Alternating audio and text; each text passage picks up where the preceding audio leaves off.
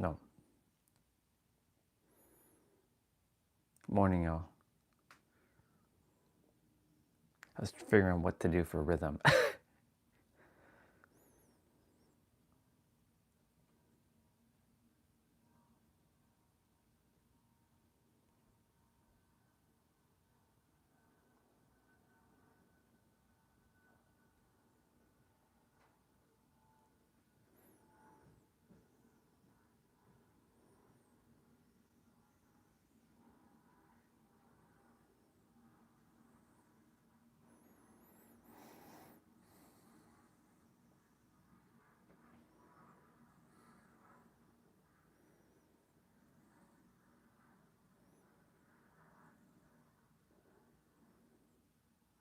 Perfect.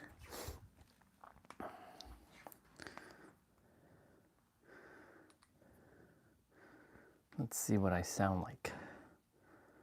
Test. I sound good. I sound good.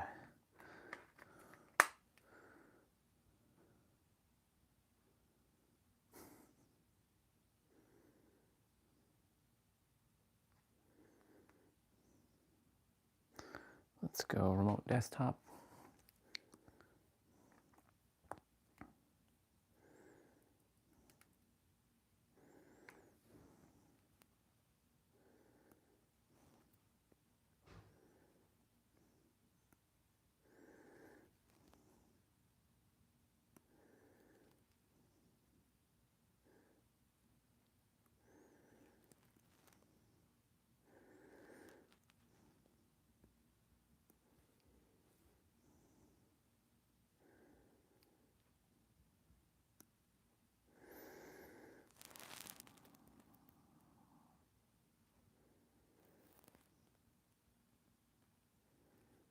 Oh, it was just on my channel.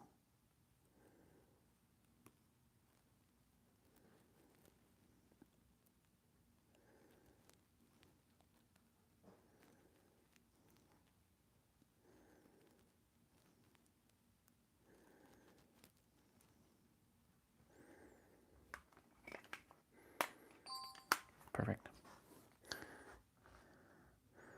Let's give.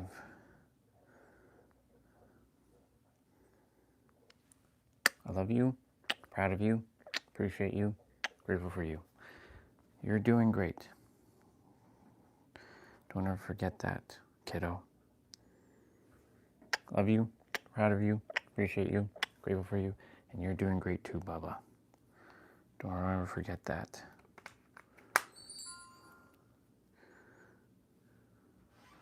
Come on.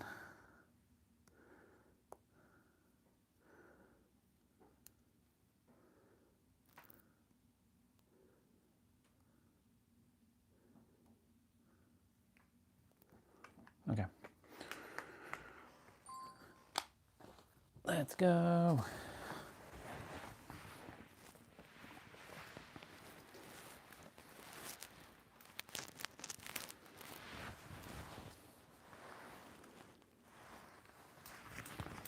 It's weird.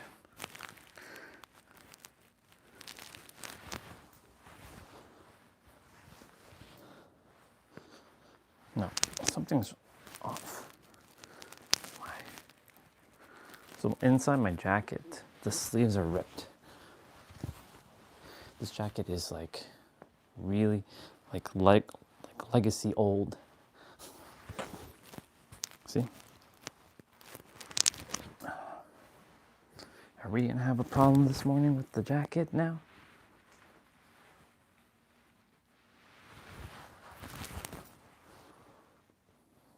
It's fine.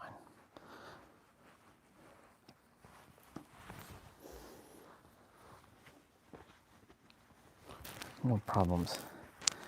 No problems. And now, because problems don't exist. It's an illusion.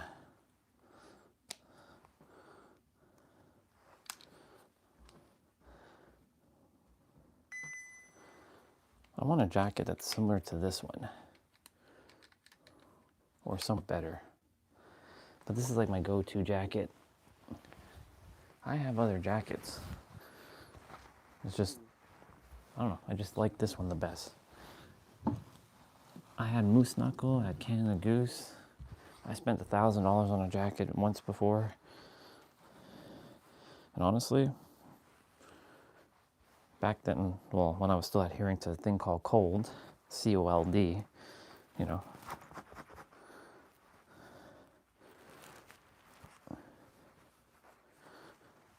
let's drink some water.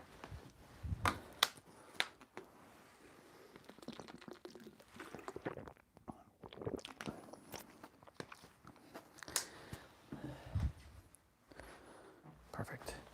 Okay, Google, turn off light.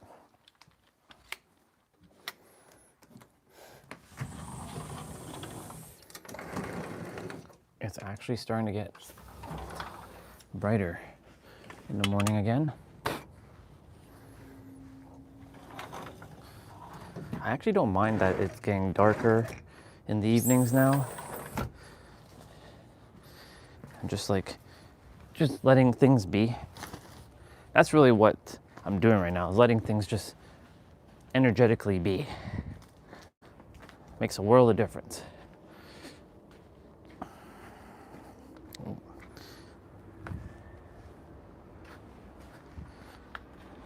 Well, it snowed a bit from the looks of it.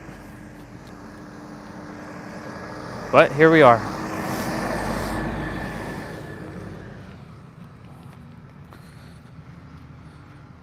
Rhythm. Everything is in constant rhythm. The highs, the lows, the ups, the downs, and everything in between.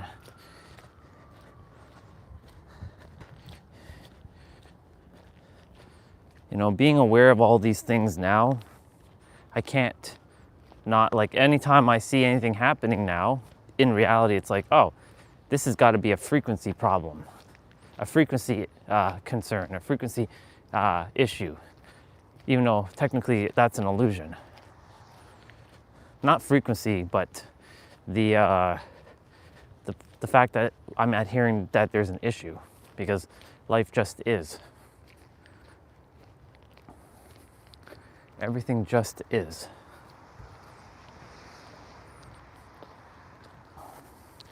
And because everything just is, that's really it. It just is, right? Because reality is operated from you. Your mind and reality are basically one and the same, right?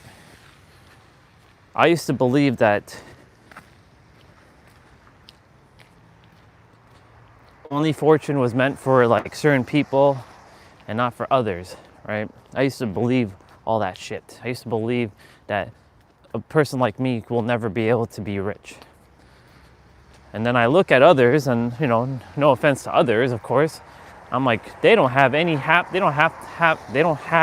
the talent and the awareness and the wisdom that I currently possess. Right? But this is a character thing, because everyone actually is at the same level in my inner world. We all have the same things. We all are the same thing. Only thing that difference between us is our experiences, our physical experiences. But in reality, we all are the same thing. And so because of that,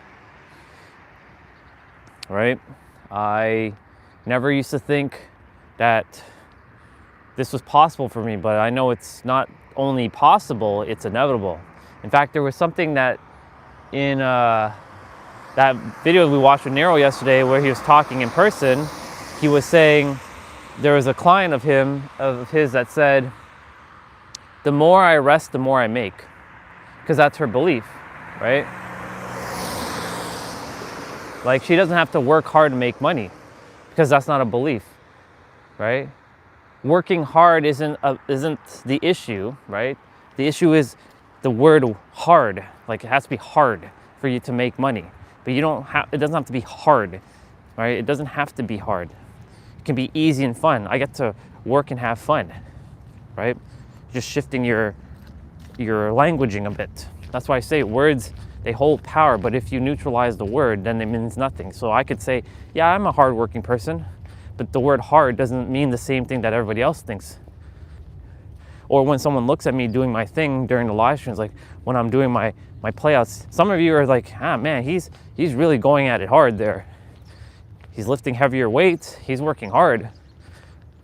And to your perspective, yeah, I am working hard, but in my perspective, I'm actually having fun. I'm not working hard at all. It's more like effortless. Okay, I went that way yesterday, so I'm gonna go straight.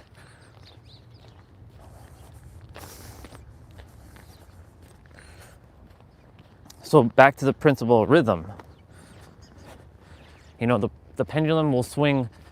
If it swings to the right, it will definitely swing to the left with the equal and same velocity. So like, for example, if you win the lottery, right? And now you're getting swung by it, like your fear of losing money, right? You're getting swung to the left. And guess what's gonna happen to the right? You're gonna lose the money. Well, technically speaking, if you're swinging to the left, it's gonna swing to the right. And if you're swinging to the right, it's gonna swing to the left. You have to be neutral with things like that, right? Like there's a guy who won $2 billion in the Powerball, right? He created a team. He was smart with his money. People criticize him. He has a security team following him around all the time. Now, for me personally, I don't require a security team because I don't put fear out like that. When I win a Powerball or a Lotto Max or whatever jackpot I'm winning, or I have won, I don't require a security team. I am my own damn security team. I'll turn into Orion, my character, and I'll just blaze them into smithereens. I'm kidding. Character likes to do that. Anyways, but you know, he's not being rocked back and forth by the principle of rhythm, right?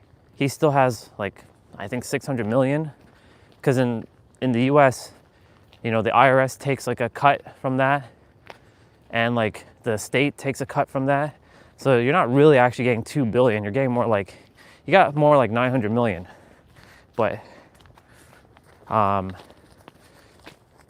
you know, that's still a lot of money, but he bought houses, he bought cars, right? He has a thing for Porsches. I'm not a Porsche fan per se.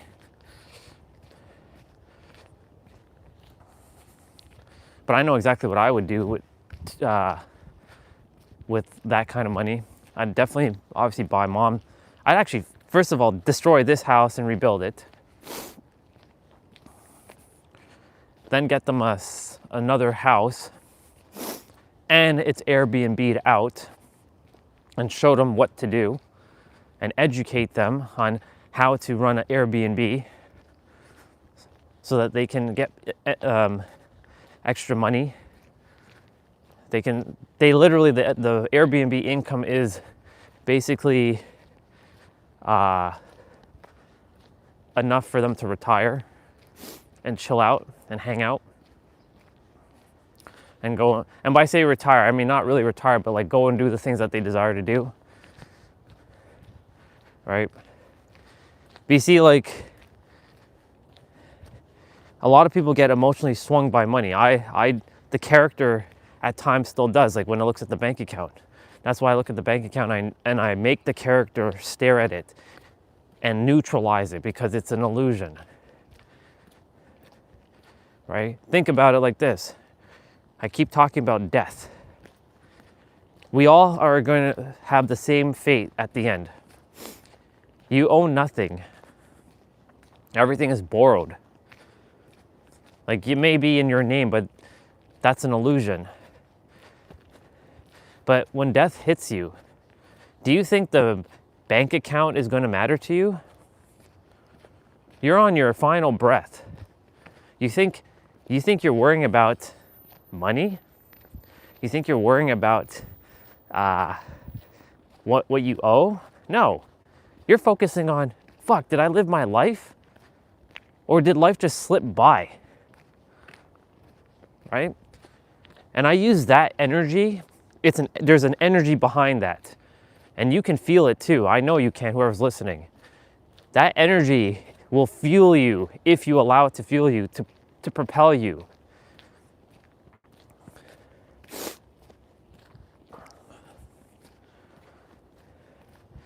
But again, rhythm, right?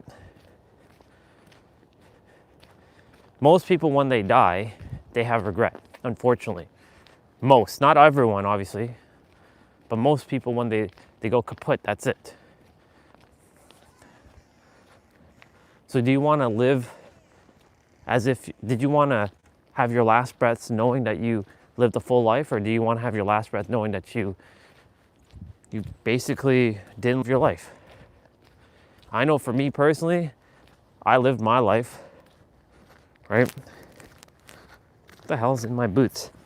How does these things get into my boots? It's not like I'm picking them up. Salt. How do they like fly into my boots? Weird. Sun is attempting to peek out over there.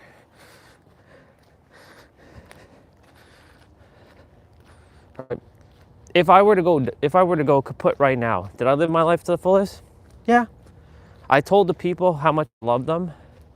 I told all the girls that I really liked that I loved them. I didn't hold back. I did my live streams. I said what I had to say to everybody, whether it was painful to say what I had to say to them, but it was for their higher good. I told everyone exactly what life is about. So if I were to go kaput right now, yeah, I lived my fullest life. Now, did I get to live my absolute fullest life? Well, no, I didn't get to see the pyramids, but I at least know what it feels like to be in the pyramids, right? I know what it feels like to experience like things like that, because I can put myself into other people's like shoes and their eyes and feel what they're experiencing and imagine that I'm in the pyramids. Hence why it's good to sometimes watch YouTube videos of documentaries of first-person views, like when they're walking around and they're showing like how I'm doing it right now. You're actually living through me right now. You're not seeing me, you're seeing my walk. So you're basically walking with me right now, right? So when you watch YouTube videos like this, where people are walking around and showing you things like this, put yourself in their shoes and feel it. Feel what I might be feeling right now, the cold, even though it's not really cold for me because the word COLD doesn't exist, but you know what I mean? Like, feel this. Feel maybe the wind that you're probably hearing. Take in the breath that I might be breathing in. This is an experience. Of course, like when I'm live streaming, when you're seeing me, it's a different story. Now you're just looking like at a YouTube video, but when I'm outside or I'm doing anything first person, this is first person view, by the way. Third person view is when you see me. First person view is when you don't see me and I'm holding and I'm just walking. Take this in. I think it's good that I can walk through the school now. They're gonna have to ice. Yeah, I'll walk through the school. It's been almost a week since I walked through the school because it's been so damn icy.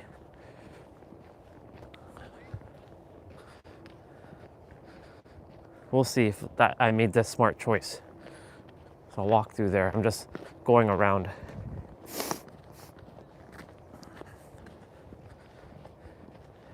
So when I watch videos like this on YouTube, where people are just showcasing like what they're seeing, right? Whether it's vertical or horizontal videos, it's usually horizontal videos that I see. I get to experience what they are experiencing. Wow, it's so cool. They're in a forest or they're in the pyramid, right? I saw a video of someone traveling in the pyramid in 2024 to the king's chamber. And you could see this person climbing up, and there was a bunch of people inside. it was like a narrow corridor going up and climbing up ladders and all kinds of things just to get to the king's pyramid or king's chamber, which is weird because the king's chamber is like in a weird position in the pyramid. Ah, okay, so they made a path here. All right, I see. Following the path of the other humans.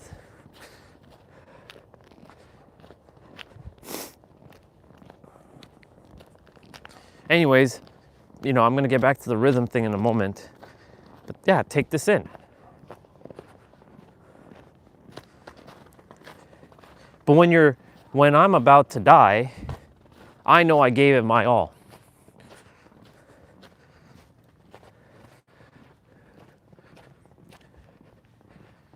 This year is the year that the business is up and running. This is the year where clients show up. This is the year they pay me. They pay me well. And I don't have a belief system that holds me hostage to like I'm only making 10K. No, fuck that. Yesterday when Nero said like, maybe in your world you can only make 10K, but in my world I make 50K and it's easy for me to charge 50K. And that I believe that there are people who will pay 50K for my services. But it's interesting that he only charges 50K. I would have charged 100K. I've already said this before.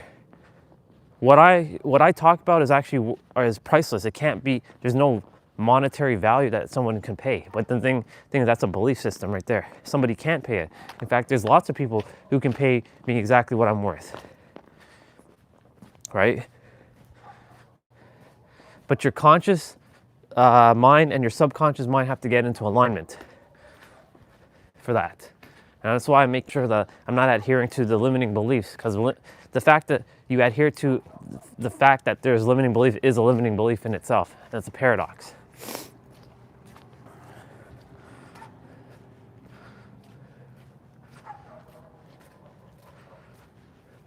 Rah, rah, rah, rah, rah, rah, rah. Rah, rah, rah, rah, rah.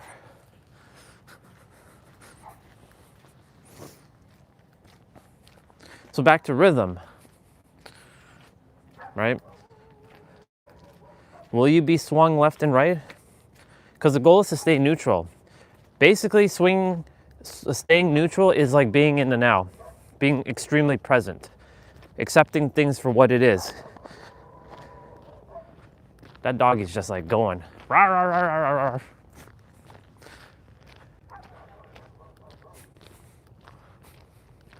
Something's disturbing it. Maybe my presence is disturbing that doggy.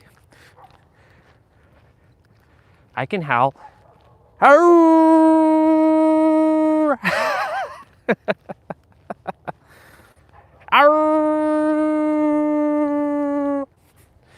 I know I was a wolf in one of my lifetimes.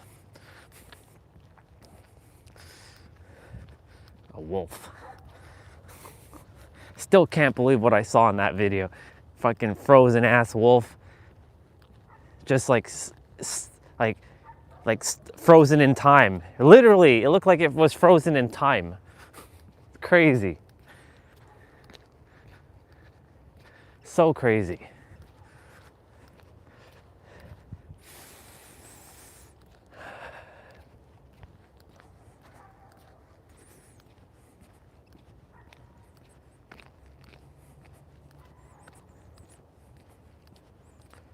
It's actually not too bad outside today. It's calm.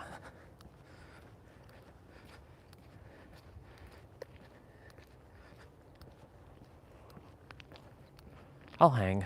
Even though it did snow, I will hang.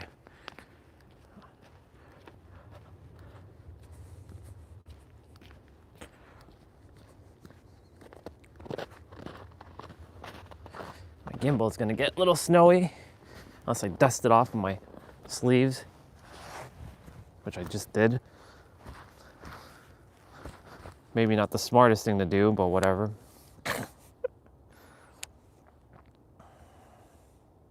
There. You know, the one thing that I also am making sure you all know is that always follow through with what you say you're gonna do. It doesn't matter what that is. That could be just taking out the trash. That could be just going outside for a minute and breathing some fresh air.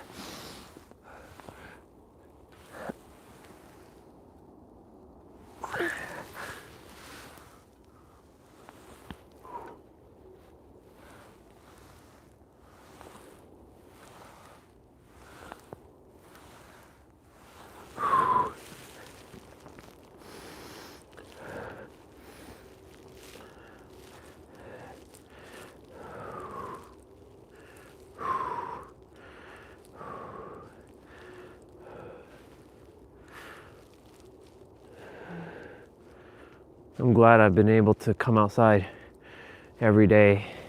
And I know not every day do I get the hang, but the fact that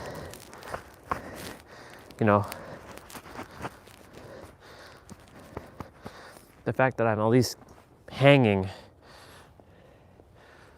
during the winter time, because I was like, how am I gonna hang like during the winter time? You just do it.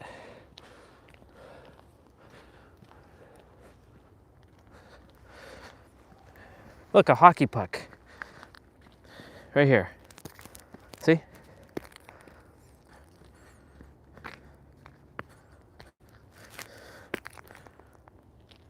Should be okay now. I'm still kicking the hockey puck. I stopped. I had to stop the data. Sometimes that happens.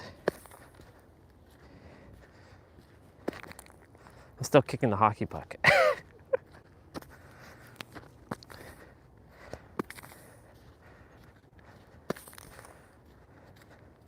He shoots and he scores. I used to play foot hockey all the time. There. I should actually throw the puck back over that way. Yeah. There. Someone will find that puck. I wonder why we call it a puck. I wonder why they call it a puck. P-U-C-K instead of F-U-C-K. Puck, duck, fuck, muck, buck, tuck, suck.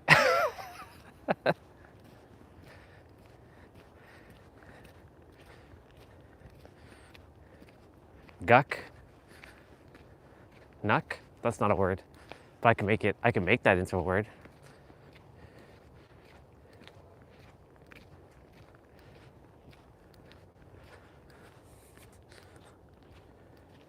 Oh yeah, I am. How can I not? After after knowing that people live in minus 71 degrees Celsius, how can I not be good? Like, I was explaining that, when you all are watching this, right? You all are seeing first person view, and to live as if you're living through me, right? Like when you're watching YouTube videos where people are kind of walking and they're doing first person view and they're showing, put yourself in their shoes and feel it as if you are walking here. Of course, it's different once you see me and I'm just talking. That's a third person video.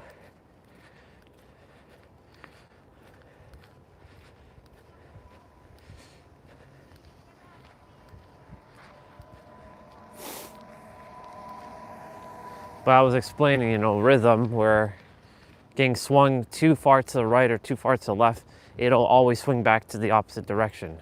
And to always find yourself to neutralize the experience. Okay, we're gonna go that way, and I'm gonna walk a little bit towards, I don't know if I'll make it to the bridge, but I'll definitely walk in that direction and turn back. Since we did that way yesterday, but we didn't the phone battery's already at 88%, so it's not gonna last. I should be 88% by the lights already. So it's going down pretty quick because the temperatures are pretty cold.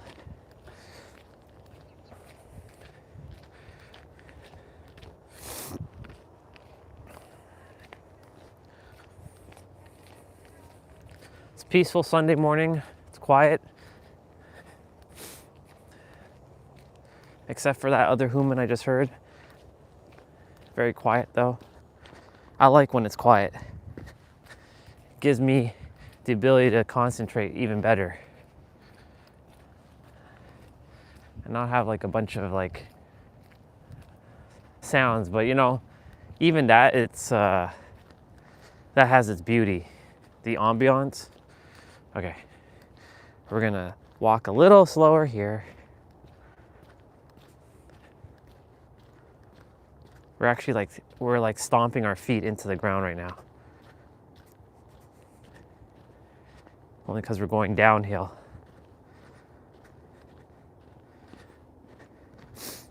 I got to episode 7 yesterday. Fuck, dude. Really good. It's starting to pick up. But man, I can't wait to see episode 8 today. When we get back inside, I'm gonna watch episode 8.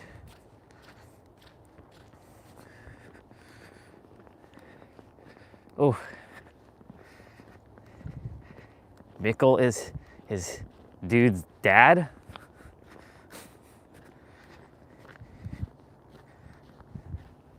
And you know, it's funny, it's all about choice, because they're talking about choice. Like a decision that you make, right, will lead to another decision that can't be made. Because if you make that one decision, then the choice will happen and another choice won't happen. Right? So like imagine I never did these live streams.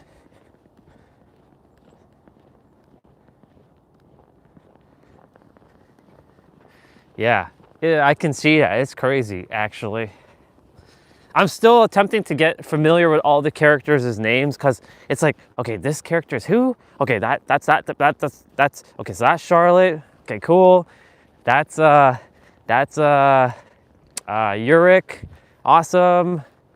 We get to see their past versions when they're kids or teens. And then now we're in like the 1950s and we're seeing even before them. I'm like, what the fuck is happening? And then like, there's that room where it's by the like by the, like that, the cottage house, that door. Like, I don't know the significance of that yet still, because like is that coming out of the dark hole or the black hole? Is that another portal in itself?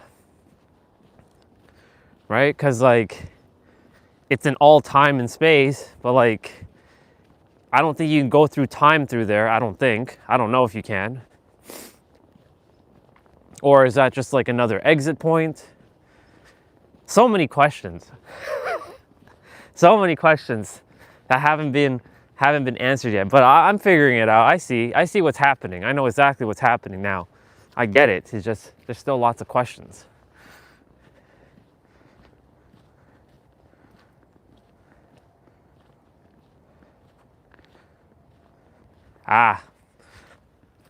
Yeah, I definitely am going to rewatch it again after I finish, you know, the entirety, like how I'm doing The Chosen. Like I watched The Chosen out twice now. Season 5 I watched 2 times already, and I'm on the 3rd time watching the season 5 specifically. The ducks are here. It's not the geese today, but it's the ducks. We'll be back, ducks. Morning, sister. Happy New Year.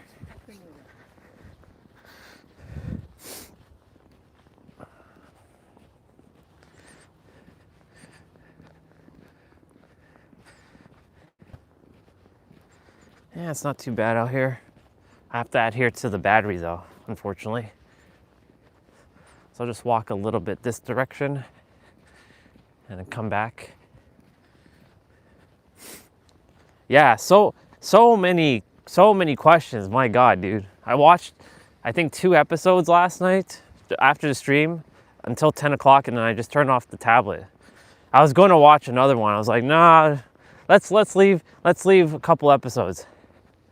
I think I watched episode 8, and I have to watch episode 9 today and episode 10, since the first season has 10 episodes.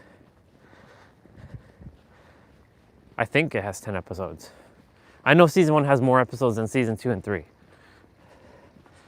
But man, what the fuck? I can't believe what Eric did to that kid. And then of course that kid, I remember seeing the kid in the previous episode with like a bunch of like stuff, and then he's like, I remember everything. It's an old dude. It's so weird how his name is Helga. Helga is a woman's name. Generally speaking, Helga is a woman's name. So I'm like, Helga? That guy's name is Helga? Helga. Interesting. The dude has a woman's name. Yeah, it is pretty cool. I still want an offline copy of it though. Maybe I have to find a way to like rip it off of Netflix. I'm gonna find a way to like purge it off of Netflix so I can have it. Keep it offline. Because it's one of those things, like if I'm traveling, I want to watch something. Like I have a bunch of offline content to watch, like offline movies and TV shows on my 4 terabyte SSD, which by the way, I definitely want to buy an 8 terabyte NVMe and put it into an enclosure and like make that my portable, like my drive that has all my games and my content. It's just that 8 terabyte SSDs right now are like, apparently the prices are only gonna get worse, but like again, I'm not adhering to that because that's a belief that like recession and prices, like nothing's expensive. I just have to I want a Samsung.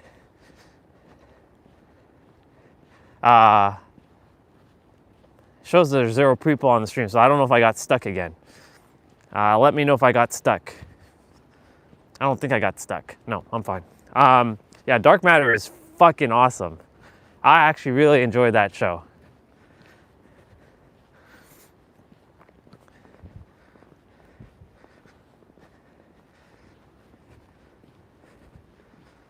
At first I was like, what the hell is going on here in the show? I was like, what is happening here? It's so slow.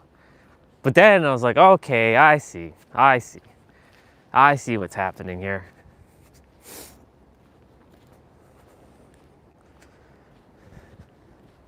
I see what's happening here. Yeah.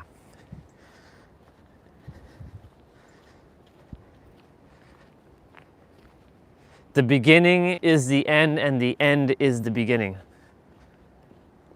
Okay, perfect. Thank you.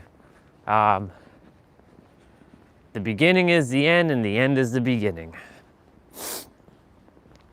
And then, the old dude who's working in the time shop, the clock shop, showing how time works. When you wrap around a wormhole, it just something that goes to the left will ultimately come back to the right, which is sort of like the principle of rhythm.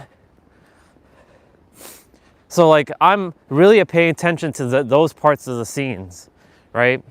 Like I'm really taking that in with time, because like why of all the things am I watching this? There's a reason why you brought it up. There's a reason why I brought up Dark Matter. I feel like I'm going to be transported to another dimension this year. I mean, technically, I kind of already am in a different dimension, because the me from a year ago would have not come outside and enjoyed this. Look at all the human footprints. Look at all these footprints. All the humans. We're hunting humans right now. Phone battery at 74%. I think I can make it to the bridge. We'll see.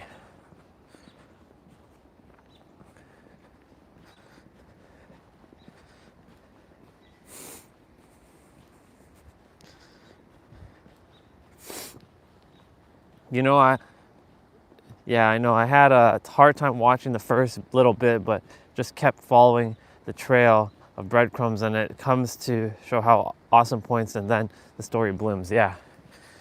And you know, that's funny because you say it like that. That's generally how anything kind of works, right? Like, it's not immediate, like, well, that's not true. In anime, sometimes it's like balls to wall already action, right?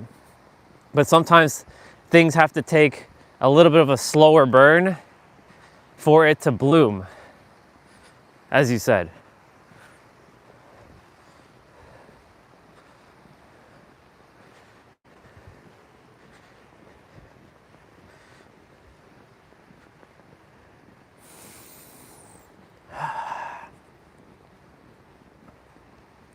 But yeah, back to what I was saying.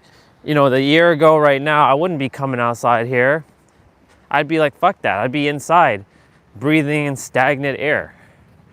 I mean, a year ago right now, I'm actually still in San Diego.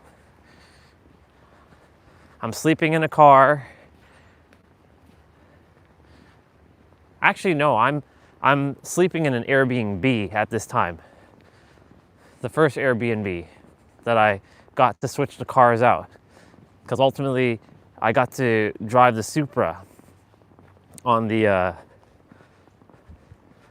on like the 15th.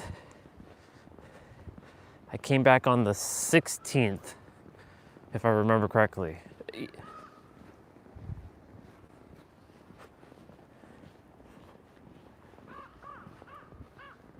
Itachis, they're flying. My brother Alan, by the way, see those houses up on the hill? He lives in that street.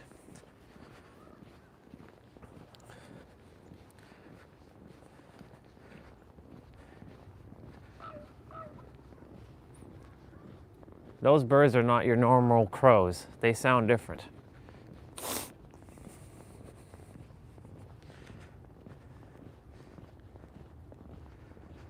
Yeah, exactly. I was still in San Diego at this time last year. January 5th. No, January 4th. Jumping days.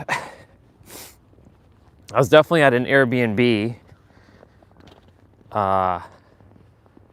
this weekend last year. I was switching cars and I had to get an Airbnb. That was fun. And like when I switched from the Nissan Altima, they gave me a Kia Forte, and the Kia Forte, the car, like the tires were just terrible. And I was like, nah, I want another car. And they gave me the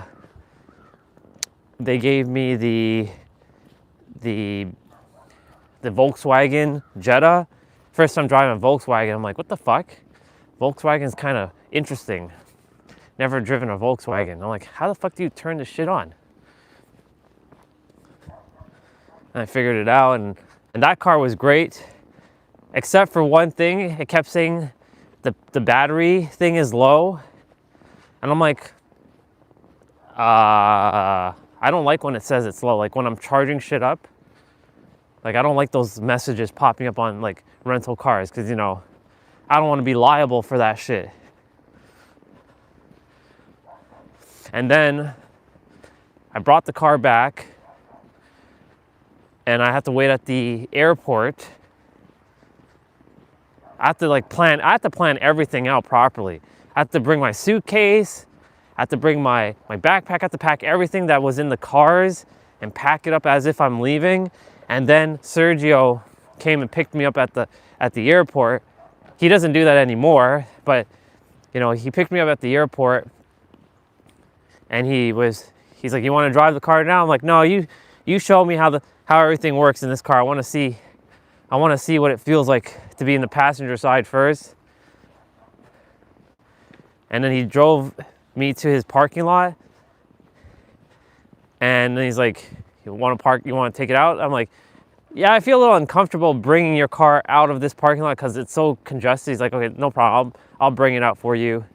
And then, yeah, he just handed me the keys and off we went. And then we were in that awesome Airbnb. Well, first we left the really not so great Airbnb that we went to, which was, it was terrible. They gave me a refund. And then I decided to get that other Airbnb where we went to for our birthday last year as well. The second time, I was like, fuck man, that Airbnb was so good. And it felt like my penthouse. All right, we made it to the bridge. So I'll do my traditional thing in a moment. We'll walk up to here.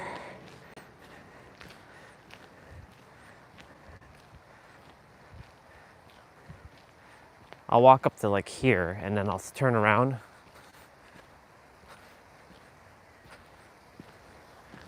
And now we're walking back. And now I get to say, practice love, y'all, and authenticity, even though those are just illusions as well. But practice love and authenticity. And I also will take this moment to switch hands because my right hand is now getting a little NUMB. I really have to remove that word out of my vocabulary. NUMB, COLD, FEAR, PAIN. It's funny how a lot of those heavier words are 4-letter words. Oh yeah, and during the show yesterday, they're talking about the number 33 a lot, right? 33 miracles Jesus did, 33 Dante things, right? 33 of the planet. We're not supposed to have 12 months, we're supposed to have 13 months, right? Every month's supposed to be 28 days. They fucked it up. But I literally don't adhere to time anymore anyways. It just is. Like, that's why, dates are an illusion. Like, every day is your birthday. Every day is technically Christmas. Every day is technically Thanksgiving. Every day is technically Easter or Hanukkah or Eid or Diwali. Every moment you're being rebirthed, which also means in every present moment your previous self is dead. You killed your previous self.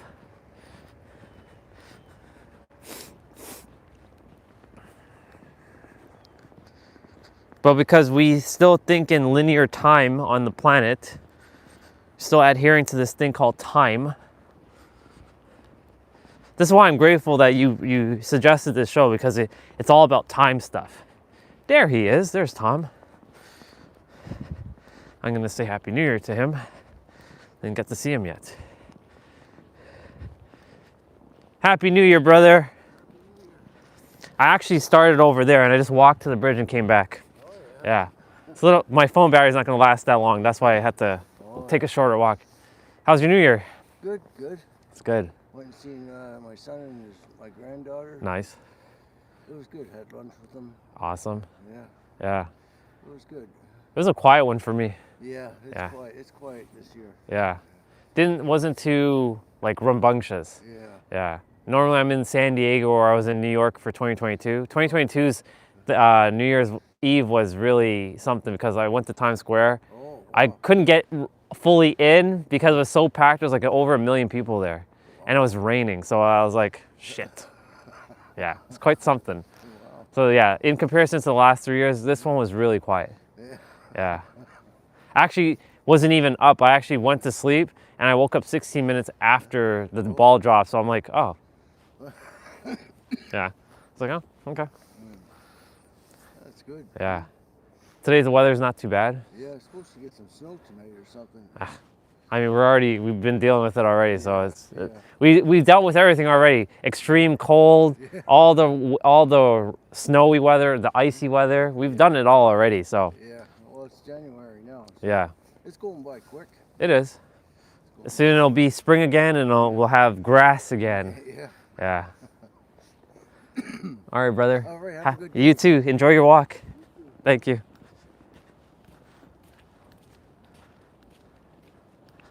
I like about dark is also the illusion of time. Yeah, exactly. In the last 2 days, after watching Orion and the Dark, watching those videos of the coldest place to live on Earth, the hottest place to visit on Earth, the most cramped place to live on Earth, the most elevated place to live on Earth, the most dangerous place to be on Earth, it gave me a lot of perspective on life. Well, it gave the character perspective that, like, there are people who, quite literally, they can't shower for a week, and they have to take 5 hours. They have to go and get ice, like chop ice from a lake that is frozen, bring it, hoist it into, like, carry that heavy ass shit to their thing. It's fucking minus 71, and then they also have to, then boil the water, like put it in water, because they don't have running water because all the pipes freeze, and then they have to do all this shit. I'm like, and I can feel that experience. I'm like, man, I'm actually really grateful I don't have to do all that. And they only bathe 1 time a week. Yeah, fuck that noise.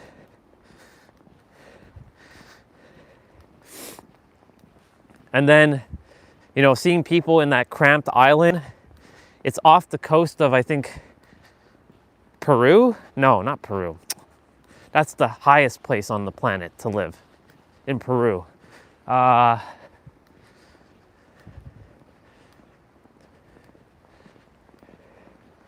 forget where that island is, but it's so cramped. Like, there are houses being built on top of other houses, and some people have to walk through other people's houses. Like, it gets flooded there all the time, like during like those seasons of high tide. Like, yeah,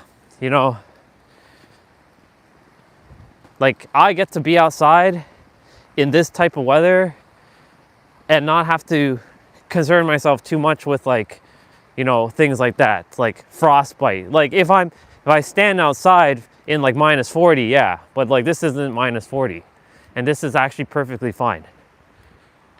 Sometimes the toes get a little numb, or NUMB, but we know that it's gonna be fine.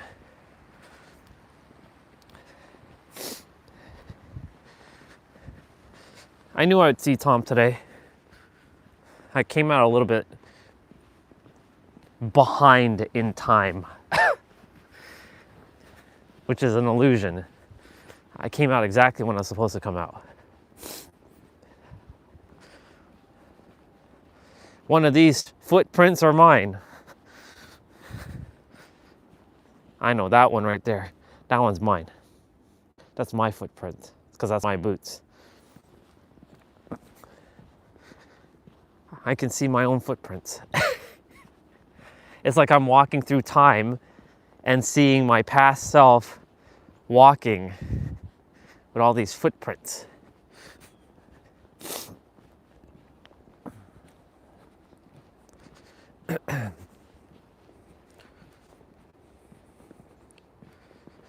So fascinating how I had to go through extreme cold to respect it and to embrace it, to enjoy the warmer cold. It's actually like minus 13 outside right now, but it doesn't feel like minus 13.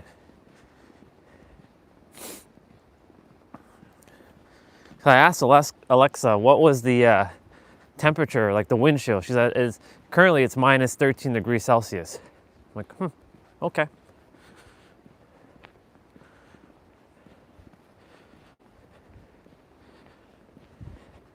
But it feels like a comfortable minus 13 degrees Celsius. not a painful one.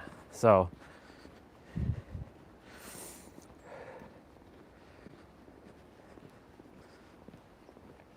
but I also feel like the temperature has warmed up a bit too.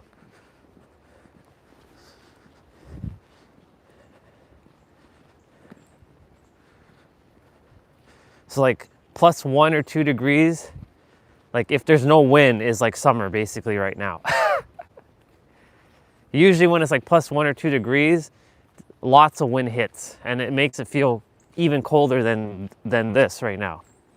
But yeah, illusions, all illusions, so much illusions.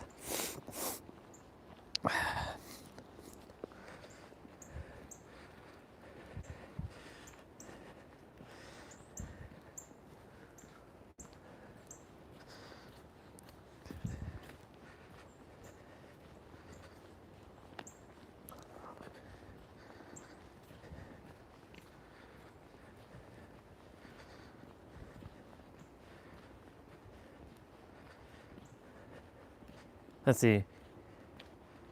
Thank you, bro. And as there's no time, I'm done with my play out in the garage. I got the temperature up to 50 at one point. It's now down to 42. I'm leaving. I got to go in and get ready for family coming over. We're celebrating Christmas with the grandkids. Hey, enjoy. Enjoy it. Enjoy the time with the fam. I will keep you updated on the show. When I get back inside, I'm gonna be watching an episode or 2 before I start my play out. Today's cardio day. So no weight, so it's no excuse. Yeah. Thank you for the show recommendation. I really am enjoying it.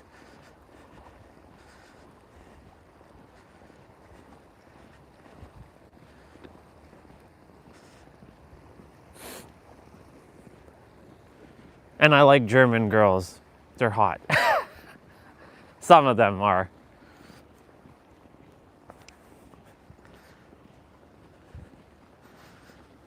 Like, I don't know, for some reason, Hannah, I find Hannah, her older version obviously, very attractive. Don't know why.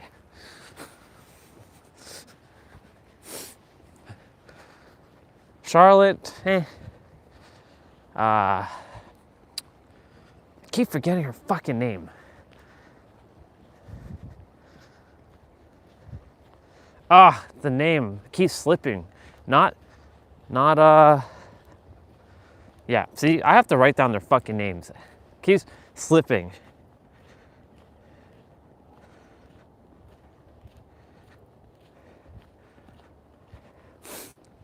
What's her name? The mother of Magnus and Martha, and technically, what's his face?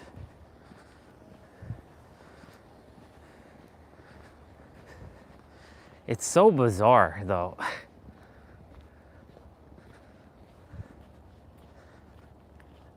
The names are slipping right now. It's okay. Not Valentina. The names are slipping. I'll figure it out. Hannah is easy because it's an easy name to remember. It's not Julia. There's the girl who's at the hotel, but I don't know her. I forgot her name. Damn it. It's all good. Look, the duck bubbas. Some of them are sleeping with their heads in their backs. They're just chilling by the water. How awesome is that? I want to capture a male duck and a female duck. Put them in a Pokeball. And they go quack, quack.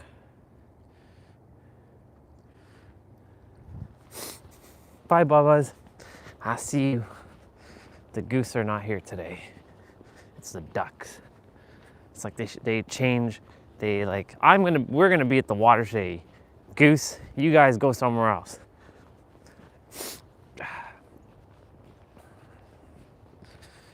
Anyways, I'll remember their names. Then there's the Bartage. See, I remember that one. I have to remember that guy's name specifically because I had to pin a Final Fantasy character because there's a character named Bartz in Final Fantasy V. So I'm like, okay, Bartage, Taj. I have to remember the word Taj, like Taj Mahal, Bartage. Jonas is easy because Jonas is a name that I can remember. Mikkel. Then there's Martha. I forget the redheaded girl's name, the one that was going to get money from the railroad, like hidden in that railroad like grassy thing. Then there's Ellie, the mute girl, and then there's Yasin, the mute boy.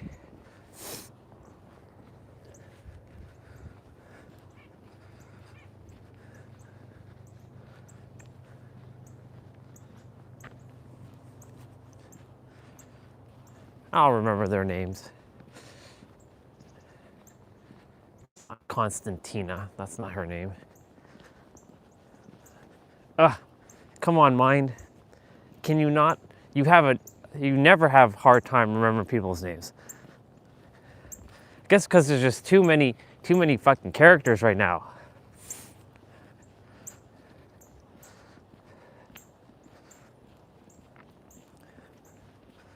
It's okay. I'll remember them. I'll remember all the characters' names.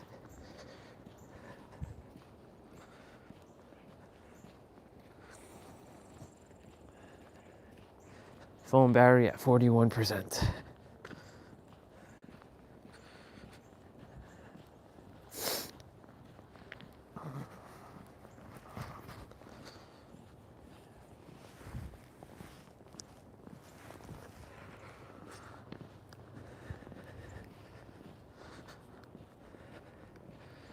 When it gets warm again, I'll be back hanging on you. And when there's grass again.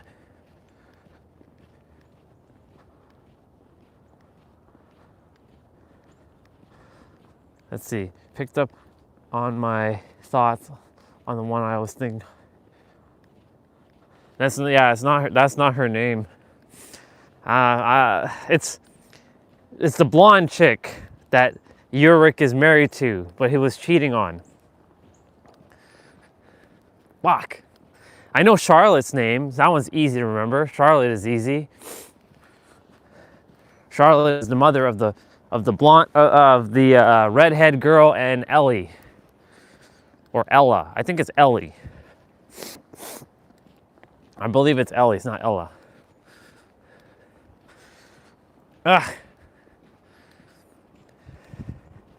It's like on the tip of my tongue. It's gonna come. I know it is. I'm gonna manifest their names. The hotel chick's name, and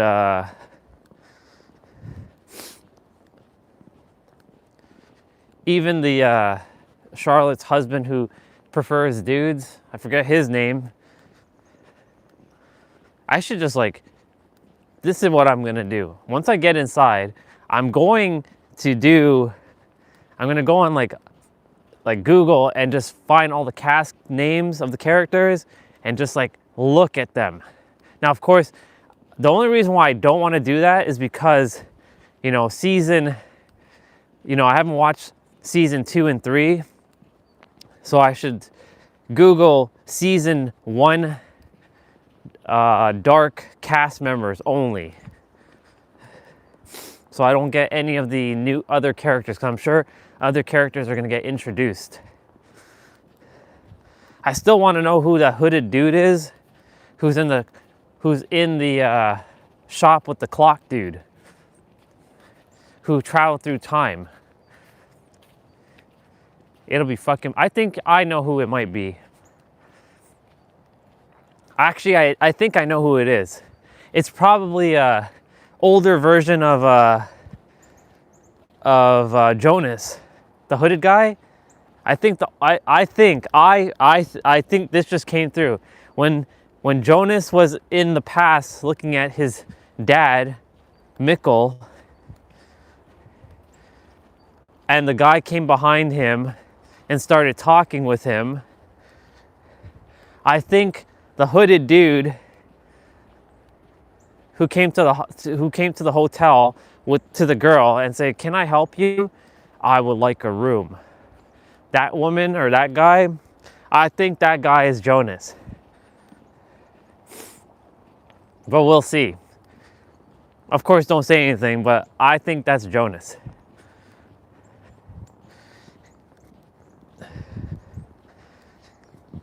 Oh my God, this is getting good. Just getting excited just to watch a show. Just like I get excited to watch The Chosen. Oh man. Chosen season 6, almost at the end of this year, will be coming out. It's gonna be good. Honestly, I'm looking forward more to 2027 than 2026. Like 2026, this is just one of those fill-in years, I guess. Right now, for me, I think this is just one of those fill-in years. Just, you know, it's just, But 2027 is gonna be a fun year. I can't wait for the aliens. And then I get to be transformed back into an alien with my tail. They're coming for me.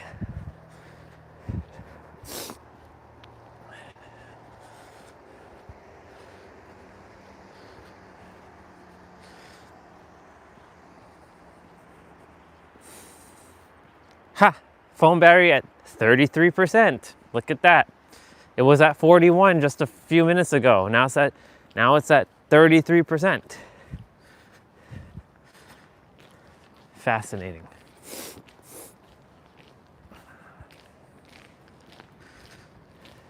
Yeah, I can't wait to see the next couple episodes of Dark when we get back inside. I'll grab my meal, make a hot chocolate, and watch a show. Now the streams have become a reaction stream, reacting to TV shows. Crazy. We've done it all.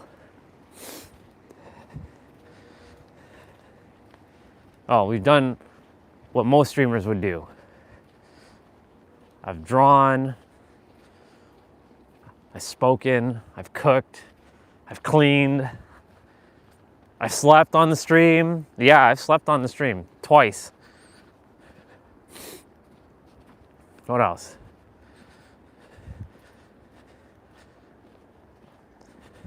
Ended up using the bathroom 3 times with the mic on.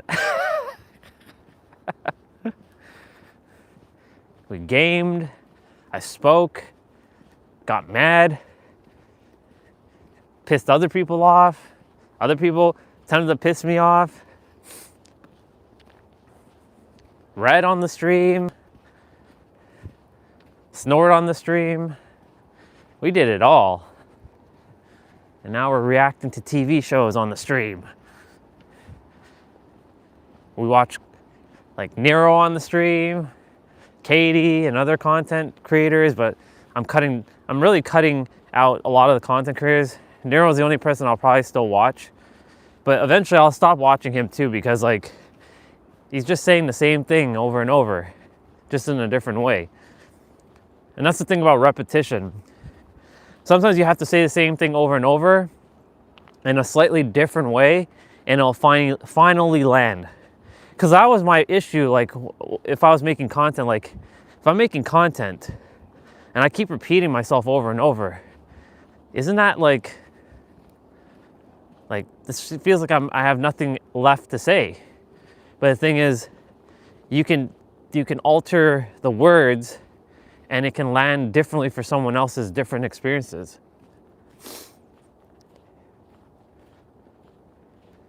Yeah, exactly. I actually downloaded the video on my computer and I transferred to my tablet.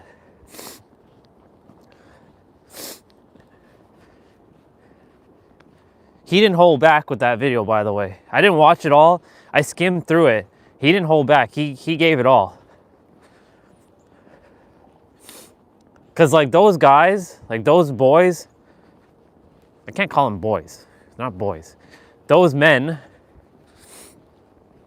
they want to actually see you win. They're not gatekeeping shit. Because they know that there's abundance and they know that everybody can have anything, because it's not a lack world, right? So they don't gatekeep shit.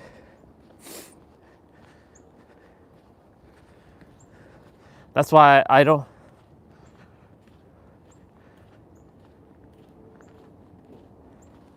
Yeah, AJ did not hold back. He shared everything. Like, you don't need to pay fucking somebody for all that like stuff. Like, not to say paying isn't a problem. It's not a problem for me. I'll pay a person. But thing is, like, a lot of people, when you pay them though, they gatekeep things still, so that you can pay more to get access to more stuff. Which again, there's not a problem with that.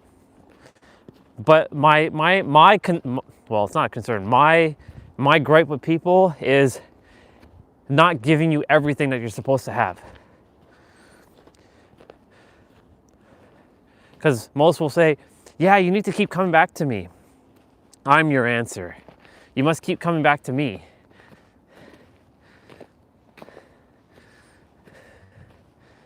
And no.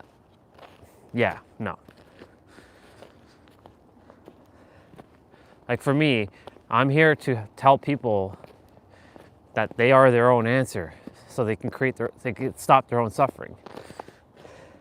And they can build and create and reveal the life that they're supposed to have. They don't need to come back to me. It's a one and done with me. If they choose to come back, well, I mean, I'll put it like an NDA clause, like you are not to come back to me ever again for service.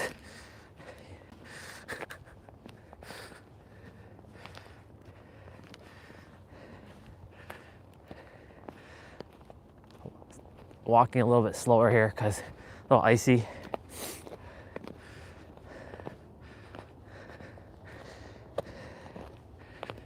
Let's go. All right, we've been walking that way for the last couple of days. We're gonna walk that way today. Phone battery's at 24%, so it should be fine.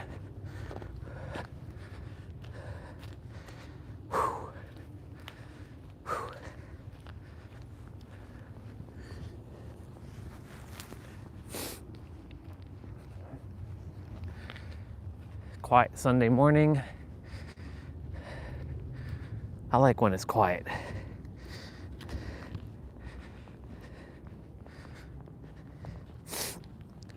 Yeah, AJ's channel, I mean, he may not have as much subscribers as Nero, but like, the dude knows what he's talking about. He helped Nero blow up on it, because Nero, what he's sharing is, you know, manifestation content.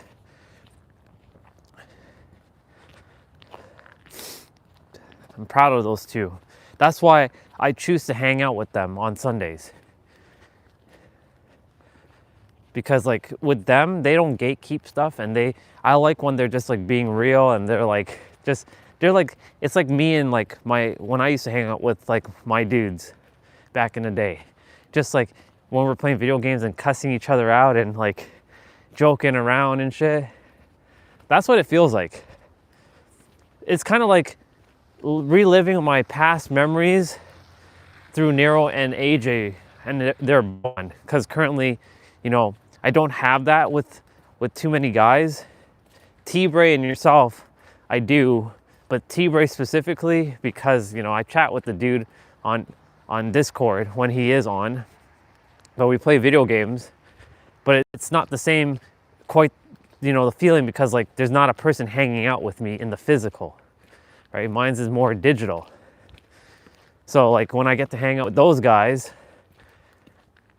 like AJ and Nero because they're hanging out together in the physical. It feels like I'm with them in the physical to some degree. So that's why I enjoy watching his stuff. It's not even really about what Nero is saying anymore now, because it's basically the same thing. He'll say things in a slightly different way and I'm like, oh, that's a nice bar right there. That's a good bar. There's nothing that he can't teach me. I already know everything. That house is going to be torn down. I see a building permit. I'm always fascinated to see who's going to tear down what, because like that house there is going to be torn down. So within the next 2 years or so, this house should be. I don't know if I'll be here though. I don't think I'll be here to see that house, but when I come back for a visit, it'll be, oh yeah, that house looks cool.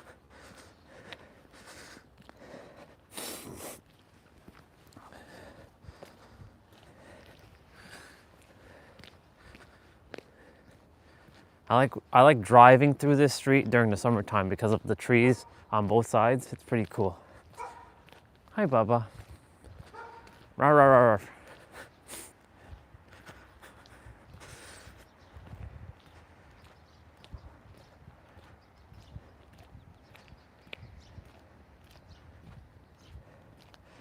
Yeah, I heard you on that one. Friends that dissipate in life, I end up vibrating higher and aiming. Yeah, exactly. Some are just, they're not ready for that kind of stuff. So, for example, during Christmas time, my cousin Pat and her son, Josh, and I've spoken about Josh before, once or twice on the stream, how Josh would come over and like disturb me and my routines at like 3 a.m. and he'd be coming over late and he'd be sleeping in the basement. I'm like, what the fuck is this guy doing here? But like, he hated me for that, and I had to change. But like, we made amends, and him and his mom talked about all the experiences that happened, and they moved past it, and I moved past it too, and I've forgiven him, and he's forgiven me. But like, when I was chatting with him, like as soon as he came in, I'm like, yo, bro, he gravitated towards me right away. He said hi to everybody else, but he like hung out with me for the entire time until mom asked him if he wanted food, and then he had some food, and then his mom came and sat next to me. And then he went out and hung out with his friends for a bit before he came back to pick up his mom. But like, I was hanging out with him, and he watches Nero. He ran into Nero. He's like, because I heard him say something of like, you can't solve an internal problem with an external solution. Like, sounds like you watch Nero. He's like, yeah, man, I watch Nero. He talks really good, and I'm like, you know what, dude? That's the only person I think you should be focusing on is him. He watches another guy named I Am Ray too, which is Ray is funny. He's very, very comedic. And he's like, do you know this guy? I'm like, yep, I know Ray. Ray's hilarious with his like nose thing that he puts on his nose, but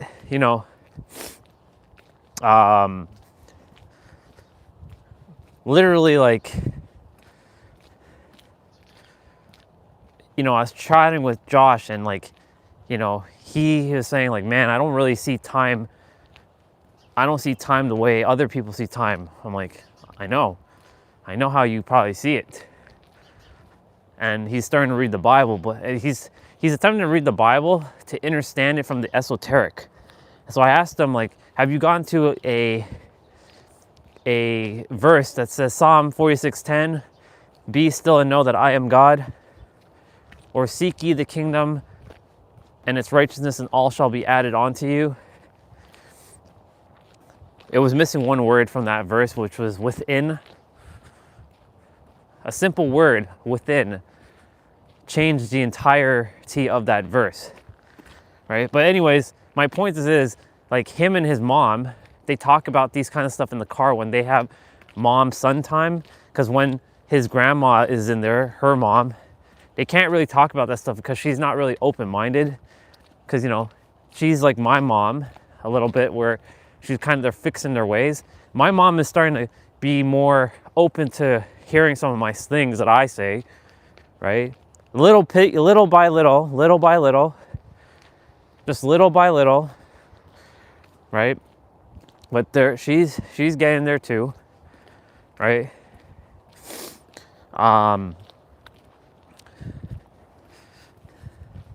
But you can kind of say that I'm creating in my experience, I'm creating people to understand me. That anytime I'm speaking, everybody will understand what I have to say. There will not be like misunderstanding. People will understand everything I say. Anyway, so like I hung up with Pat and Josh, and like, you know, they're getting it. And I told them I'm very proud of both of them. And keep going. But know this, that you already have the answers, and that you are your answer. So I already told them that everything is within them right now. There's nothing that they have to seek outside of them.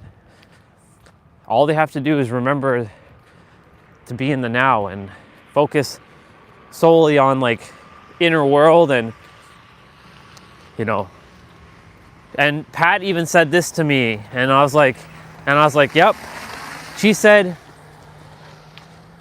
this to me. She said, you know, when I changed inside, I started seeing a lot of people around me started to change. I'm like, and remember, these are my cousins that I thought are very unconscious, right? And like, cause I didn't want to be around this family because they're very unconscious. But now, you know, Pat and Josh, they're vibrating at a frequency that is, they understand what I'm saying. They're not lost. And so when I was speaking, when she said that to me, I'm like, that's because it starts with you and ends with you. Cause I called her sis because I'm like, you know, everybody's brother and sister technically, but she's my cousin. But I was like, yeah, Pat, you know, everybody's starting to change around you because you started to change inside. And because you're changing inside, your energy, I attempted to not really use those words, but she understood what I was saying when I said energy. Your energy is showing people who are more in alignment with you because you started to shift. So now I get to see people that I've known basically majority of my old life. I'm starting to see them shift. Like even Jason, the person I grew up with from school, even he started to shift. He's still going through his motions, of course, but like even he's starting to shift.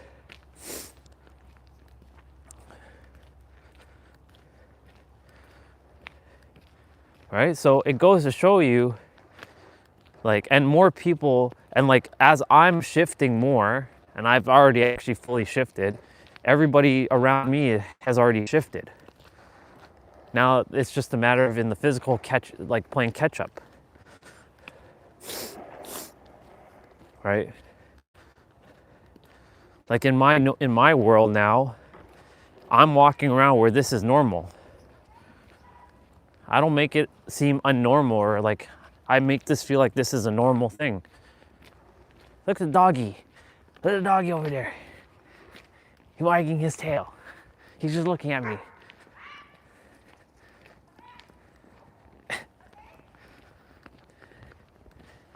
Happy dog.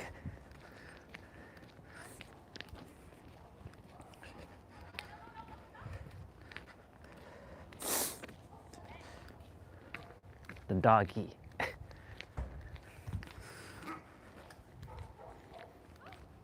When one dog goes, the other dog goes. But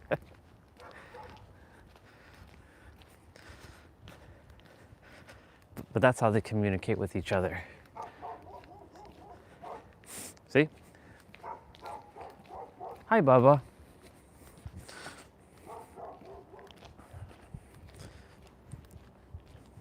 Yeah. So as I kept changing, everybody around me changes as well. because it's my universe that I live in, and it's their universe they live in, and when I change, they're changing. So that's why I was supposed to stay here for this Christmas.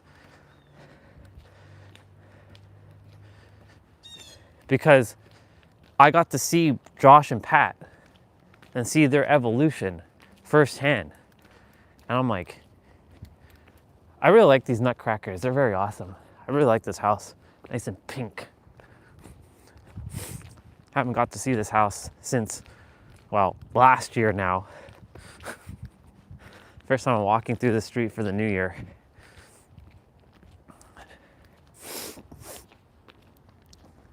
And I told Pat and Josh, like, you know, once I'm there in San Diego, come and visit. I'll show you around.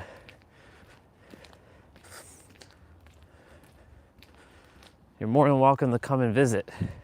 I'd actually want them to come and visit because I would like them to, and not to say I wouldn't want that for my other family members. Of course I want all my other family members to be aware. But the thing is, they're on their own journey, their own timeline. So when they're supposed to know, they will know. When they're supposed to know about things, they will know. Not a moment sooner or later. But things are unfolding exactly as they're supposed to. That's why I was supposed to stay this Christmas. That was one of the reasons. The other reason was because this is probably my last Christmas here.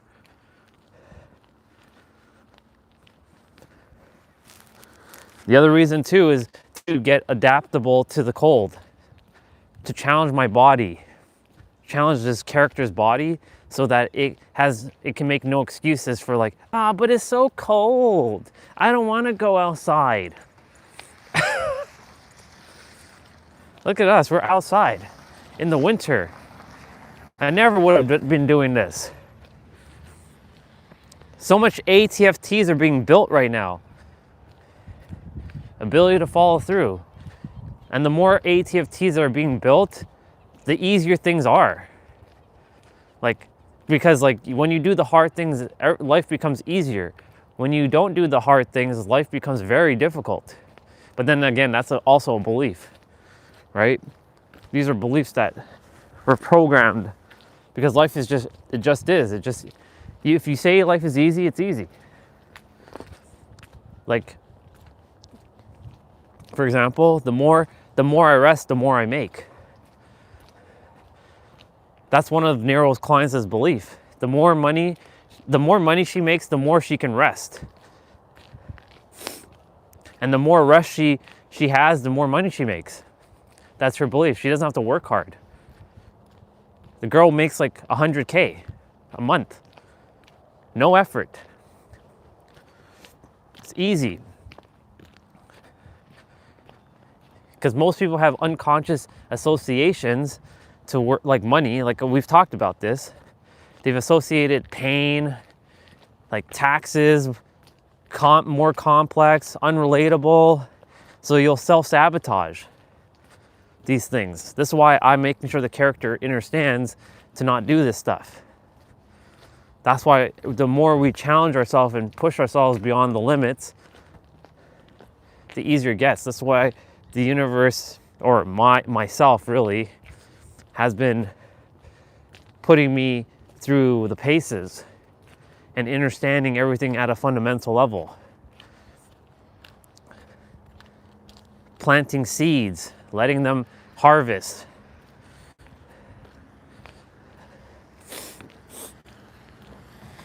Building the foundation properly this time so that when it happens, because it's inevitable, I already know that, it's already inevitable. When it happens, I won't be like, you know where they say rags to riches or instant millionaire or instant billionaire? I'll be able to handle it because I already have the foundations in place. It's like building any of these houses. It doesn't take a day to build these houses. It can, but you got to put the foundations up first. You can't build from the roof down. You have to build from the floor up.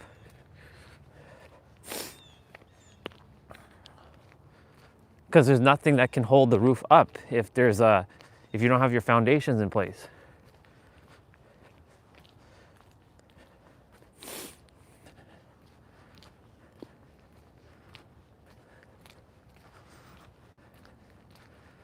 I really like these ornaments that they put out here. The cute girl with the barky dog.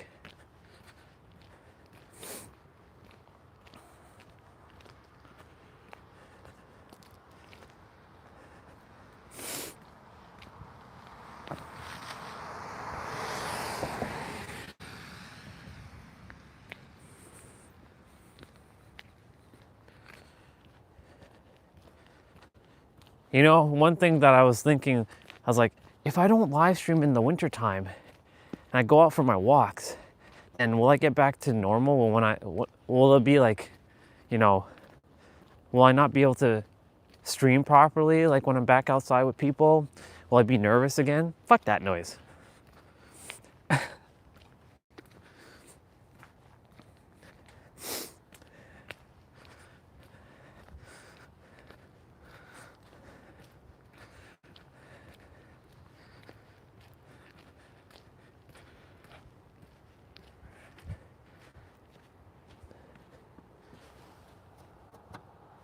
That's bird poop.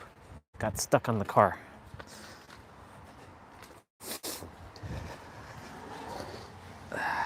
Even though it's not my car, technically not my car anymore, it's still technically, I still take care of it. All right.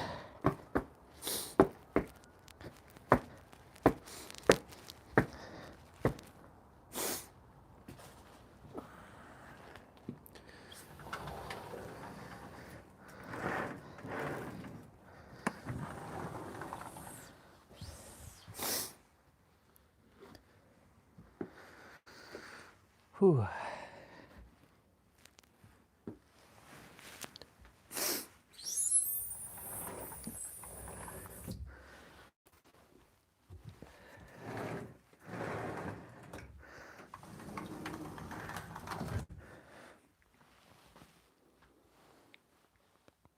Awesome. We're back inside. Let's go.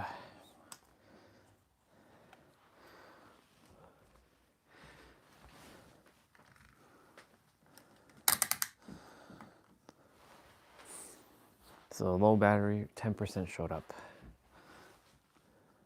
Shit. I should take that off first. Peel off this.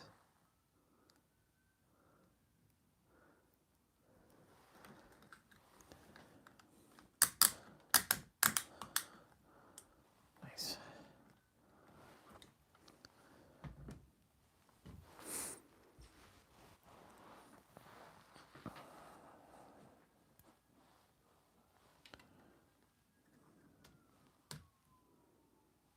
Hooray! We're charging again.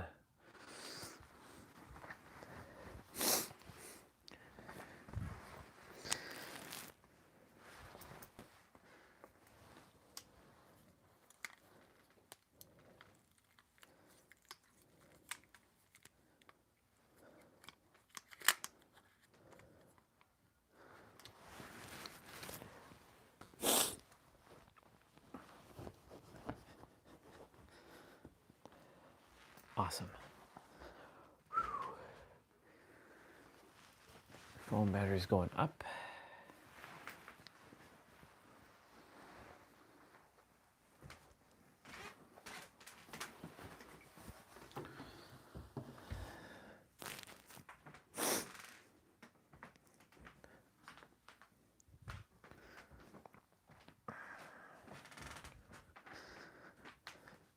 So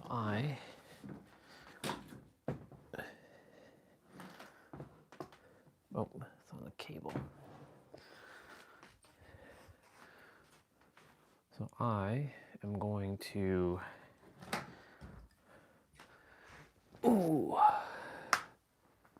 just check a couple things on the socials.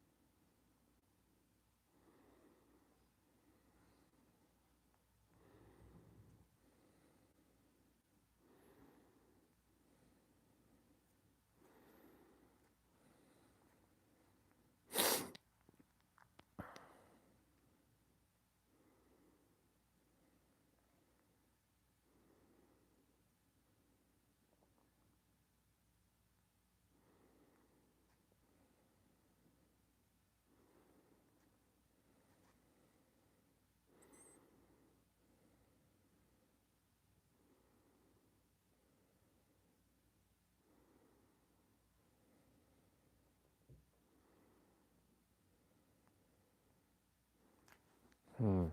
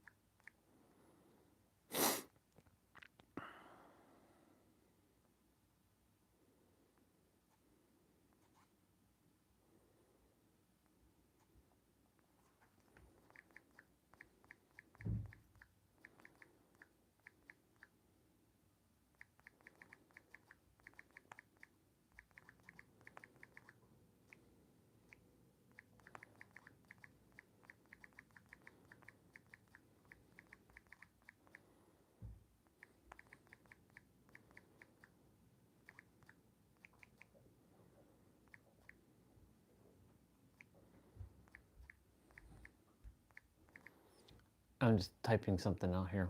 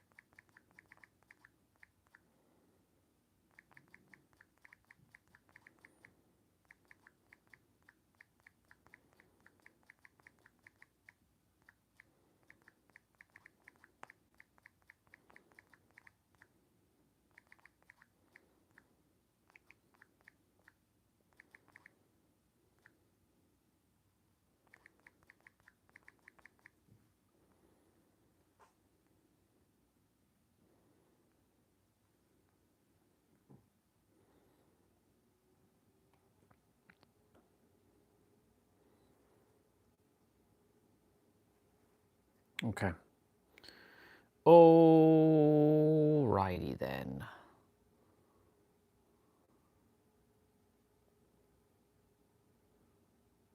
Alrighty then.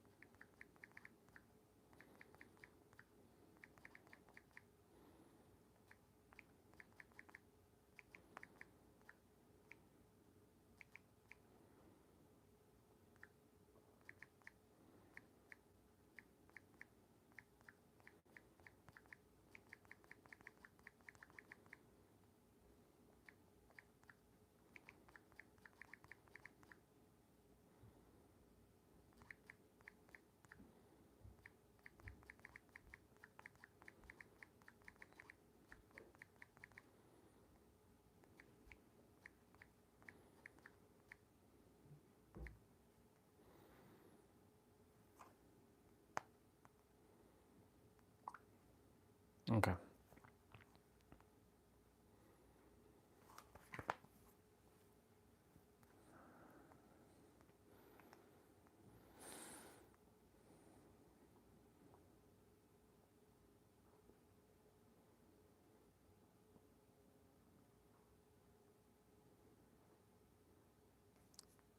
Make? No.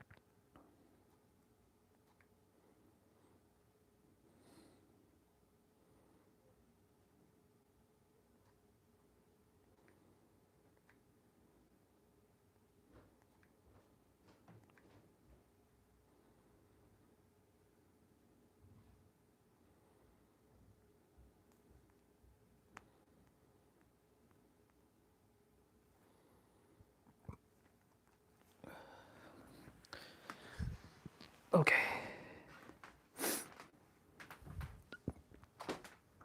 Oh, I was gonna do some push-ups, actually. Let me do some push-ups first. The sky. Maybe there's something I have to pay attention to the sky.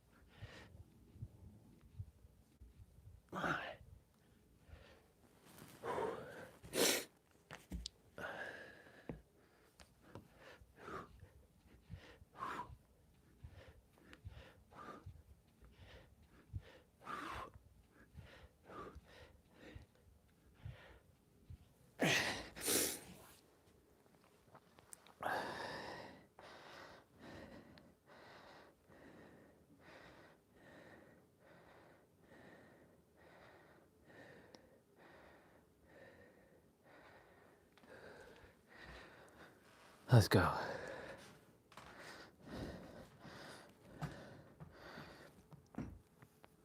Actually, wait.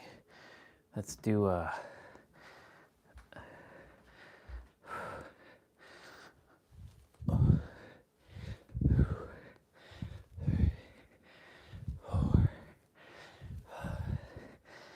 6.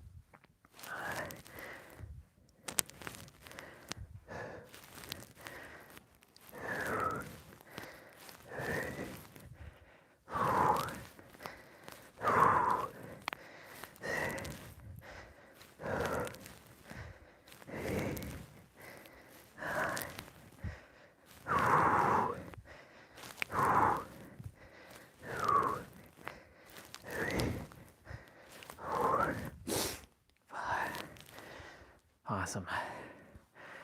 Okay. Whew.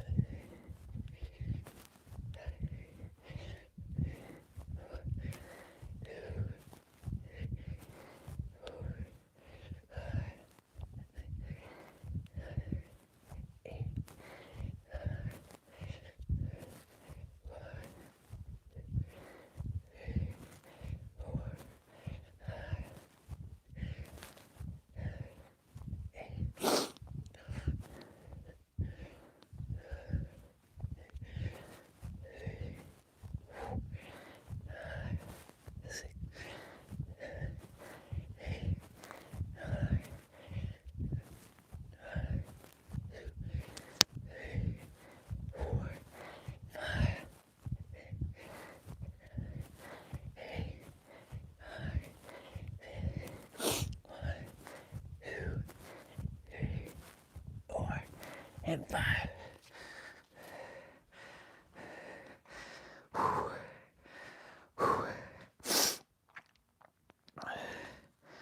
I need to blow my nose.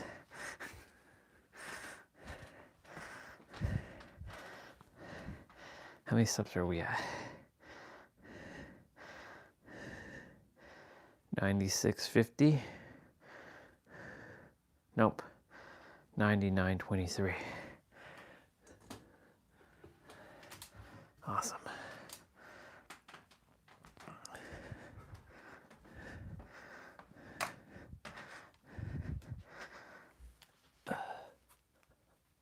We're almost at 10K. Almost, not quite. But we'll be at 10K.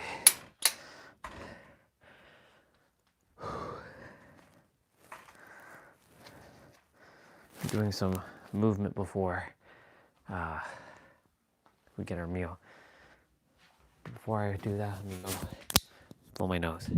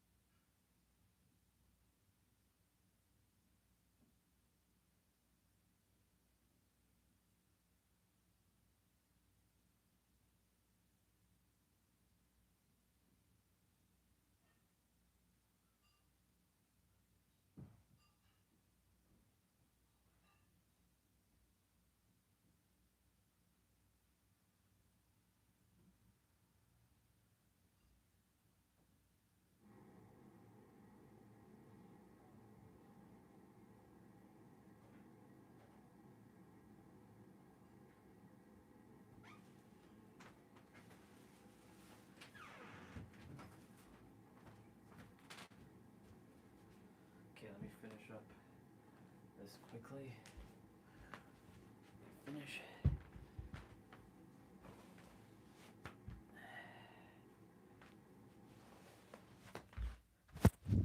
So let me just quickly finish my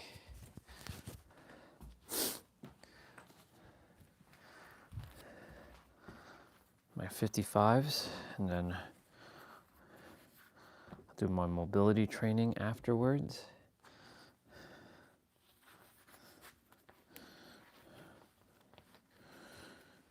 And then I'll do grab my breakfast.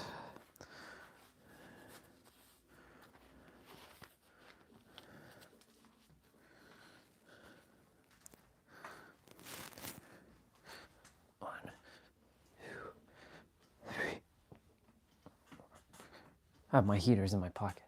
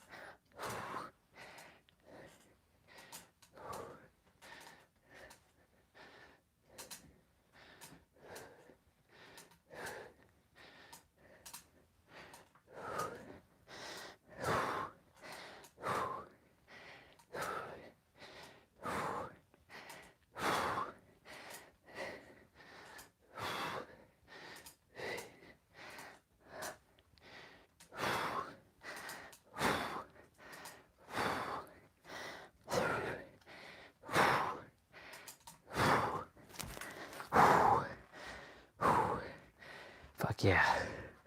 Let's go.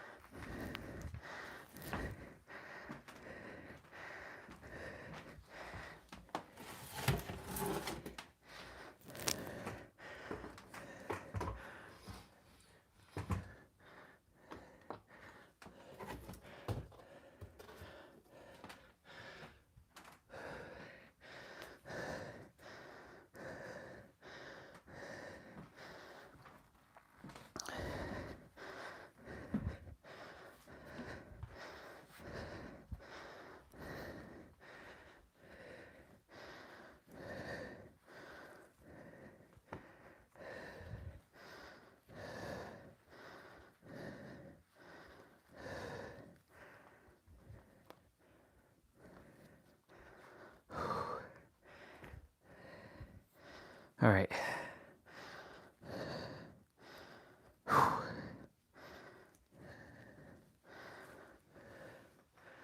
Whew. 55s are done.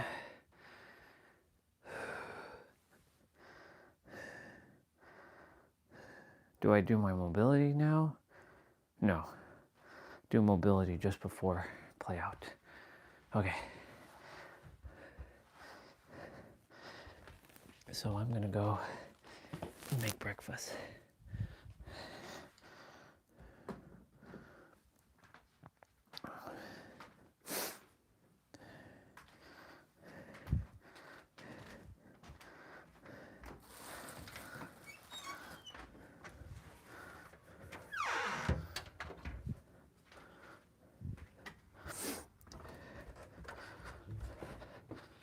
Morning. Morning, bro.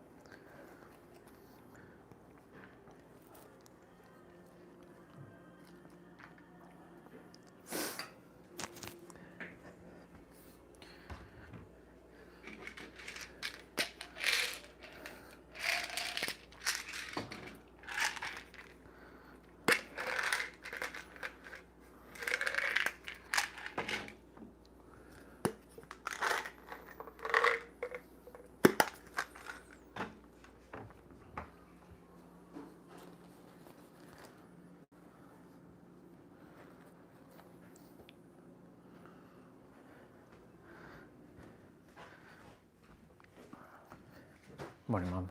Package there yours morning. That one? Okay. Yeah, you have your name on it. Okay.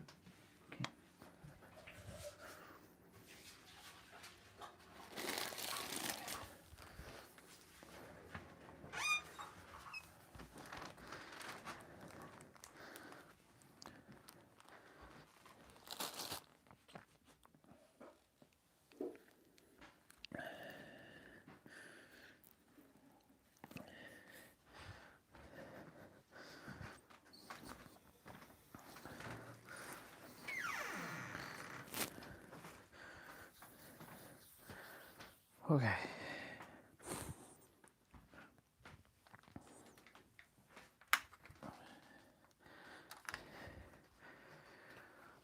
Whew.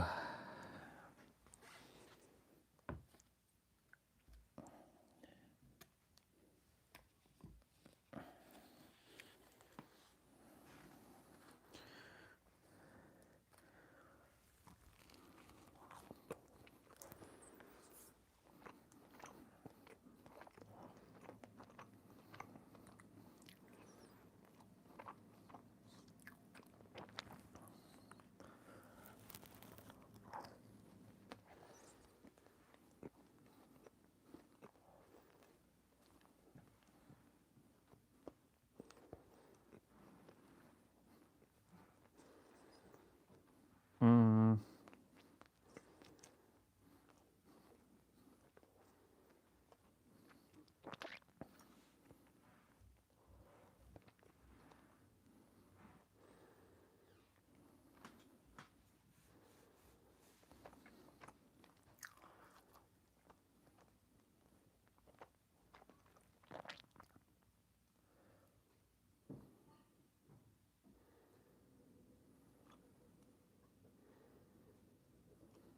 Oh my God.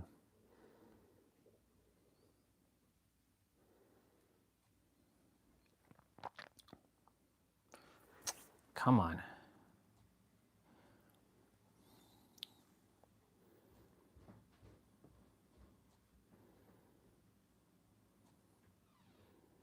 There. Finally. Back where we...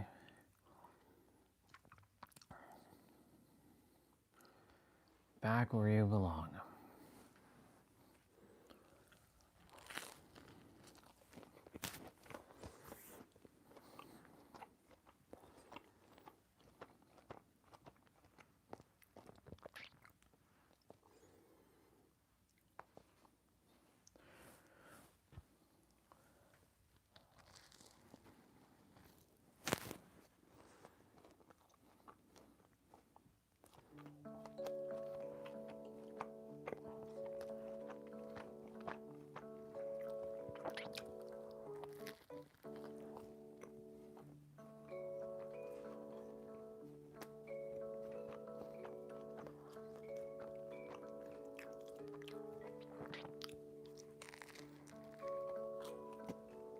I really hope they remake Final Fantasy VIII.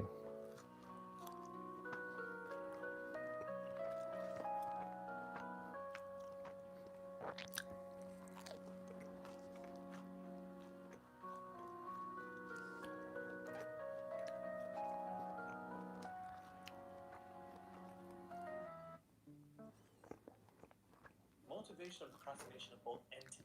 They're both entities.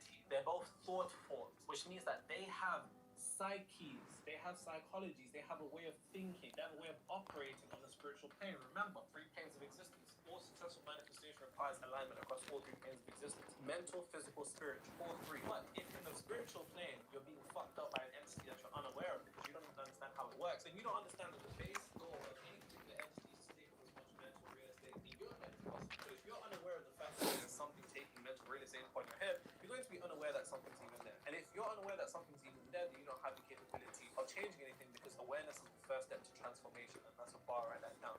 Yes, it is. Procrastination are both entities. They're both entities. They're both thought forms, which means that they...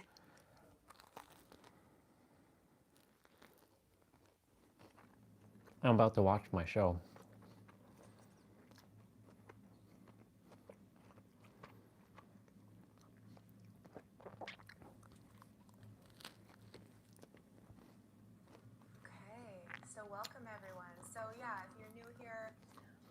the end of spiritual seeking, what that looks like, and just really the simplicity. I'll watch her stuff later.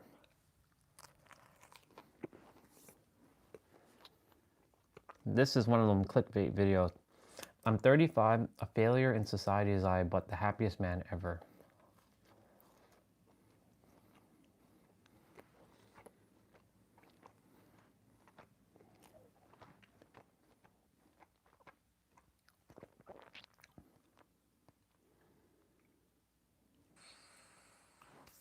Hey, Happy New Year. Happy New Year to you too. Wednesday on December 31st, the last day of the year, at 4:17 in the afternoon. Although the sun's about setting now here in Toronto, Canada. Oh, he's in Toronto. This will come out the next day, on New Year's Day, January 1st, 2026. So, for me, the last day of the year, and for you already, the new year has started. I'm going to celebrate with this Ruffles all-dressing bag of chips. That's a Canadian thing right I there. think this is one of the best North American chips. Better than Doritos, better than normal Lay's potato chips. I agree with that. Popular brand. Although it is by the same Frito-Lay company that makes Lay's and Doritos, so they're all made by the same company.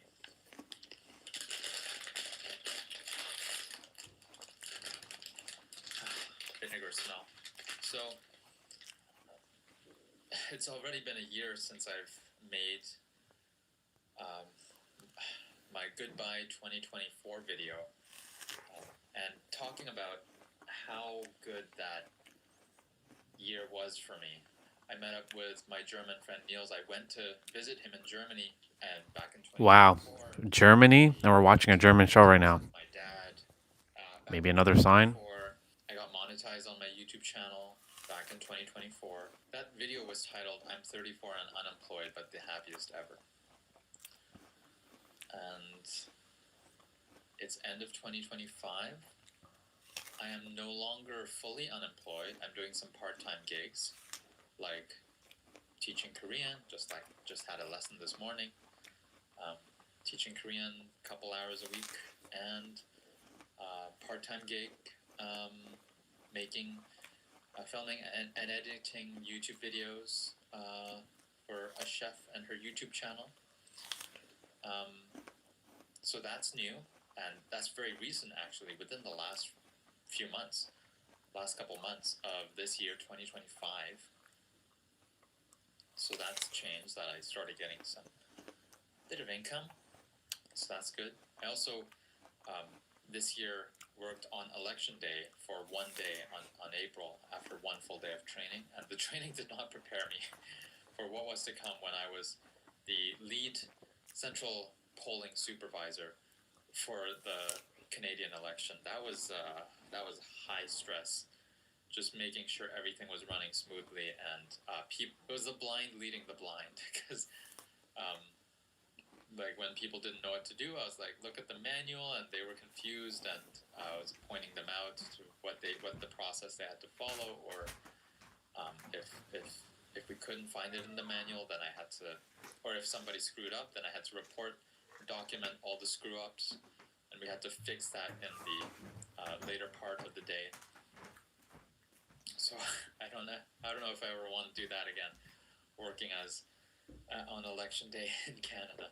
That was a really stressful part-time job. Well, it was full-time for one day. It was like.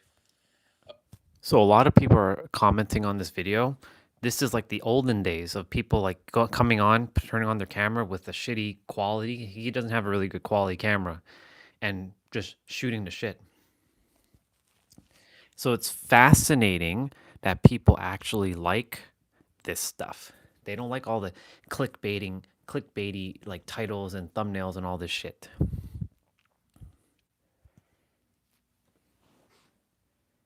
My eyes, this guy is doing great.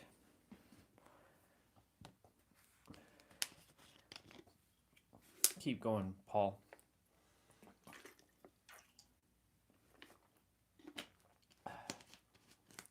And he's also from Toronto. So you see, there's no accents why this video popped up. As you all can tell, I'm basically a fucking magical fairy. Always bringing forth things when it's supposed to be brought. Speaking of which, I got a package.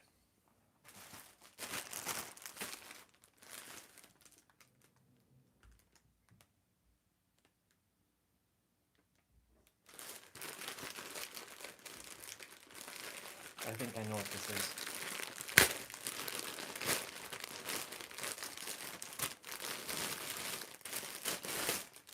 Oh yeah. Ladies and gentlemen, it has arrived.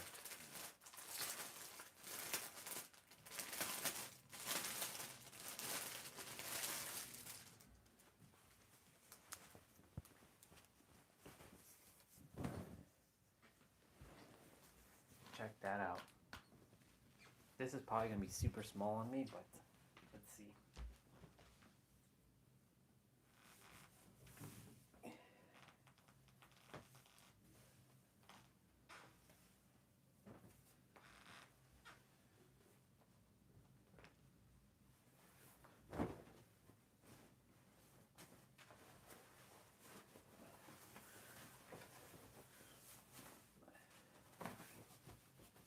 Nope.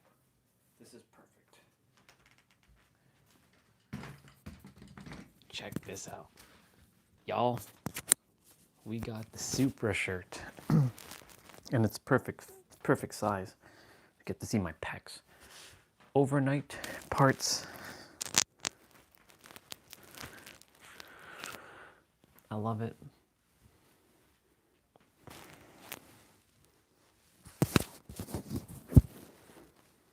Did I not see an embroidery of the brand? Overnight parts from Japan. Fast and Furious 1 Supra, y'all. Awesome.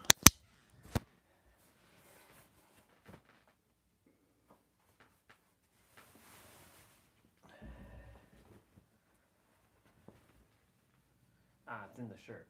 I was like, nice. Overnight parts from Japan. This is going to be a cool ass shirt to wear in the summertime. Oh, so good. I love it. I fucking love it.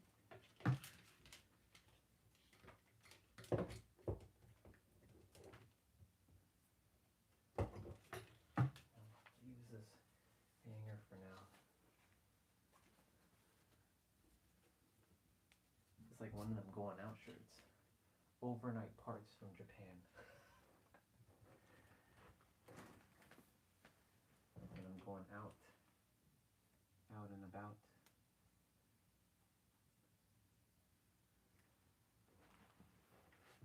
I love it.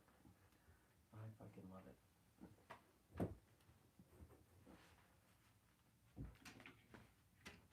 I didn't realize that was the shirt.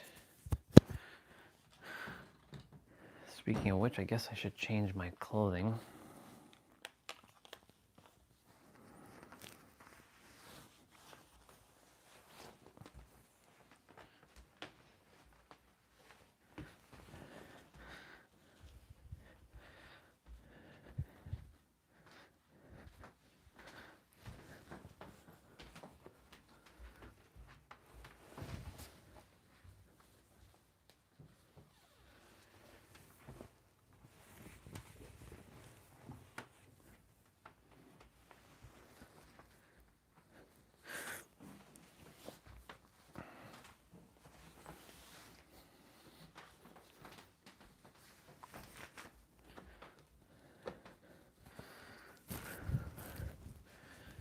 I am the man who walks alone.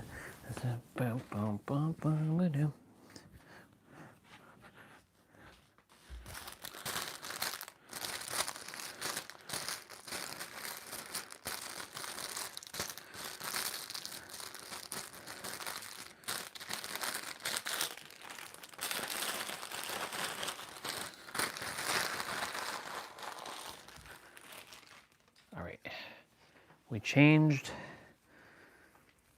A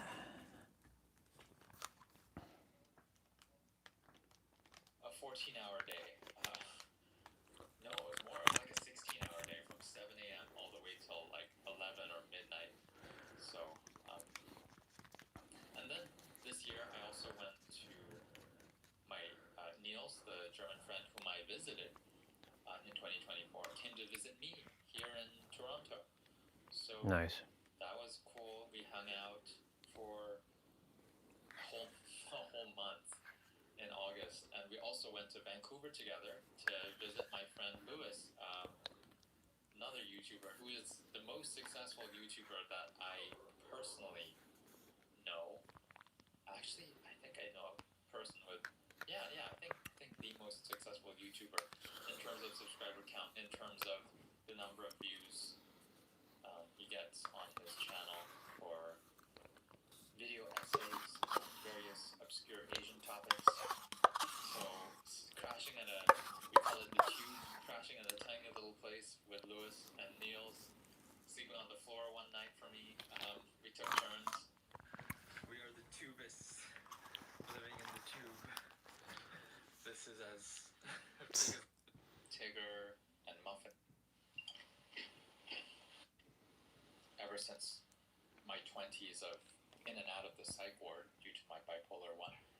My 30s, 0 psych ward incidents. Good job, dude. You're doing good. I'm proud of you, Paul. Keep going. You all are starting to figure it out.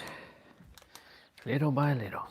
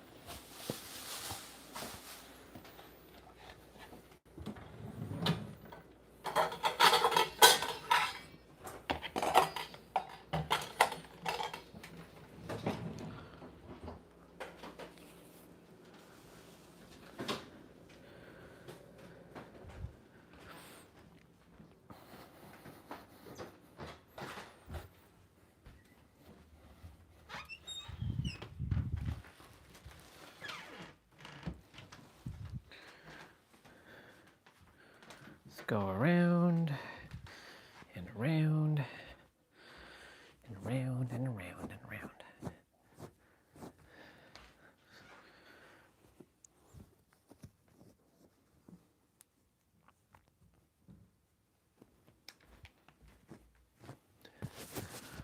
Okay. Now,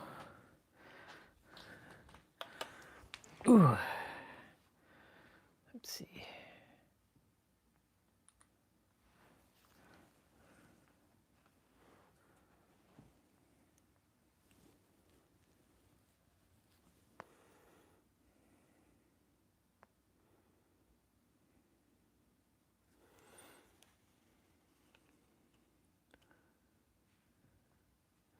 Congratulations, Paul. You did good.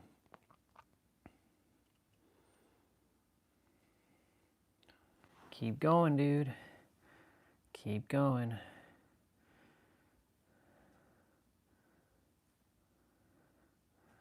All right. Let's see.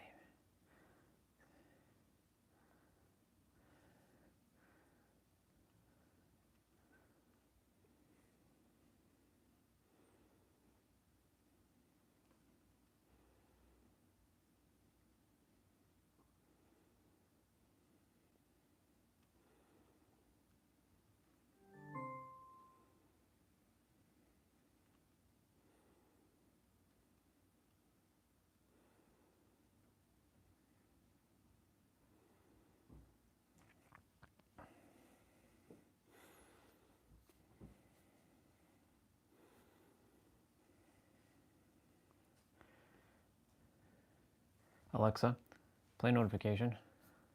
One new notification from Amazon. From Amazon. Today, there's a chance of snow near you in West Humber, Clairville, starting around 11 a.m. and stopping around 12 p.m.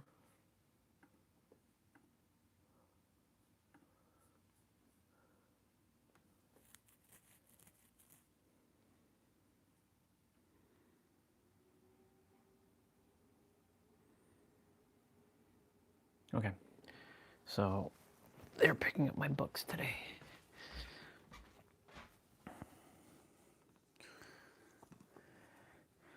The Alchemist and Outwitting the Devil.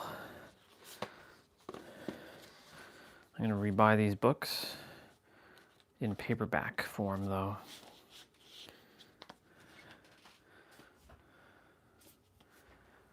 Put that there for now. I don't know what time they're coming, but I'll have to keep an eye on the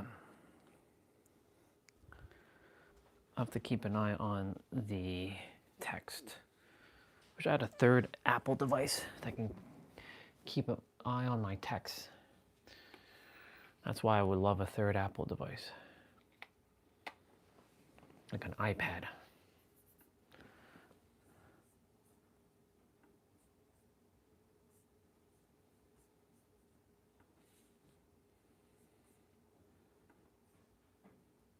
$8.12. All right. Dragonfly shipping.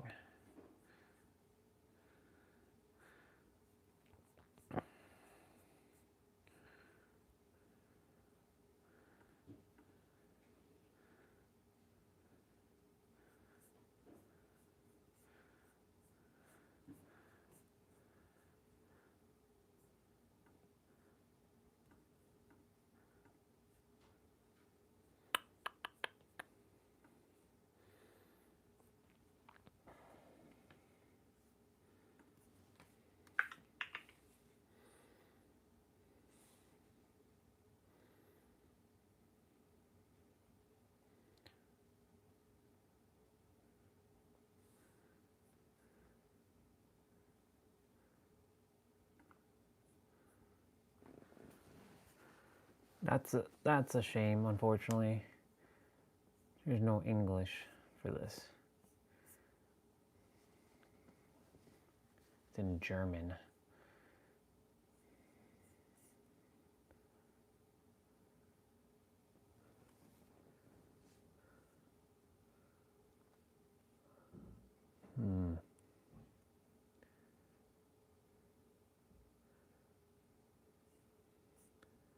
Would have been nice if this had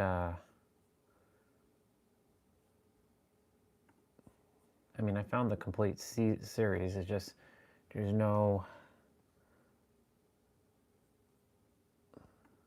English.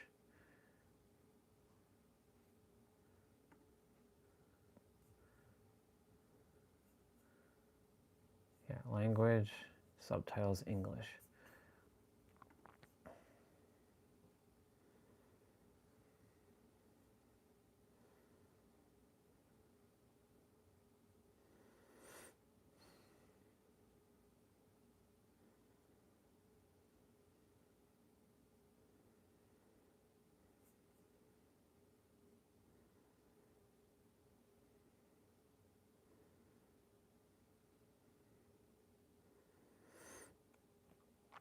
This is back in 2020.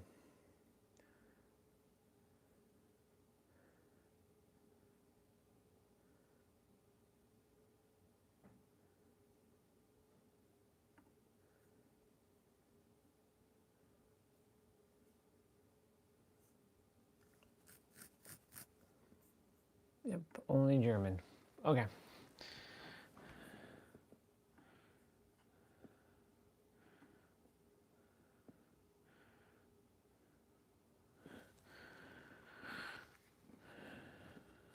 All right, that's fine.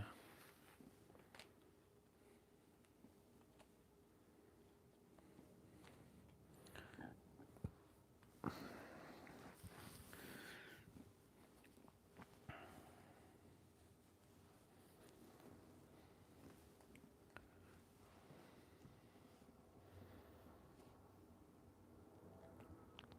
don't want to be distracted by that.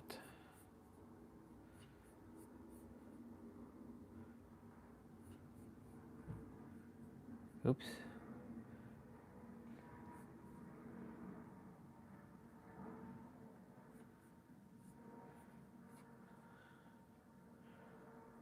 Close Discord.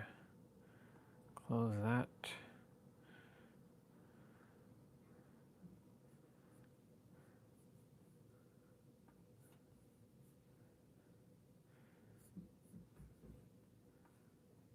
It's the only thing I have to keep my eye on is that.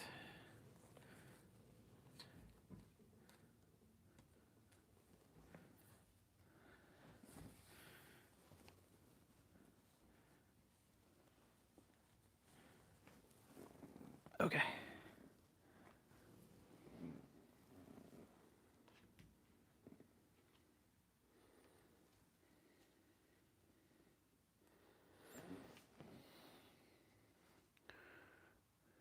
Orion. Orion!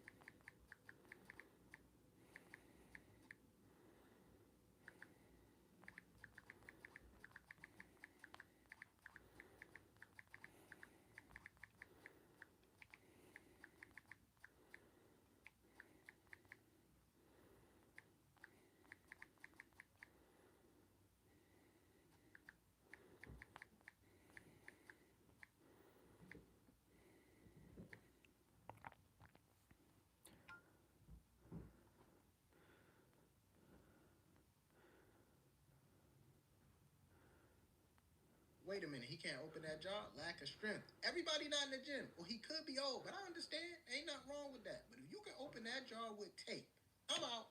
Wait a minute, he can't open that jaw? Lack of strength.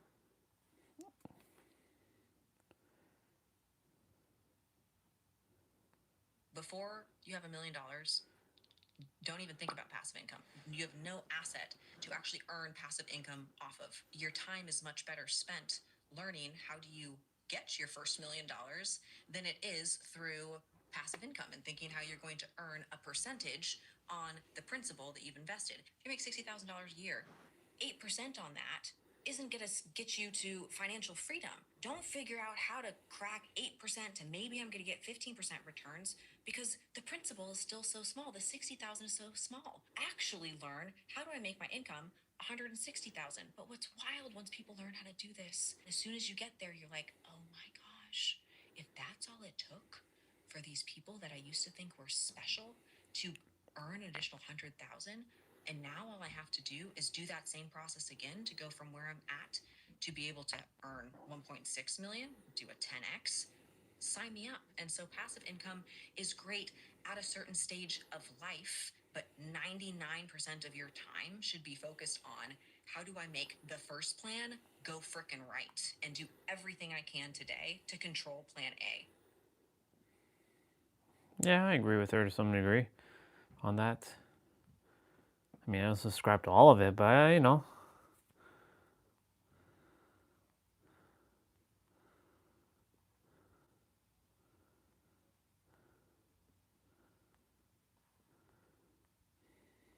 Archers in different eras.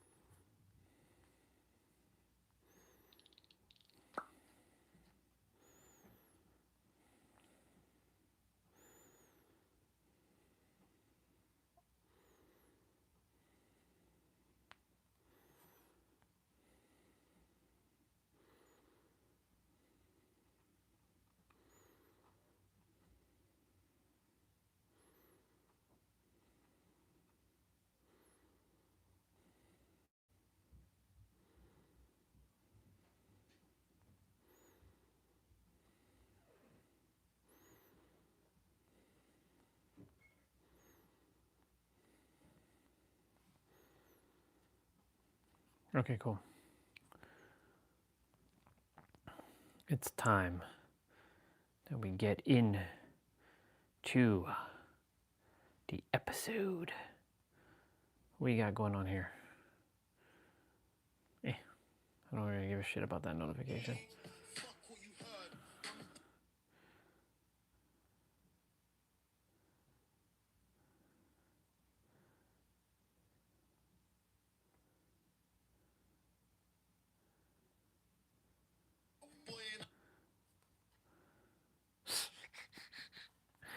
That's funny. Nero didn't even know that somebody uploaded that thing from yesterday. It's funny. All right, y'all. Netflix. Ding. One Piece film golden. Yeah, I don't care about One Piece. Who is that? I just saw another character.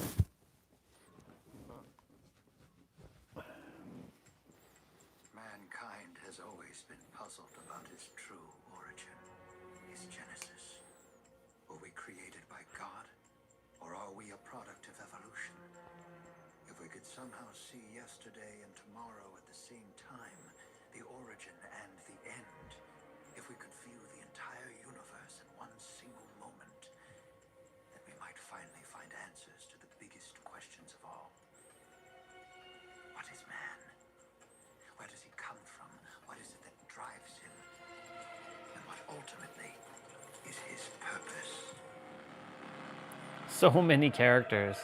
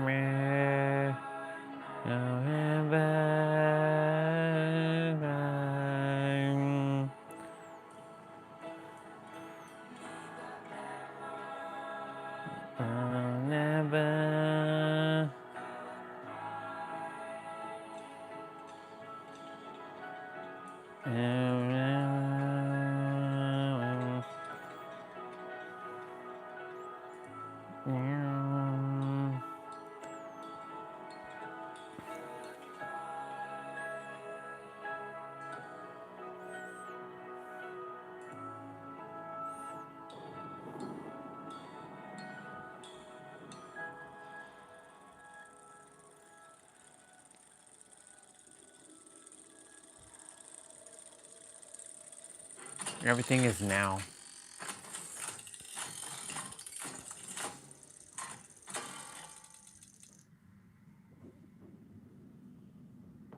$1953.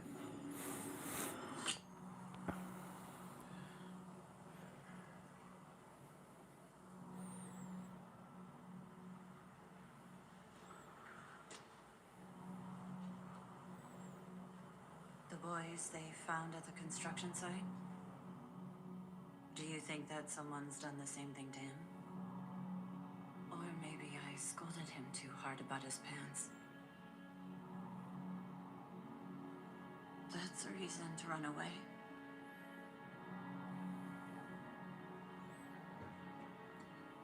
Where are you going? To the police.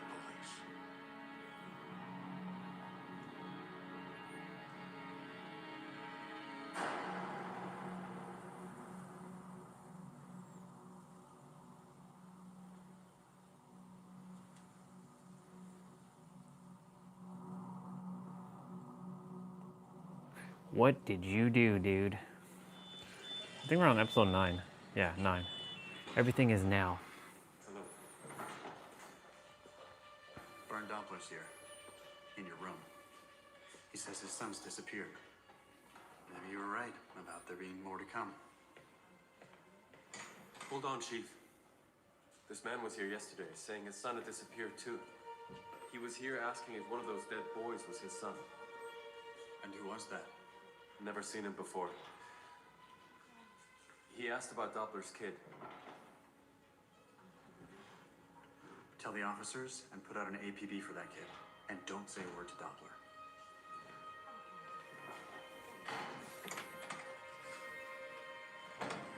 Mr. Doppler? Mr. Conwell told me that your son has gone missing. Yes, since yesterday. So, at what exact time? My wife said it was about 3 o'clock.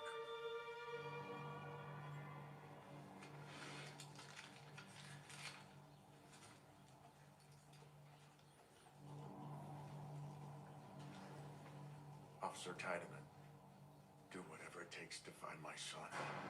The cost doesn't matter. Nothing else matters to me. The nuclear plant, nothing.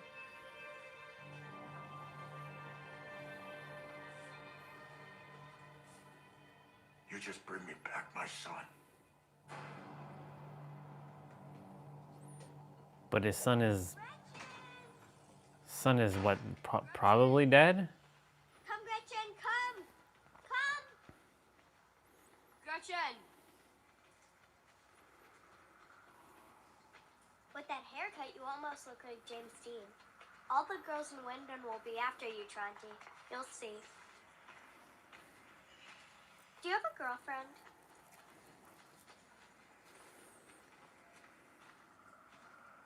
Why did you leave where you come from?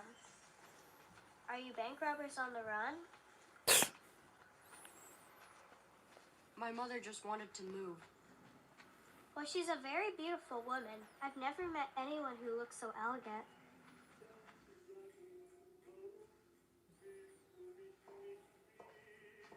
I feel like the Queen of England invited me for tea in my own home. Turn around.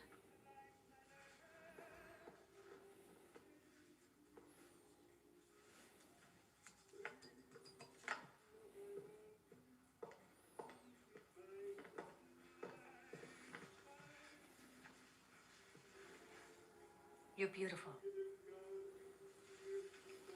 That new queen would be thrilled to have you to tea. It's yours now. No, what would Egan say to that? What could he say?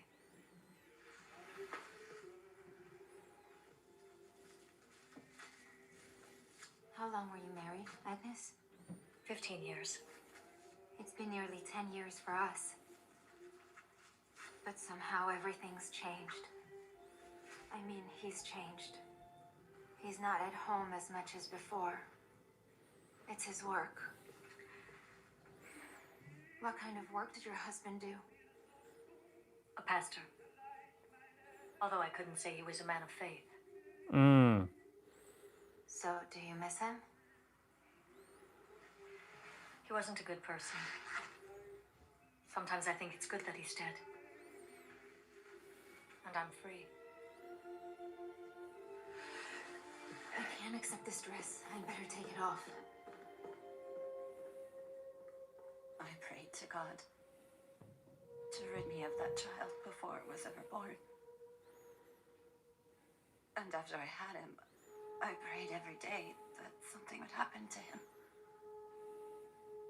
Because perhaps he's not Baron's offspring.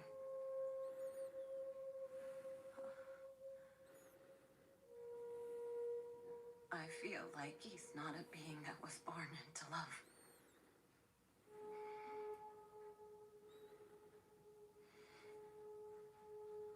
That's what's in my mind. Every day I think that. I can't escape it. It's all my fault. We are all full of sin. No pure human even exists. That's not true at all. But no matter what we do, Sin is an illusion. any lower than into God's hands. That's an illusion as well. And what if they aren't God's hands? What if they're the hands of the devil? God sent me to you, Greta. Did he not? We really don't meet the people we meet accidentally. That's true. When we touch others' lives, we ourselves are touched. And Bar. it is thus then that God's hands guide to our true destiny. Let us pray. Yea, though I walk through the valley. Walk through the valley of the shadow of I walk through the valley of the shadow of my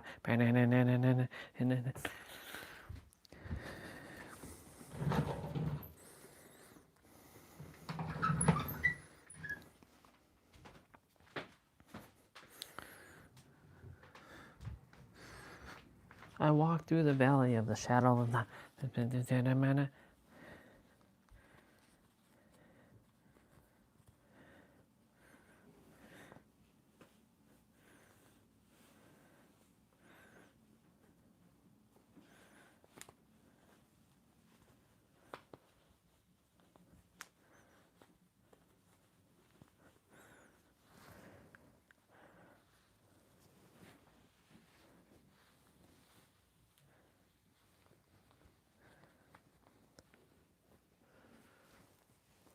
Okay. The sun just came out. Yes. The sun just came out. Yes. Yes, indeed. There we go. Change my socks. Yea, though I walk through the valley of the shadow of death. I walk through the valley of the shadow of life. You are with me.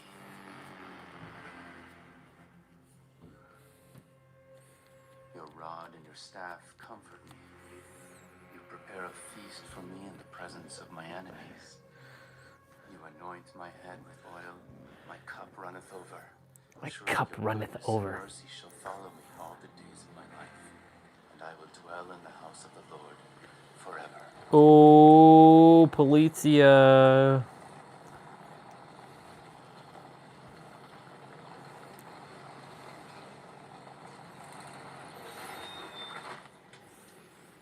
Policia. He's got even more blood. Halt! Stop right there! Stop running! Police! Halt! Stop running! This is funny. Stop now!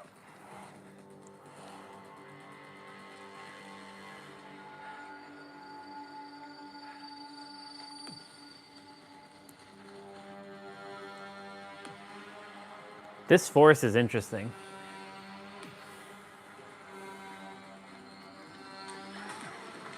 Oh, intercepted.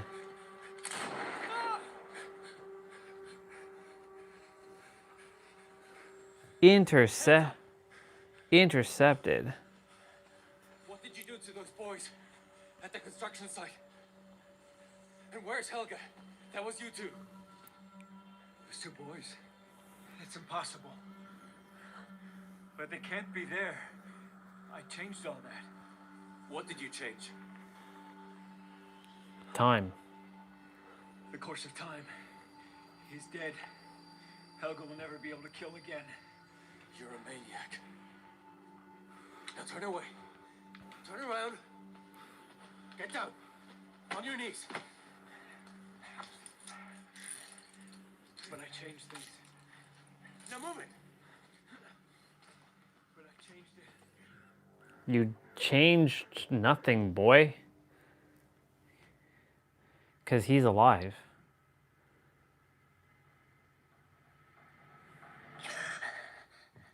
Yep.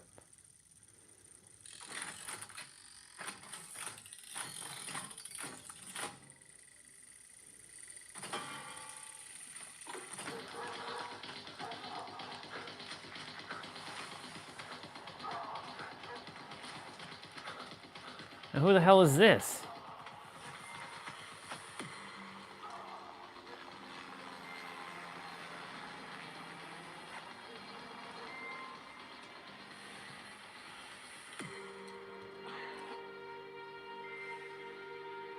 I have no idea who the fuck this is now.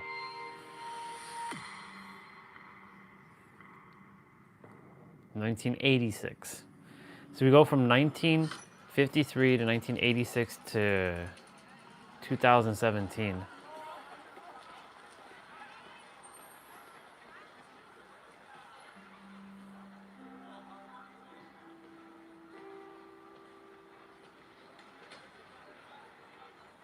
Get out of here.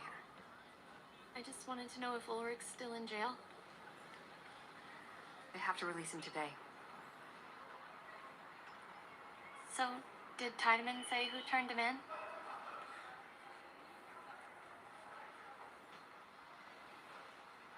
So, you and Ulrich? What about us? I don't know. Don't you think your mom will freak out if you keep on seeing him? I don't care. It's none of her business. That's love, you know? It's stronger than hate. But you don't get that yet either. If I find out who told the cops that, I'll finish them. Ooh. I bet maybe it was Regina. I mean, Okay, Officer so- Tiedemann is her grandfather. So Regina, that's the other See one's you. name. How can I forget? Okay, so that's that girl's name, but what's this girl's name?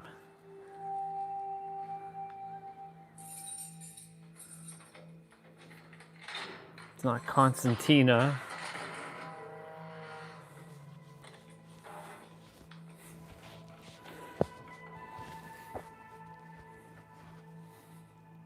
That still happened. 40 years I've been a police officer.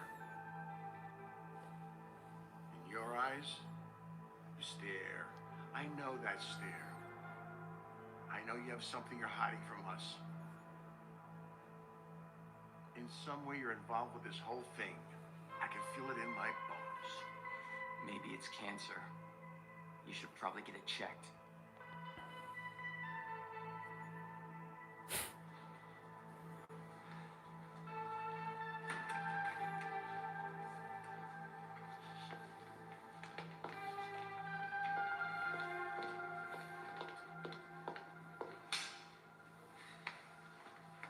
I want you to stay away from our family. And I'm going to see to it that you are taken off Mad's case.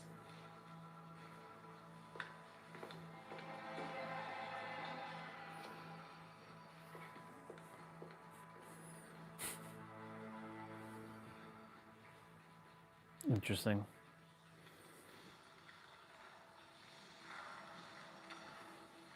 There's like 3 entrance points to time. So So here's this woman again. This is Regina's mom.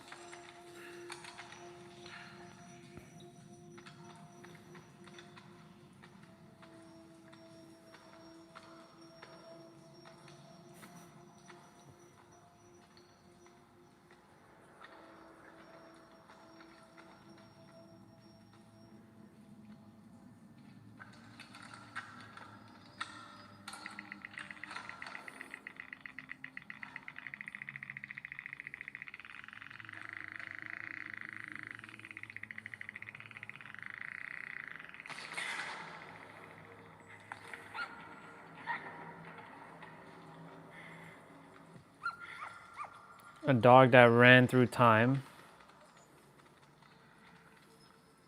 Gretchen?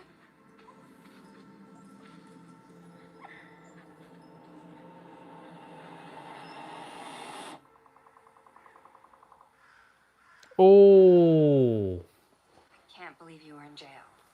that's That's just nuts. so Regina's mom was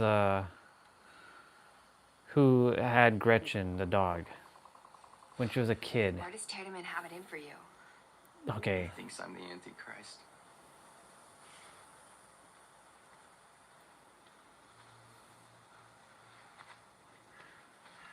There's Regina. Hey, Tiedemann. Damn Four Eyes. I know what you did. Trying to get back at me for the summer? That was a game. We wouldn't have left you there all night. How could we know you were so fragile? I have to go. See that? My mom did it. You know why? Because you fed your grandpa bullshit. I didn't tell him anything. Rape? Is that the best you could come up with? And Katerina. Katerina. Katerina. Katerina. Huh? Where are you going? Hey, stop it! Piss off. It's none of your business. You need to get your hands off her. And I told you to piss off. Now apologize to her. You better start that apology now. And how do I know that's real?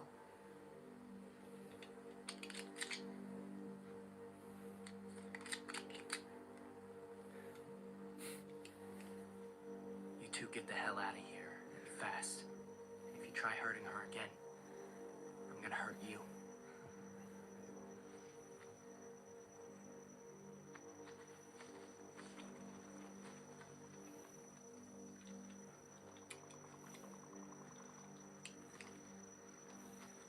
Everything's okay.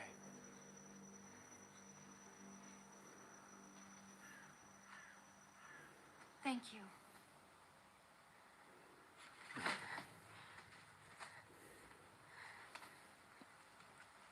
You're bleeding.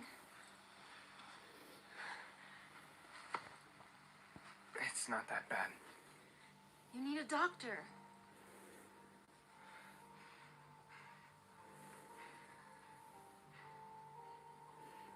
I've got bandages in my house, and my mother's not home. I can help out.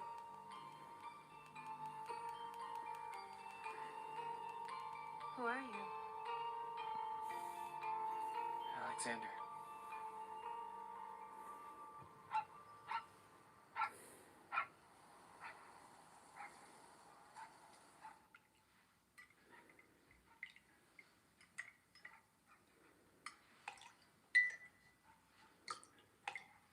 Right, the power plant was already... What exactly happened last summer? I've already told you about that. We had an incident in the volume control system. That's not enough. The incident was set off by some corroded connections to the chemical feed-in system. That must have caused hydrogen gas to collect in a corroded supply line. Boom. So it wasn't a precautionary measure. The tubes were changed after this happened. It's only what we make of it. Our report stated things differently. Fact is, we were lucky. Only a very small amount of radioactive material leaked. We had the entire floor removed piece by piece. and everything was then stored in a stable and safe place. Those caves are a safe place? That material is as safe there as it would be in any interim facility.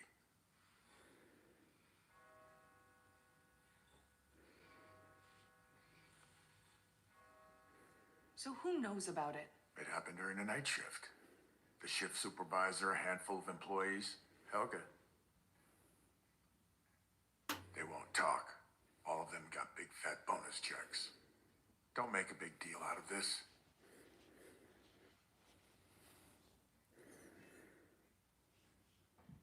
On that night? Did anything else happen? Anything more than that? Anything unusual? In the cave? Anything? Could the explosion perhaps Just have... what do you think went on? Time. Do you believe Hannibal really used elephants to march over the Alps? There are no real truths, just stories. Now the story of this entire town is in your hands. Is our power plant safe? Could something like Chernobyl happen at our plant? You alone must decide which story it is you want to tell.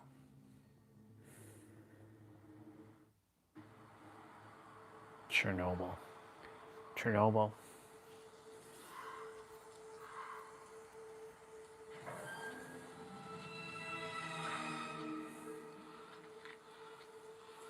What's this guy's deal?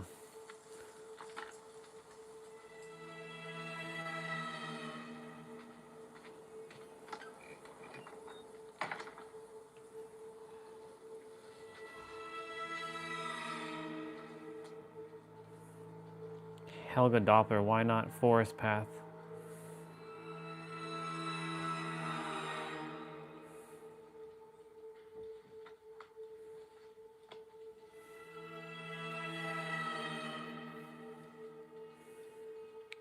Tied him in.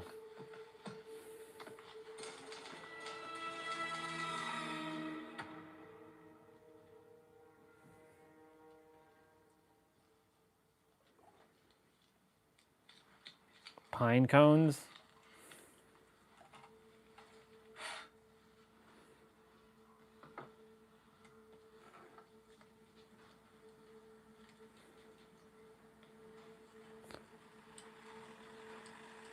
Is this who I think it is? Because his ear is fucked up.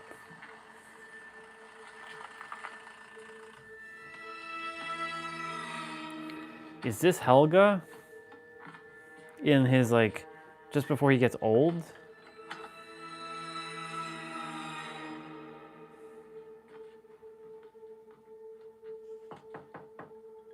Helga?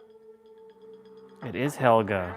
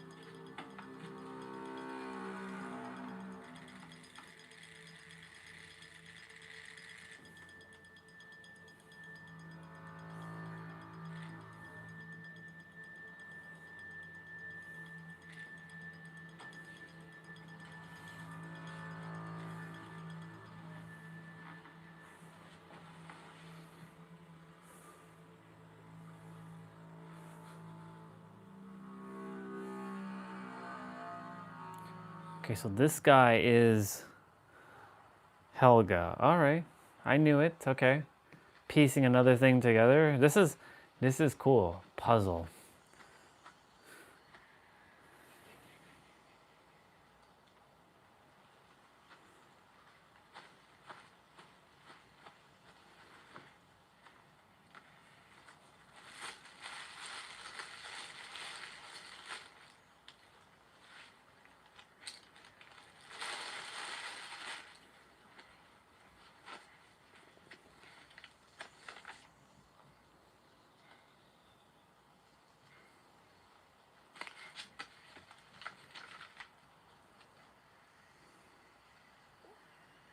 Alexander Kohler.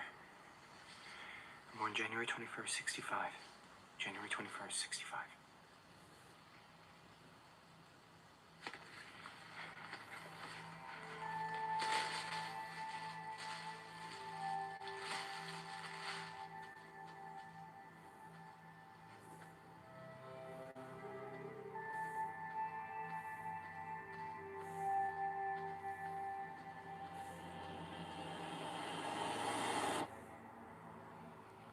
Wow.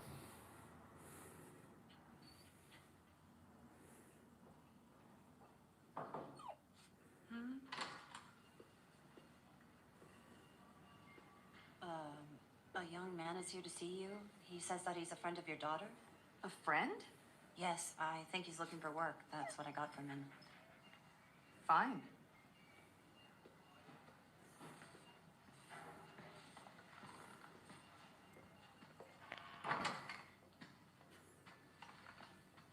Hi, I'm Alexander. So I understand you're a friend of my daughter? All this time I thought she didn't care about boys. I'm new in town, looking for work. Regina told me that you might be able to help me. You have training? Sure, I'm a metal worker. I can work hard. I learn fast. You're not from around here. All I'm asking for is a chance. I'm sorry, but at this time we don't need anyone.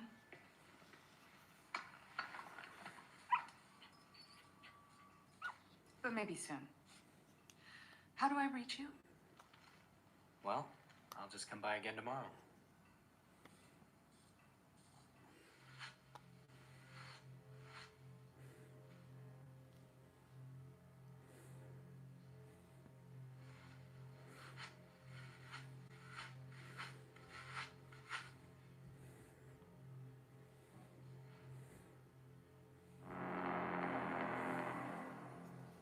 This show is something else. Okay, so Helga's working with this priest dude.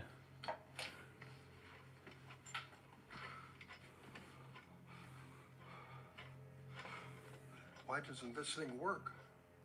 It will. Patience. Do you think Einstein would have given up on this? It's the fate of pioneers like us to persistently pursue their aim, to believe when no one else believes in our dream. I won't do this anymore. Why would God want to do any of this,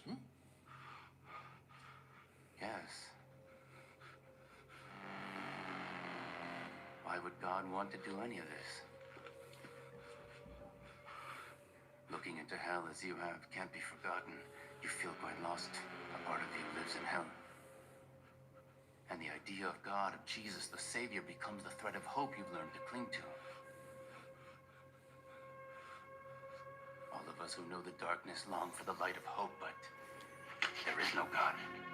God didn't make this hole among us. God doesn't have a plan. You see, no plan has ever really existed. There's nothing but chaos. Pain and chaos.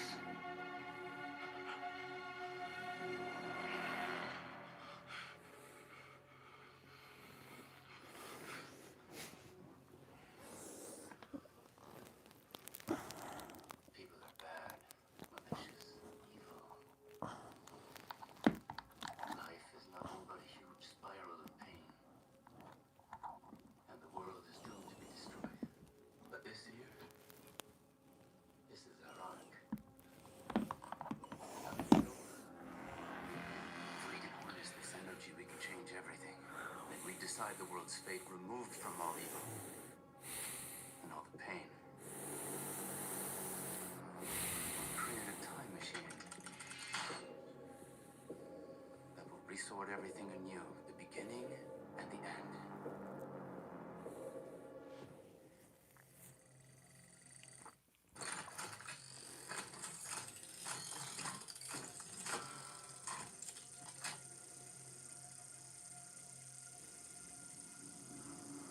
The hell is this machine?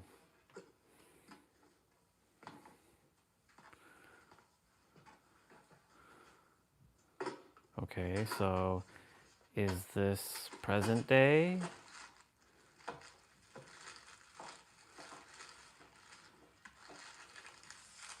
It's the passport. Yeah, it's present day.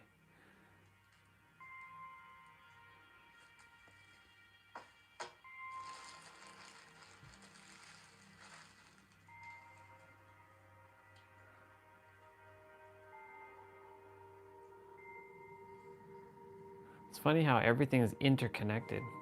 So 2019, 1953, 1986, and 2019.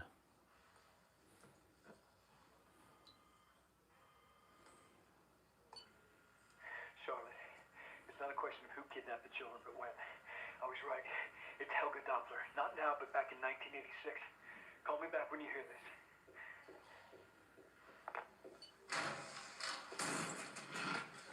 Where is Ulrich?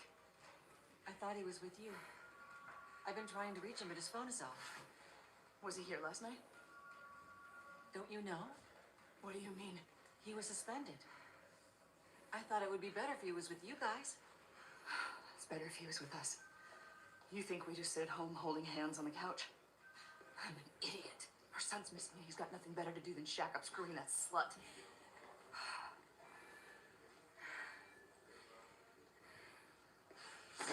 You're wrong, Charlotte. This isn't any better. Katerina. Katerina.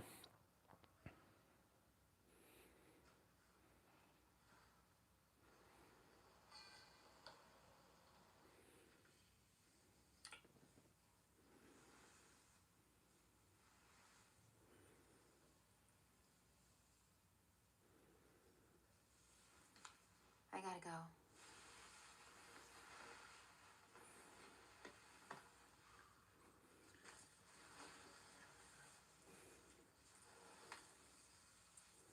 Here.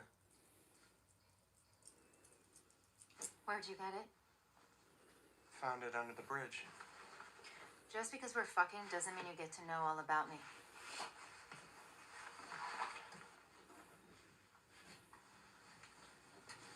I don't want to hurt you, okay? But I do want to know you. Who you really are.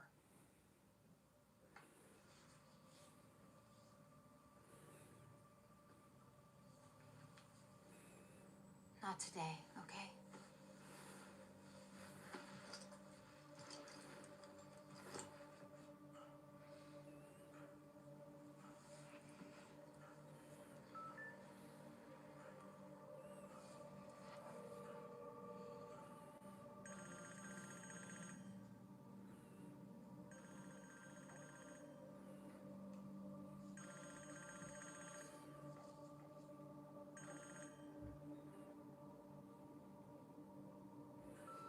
Hey, it's me.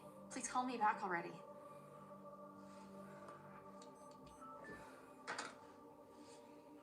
Martha. Francisca? Francisca. Martha? Francisca.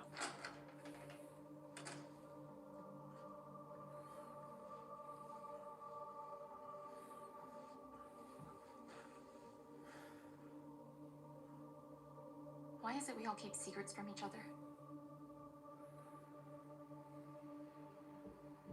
Some things are just private.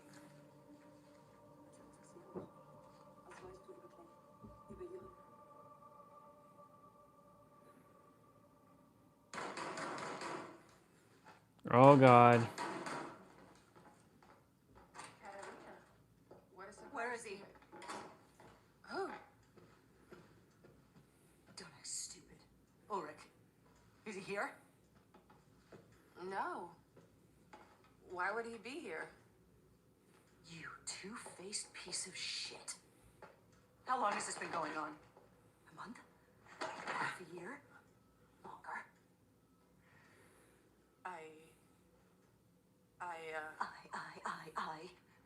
I don't know where my son is. And I don't know where my husband is. My man. Understood? Did you fucking hear? Or here? Here? Or in my house. In my bed. He is in here. You think this is fun? Yeah? Does it turn you on, destroying the lives of your friends? My life and my children's lives? Did you think about that when you wiggled your bony ass out there for him, huh? Hold on, I want to go back. But I do.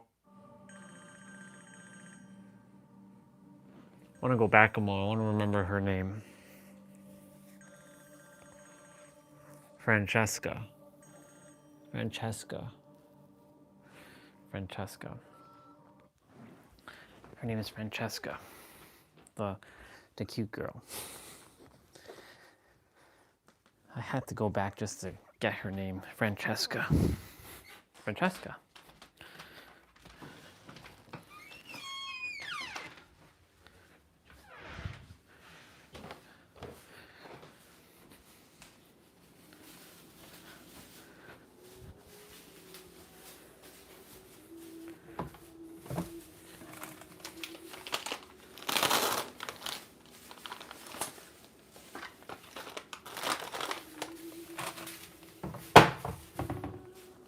There's some person who's gonna come pick up a parcel of mine. I'll let you know when they're supposed to come.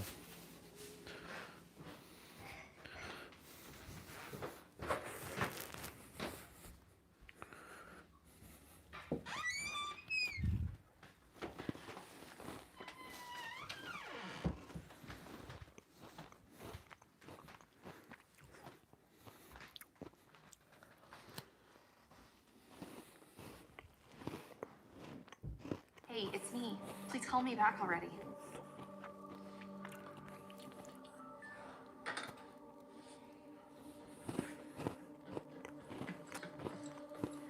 Francisca? Francisca. Martha?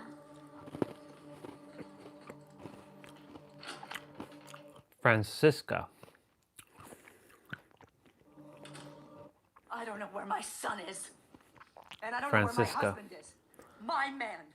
Understood? Did you fucking hear? Or here? Here? Or in my house? In my bed? He is in here. You think this is fun? Yeah? Does it turn you on, destroying the lives of your friends? My life and my children's lives? Did you think about that when you wiggled your bony ass out there for him, huh?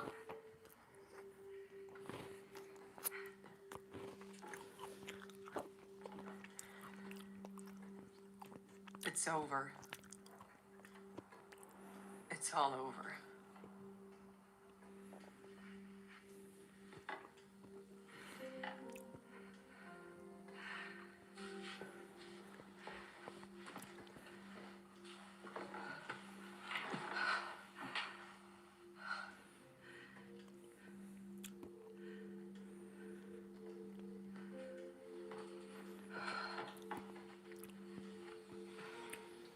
Interesting show.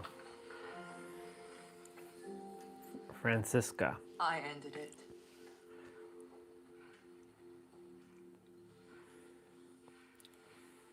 I never wanted any of it. But he just wouldn't let up. You're lying. You know how he can be. He wanted to leave you. I told him that was nuts. Crazy. You're making a lie up. He said he didn't love you anymore. That's a lie. He said he loves me.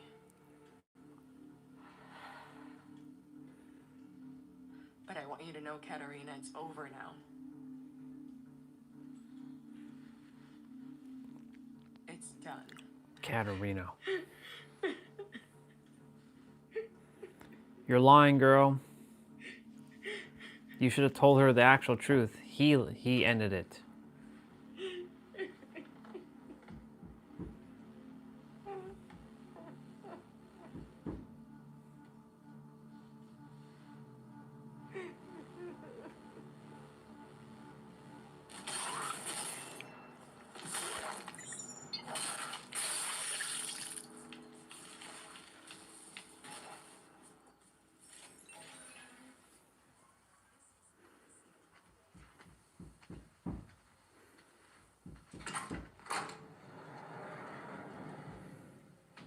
Can I help you? You must be Bartosz. Bartosz. I'm Claudia, your grandmother. Is your mother home? My mother always said my grandmother died before I was born. I'm quite sure there have been lots of wild stories your mom told you, but only some of them are true. This looks a lot different than years ago. They've added on a lot. Why did my mom tell me that you were dead? I'm sure for your mom I am dead. I wasn't exactly a decent mother, I mean. You've got features from both of them. Your eyes, your chin. Bartosz. You sure look a lot like the two of them.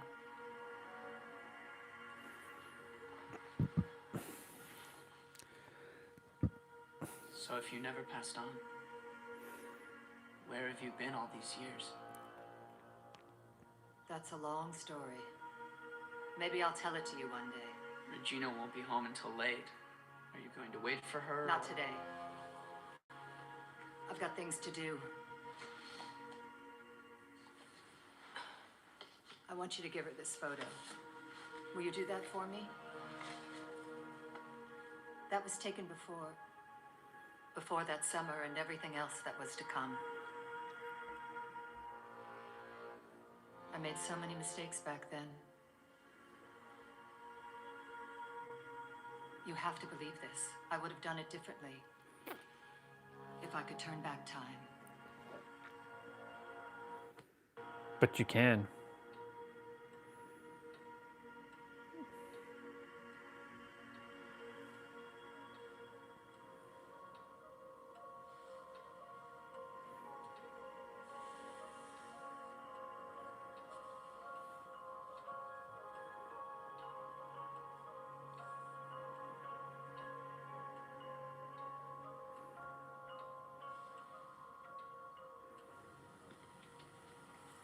It's crazy.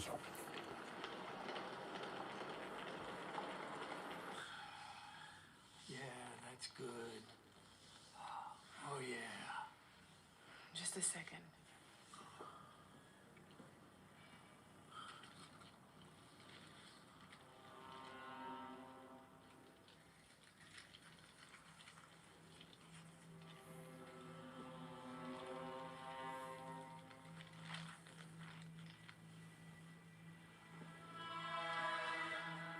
Do you Oh. recognize that bag? All these years I wondered why in the world I kept it. But there's a reason for all things. Don't worry. Its contents are safely protected. What do you want? Why is it some people have everything and some of us have nothing? Why do you and Regina have a beautiful home and I can barely even pay my electric bill? Why does Faith choose to give such a good life to some and an empty life to others? You want money? No, not money. I want you to do me a favor. I want you to destroy Ulrich. I want him to lose everything. Got it?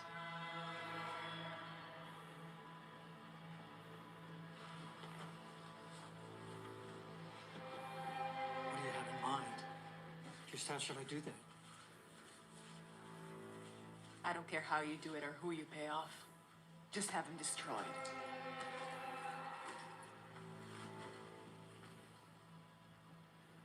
Boris Newald. Interesting name. That name suits you much better.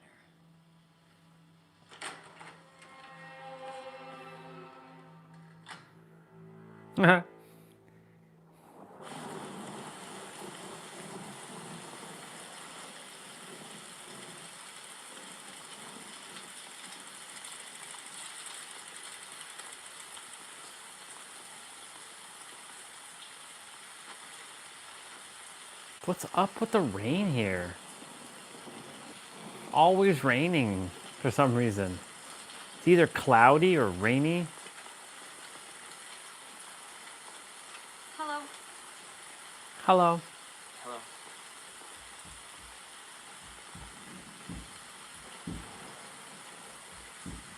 Gotta go.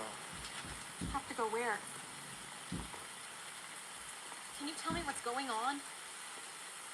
I've been trying to reach you for days, and you can't even text me back.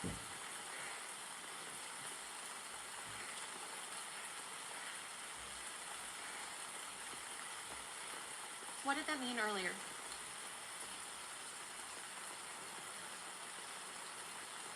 You just wanted to make out? Did you think, Martha's unstable, so I better take whatever I can get?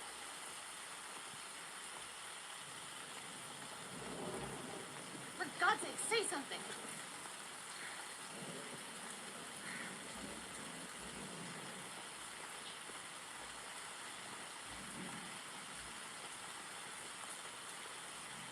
That was wrong. So what was wrong? This thing with us. It wasn't right.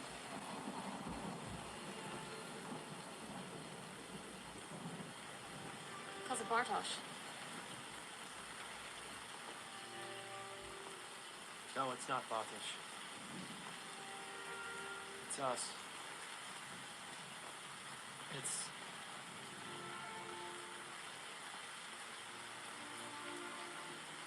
We're just not a good match. We're not a good match? Yeah, it just wouldn't work. This whole thing is fucked. We're all wrong.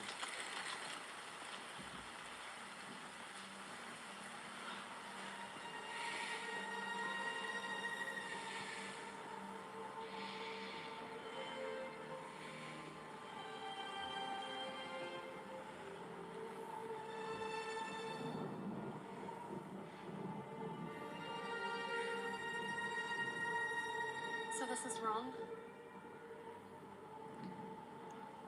He's kissing his aunt, basically. I'm sorry.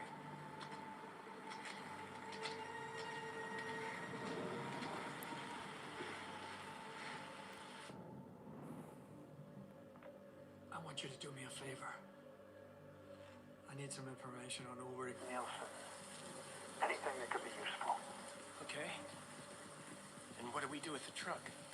In a few days, after everything calms down, we'll bring those barrels back here. Okay, so this guy has someone working in the police.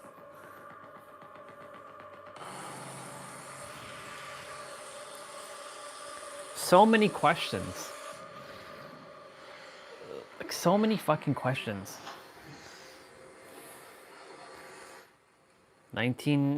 2019, 1986, and 1953.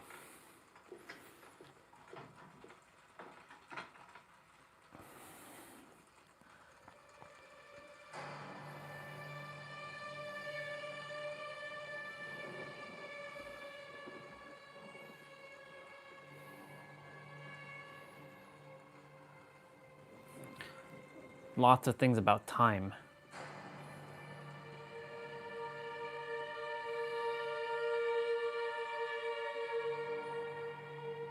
Everything's about time in here.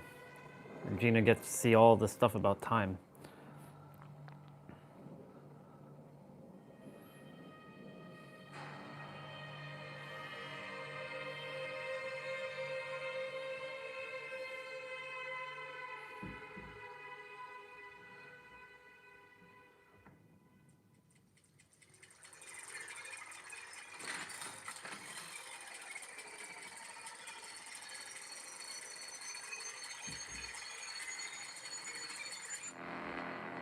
Okay, that machine thing is doing some shit.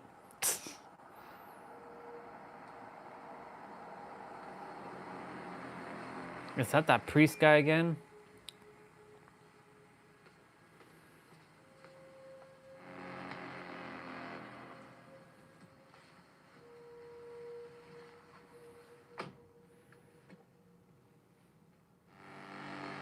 Yep. You were right. Every single thing that you've predicted has happened.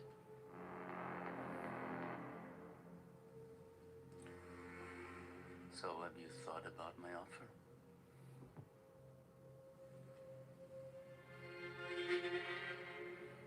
Bartage. Don't you just love the creepiness of that music? I have work for you. But there's one condition. You can't speak of it.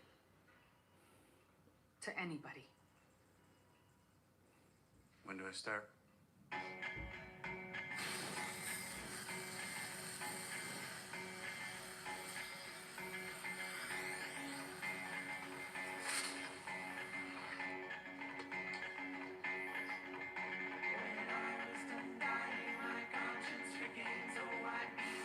Are they sealing the door?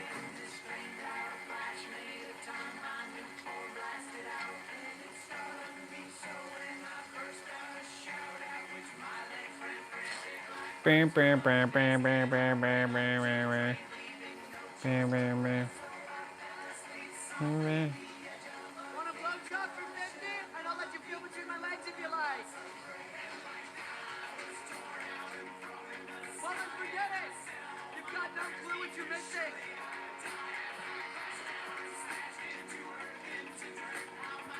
Bam, bam, bam, bam, bam. Bam, bam, bam, bam, bam, bam, bam, bam, bam, bam, bam, bam, bam, bam, bam, bam, bam. Bam, bam, bam, bam, bam, bam, bam. What the fuck is going? What's up with the trucks?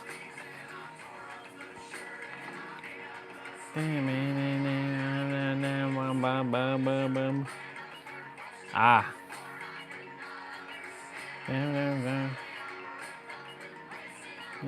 What's with the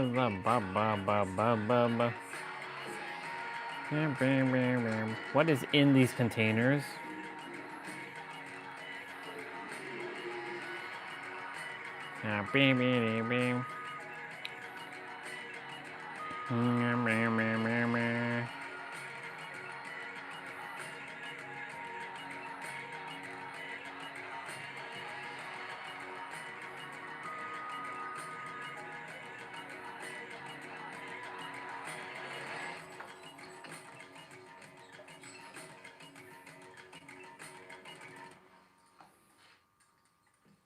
Can I help you?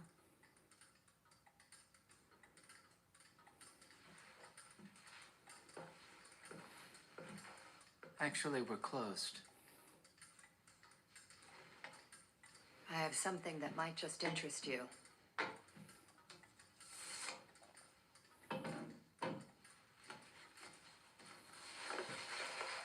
I want you to build this for me.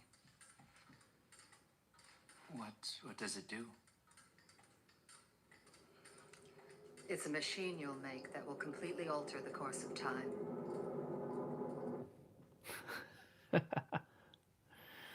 Oh my god, this is crazy. Episode 10, Alpha and Omega. Alpha and Omega. The day of Mikkel's disappearance. So we go back to the day of shit happening.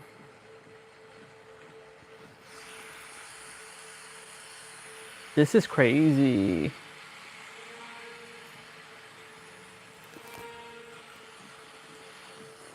Bam, bam, bam, bam, bam, bam,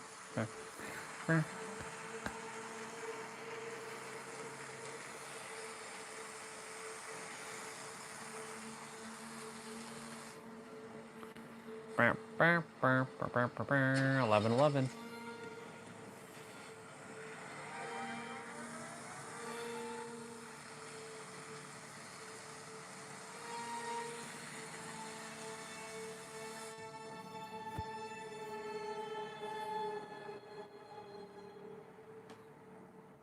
That's crazy.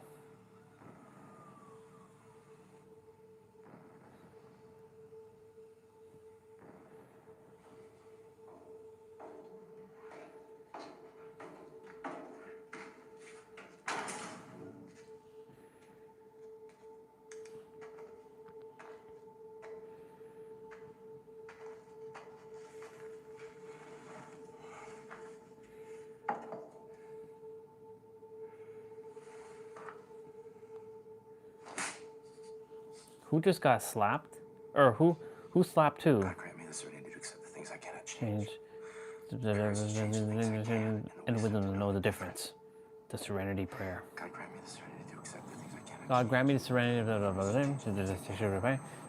What the fuck? Oh, they're finally showing a rift in time here. Finally.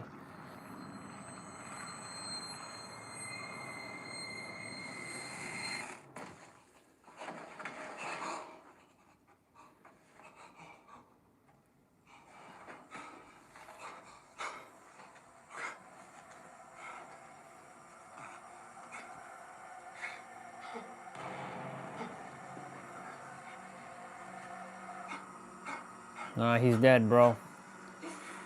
You're dead, dude.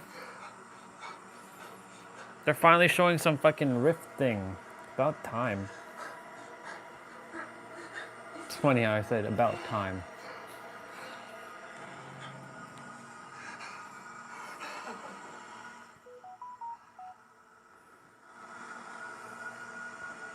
What's his name? Mads Nelson? Student ID. It's me, Peter. There's something you should really see here. It's to do with your son. No, not Ulrich. Mads.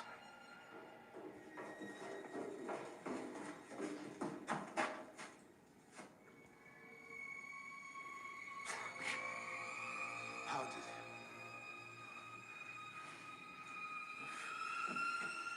It's impossible. Time. Utterly impossible. All of a sudden, he was just there. He just dropped into the ground. Mads.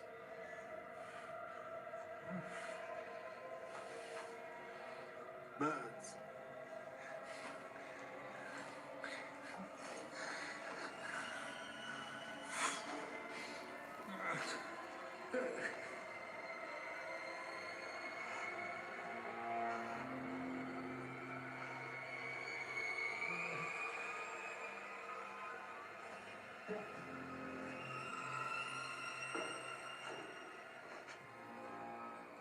Oh shit. Someone's here.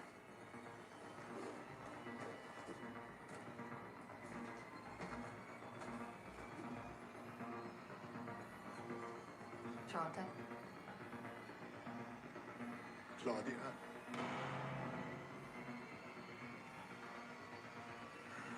Peter. There's so much here I need to explain.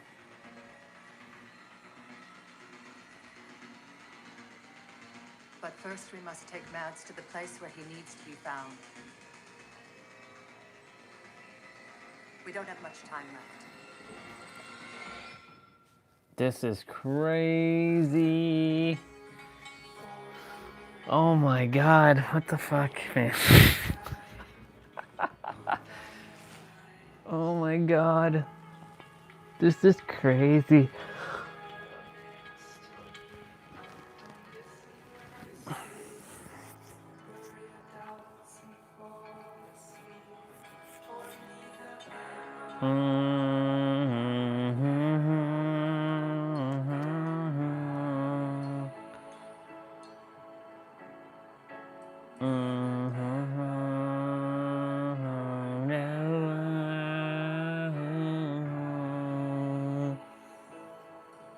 Man, this show is wild.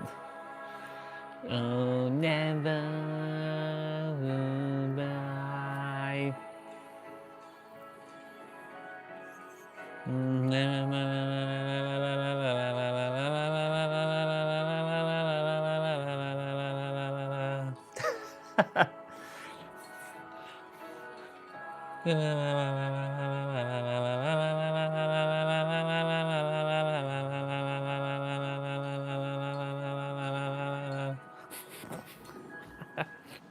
I love it. I love it so much. Mets. Alpha and Omega.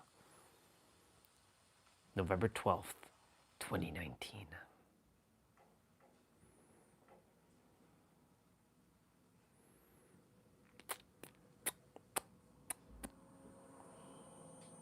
Who is...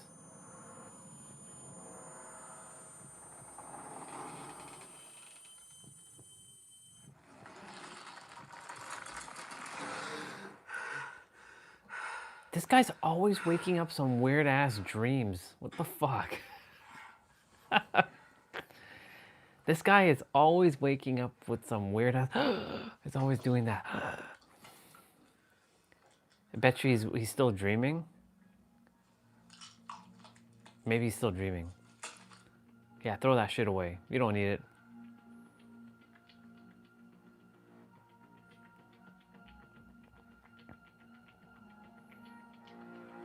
So 1953, 1986, and 2019, all interconnected.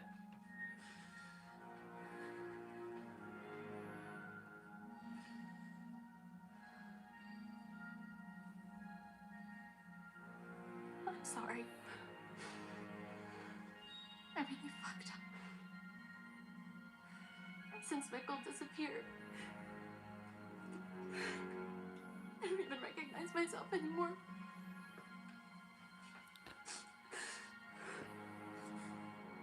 Doesn't matter. Okay? This town is completely fucked. It's all right. It's crazy. All these humans are basically fucked. It's all right. I mean, it's a show, but still, like, there's probably places like this in the world where humans are basically all fucked up like this. You know how he is. Usually after a few hours, he's back. He's never been gone overnight. Was my colleague Ulrich Nielsen here again? No, at least not that I'm aware of. He was only here Saturday when he lashed out at Mr. Doppler. He acted as if your father-in-law had something to do with the case. Father-in-law. Yeah, father-in-law. Which means Peter's dad is Doppler. Helga Doppler. So Peter's dad is Helga Doppler, okay. And current Helga Doppler is an old dude with dementia who is attempting to stop his younger version, I think.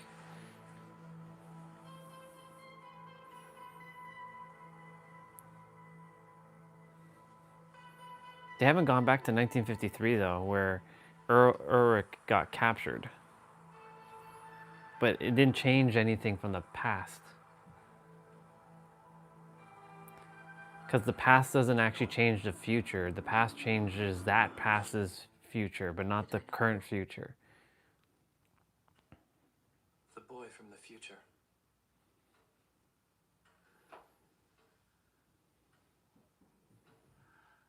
You knew him.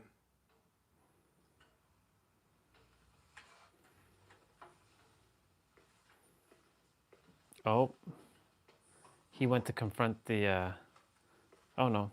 Yeah, he went to confront the lady who picked up Mikkel. This is for you. Don't open before November 4th, 10:13 p.m. Impossible. What? I burnt this. I burned this.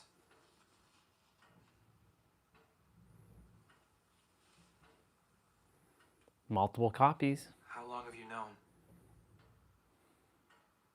I've always known since way back.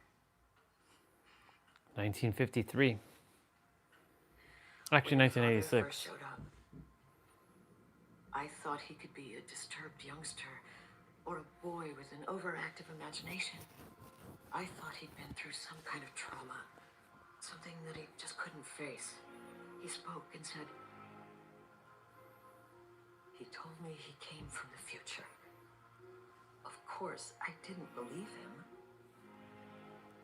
If you knew that, why didn't you stop it? I never thought he'd take his own life. Yeah, but you could have saved Mikkel then.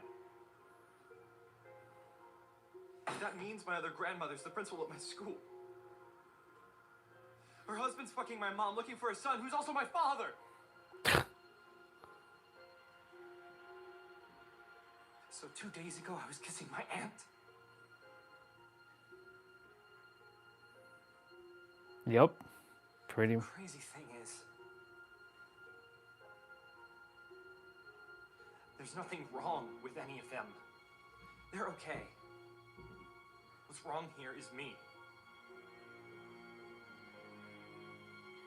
The way I see it is this. It happened for a reason. No matter how strange or abnormal it seems to us. Who are we to think we're God? Well, we are God, though. What's past is in the past. It's true. But you live in the here and now. Who knows what the future will bring? I just want things to go back to normal. What is normal? As a kid, the only dream Houdini had was to be a magician. There's Mikkel. Who would have thought this would all revolve around Mikkel?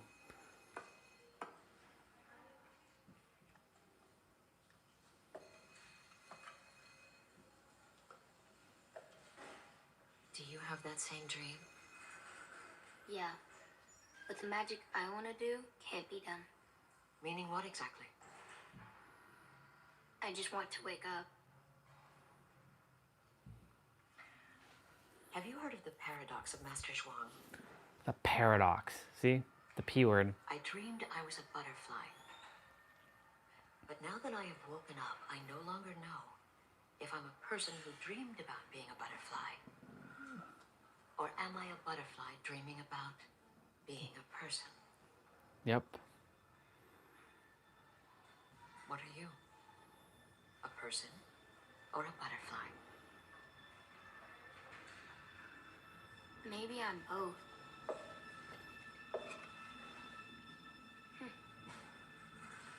Yeah. You are. Both God and human. All in the same breath. My name is Egon Tiedemann. Maybe we could start with you telling me your name. Tiedemann. Egon, yeah? Sure, of course. My only aim is to take many lives. The more, the better I feel. Are you a Satanist? Satanist? No. No, I'm a cop. You're a cop. That was a song from the 80s. I can promise you, you won't like it very much. Look into the camera. Tell me, why did you kill those children? I didn't kill those children, I tried to save them. What did you do with Helge? He's still alive. He must be, or those kids would be alive. So where is he now? Where is he? I can change it all. I can change the things that'll happen, but you must let me go to do it. Look over here. I beg you. Look at the camera. No! You know what we do with child murderers? Don't be a stupid asshole. Your mind's as small as everyone else's in this shit town. Let go. Let go of me! Have you already started drinking, or will you start after your wife leaves you and you realize what a pathetic piece of shit you are? Help me! Let me go! Please let me go. Just let me out to get my son!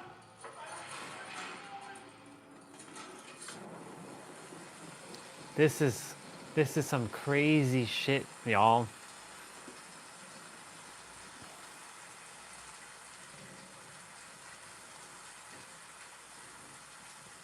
I waited for you on Thursday. Yeah, fuck. I'm sorry. Oh, come on. I didn't tell anyone about you being in the nut house. I lied for you. About France, baguettes, blah, blah, blah. Turns out you lie pretty well yourself. You don't even need me. Martha told me you kissed her. It happened, but I didn't want to. You didn't want what? To blow me off? To lie to me?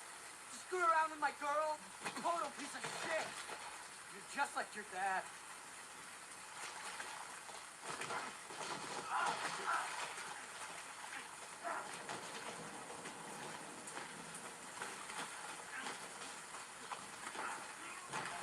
What the hell are you doing?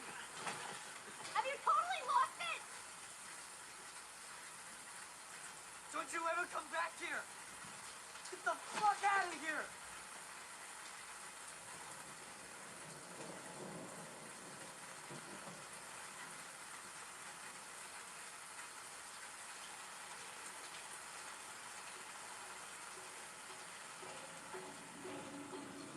Wow.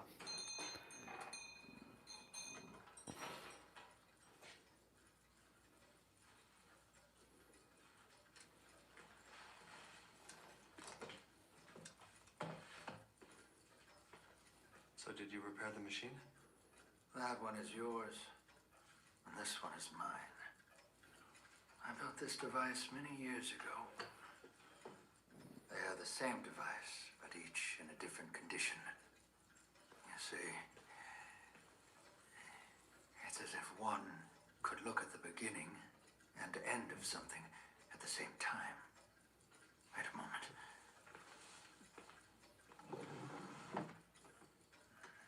This thing here, it sends a kind of signal. It transmits an electromagnetic pulse, as if it were trying to communicate with something. Now look at this here.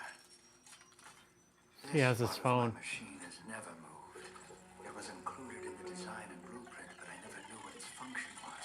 That part of my machine communicates with this device. It's not just the past that influences the future. It's the future that influenced the past. Yes, it So can. you see, if you hadn't shown me what the device would look like in the future, I wouldn't have been able to build it. Quite a paradox. It's all about paradoxes. And these openings didn't exist either. I still have no idea what their purpose is. What's that? Cesium-137. The radioactive isotope of cesium.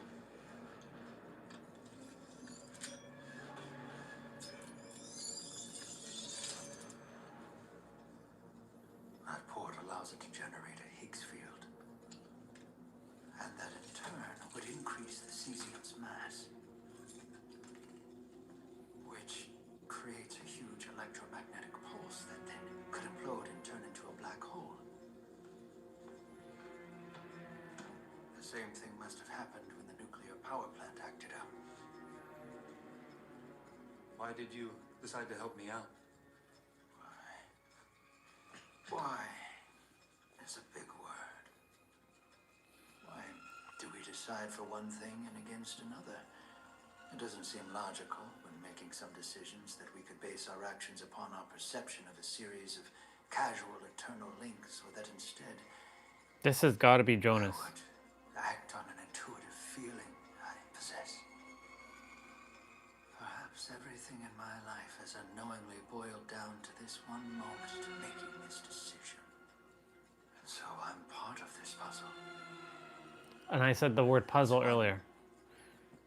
I can't influence or even understand.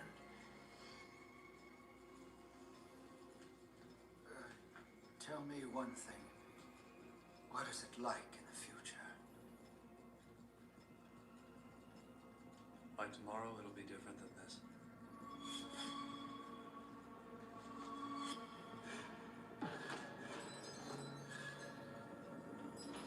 This is 1986. Yep. Your father was kidnapped as a kid, right? What was the exact date? It was... What year was it? 1953? 56? 53. The fall of 53. 53. 66 years ago. 2 times 33 years. It's all connected. Charlotte, listen. I have to talk to you. Later. I have to go. Goodbye.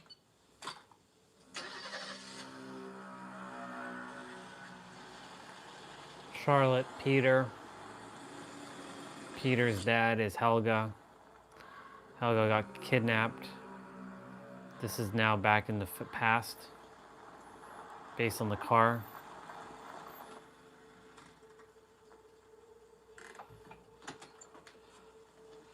Yep, here's Helga.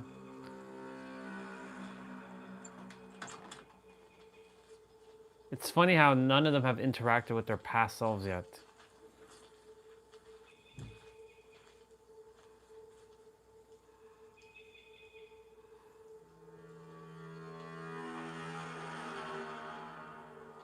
Don't you just love that creepy sound? Oh, finally. Can I help you, sir?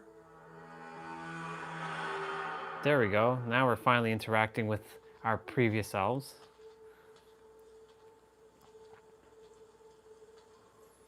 Are you here for me? You have to stop. Just what do I have to stop? He's using you. Those promises he makes to you are lies. You must think I'm someone else. You must think I'm someone else. I've said that before. Everything Noah says to you, it's just a lie. He's not the chosen one, and you're not the chosen one. And he doesn't want to save the world from evil. He is pure evil. Today is the day. The beginning and the end. Don't go making the same mistakes I made. Don't make the same mistakes I made. You have to stop. Hey, listen. You have to stop.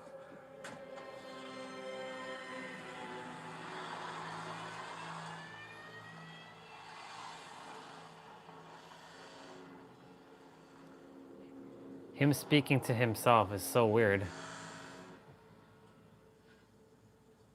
I have to stop.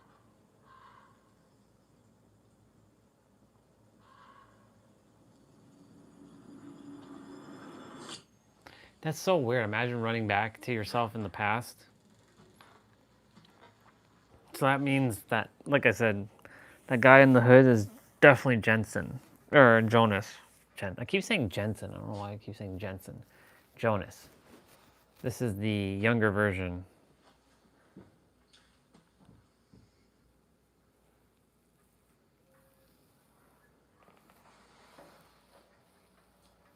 That means there's 10 more episodes. No, 16 more episodes. What happened to you?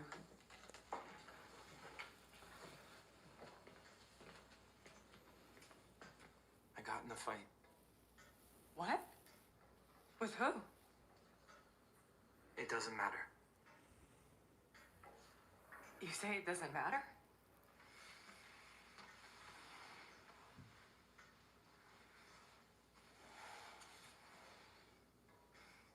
Everything will be fine.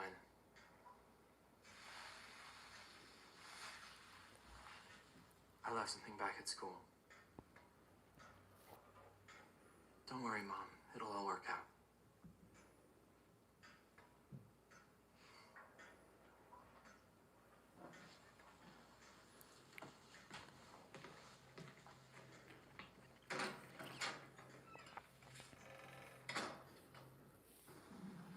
Charlotte asked me about the cabin. What if I'm supposed to watch this so that I can go back in the past and fix things? Even though there's nothing really to fix. But And Helga, maybe I'm going back into the past. what happened in 53? A few more hours and it will be over. Mats will live again. You believe her? Everything Claudia said would happen has all happened in the last 8 days. Just like it's written right here. Why are half the pages in there torn out?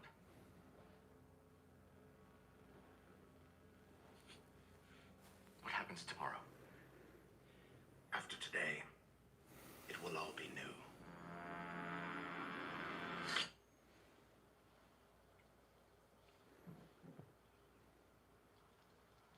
But if there is no God, then why do we go on believing in a lie? Because we prefer any lie to feeling pain. Way back, when I was a little boy, a man appeared. He looked like he'd been in the war. He didn't talk much. There was this profound sadness in his eyes.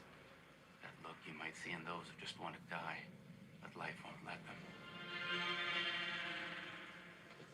He rented a room in our home, the bedroom right next to mine. Many times he would talk in his sleep. Confused words. But this one night he was suddenly very clear. He stood in the hallway with his eyes wide open and said, "Nothing is done in vain. Not a single breath, not a single step, not a single word, not any pain. It's all an eternal, wondrous miracle of one." I couldn't relate to his words. It was only years later when I myself felt such pain. Then I truly understood what he meant.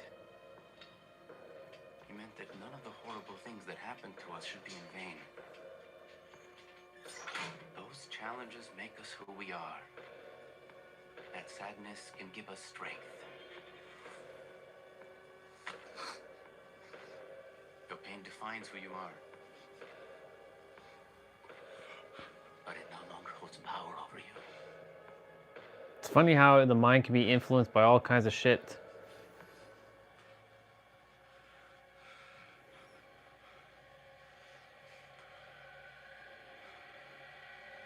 So who's next?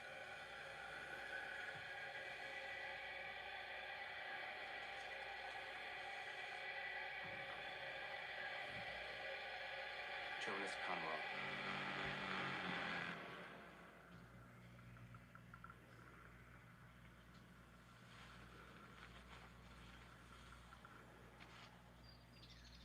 He's got to take out Jonas, but Jonas is here. Don't you worry, he will be just fine. You can always come and visit him. I'm here to take you to your new home. There's lots of other children there.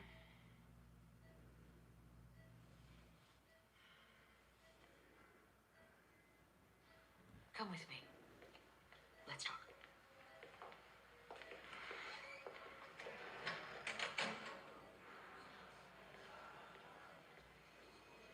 I've decided something about that boy. I want to adopt him.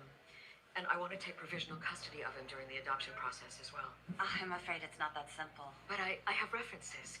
And I have a house. So But adopting a child's a very complicated process. I know that. This must seem like I'm being impulsive, but I'm serious. I care about him. This can't be decided right The boy here. likes me. And he does trust me. I'm the only person he'll talk to that's close to him. And also, I like him too.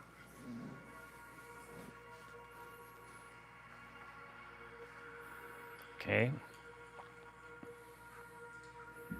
There's Charlotte, the young version of Charlotte.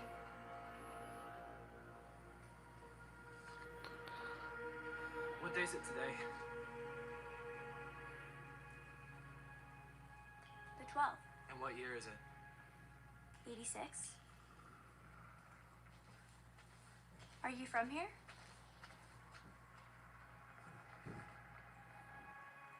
So what are you doing here? Bringing someone back from the dead. How's that work? It's pretty hard to explain. Can you bring these birds back? No, it only works when they're young. Before they've died. But then these birds aren't dead yet. Doesn't change that they'll pass away.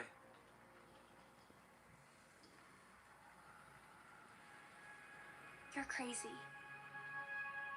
Maybe.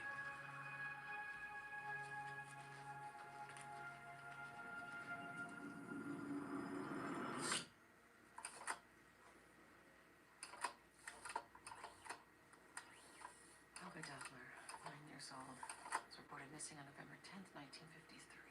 This kidnapping has been linked to an unknown person. Page 5.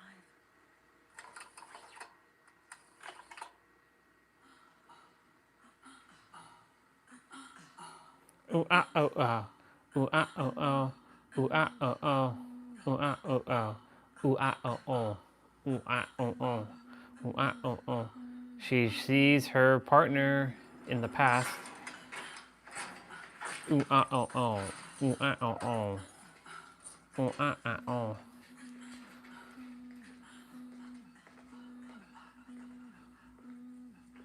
He's gonna take a beating? Please let me out.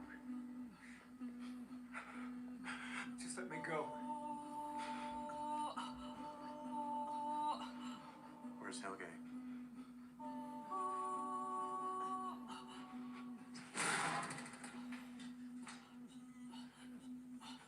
You don't want to talk?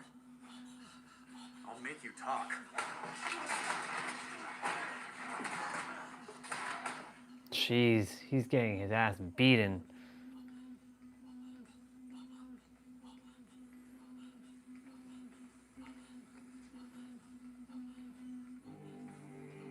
Okay, so what the fuck is he doing? What's he gonna do?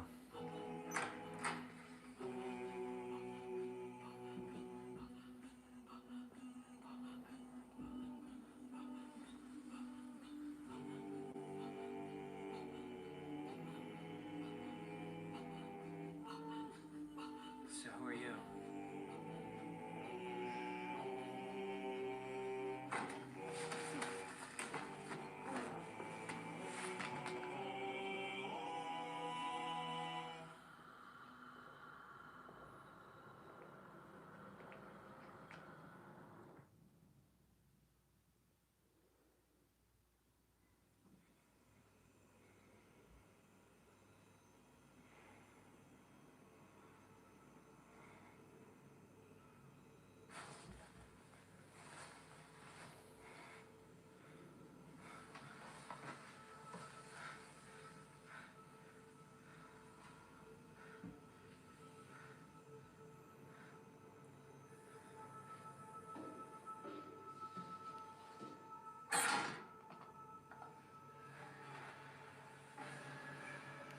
Oh shit. Need to be afraid. Hey! Hey, wait! Who are you? Why did you lock me in here? It wasn't me. It was Noah. Who's Noah? Where am I? What's this thing in here? That's kind of a prototype for a time machine. You're the guinea pig for it. That passageway in the cave is directly underneath this bunker. And if it's open, the energy runs through this room. But it needs to be increased. So it's not a DeLorean. There's no hissing or steam. The first time machine's a bunker with 4 walls. But it still doesn't quite work. Let me out. I can't. It's the only way for things to become normal again. Who are you? You don't know? I'm you. The letter. The one you burned. And yet it still exists. You will carry that letter for almost 33 years before you finally pass it on. To yourself. I'm you. I am you. Ha, I knew it. My name is Jonas Conwald. I sent you that letter. Or should I say, I sent it to me. Everything that you experience, I've already experienced. So I burned the letter just as you did, but then I got it back from our grandmother. I've already had this conversation, but I was on the other side then. We think we have free will, but we don't. We follow the same old path. Again and again. This is safe! That doesn't make any sense! You can decide to let me go right now! Come on, let me out! For a while, I thought this was crazy. That I was crazy. But if I were to let you out of there, then you'll never become who I am today. If I change my past now, that would alter who I am in the present. Then I wouldn't be able to destroy that black hole once and for all. Why'd you give Martha that kiss? We have no free will in what we do, because we're not free in what we want. We can't overcome what's deep inside us. Stop it. Stop. No more, please. I want Mikkel back. I want things to go back to when they were normal. I want all this sick shit to stop happening, guys! You still do. 33 years later, I still want to make that happen. But Mikkel, our father's just a small part of this sprawling sickness. I've seen things no one should ever see. I'm sorry.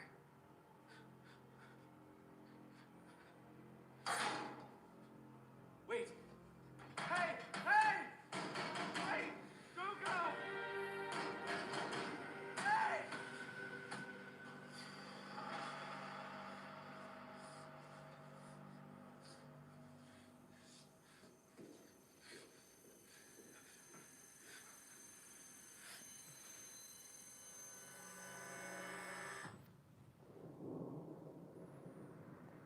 That's some next level shit right there.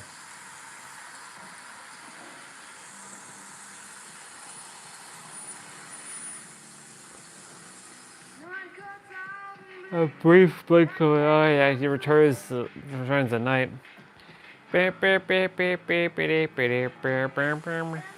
Somehow the future starts somewhere, sometime. I won't wait for long.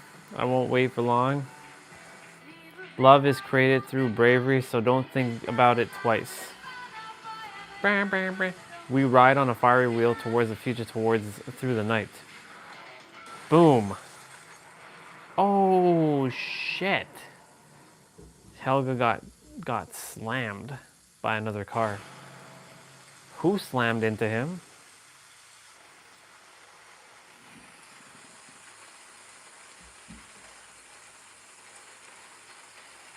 Okay, Helga got fucked. But who slammed into him like that?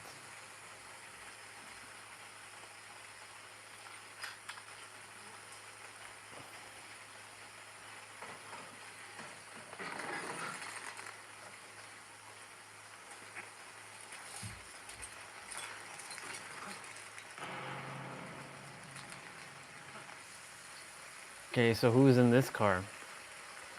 It looks like a Dodge Charger, like Dominic Toretto. Who's coming out of this car?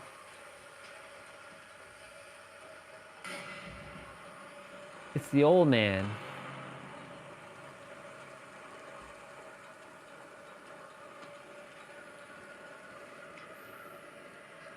They're attempting to stop free will, essentially. Or they're attempting to stop destiny and create free will.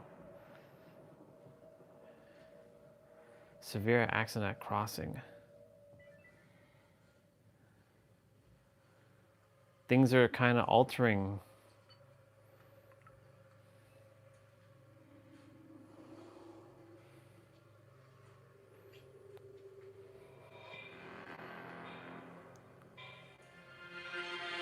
Was Will Noah?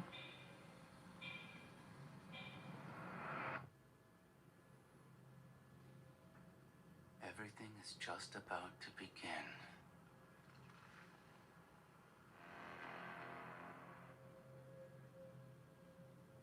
The older Jonas will destroy the whole, but no. He doesn't realize that by destroying it, he will be the one that triggers its existence. What a paradox. The cesium in that useless machine of his will never destroy that black hole. Instead, it is what will create it in the first place. Yep. He thinks he's a savior. But Claudia lied to him. Most people are nothing but pawns on a chessboard, moved by an unknown hand. Their lives only exist to be sacrificed for a much higher goal.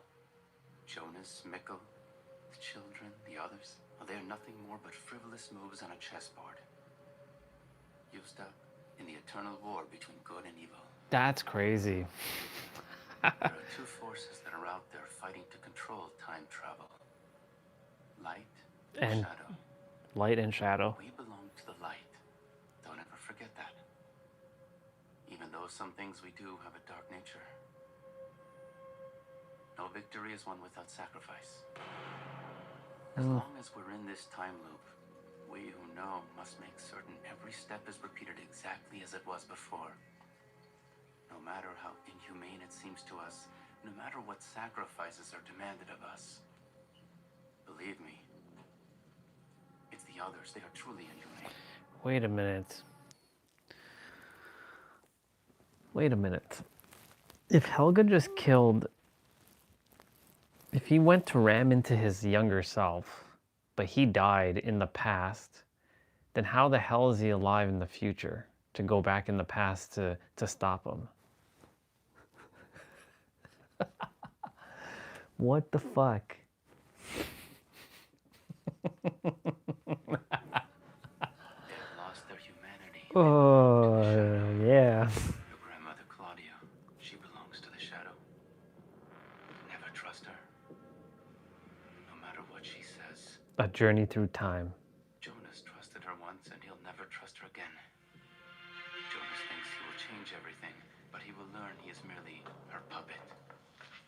And he doesn't deserve any better. This priest guy is just... He's hand... Time is an infinite field. Millions and millions of interlocking wheels. So we have to be patient to be victorious. But our time will come.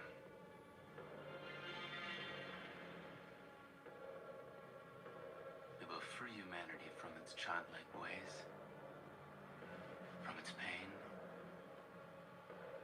But you must be strong. Can you do that? He's talking to Bartosz. Yeah. In the car. Noah. Noah's like the evil dude who's a priest. It is time. That's pretty messed up when you think about time like this. Like it doesn't follow any logic sense.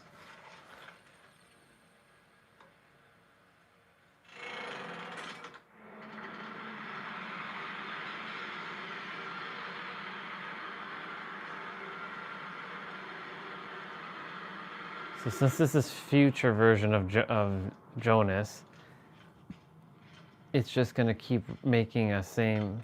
Maybe he stops potentially. Maybe he changes the course.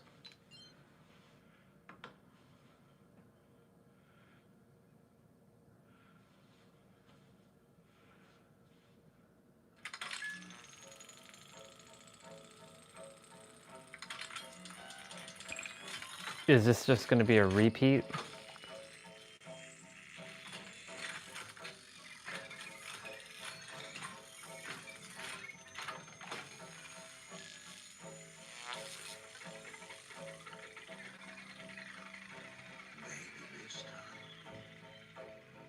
Maybe this time I'll outwit my past. I throw away the numbers, the keys, and all the cards. Maybe I can carve out a living in the cold at the outskirts. Who the fuck is that? Oh, he's creating a black hole.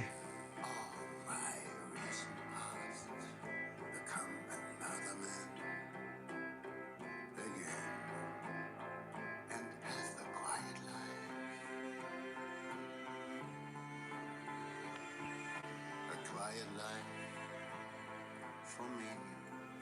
Oh my God, it's crazy. Quiet life. A quiet life Katerina. for me. She's attempting to call Ulrich, A quiet life but his phone can't be reached. and a quiet life for me. I lost my rent. I lost my room. I started once anew. A journey through time.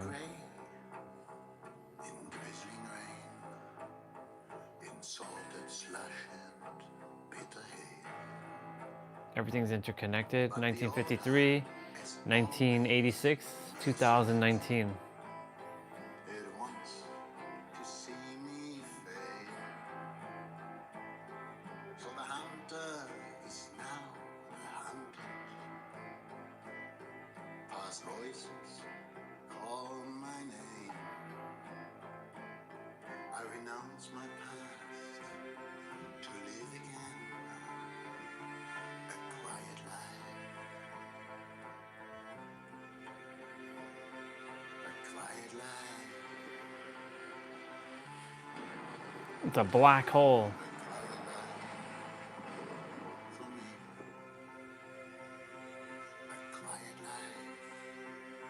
For someone, For Mother's Day 1986. for me.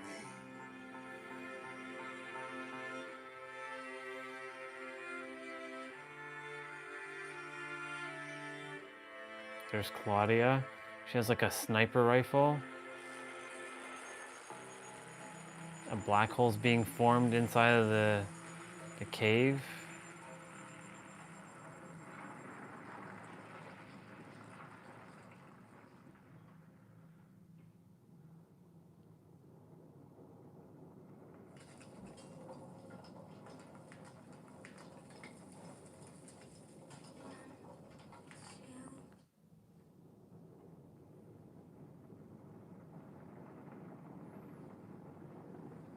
Everything's connected through time.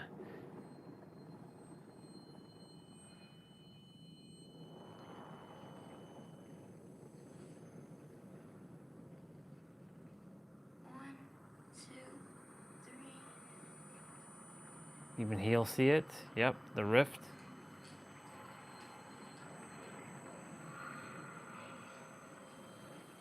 He can see him, and they can see.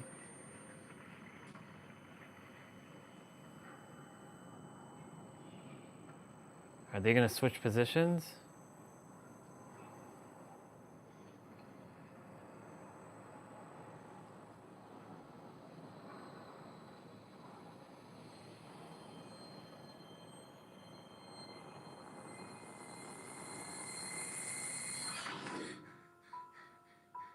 They switched.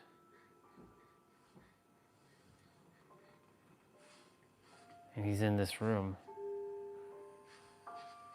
Oh yeah, we see the scene again. That's right.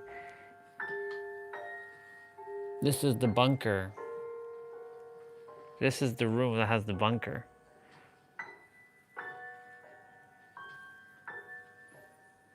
And it repeats itself again. He touches that, yeah.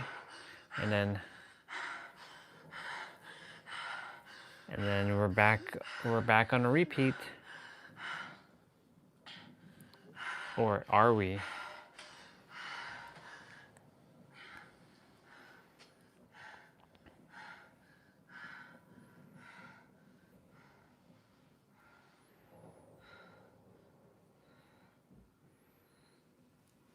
Ooh, there's a...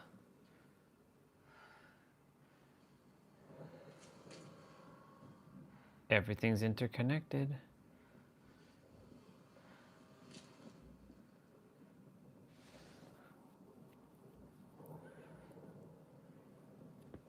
Yep.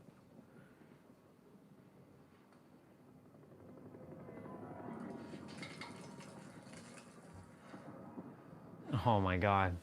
I wonder how they're gonna solve this time loop.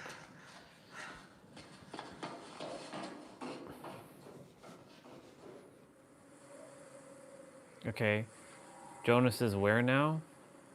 Where is this? What year is this? What's 33 years after in 2019?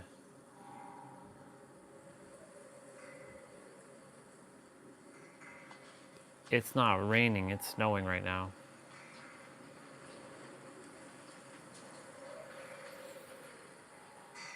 (2019). So let's do some math.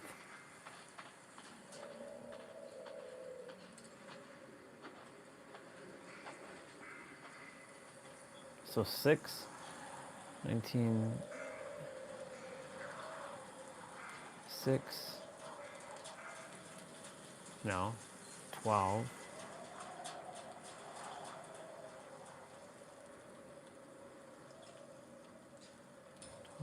1,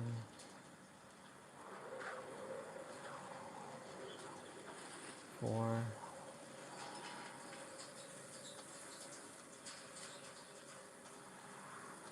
2046. Is he in 2046 now?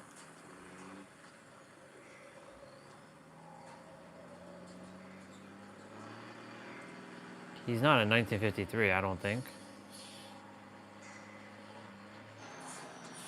Hey, you! Hands up! On the ground, now! This is 2046. Who are you?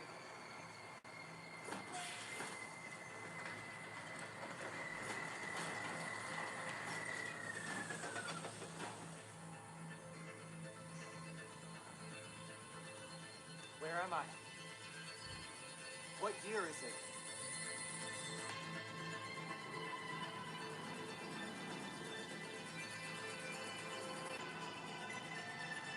$2046. Oh my god, I knew it.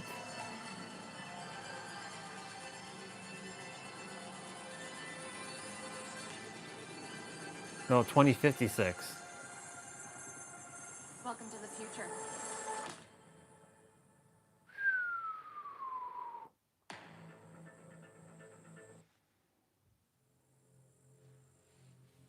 Oh my god. Oh my god. 2050, I think it's 2056.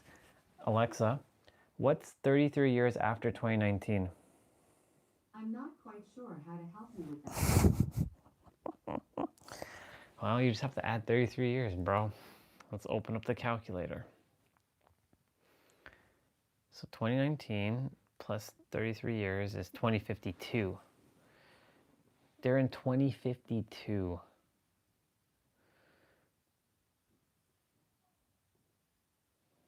I don't know why I said 46. I was thinking like 9 plus 3 is 6 for some weird reason. Nah. 2052. Holy shit. Welcome to the future. Bang. That's wild. That's fucking crazy.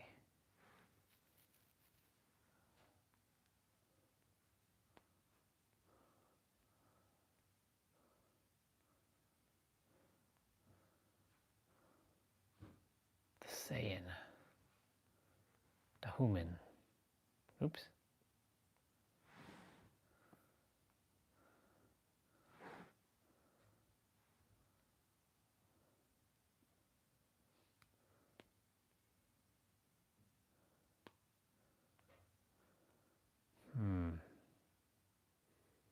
You already belong. You already are holy. You are already loved. Yeah. What else? Now you too.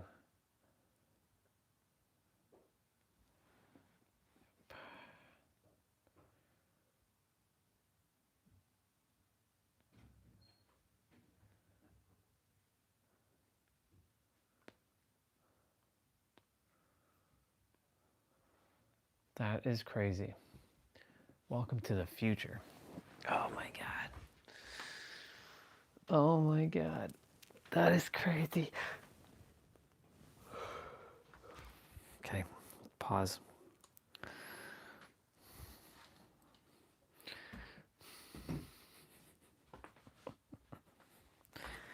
Oh my god.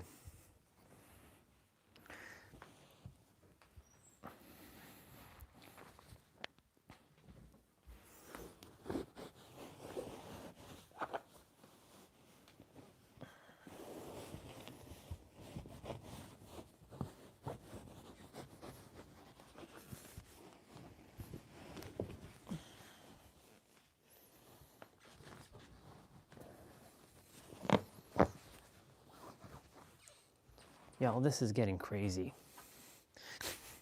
Welcome to the future. What year is this?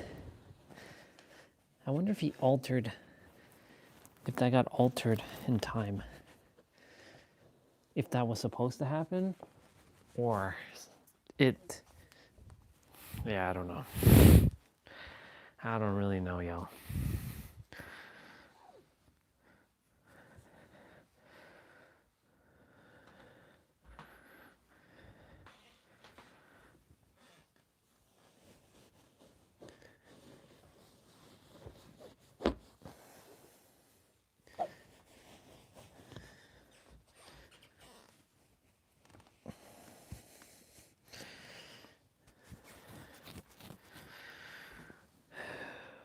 Okay.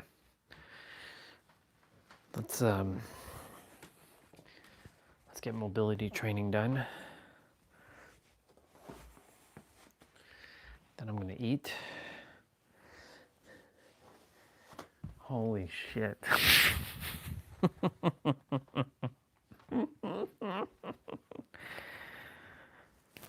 Oh my god, that's crazy. That is crazy, y'all.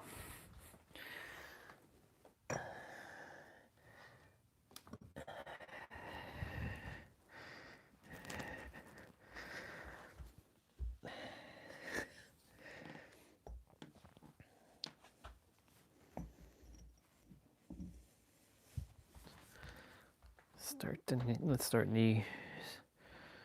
1, 2, 3, 4, 5, 6, 7, 8, 9, 10, 11, 12, 13, 14, 15, 16, 17, 18, 19, 20, 1, 2, 3, 4, 5, 6, 7, 8, 9.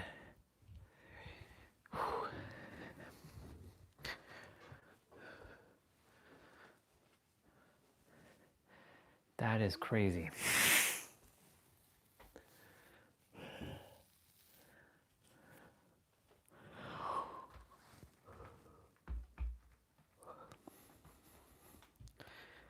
One, 2, 3, 4, 5, 6, 7, 8, 9, 10, 11,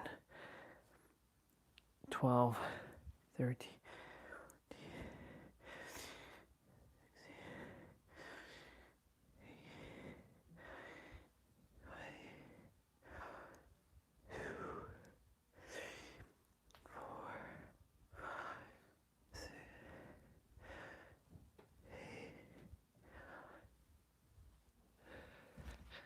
So, if there's a third, then there must be the fourth.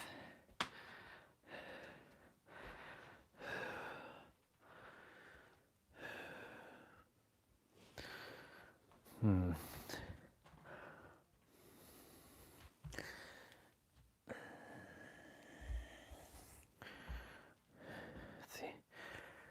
1, 2, 3, 4, 5, 6, 7, 8, 9, 11.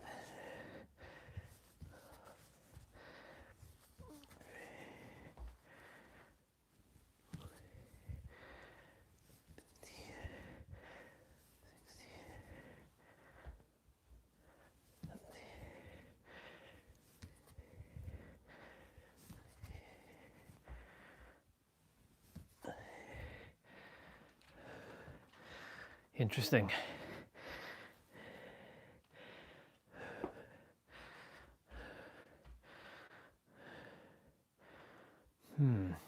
I'm going to do that one shortly.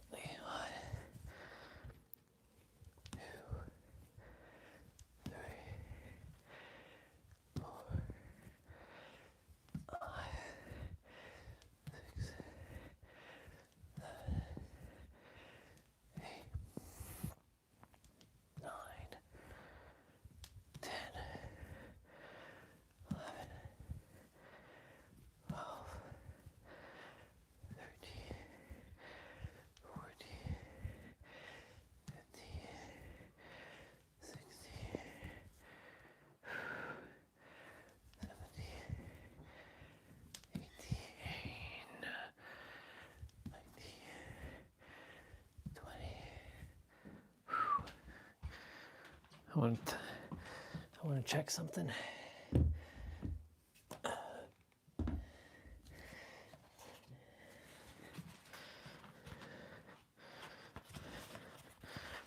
much higher is that?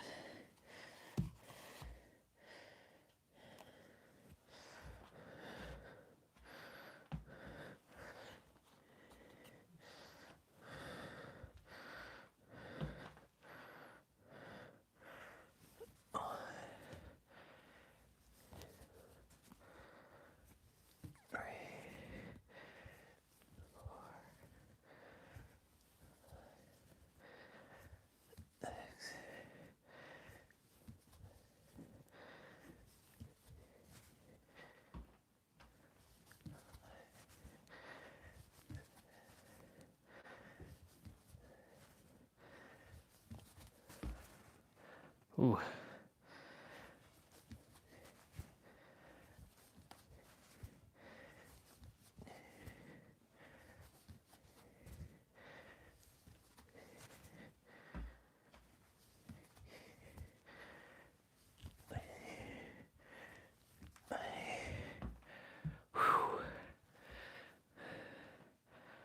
I got taller.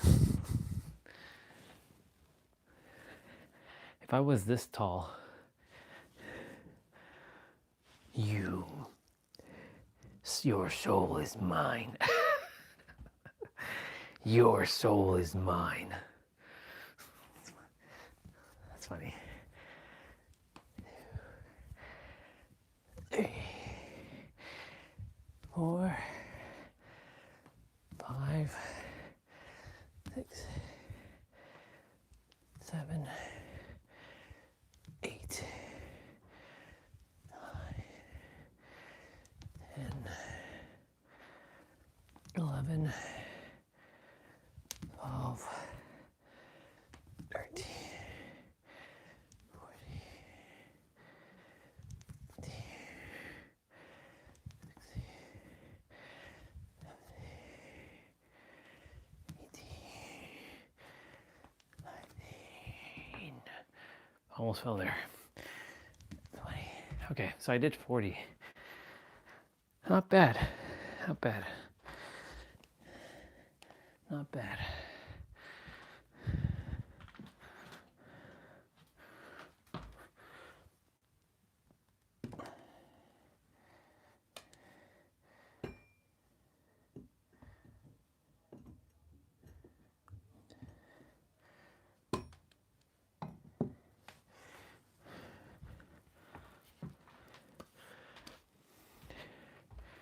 Let me go outside for a moment. Breathe some fresh air.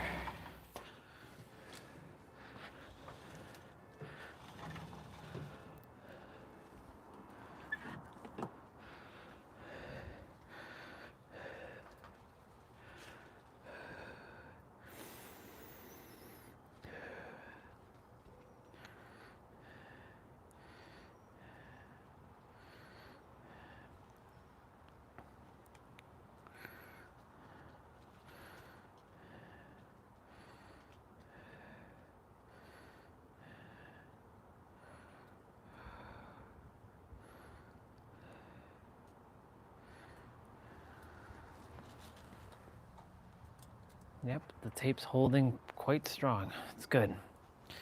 I did good.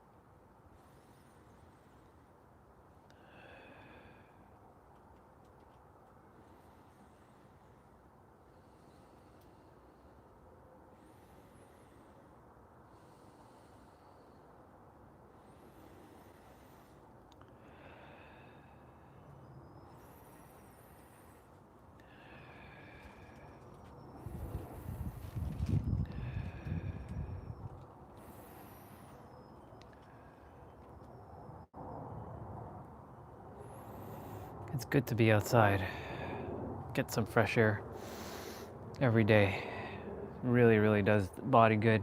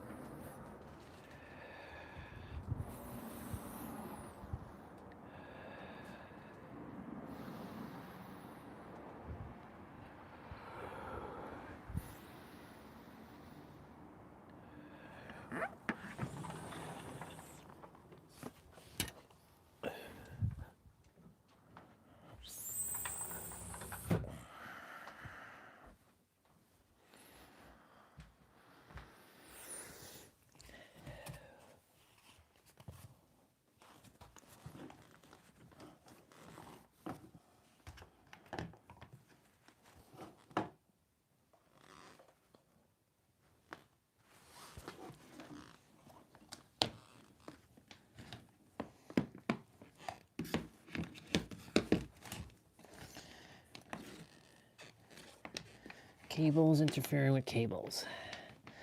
Gotta love it. Gots to love it.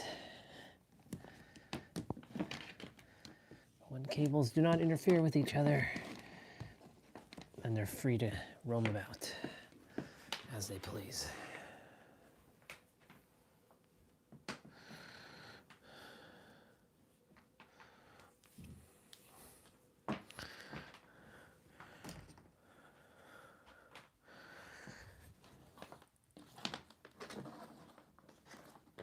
That looks like a tripping hazard right there.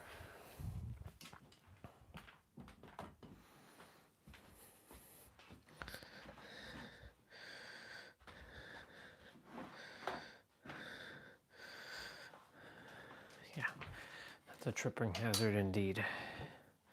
So, let's bring these two up here. When I require it, I'll use it.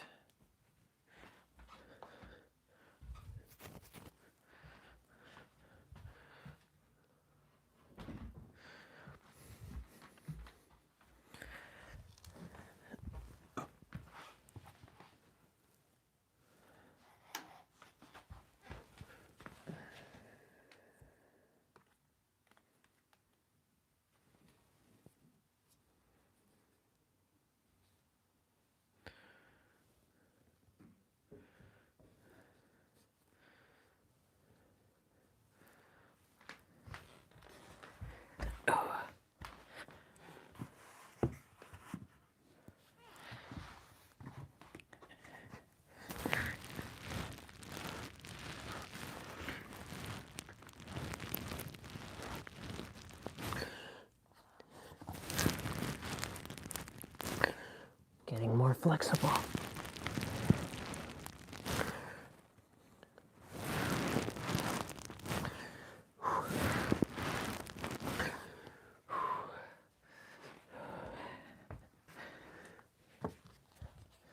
Awesome.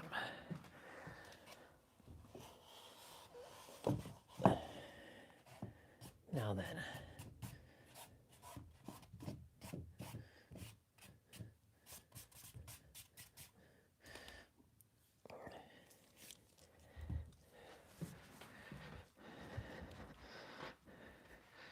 I did this earlier.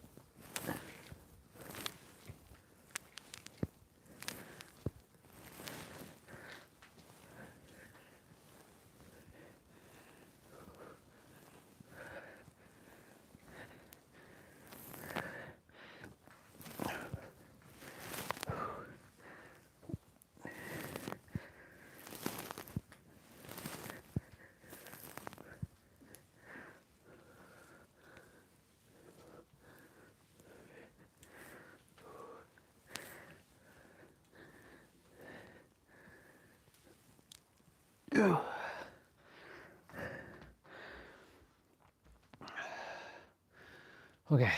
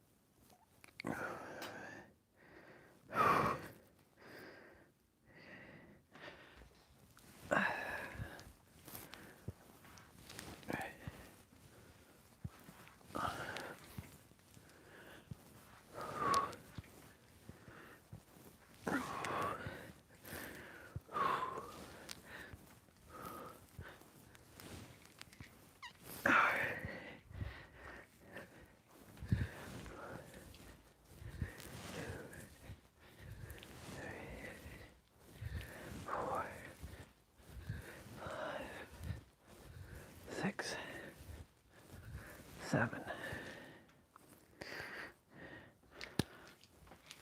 1, 2, 3, 4, 5, 6, 7. 1, 2, 3,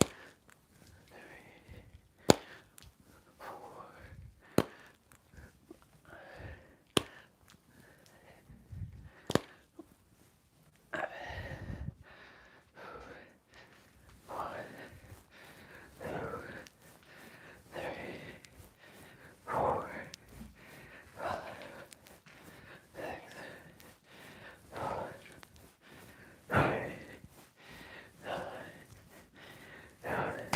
Ow. 11, 13, 14.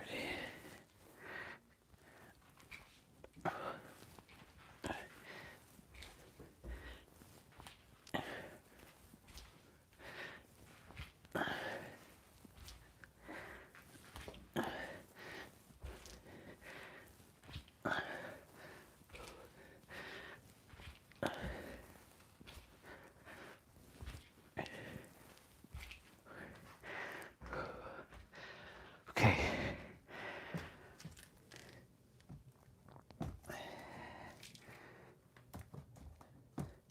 Very good.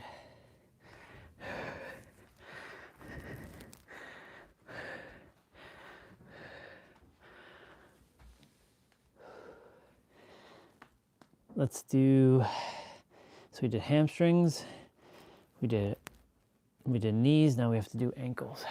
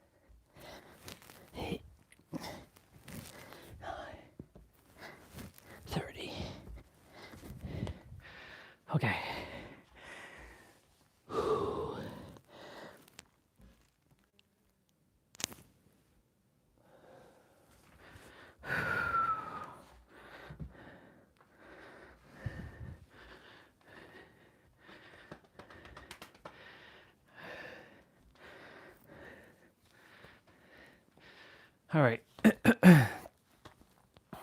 do 90-90s.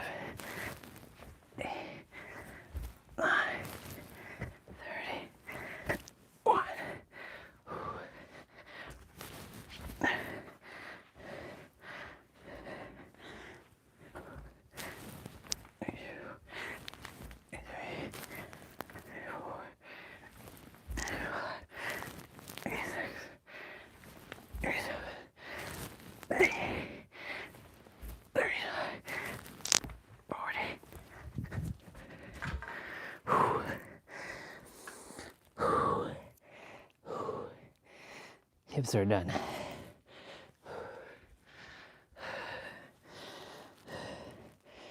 All right, now let's put back on our shoes.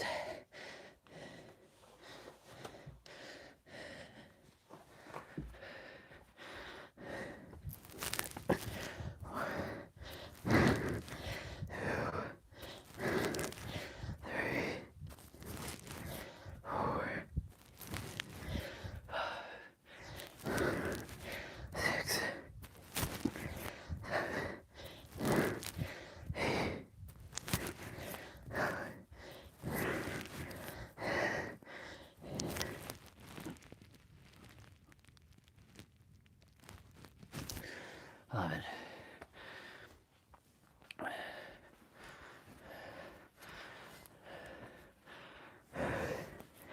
Very good.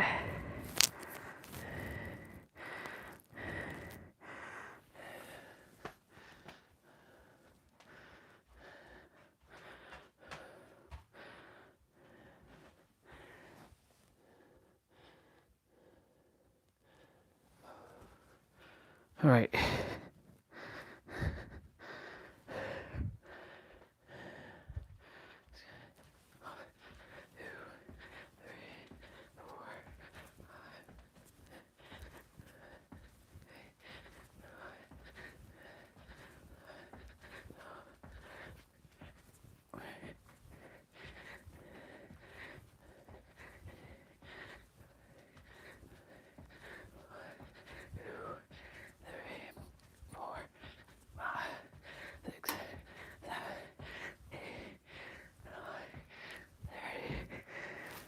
You know, breaking it up into segments is actually very good. You know, coming back from the walk, doing the 55s, grabbing a meal, sitting, watching some episodes, and then getting up, doing the mobility training. This is that whole small, simple steps, breaking it down into a manageable chunk, getting this done, grabbing meal, eating, watching a few episodes, doing training, stretching, and then showering and all that stuff, and we're done.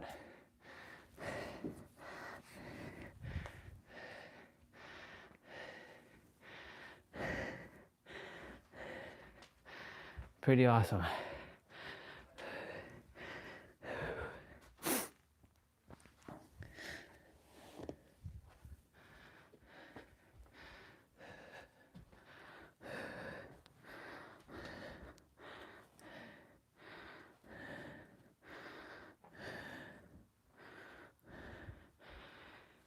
Whew. Very good.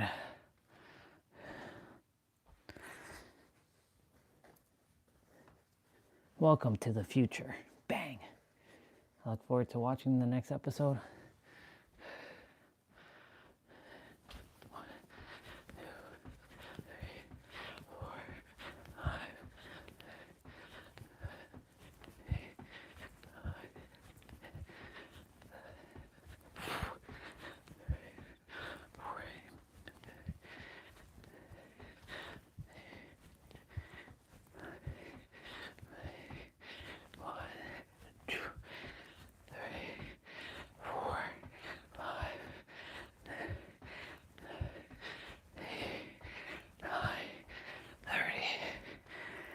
Fuck yeah.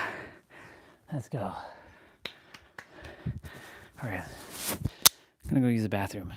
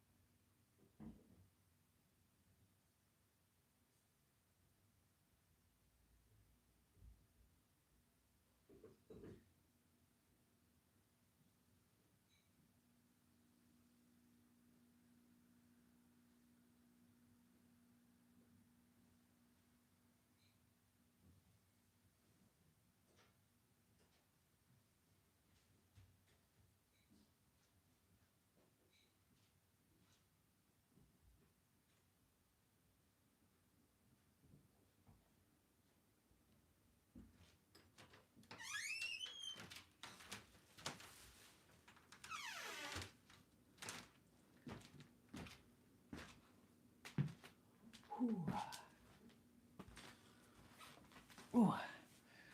Very good.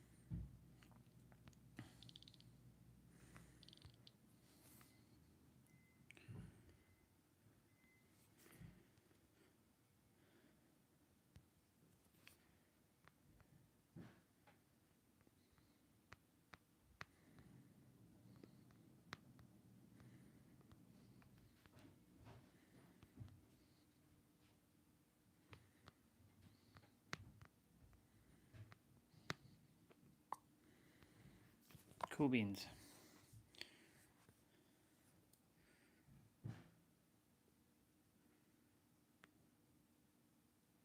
Everyone wants to network. Nobody wants to network with someone who needs something. Everyone wants to network with someone who has something. Build value before you build connections. Becoming interesting before you become interested. The best network strategy is being worth knowing.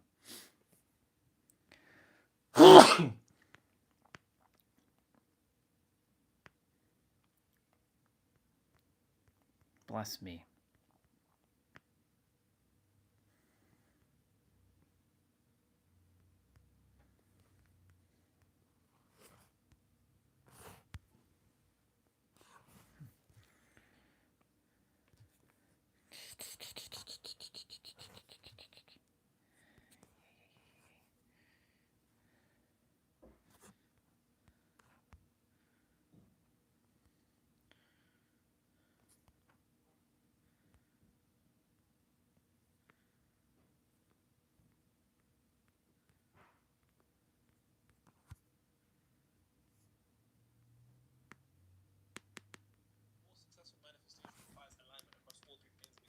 Mental, physical, spiritual, all three. But if in the spiritual plane you're being fucked up by an entity that you're unaware of because you don't even understand how it works, then you don't understand that the base goal of any particular entity is to take up as much mental real estate in your head as possible. But if you're unaware of the fact that there's something taking mental real estate upon your head, you're going to be unaware that something's even there. And if you're unaware that something's even there, then you don't have the capability of changing it.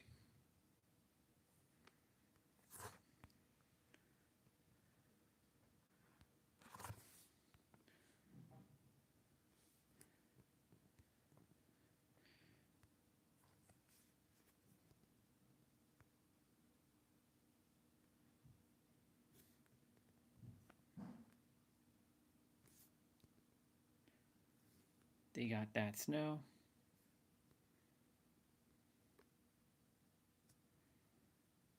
The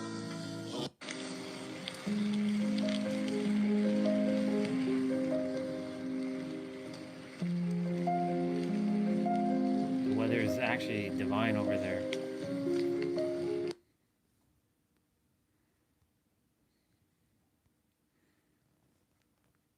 There's a time and place for everything.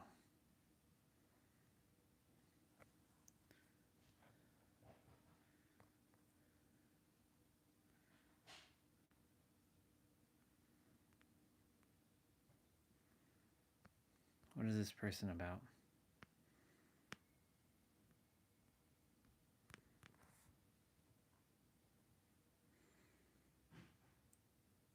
If I get unlocked and go with MHD, will it automatically be MHD plus?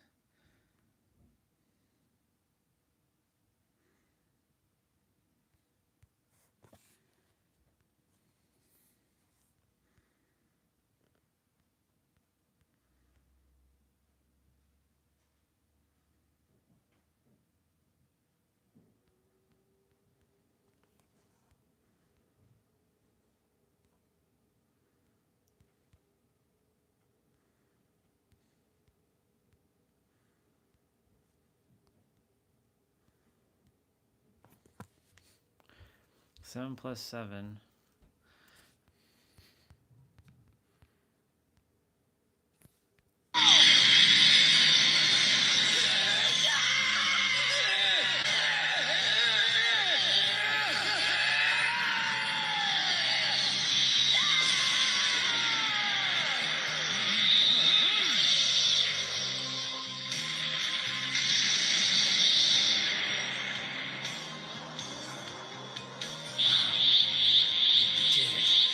My son is a Super Saiyan.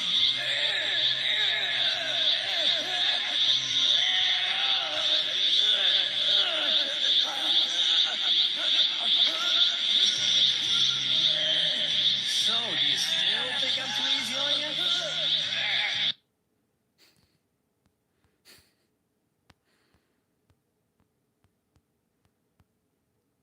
Supras.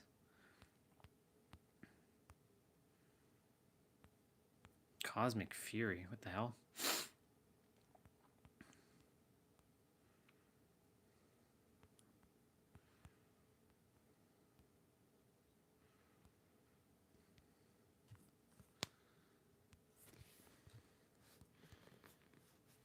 Ooh, that's a good picture of Goku.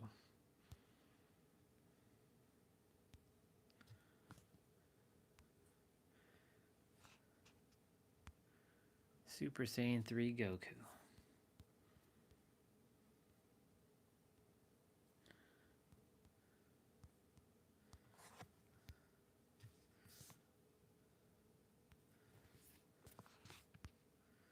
All right.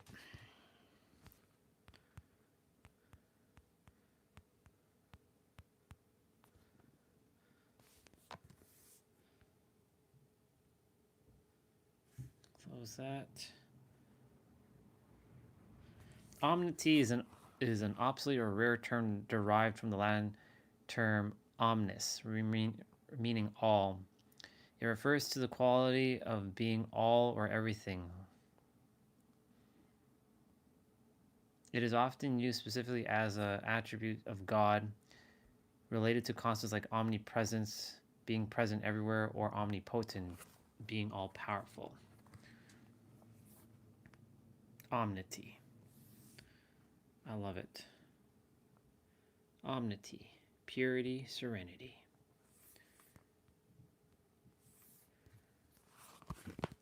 All right, food time.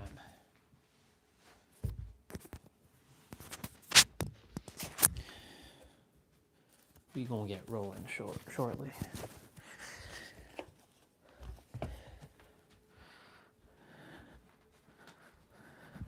I should have hit 10K by now. Yes, I sure did.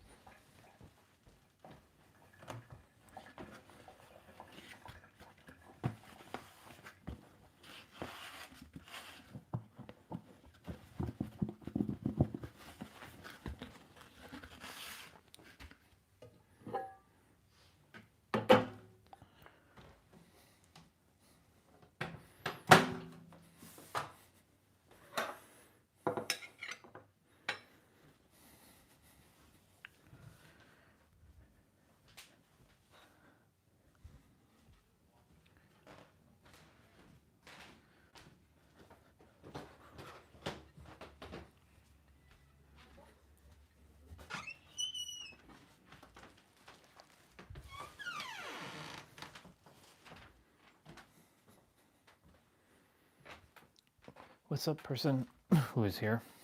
I'm back. Oh yeah. Grab food and watch another episode. I already did my mobility training, my 55s. I'm breaking it up into segments.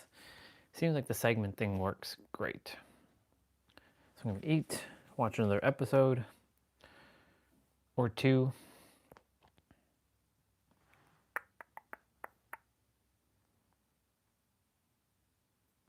What's the notification?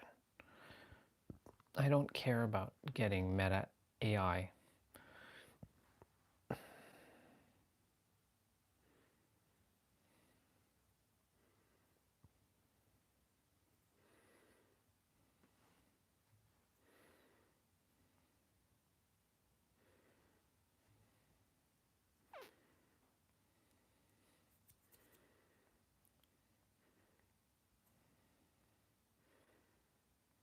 Dark.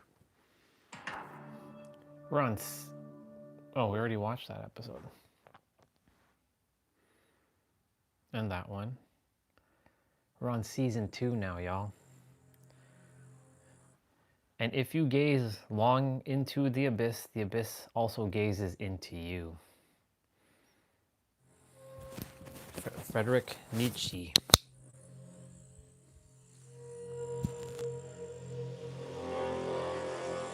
He's in the future now.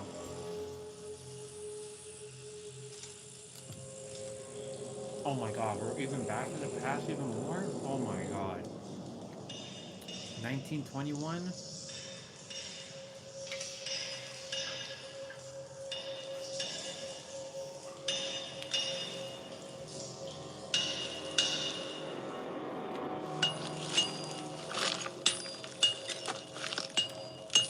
Is someone building that?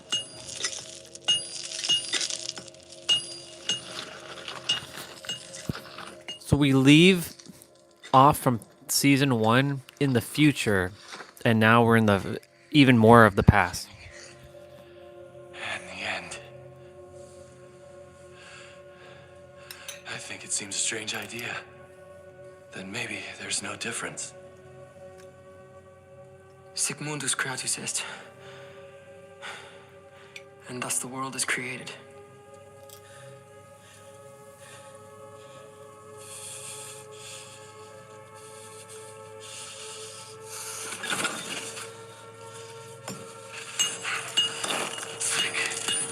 Mundus creatus est.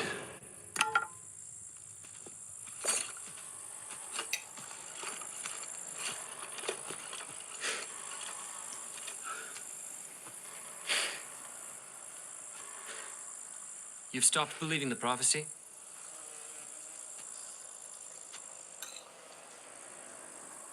I believe in the irony of fate.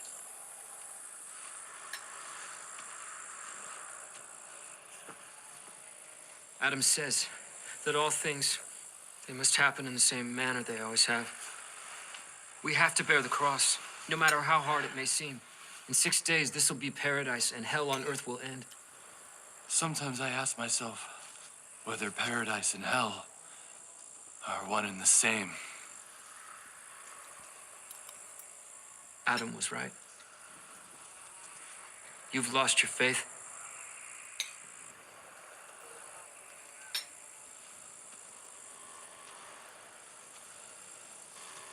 And is that why he sent you? I've waited for this moment for ages. Interesting that it should be you.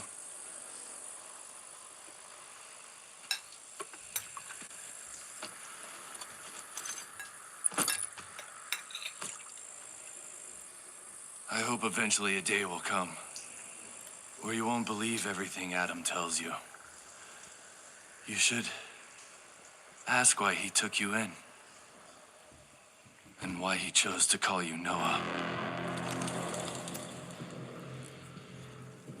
Interesting.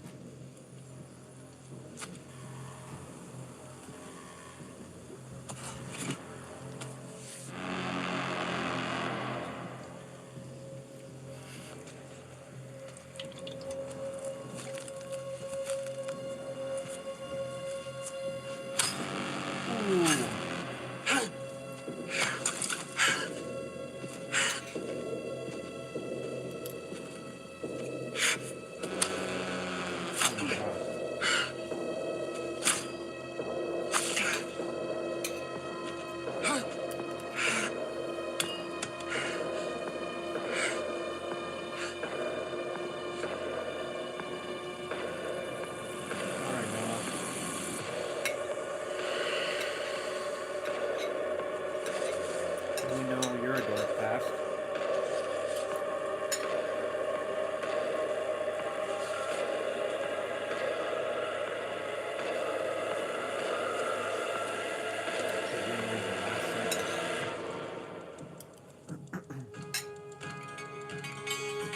Fall down your hands, give me a sign, put down your lies. Lay down next to me. Same intro music, but different different scenes.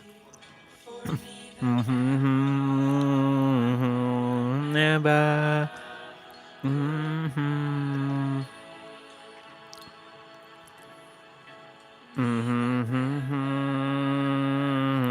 Never back.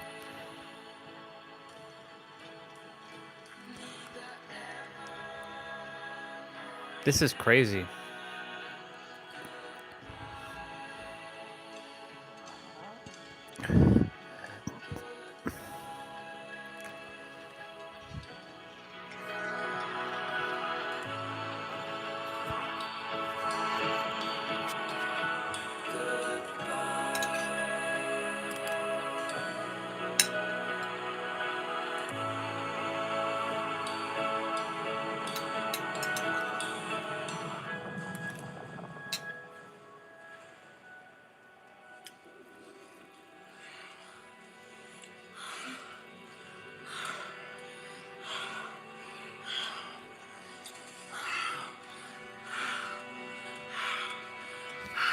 They be getting it on.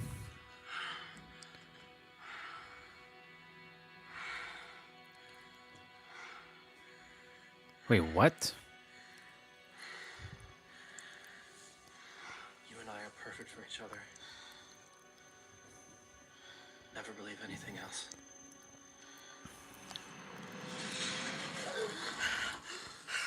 Oh my god.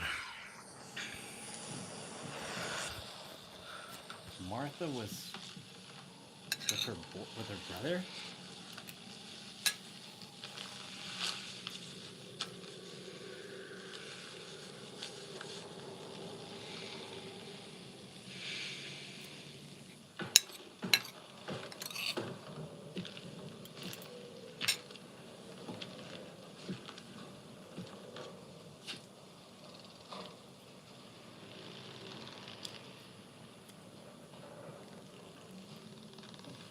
This is crazy.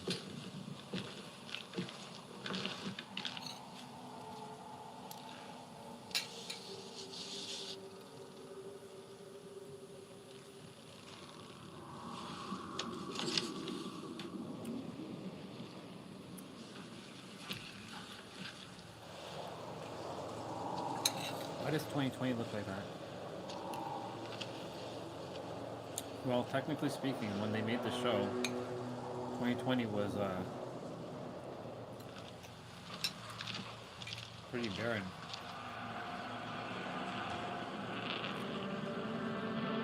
But we didn't have flying things like that yet.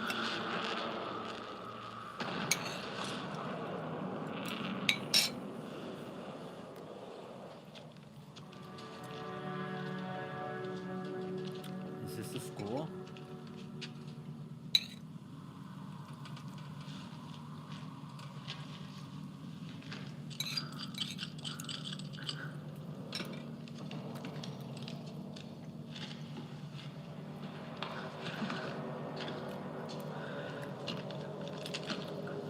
Torn, ravaged world set in a post-apocalyptic setting.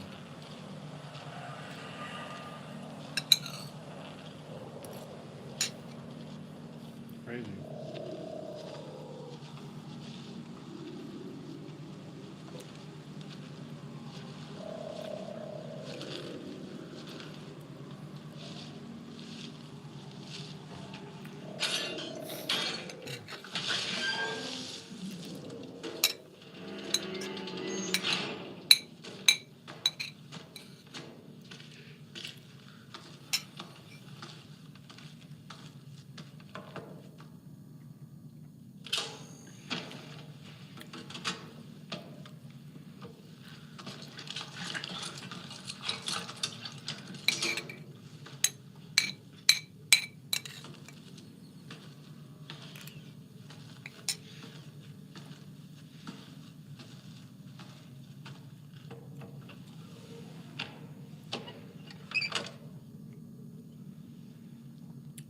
Those cassettes.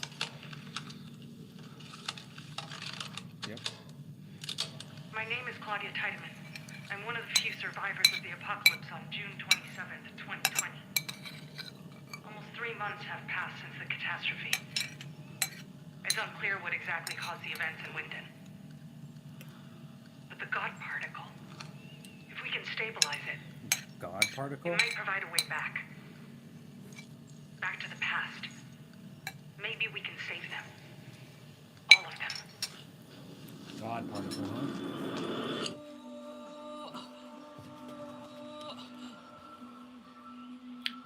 June 21st, 2020, 6 days until the Good apocalypse. morning, sleepyheads. It's the first week of the summer holidays, and the weather couldn't be nicer for a day at the beach.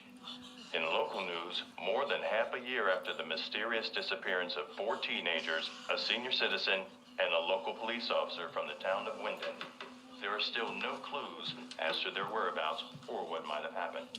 A federal police task force will now assist with the investigation.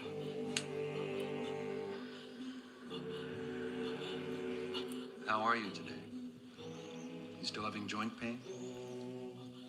Nausea? To be honest, your lab results are worrying me a bit. I think we should admit you again. No, Oh shit. of course not. I'm staying at home.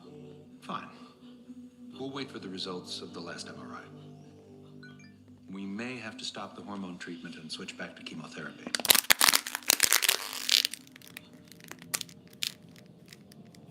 He that has eyes to see and ears to hear may convince himself that no mortal can keep a secret. If his lips are silent, he chatters with his fingertips. Betrayal oozes out of him at every pore. That was Freud, and I'm Clausen, head of the task force for Wyndon. As of today, I'm in charge of the unsolved missing cases of the past year. The aim of this task force is to reinvestigate the case from the beginning, to assess all of the circumstantial evidence and make sense of the secrets that remain hidden, undiscovered until we find them. In the next few days, some of you will receive subpoenas to appear for another round of questions. Yes? You keep saying we. What do you mean by that? Myself and Mrs. Doppler, who is still assigned to these cases. 6 people have been missing for months now. And this is what they send us? This is what you call a task force? 1 person. And the woman who hasn't found anyone.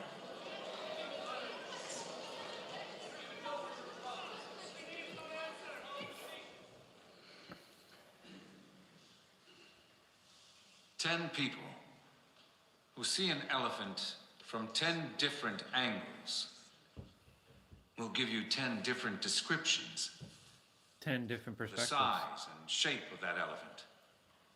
But a single person who looks at that same elephant from all 10 different perspectives instead will be able to piece together all of his observations and eventually arrive at the only reasonable conclusion. My son is still gone. The next time I need to find an elephant, though, I'll be in touch. Did your mother talk at home? About the investigation, I mean. Not to us. So we just sit and wait. Nothing happens. Francisca.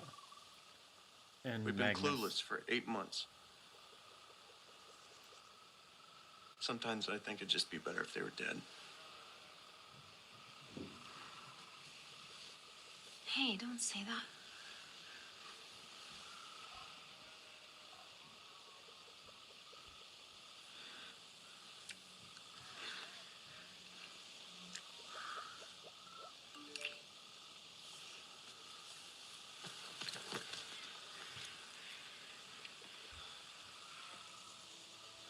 I better go. Where are you going? Elizabeth's been staying at her friend's. I'll call you later, okay?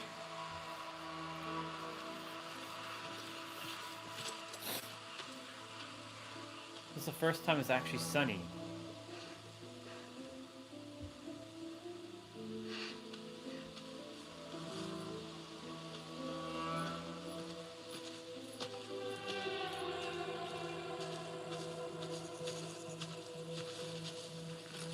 right? So this is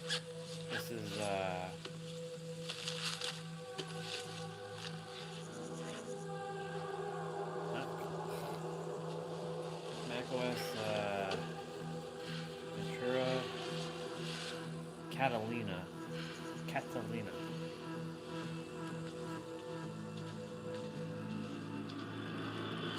Her name I keep forgetting. Catalina. Catalina. Catalina. Catalina. Catalina. Man, this is crazy. We went from 1953, 1986, 2019. Now they're in 2020. They went up to 2054, and they're in 2020, post-apocalyptic era, which is funny because the show was made in 2017. So did this show predict 2020 when everybody was wearing masks and shit? And the world was basically barren, post-apocalyptic world.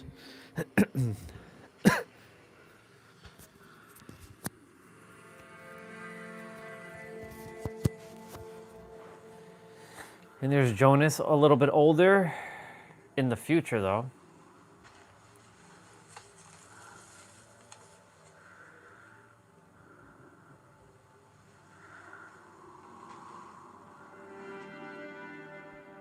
Martha Nielsen died June 27th, 2020. So she's gonna die? What the fuck? But I felt like she hit him with the gun in the future. Welcome to the future, 2054. Bang. Thought it was her that smashed him in the face with the gun barrel.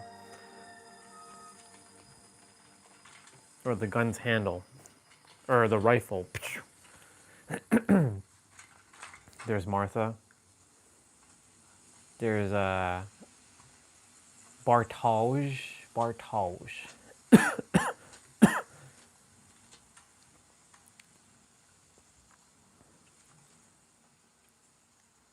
Tried calling you these last few days. Bartosz. There's a lot going on. Bartosz. I wanted to talk. I have for a while. Don't worry about it. I think it's better this way.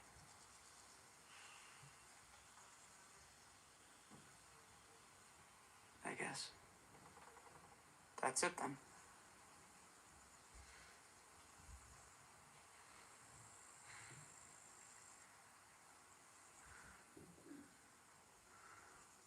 It's because of him. Because of Jonas. What? Hey, what does that have to do with it? We hardly ever see each other. I don't... You've really changed. Why I'm does thinking that you're hiding something.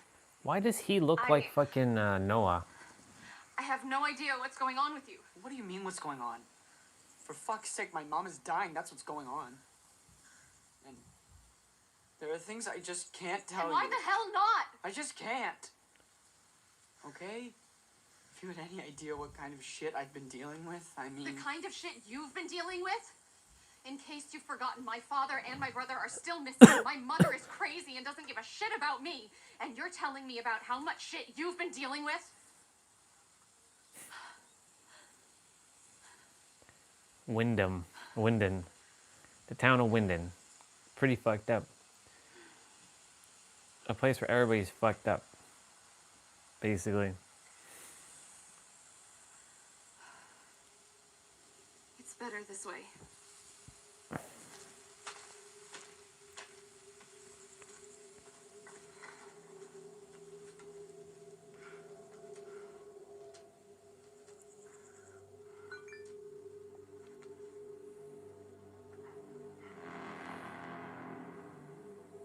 This evening.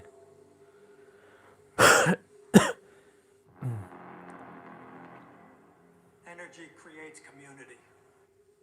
Nuclear power was, is, and always will be the only viable option. Nothing is more reliable, cheaper, or as safe. The outside world, however, demands progress. In 7 days, our plant will close for good. This will be a life-altering adjustment for all of us. I would like to thank you for your loyalty. Without all of you, the Wyndham plant, as we know it, could never have existed. And so for these last 6 days, let us fill this place with the spirit of our community, as we always have. And why are they closing it?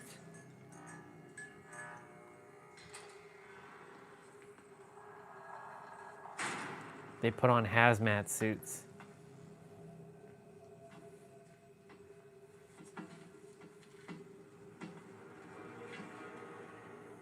Everything is ready for transport, on schedule. And the decommissioning?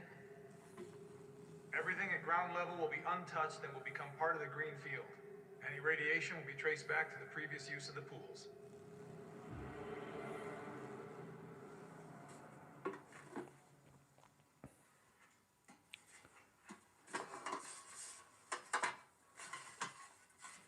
Passport and gun.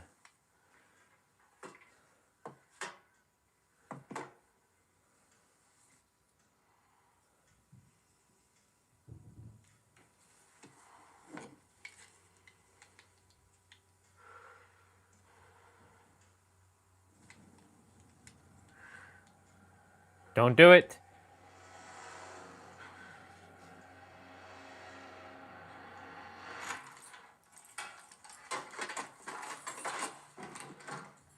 Hello?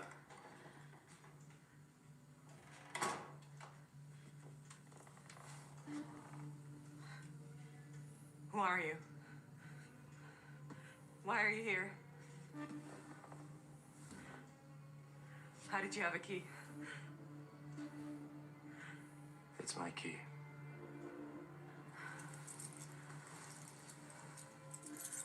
What are you saying? Your key? I know this is all going to sound like it makes no sense, but I want you to hear me out. You remember the yellow bike? The bike you and Dad gave me for my 8th birthday. I drove it into a ditch on the very first day. I got that cut on my arm, here.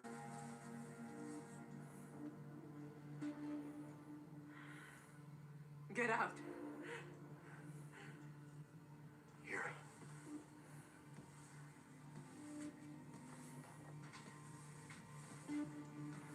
Dad was making pancakes.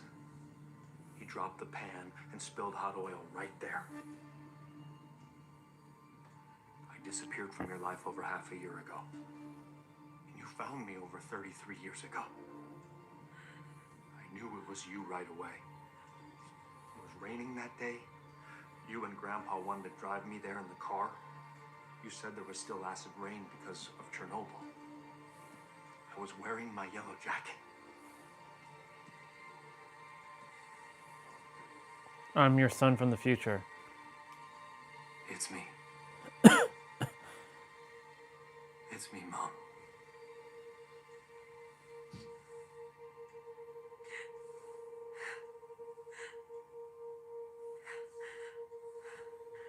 Jonas? How can it be you?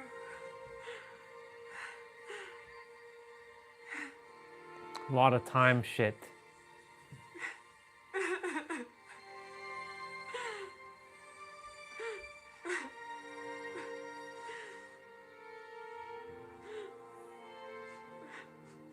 There are no coincidences. Every path is predetermined. Everything happens when it is supposed to. At the right time. At the right place. As if the world was a carpet made up of a network of infinite threads. Each in its place. But only a handful of people know where their journey will take them. Only a handful of people know where their dream's gonna take them. You've taken your first step. Okay, so that's some 1920s shit right here. I had that same feeling. It will pass. Noah speaking to Noah. Adam, why did he take us in? Certain things are still hidden from you, but they will come to light, little by little. It's all a matter of timing. How do we know what's right and what's wrong? What's good and what's evil? By listening to our inner voice and choosing not to follow anyone but ourselves. Our true character shows not only in our deeds, but also in their purpose. I am you. And you are me. I am your inner voice. Never forget. Everything's connected. You, me, the past, The future. and the future. Whoa.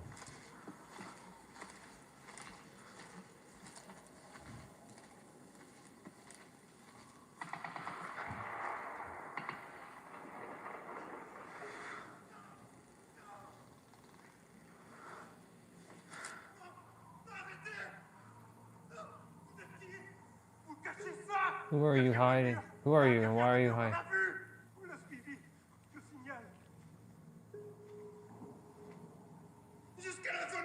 Till the dead zone. You're hiding God.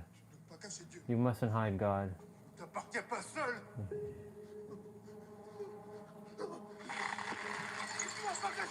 You mustn't hide God.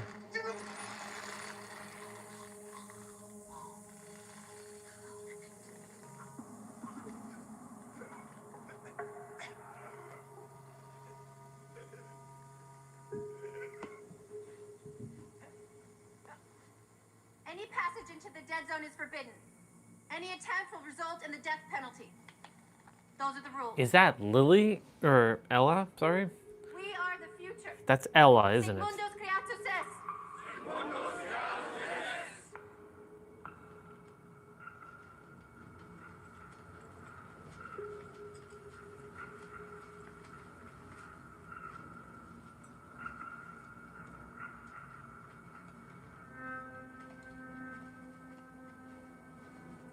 Where were you?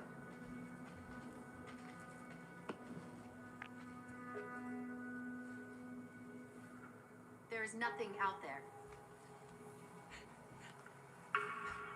Our only hope is in the passage. Those without faith are already dead. The prophecy will be fulfilled. The passage will open and lead us to paradise. Those without faith are already dead? They are all dead. My family, my friends, everybody dies. In my time, in 6 days. I don't need your fucking paradise. I just want to go home. What's behind that wall?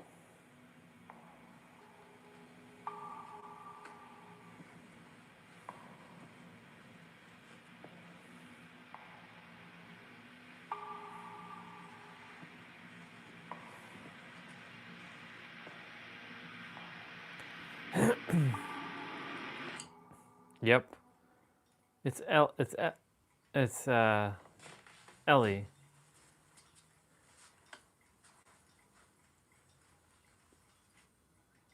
I think it's because it's the only thing that reminds her of her family. Some things it's impossible to let go of. It's a shame I never met Grandpa or Grandma. Does Mom remember them? Your mother was still little when they passed away. Come. That must be quite the task.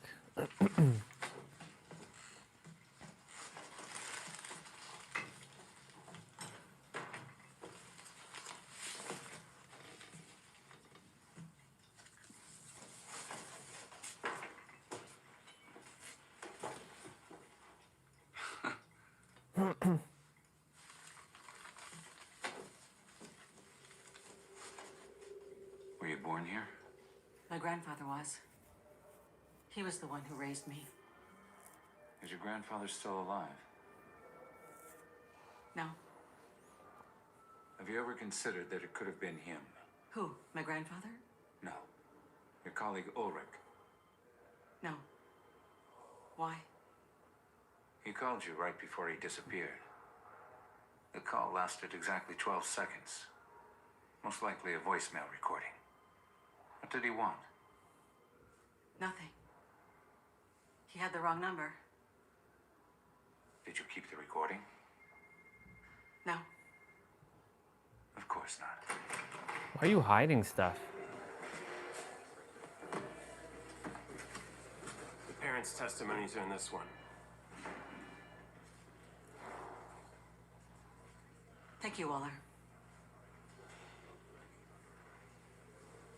Sure thing.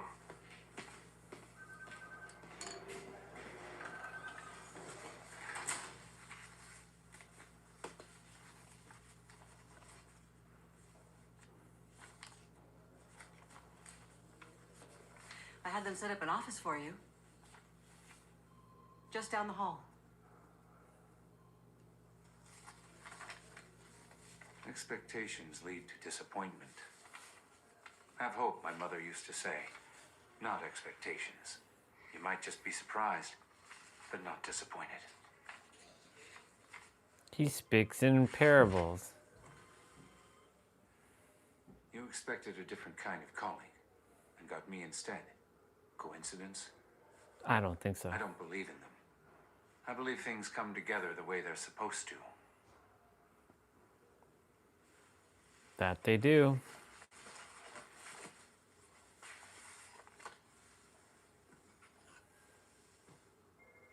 Shall we?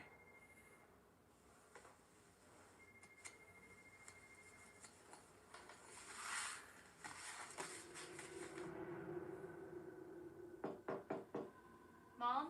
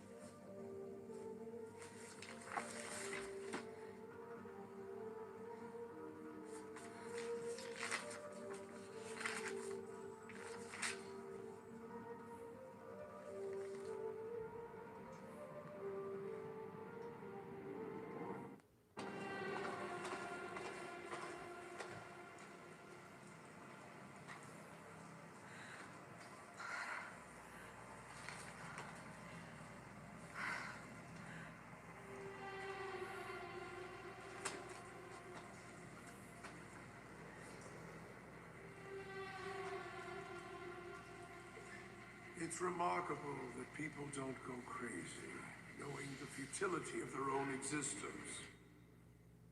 An endless cycle of life and death. What is the origin of all this suffering? Did you show Bartosz? Bartosz?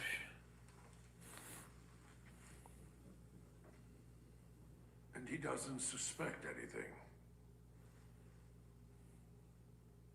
He was always naive by nature.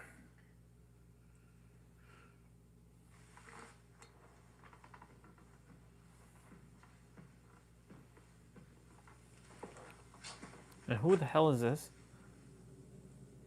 The apocalypse must come to pass. Do you have doubts? What must one do with a dead forest so that new trees may grow? Burn it. Burns it all down. There's very little time. You must find the missing pages.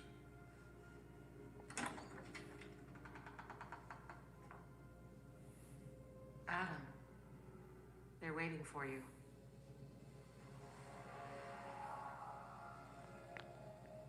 Adam. 6 days left.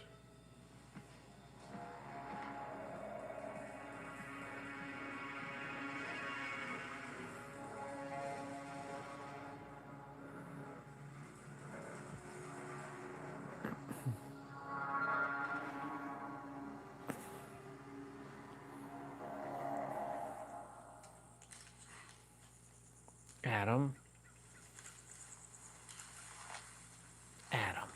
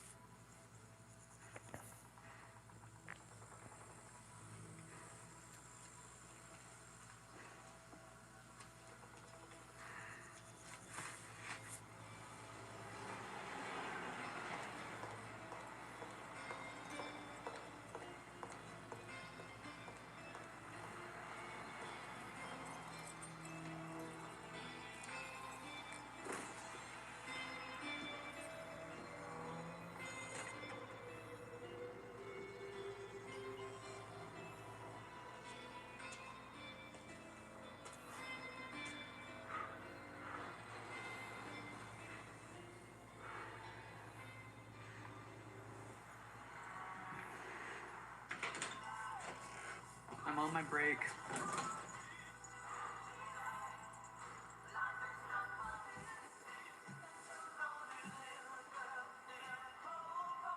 Whatever. Blowjob 40 euros, anal is 85. Kinky games are extra. But first, I need to eat. Go on, take them off.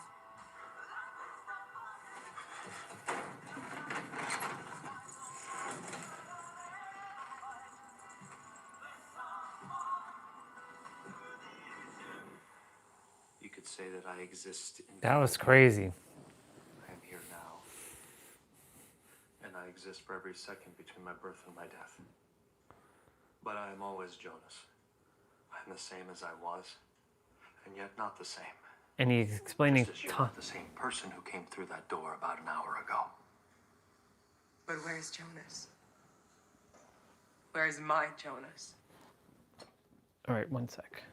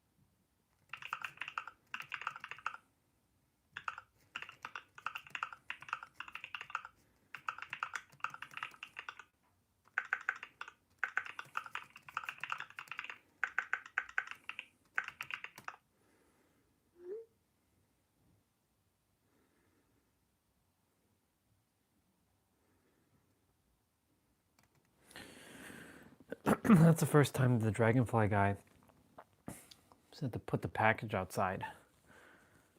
Weird.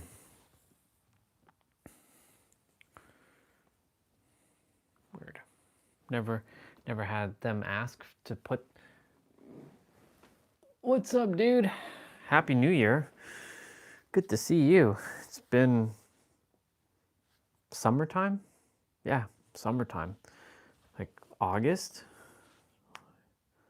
Yeah, August, September, October, November. Yeah, about 5 months. 5 months. I'm watching a show called Dark about time travel. You missed a lot. You've missed a lot. But technically, you didn't really miss anything at the same time.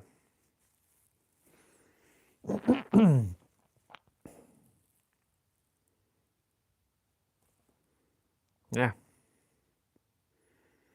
It's winter over here. I do go outside and still grab my fresh air, but I do my exercises back inside again. Yeah.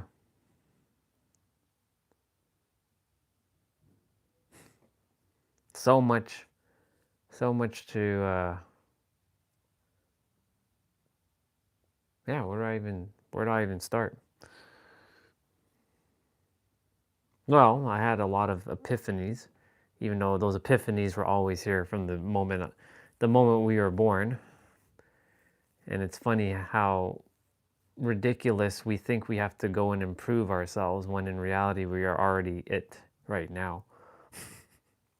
It's a paradox. Paradox, everything in the now, time is an illusion, all things are here right now.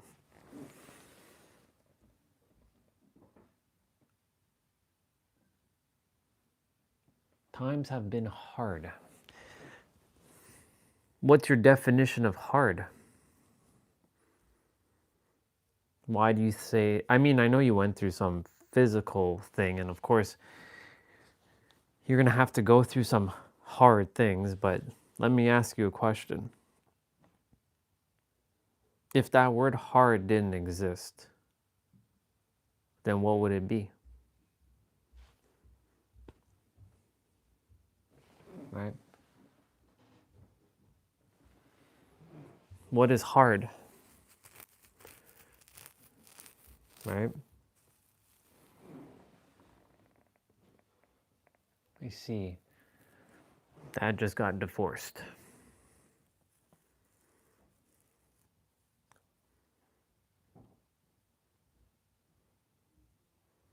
It's okay.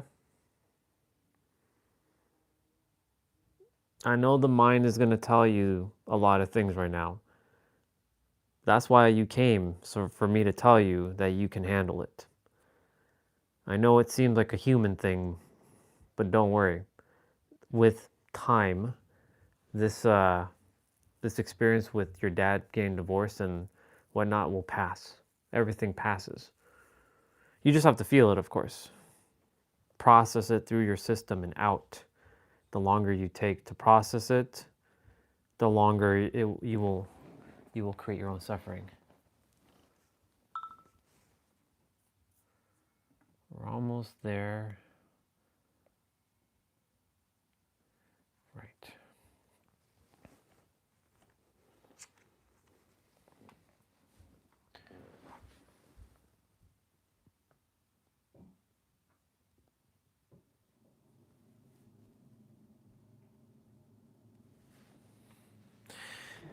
You've missed a lot. If you had come, you would have been able to handle this more easier. But then again, I have to get to where I am right now for me to tell you. It's an illusion.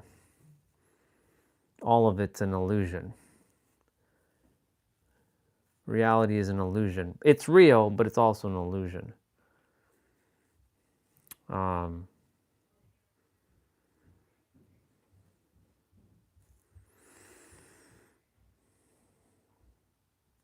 Let me ask you a question again. If that word hard didn't exist, if no word ever existed, how would you operate in this world? You wouldn't be able to answer me that question because it simply just is. Everything just is. Life is like this. It's only like this the pendulum swings because we create meaning, right? Right. And I'm going to help you get out of therapy right now because you don't need to be in therapy. I don't know what kind of therapy you're in, but if it's like physical like therapy, go through your physical therapy. But if it's mental therapy, you don't need that shit. I'm going to get you out of it right now. Listen carefully. Don't let your mind tell you something. You are beyond your mind. Your mind is not you. The mind is a tool. This thing, I become familiar now and very skilled at mastering this mind. And your mind and everyone else's mind controls what you think you are, but you are beyond your mind. Your mind is just a tool. This mind is going to tell you shit that like, yeah, so sushi, yeah, it's hard. Yeah, you're going to have to struggle. Yeah, it's going to be painful. Yeah. It's still a journey, of course, for you to master your mind. This is basically, you chose this so that you can master yourself. And I hate to say that, but it's true. We all choose our own programming and our own path. This is just a moment in time for you to master yourself, for you to come to me to tell you that you're here to master yourself. But, yeah.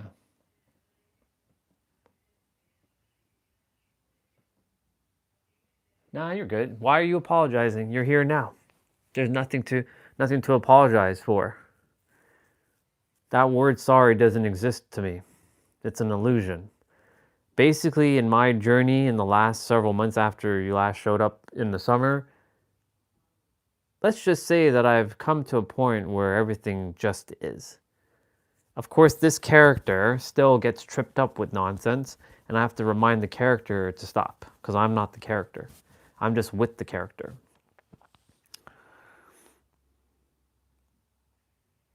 All words are just made up, and all languages are all just made up. We created these things called words so that we can navigate this world, so that we can help each other to understand what to do. But really, what are words? Just concepts. What is a concept? Right? Everything exists like this. Reality seems like it does this because humans don't understand the fundamentals about reality in itself. So they get swung. I got swung many, many times in my previous part of my journey. Now, like when I see something happen, I neutralize it. Because if you take away the meaning to every word, it means nothing. There's no words that mean anything. The only reason why we've created these meanings is so that we can understand something. And we all have our own definitions of each word, and it's not wrong, it just is. Everyone has their own alignment, feeling alignment, own attributes, own associations, own attachments to each word. But when you take each word and you neutralize it and you take away the power from the word, it means nothing. It just is. You literally just exist. Even the word exists is also an illusion. But that's the thing. The mind wants to always figure out the next thing, always seeking, because the mind can't be happy with being in peace. It doesn't like this thing called the now. So that's why, you coming today is for me to tell you, mirror back to you, that you'll get through this. You'll still have to go through your journey, but you'll figure it out. I'm literally giving you the keys. Now, when you're ready to use those keys, you will use those keys, not a moment sooner. So everything I'm saying right now, it'll take your mind and your consciousness to get into alignment to understand what I'm saying. I know you know what I'm saying, but like your mind's going to tell you a story. Until your mind stops the story and you've gained control over the mind and seeing, oh, that's right, Orion has been telling me that this is how it is, you'll be able to use the key and stop your suffering.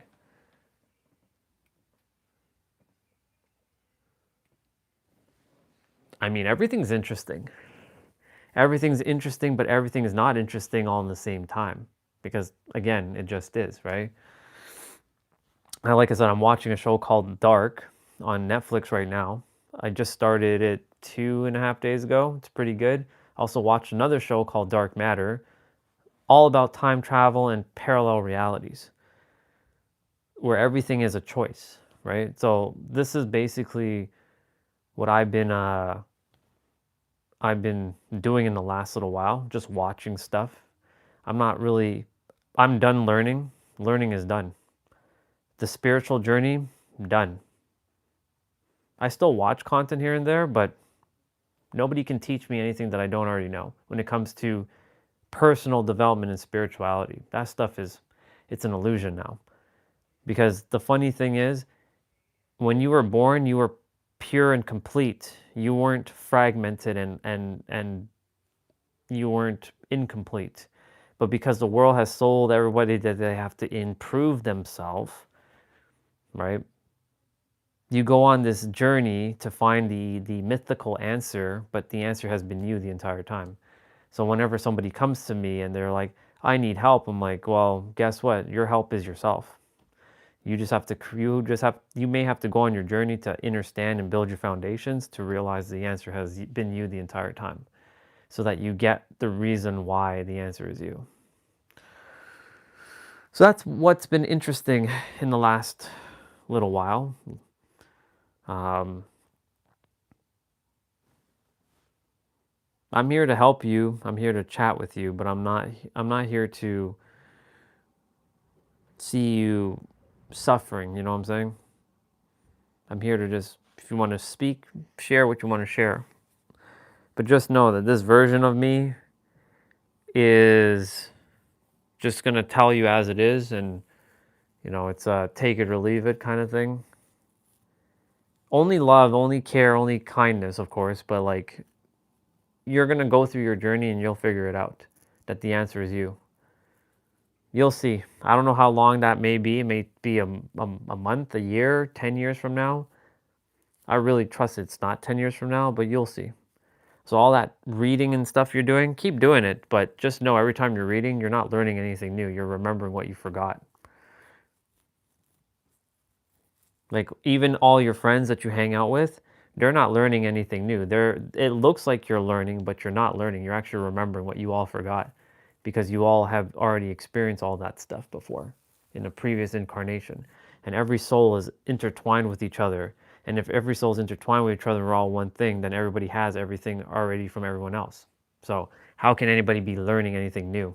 It looks new because we get our minds to operate in the third dimension, where we go from past and future, but time is an illusion. Everything exists here and now. See? Plain and simple. But your mind's going to be like, no, it's not that simple. It's going to create all this obfuscation because it likes to do that. It likes to create complex, and because it strives on complexity. It doesn't strive for simplicity. It hates simplicity. So you have to master your mind enough so that you can handle simplicity over complexity.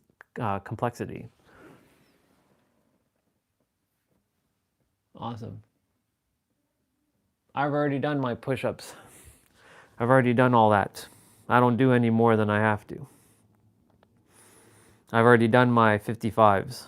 I'm going to go do my play out shortly, though. I'm just waiting for food to digest a bit.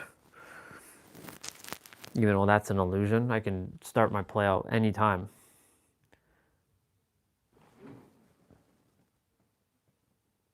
No, I don't take orders from you. I do what I choose to. I've already done them. How about you go and do 1,000 for me? You haven't been here how many days? Every day that you missed, you have to do 100. So go and get them done. Time's ticking. How many days have you missed since what, August? So every day that you miss, you have to do 100. So start cracking. If you had been here every day, you would have seen me do my push-ups. So I've already done my push-ups. I don't need to do any more. I've already done enough. Stop striving. Still do what you want to do. I do things based on how I feel and if I enjoy it. If I want to do 24 push-ups, I'll go do 24 push-ups. I don't want to do 24 push-ups because I've already done them. I've already done 77 for the day. So That's enough for me. Any push-ups that I have to do in my play-out, I'll do it. But I do things based on joy, not based on someone's orders. So that's a lesson for you going forward in your life. Do things based on what you enjoy, not because you have to do it. Making something that you have to do will eventually create resentment, and resentment will then create this negative energy behind it. So as long as you love doing push-ups, keep doing your push-ups if you enjoy it. But if you're doing push-ups because you have to do push-ups, then guess what? Eventually, your mind and your body are going to get into misalignment and they are not going to operate correctly. So you must make sure that those push-ups are full of joy and happiness. If it's just because you have to do it and grind, you're going to find out sooner or later that it's going to be not the way to live. But you'll have to go through that journey and figure it out. Yeah. B and Josh. My leg's broken, man. I know, I remember you telling me about your leg. I'm aware of that. And I am not.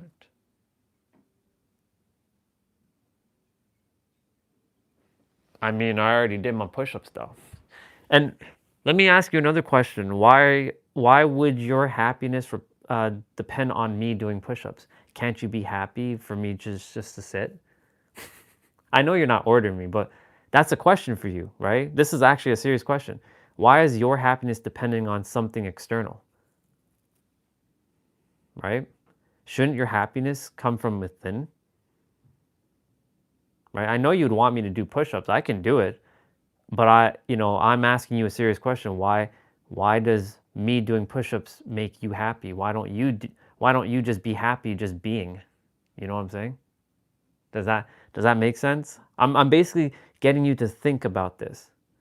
Right? Why does me having to do push? I can go do it. It's not a problem. I can do 24 no problem. My question is, why does me doing push-ups bring you joy unless you want to connect with me and you want me to do push-ups with you? And in that case, sure, I can do another set of push-ups, not a big deal. But don't rely on external things to bring you joy. That's the point I'm saying. You know? I know what you're saying and I get it. I completely understand where you're coming from. You want me to do it with you so you can create the energy of joy. But I'm saying don't rely on external things to bring you joy. Right?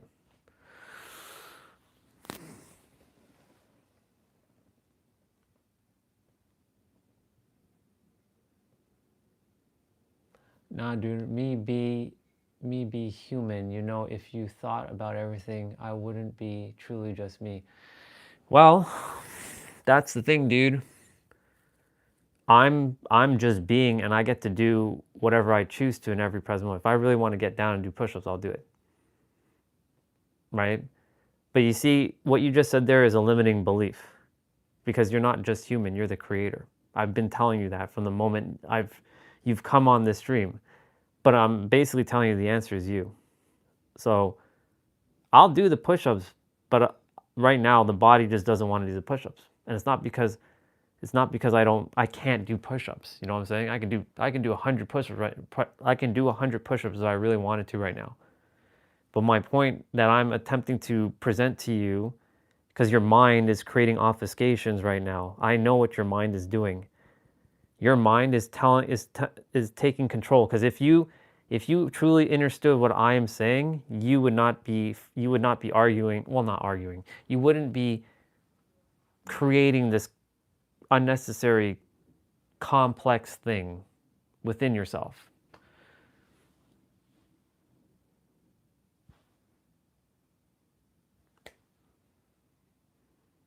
I love seeing people happy, but I also make sure that I have to be happy first. So let me see. Let me tune in for a moment. Body, character, would you like to do some push-ups? Yes? No? Tell me, body, what would you like to do? Would you like to do some push-ups? It's not going to hurt us, but do you want to do some push-ups right now? But remember, if we're doing push-ups, we're not doing it for sushi. We're doing it for us because it comes to us first. It always is us. No one comes first before us. So do you want to do push-ups? Okay, the body said, yeah, why not? Yeah, why not? See? Yeah, why not? But I'm not doing push-ups for you. I'm doing it for myself. I'm doing it for the character. So just remember that.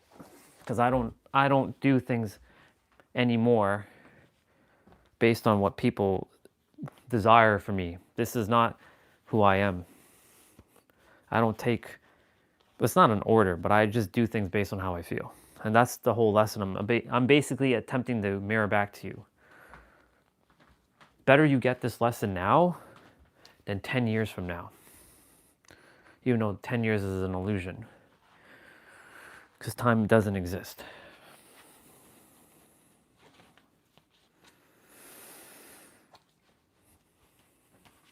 All right. Well, that means I'm just doing a little bit more push-ups. What is it, 24? 1, 2, 3, 4, 5, 6, 7, 8, 9, 10, 11, 12, 13, 14, 15, 16, 17, 18, 19, 20, 1, 2, 3, 4.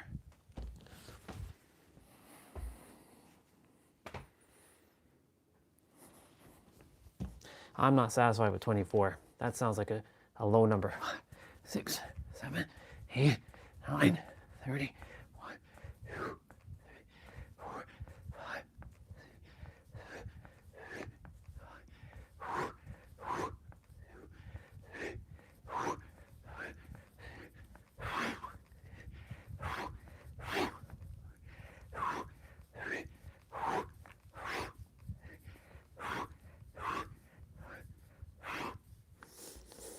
60.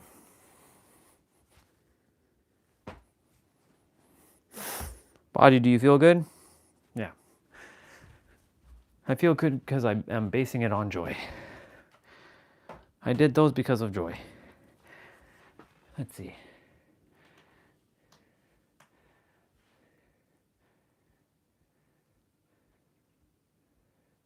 So, what you just said there does not sound like the sushi I know.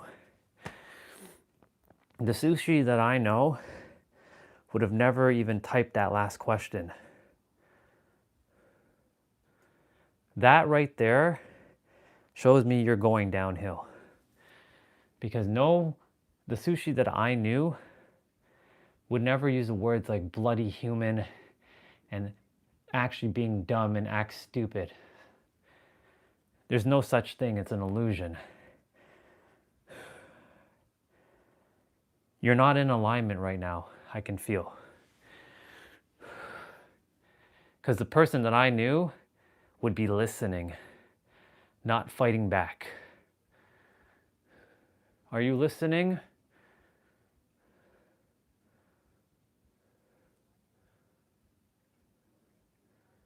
Listen carefully, young one. You're going to have to go through your journey.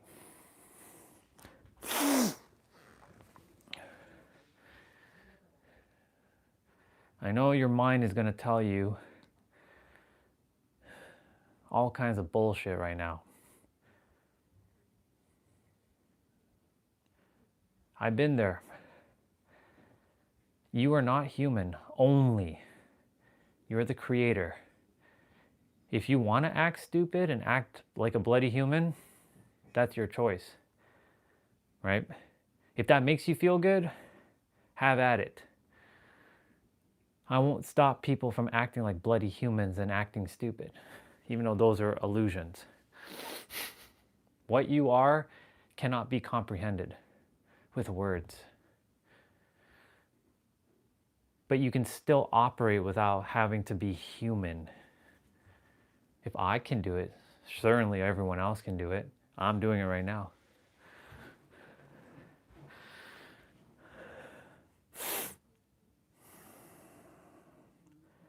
But yeah, the current person I'm speaking to isn't the person that I know.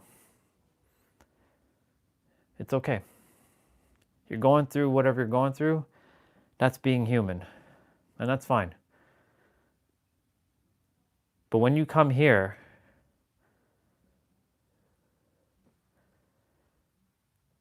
it's a different story. I give different perspectives.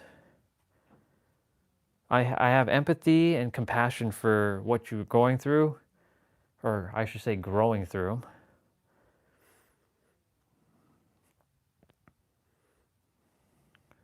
But your mind has control over you right now.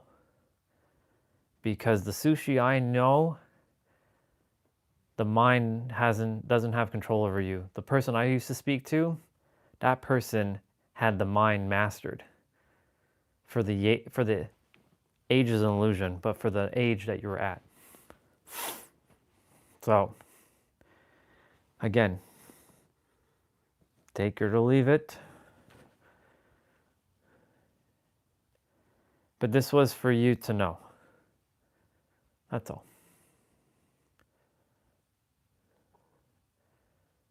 Like I said, there's nothing wrong with acting like a bloody human and acting stupid. It's just, does that feel good? You guess. This is not a lecture. Just want you to know that. I'm just simply neutral. I'm just the neutral person. I'm just showing you multiple angles. Look, as long as you are happy, this is the real answer. As long as you are happy and you're enjoy, I don't care what you do. If you wanna punch your fingers into the wall, like, and it makes you happy, do it. If you wanna eat 10 pounds of ice cream, do it. If you wanna go and cuss someone out on the street and it makes you happy, go do it. If you wanna go kiss a girl, go and do it. If you wanna punch someone in their face and it makes you happy, go do it. Now, of course, act as a moral human being. This is where I'm going to say to be a more human. But always find things that bring you joy. That's it. That's the answer. You and joy. 2 words, 3 letters. Remember that. You, Y-O-U, and J-O-Y. I know in the Indian language, it's probably something different. So use the words in the Indian language for the word you and joy. That's all you have to remember. Well, technically the word now, but don't worry about that one. Focus on yourself and joy. That's it.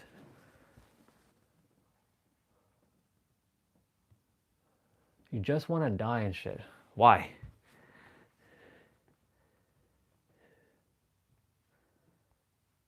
Talk to me. Why do you want to die? This is what I used to feel.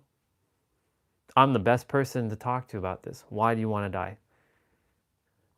I'll tell you why you were given life, but I want to see the reason why you want to die. And I will give you I can give you probably 100 reasons why you were created.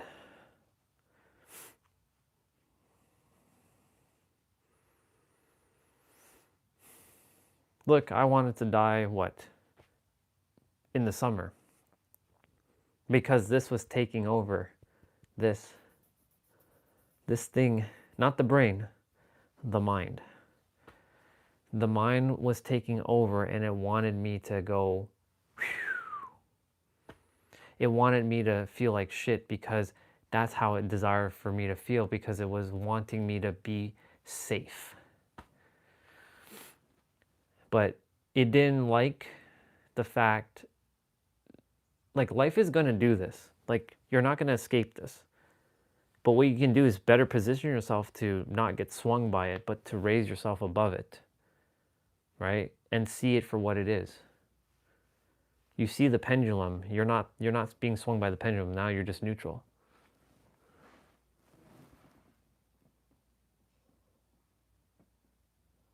Right. Yeah. I'm just looking at a text message. Right? When you better position yourself, how do you do that? Well, you have to stop and just breathe. And I know this sounds so simple, but the mind is like, it can't be that simple. It can't be. It can't be. But it is. It really is simple. It doesn't feel simple though, because you've created a lot of emotional charge intensity behind those thoughts of like, I want to die. So I'm going to read what you shared.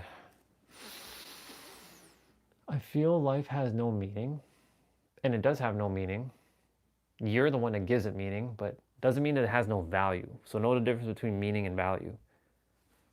So life is valuable, but it has zero meaning. It's the meaning you give to it. But let me finish reading.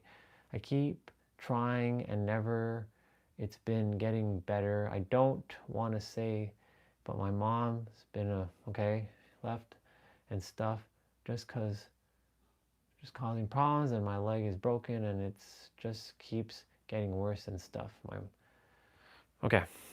So it's one thing after the next. You want to know how this is going to change? Would you like the answer? I'm not going to say think positively.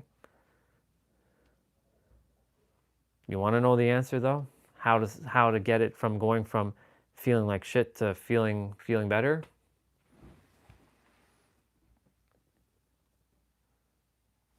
It's okay. Remember, right now you're getting swung.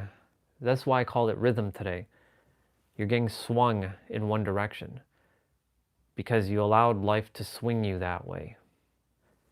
When you're in happy and joy, right? Once you're happy and joy, and not to say not to be a robot and be neutral all the time, right? But expect that life is going to do this.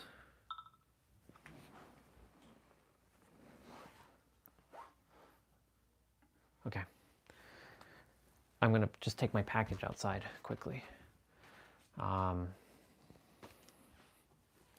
have to return 2 books because these books are they're damaged. They're like, I have to buy soft cover books. I'll tell you the books that I bought. But I bought them not to learn. I bought them because I love reading books. I enjoy books.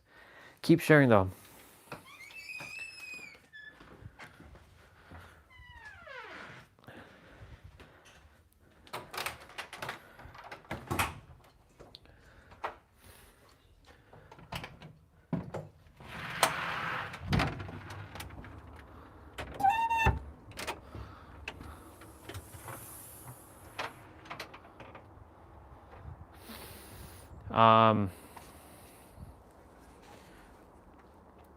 I know it seems hard, but the thing is, you've had great moments too, but your mind's going to make you believe that you're only going through hard things.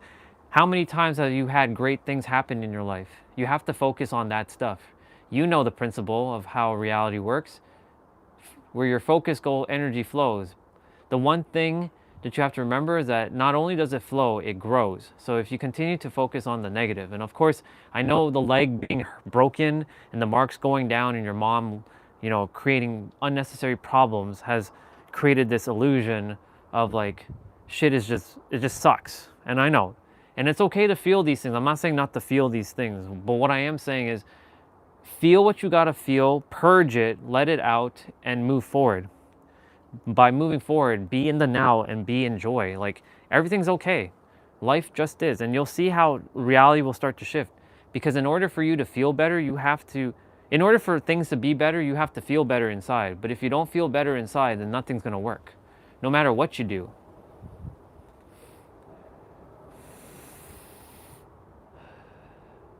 I'm waiting for the shipping guy to come pick up these books. So it gives me a chance to breathe some fresh air.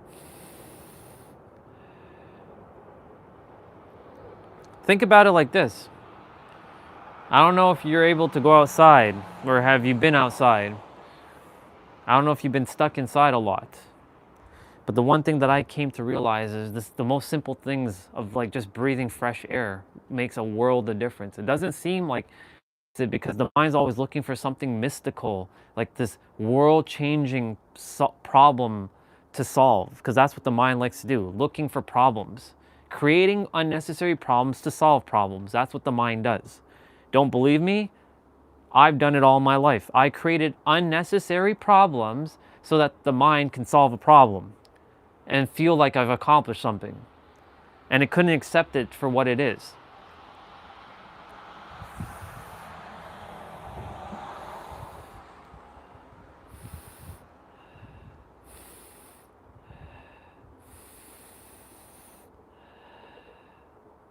Okay, where is this shipping guy?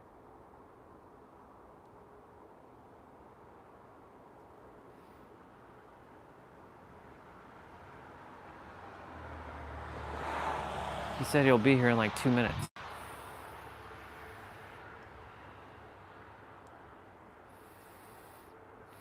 No big deal. I don't mind standing out here for a bit. Gives me some fresh air. I needed to pump it into my lungs. I think he's coming.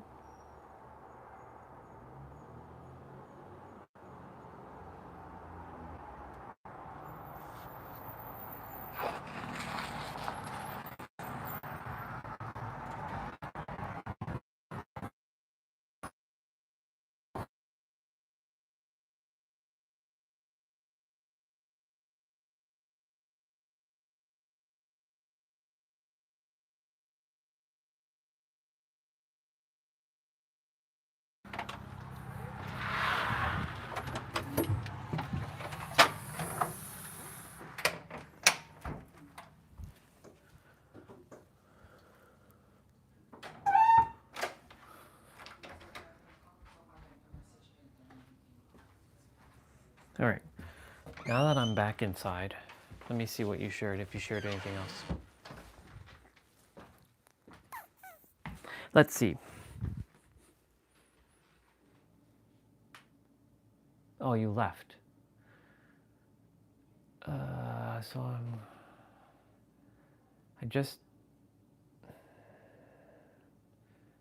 I don't care about that, but I keep trying, but life's just, it's harder. Bloody 3 months, man, and now I can't even try stuff. I don't want to, I just can't.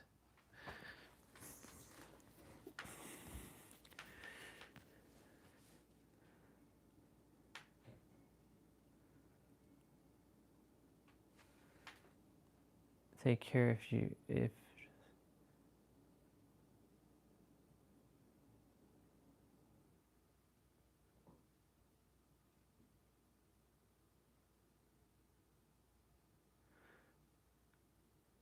I'm still here. I don't know if you're here. I don't think you're here anymore, but let me just read.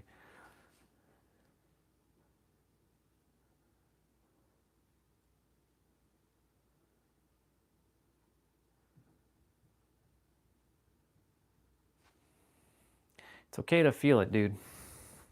I've been where you've been. You'll pull through it. This is just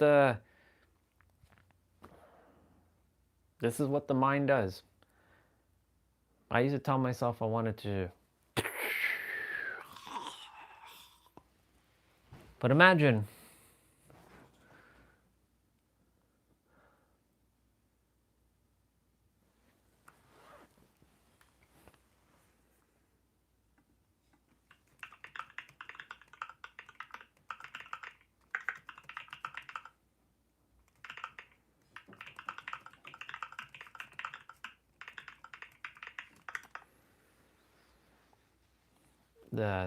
the shipping guy wanted me to give him a good review, so I'll do that. Of course I'll do that for him. It takes no effort to give somebody a review. All right, back to what I was saying. I don't know if you're still here. If you are, cool. If not, your soul will know. Your soul will guide you. You ain't going anywhere. I know you may have to take some time away again, but you'll be back. You'll be back. Your mind, like my mind used to do that, wanted to.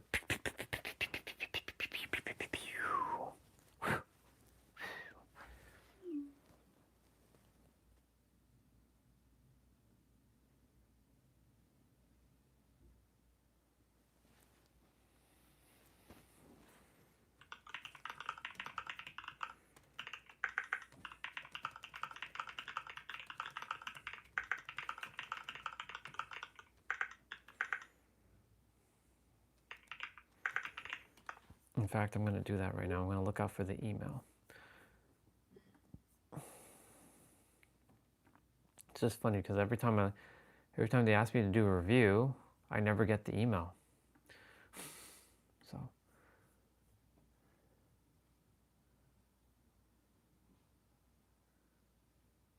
what the fuck is this?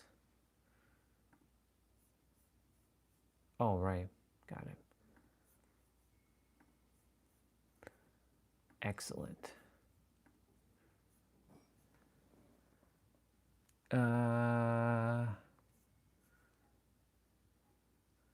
Ease of pickup. Tracking notification.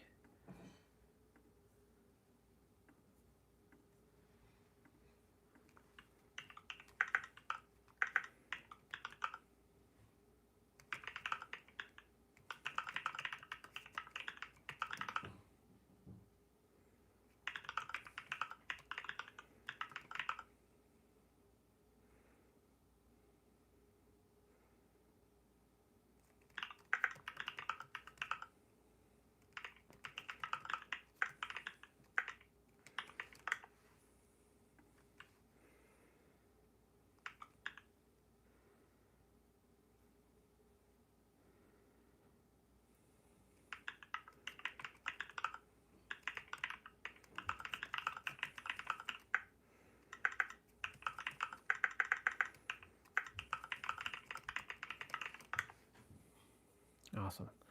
I'm going to take a screenshot, show it to him. I'm going to hit submit. Okay, submit. So I got the email. Thank you. Copy.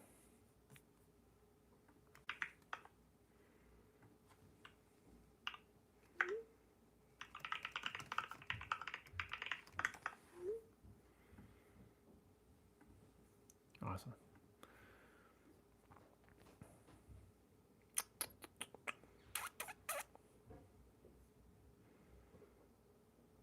Okay. That's enough.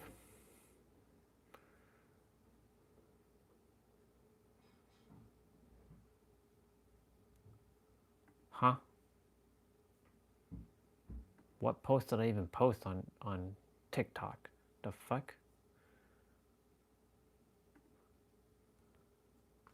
What post did I even post? It's weird.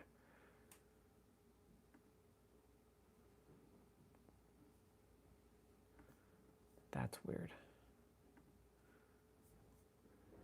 All right. Anyways. I don't recall posting anything on TikTok, to be honest.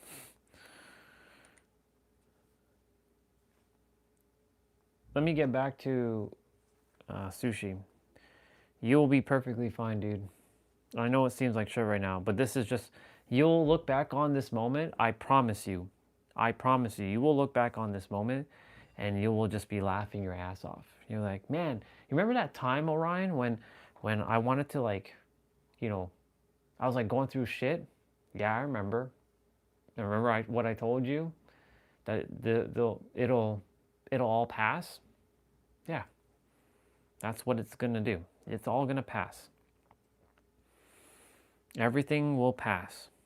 It just is. Why the universe makes it easy for them but harder for you. When you're addicted to struggle, you'll make everything harder for yourself. Sushi, I don't know if you're still here, dude, but if you can, watch Nero's last video that he just posted if you can. I think that'll help you.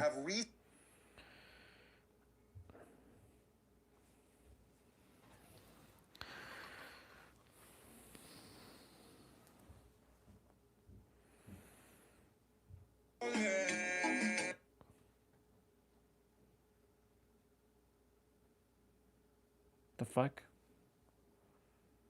Who is this?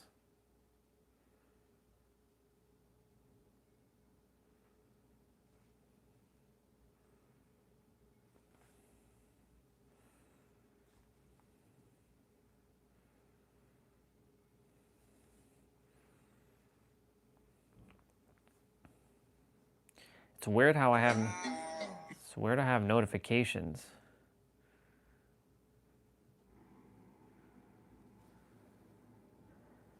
Manage triggering yeah, sure, whatever. Who the hell is this? Oh, they like my comment. 2026 business strategy, this is the only thing that you need to know. If you can lock in on these 3 specific areas, you are going to see your... And who the hell is this?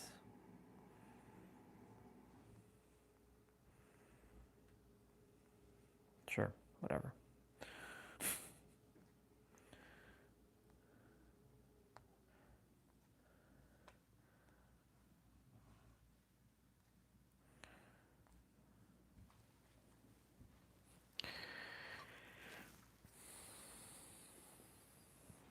You're welcome, dude.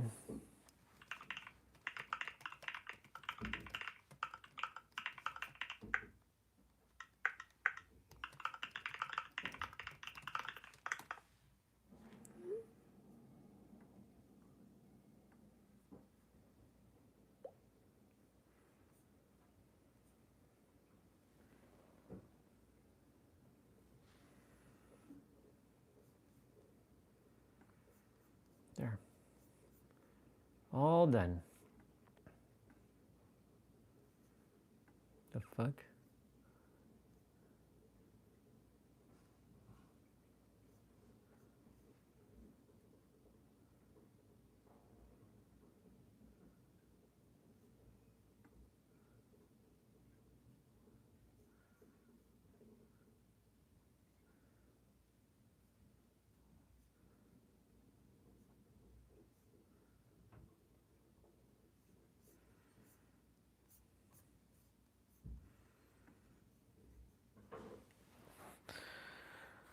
Okay. Now that I'm done with the computer. I don't need to look at the computer anymore.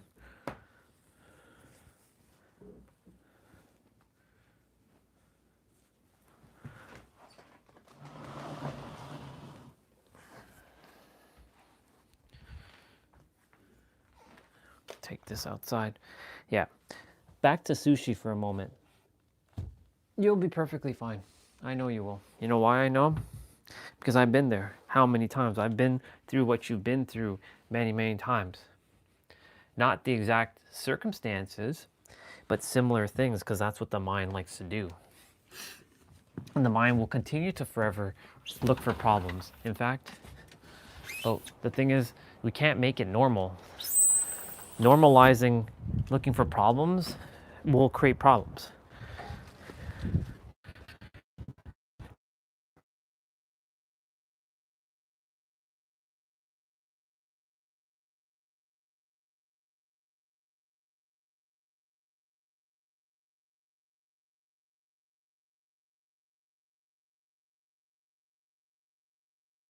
But once you know how to master it, you don't let the pendulum swing. In fact, it won't slip too much.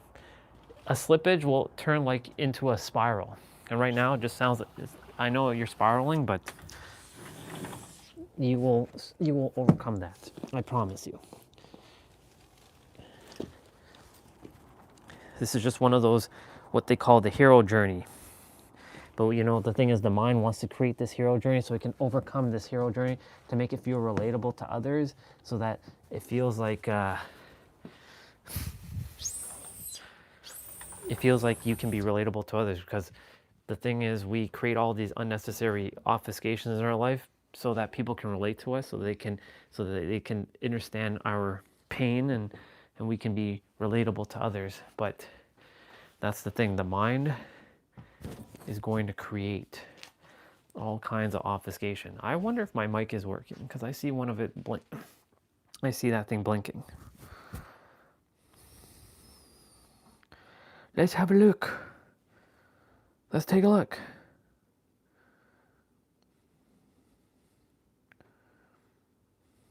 And this is very stressful. I actually had a call with someone earlier who was fairly new to non-duality, but he got super in his head about this aware of the awareness practice. I don't know if anyone's Has anyone done this before? I did this for 10 years, aware of the awareness. And what really happens is that the mind begins to objectify this thing called awareness and tries to find this thing called awareness. It tries to find, but awareness, what it's actually referring to, is not something that you find because it is in fact everything. Exactly. Right? It's like a fish searching for water. It's like you are in the water. Everything is water. This is it. Right? But the mind thinks that it needs to gain something, it needs to earn something because it thinks in past and future, it thinks linearly. See?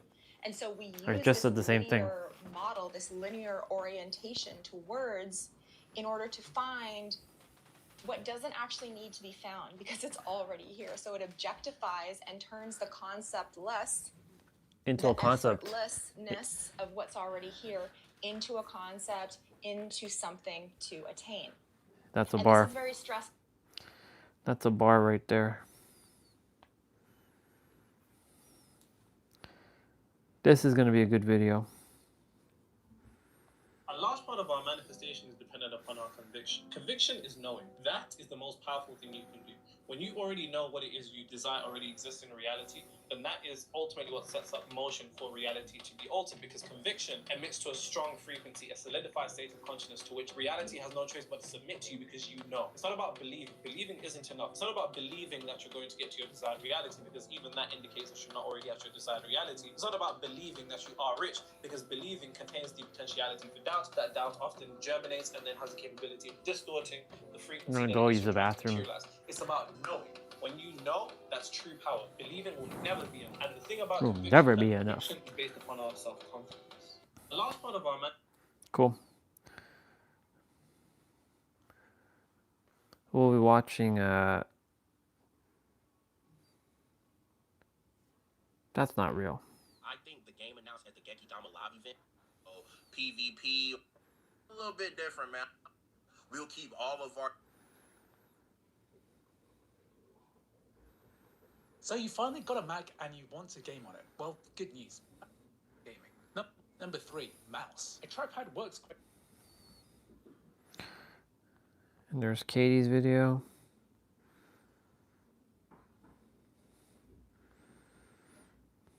But I don't really watch her stuff now because I'm like, eh.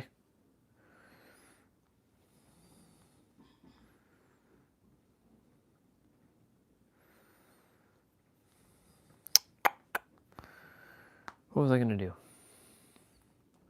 Use the bathroom. I was gonna finish this episode. That's what I was gonna do.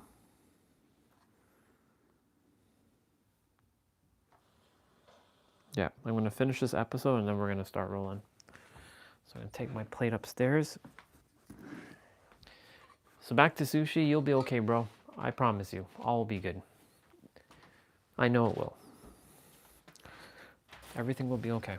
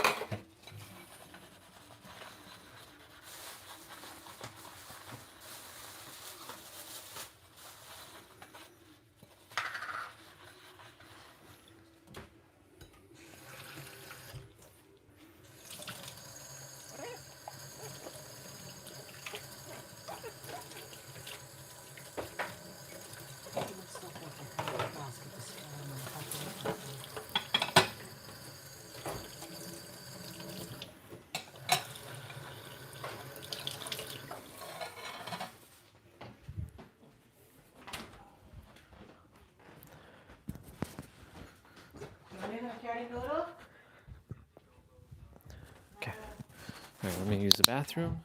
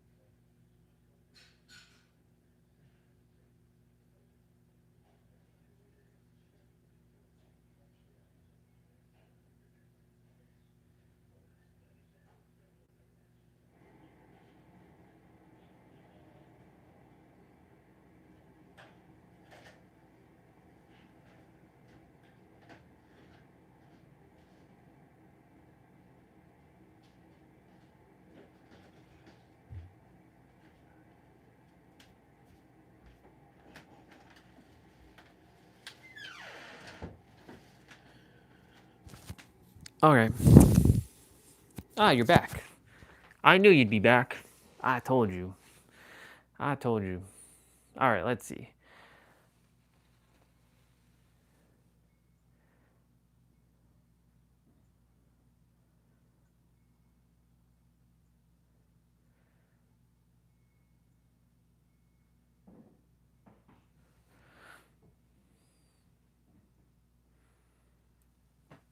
I think I heard your voice and remind me of the lower. And I have heard a lot of people, and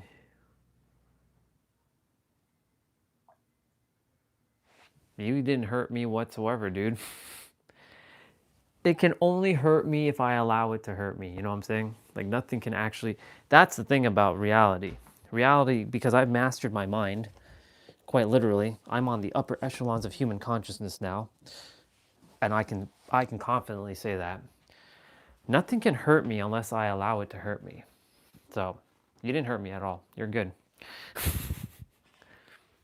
Quite literally, you're good. You didn't hurt me whatsoever in any way, shape, or form. The only way I can get hurt is if I hurt myself. And because I'm the only one that's actually here on the planet, everyone else is an illusion because I created everything and everyone in my universe. My universe, YOUNIVERSE.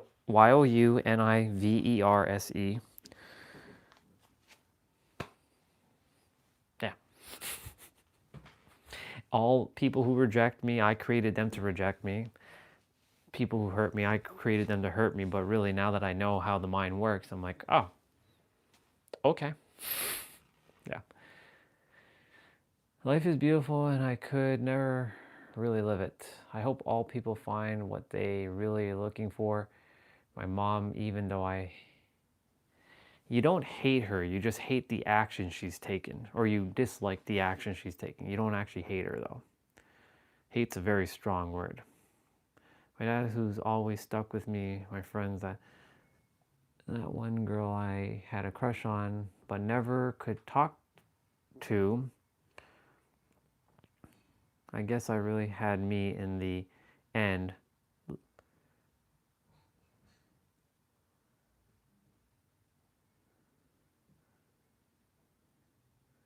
Life's a painting and mine's still gray. I hope this message... Oh, I've read it, but you're not going anywhere, dude. Your mind's gonna tell you otherwise. I'm telling you, this is just one of those things that the mind does. I used to do the same thing, bro. I used to say, yeah, I'm going, life sucks, and I would write messages similar to your stuff, and I really trust that everybody finds their life, and there's this whole pity party thing. I want people to feel sorry for me. I'm not saying that you're doing that, but pity party, feeling sorry for me, and bye y'all, I'll never see you again. I'm gonna, I'm done with life. I'm done with reality. I've done it on a live stream a couple times too. I'm done with all this. I'm done. And then guess what? I'm still here. The mind is just, you have to realize that the mind is doing all this nonsense. And when you let go of the mind, you're not 100% releasing your mind. You're not going to never stop thinking. Thinking is still going to happen. But it's not allowing the mind to control you, right? Because that's really what it is. Because what you're typing and writing is not what your soul would ever say. Your soul never will say that it wants to die. It wants to live. That's why it came here. That's a bar. As much as everyone's like, I want to die, and I want, and like myself, I used to say it so many times, I want to die. The soul chose to come here, and you chose this. It's the greatest paradox ever. We think we didn't choose our own life, but we chose it. I'm going to watch my episode, but yeah, we chose this. I chose my own suffering, but I'm done suffering because suffering is an illusion now. I'm done with own pain. I'm done with it all. If someone wants to come on and they want to troll me, hey, let them troll me. It has nothing to do with me. They're just doing it because they're in some sort of pain and they want to they want to bring people down because they want to feel better by using me as their tool to bring me down to raise themselves up. But they don't have to do that. They can just keep themselves up without having to do that. If people knew how to master their mind, nobody would be bringing anybody down. I see the character wants to do that at times too. I'm like, what are you doing? Stop. Stop that. Cut it out. Like, you don't need to bring down someone intellectually because you're much more aware than they are. They're just aware as you, but they don't realize that yet. So just relax. Chill. It's all good. I'm grateful that I got to this point and I didn't get anywhere.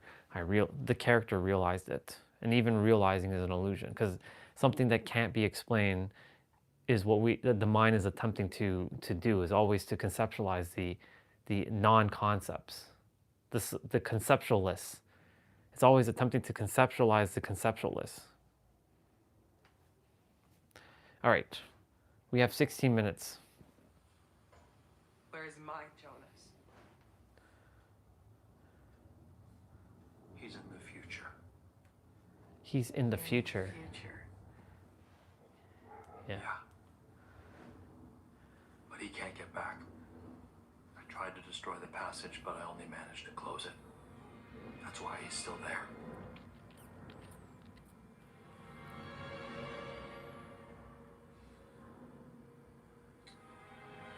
So why are you here?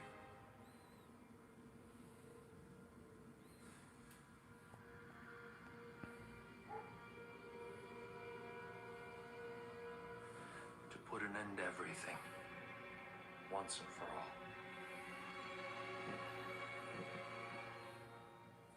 To put an end to everything once and for all. I love it. There's a Lily. No, I keep saying Lily. Ellie. Ellie. She's looking at like past, present, and future of a map. It's a big ass book she's got there. That book was like this big. The Cabal. Ooh. She has the Kabbalion in her hand. Let's go. Let's fucking go. She's got the Kabbalion in her hand.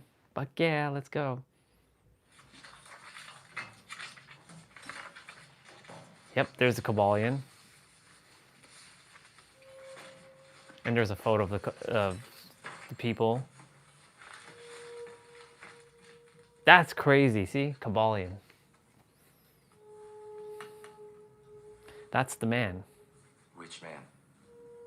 The man with the watch. That's Noah. Noah?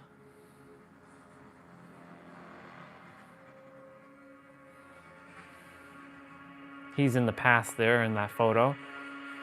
He's in the present and in the future. He's everywhere.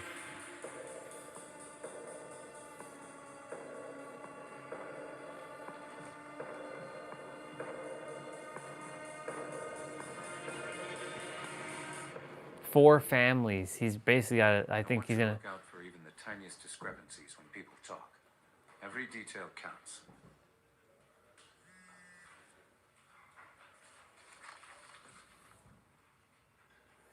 I found Noah. Come to the bunker.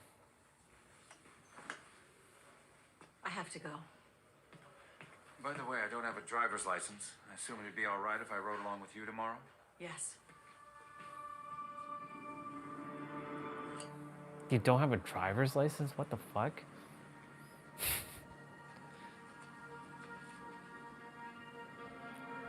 That makes... Okay, sure, whatever. So there's Jonas, the future, the present Jonas in the future. In 2054. No, 2052. 2052. Yeah, 2052. I have to keep mathing my mathing. 2052.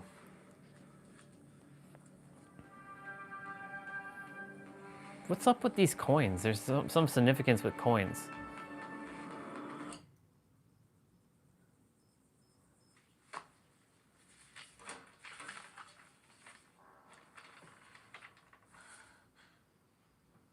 Mom left it open. What's that? It's Dad's stuff. Police documents and maps of the cave. That's why Mom goes in there every day. I think she's looking for this.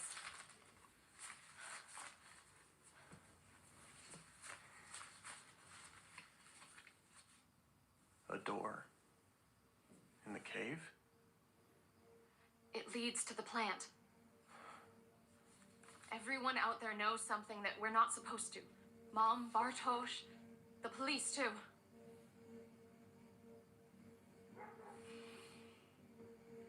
They all have a secret they're keeping. Yes, they are. That you can travel to the past and the future. One leads to the past, one leads more to the future. Future past. There's Bartosz. Bartosz. He's got quite the name, Bartosz.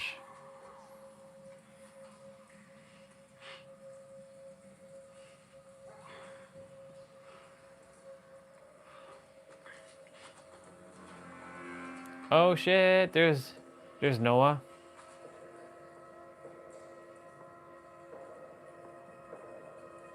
Are you prepared?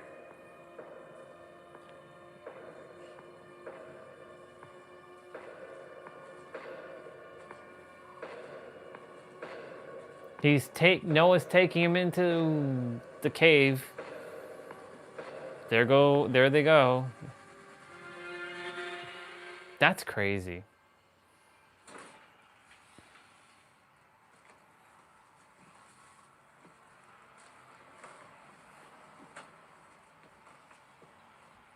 Thanks for the coffee.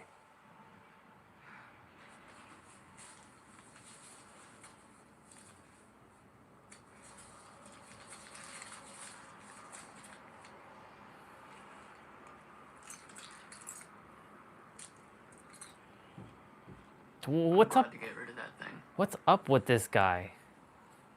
What is his role? He works at the police. Get in touch with Mom. Okay.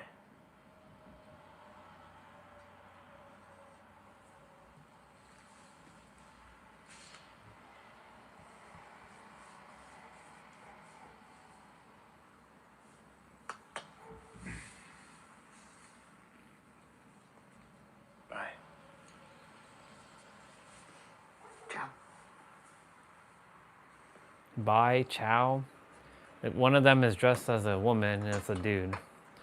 And one has this fucking like glass, half shades because his eye's damaged or some shit like that. And no explanation as to how that happened to his eyes.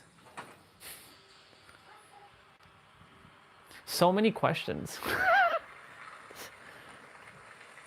See, these are the types of things where you use your analytical brain to kind of understand stuff. So it's 2:54. We're gonna, once this episode's done, we're gonna start our play out. And we got 8 minutes and 50 seconds left. So it's about time. Found it in a book. It was at the store. She said that was the man who gave her the watch. 1921. 8th, 1921. Sic mundus creatus est. These people, who are they, Charlotte? Why did your grandfather have this? I don't know.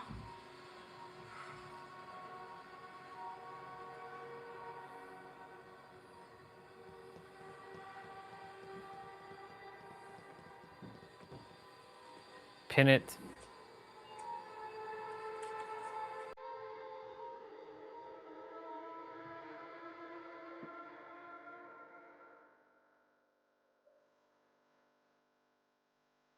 Call rejected. Magnus.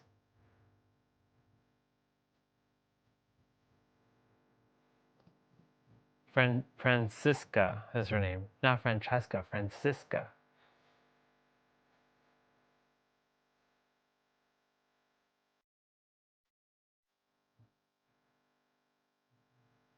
That's Regina there. Then there's like the They're destroying those barrels.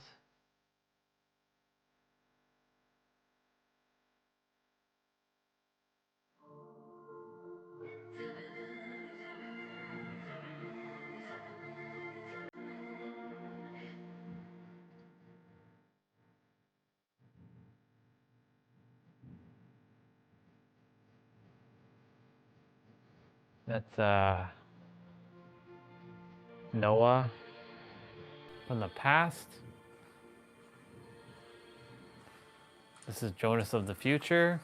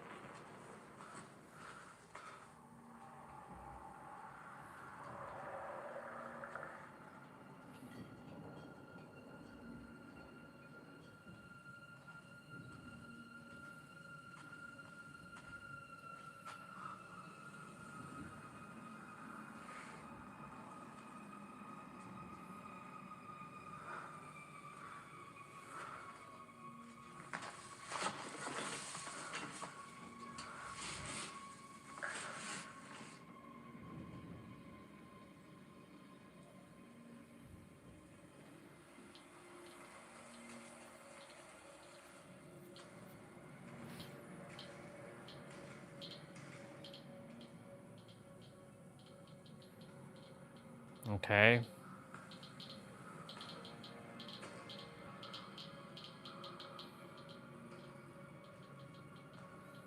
Oh my God, this is gonna be one hell of a ride with this show.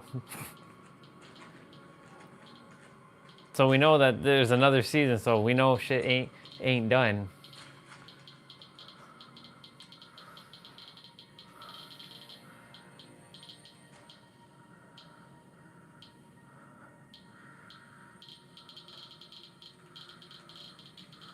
I hope everything in the end works itself out, you know?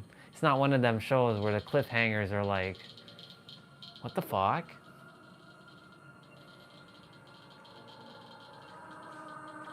Ooh, this is the nuclear reactor.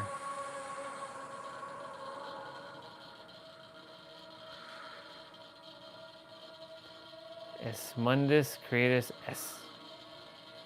The two hazmat suits.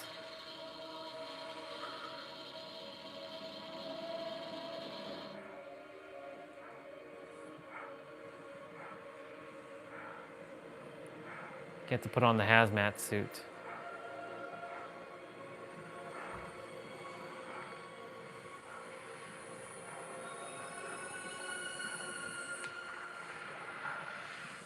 What the fuck is that?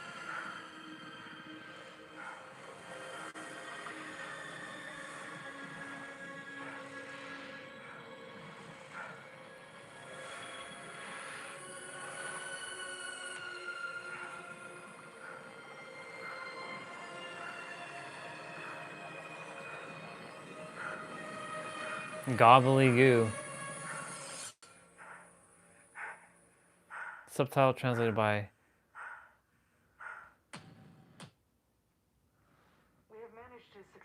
That's crazy.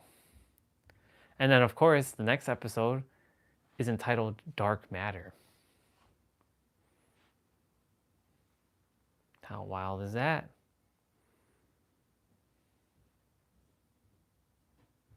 What's this?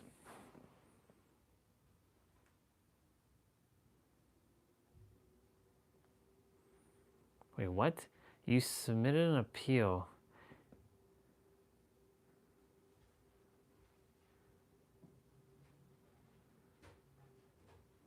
What?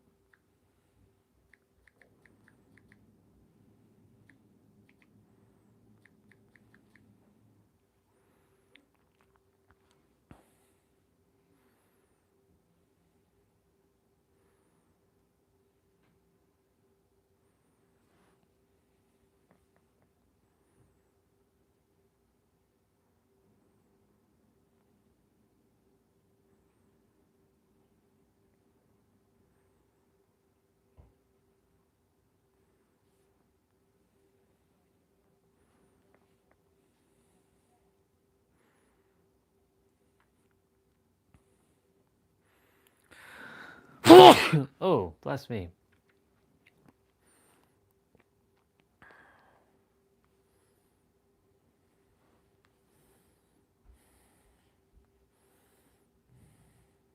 That's weird.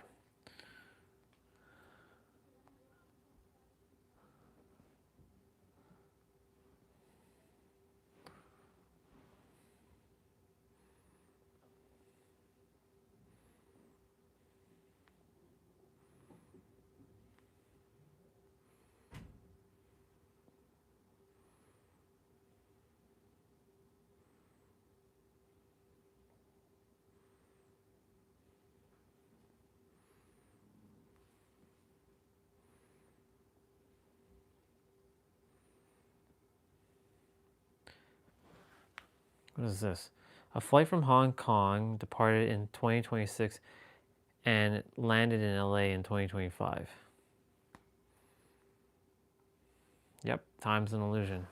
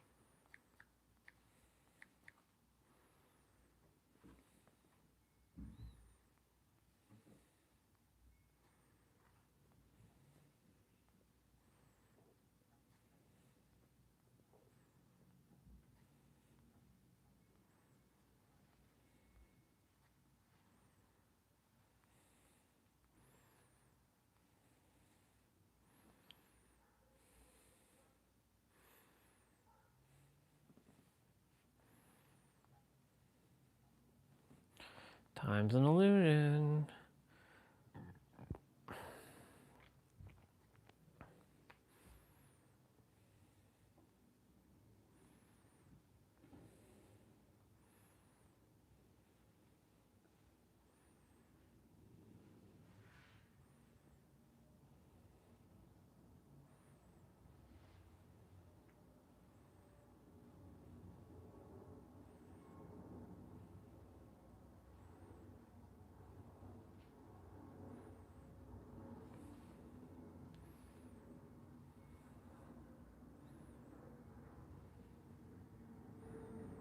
That's so weird.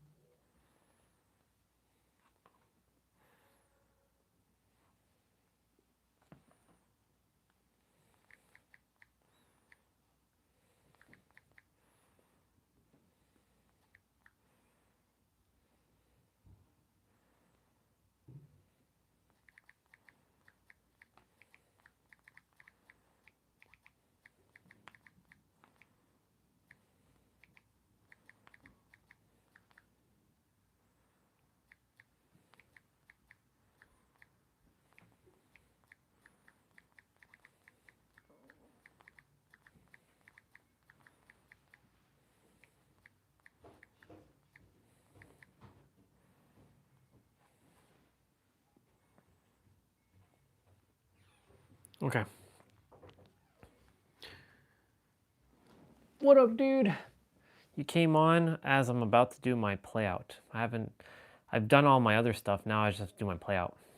So if you want to hang out with me while I do my play out, we'll chat. If you scroll up and you read all that has been shared, I was helping our brother who hasn't been on here in a hot minute. At first I thought he was trolling me, but I told him the third dimensional thinking mind is attempting to derail him, because that's what it does. It likes to do stuff like that. Full body infernal hardcore HIIT. 30 minutes. We already did this. We did this one already, but we're gonna do it again. Dude, dark matter, or not dark matter, dark, oof. It's just getting good. Oh, don't want to do that. Don't want to do that. We're going into like different time eras now. They're in the future as well. Like they're like in 2052. They went back to 1921. It's every 33 years. It's crazy. It's getting good.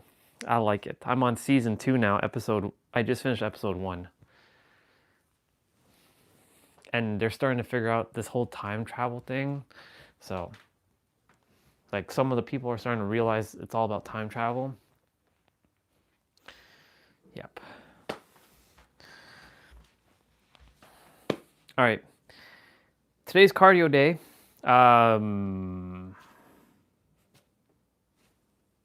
Once we're done this and the abs, all I gotta do is just like a couple stretches and we're done, since I've already broken up everything. So, just follow along. If you choose to follow along, move your body. Drink water in between. Breathe through your nose, out through your mouth.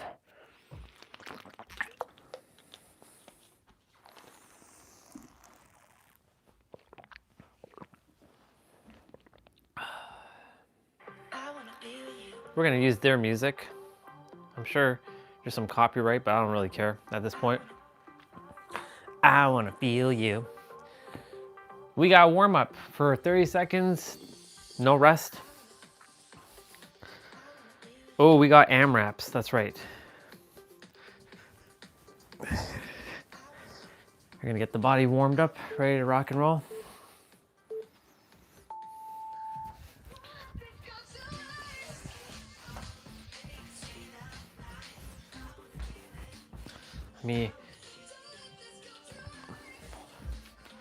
No, we need to fix that. It's okay, I don't really have to warm up too much.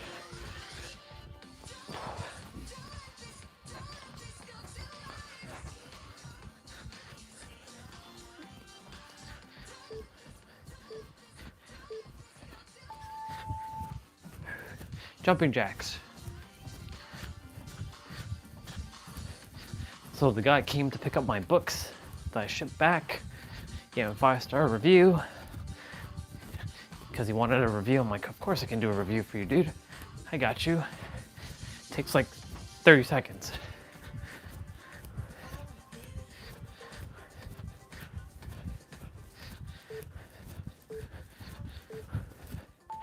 Reverse lunge.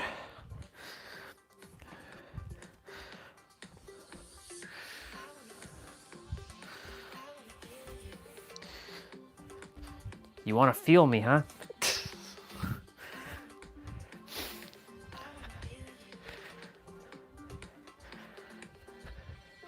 I love Sundays. It gets me prepared for Mondays. Okay. So squat to cross reach. I love my body.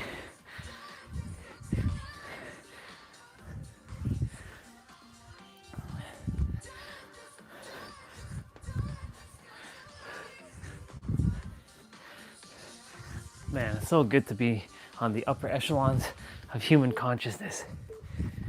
I love saying that too. It feels good. So we're doing downward dog with calf stretch.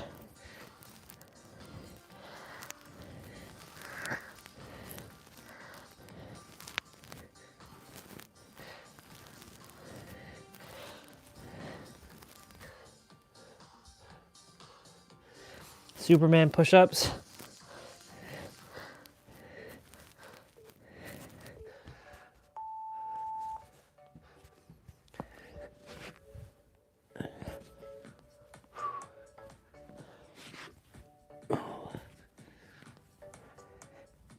And of course, when we're done showering and all that, I'm gonna watch Nero's video.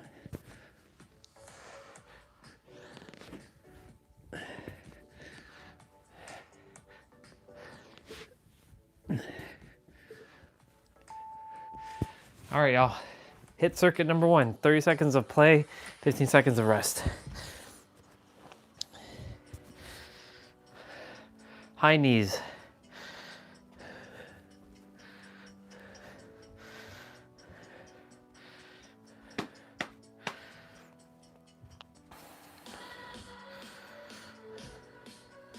Six, 5, 4, 3, 2, 1, go.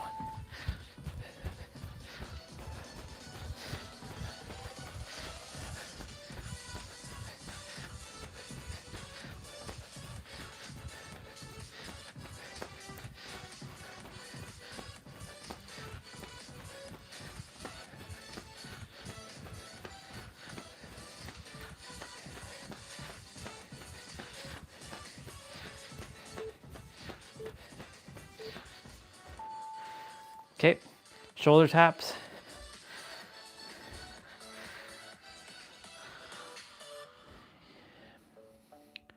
Do, do.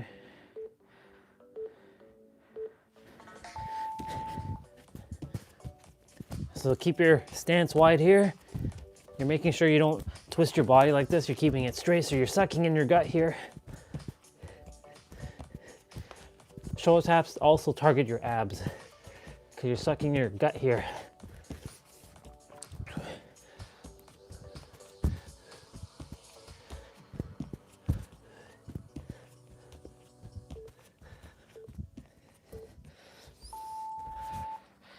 Skater jumps.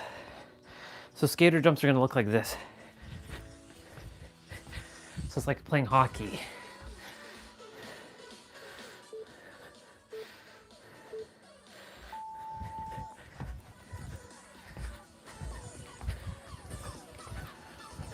I have like a hockey stick in my hand. You all should have seen me when I played hockey back in the day. I was the best.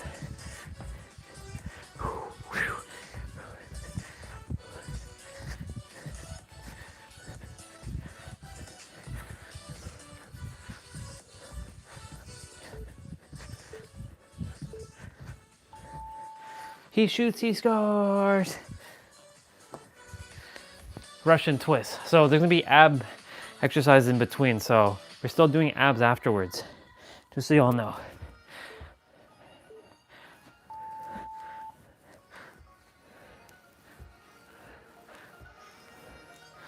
By the way, in Dark, in the show Dark, in the first episode of season 2, they show the Kabbalion. How awesome is that?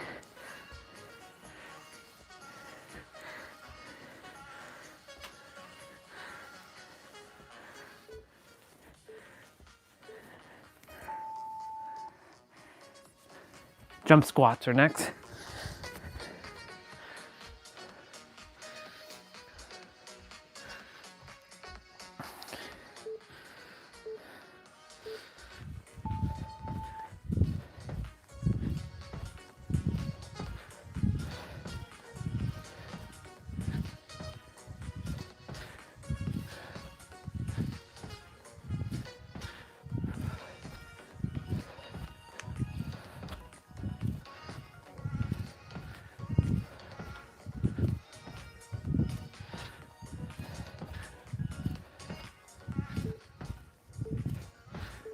Very good. Mountain climbers.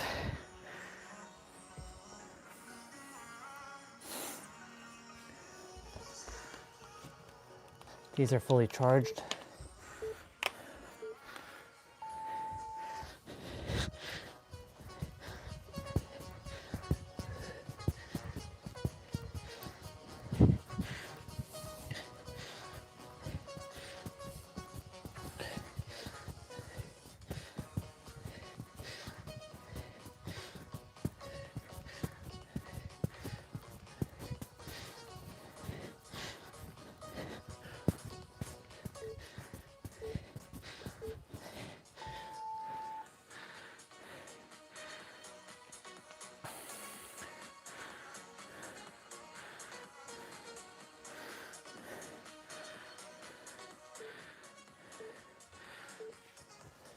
side plank dips to the right, but we're gonna do the left first.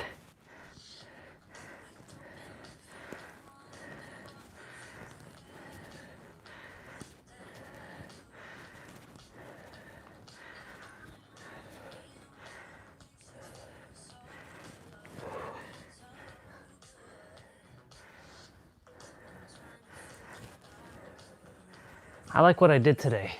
I broke up my stuff into segments, taking pauses in between. It was good, I like that.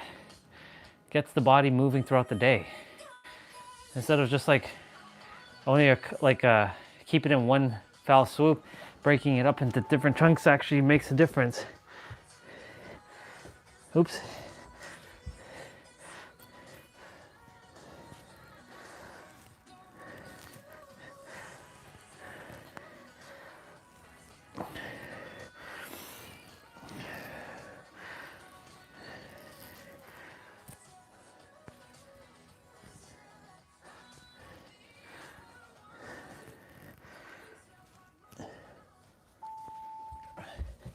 I don't know how salt got in here.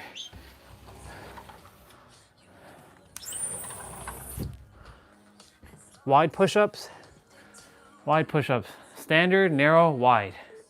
So this is your chest.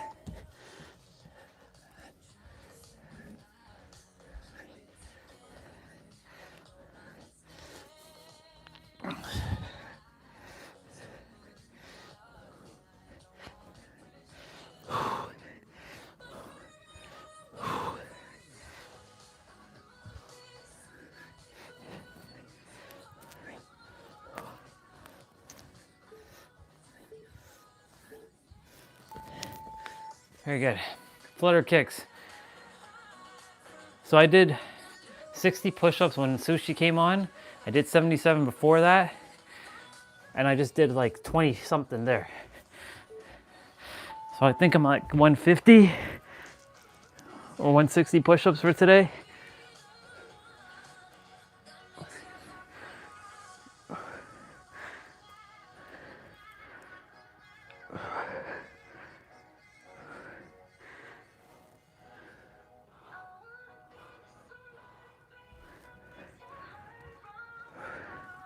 I used to do 250 push-ups a day, and I used to do 600 push-ups a day back when I first started my training.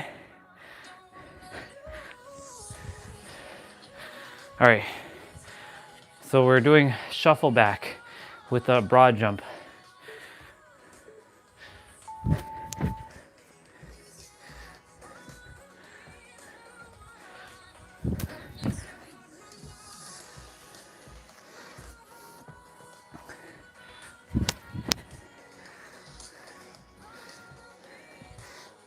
There was a photo I saw of a flight that left Hong Kong in 2026 and it landed in LA in 2025.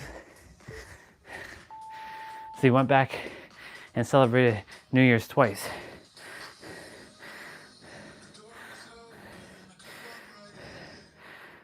Sit up to cross punch.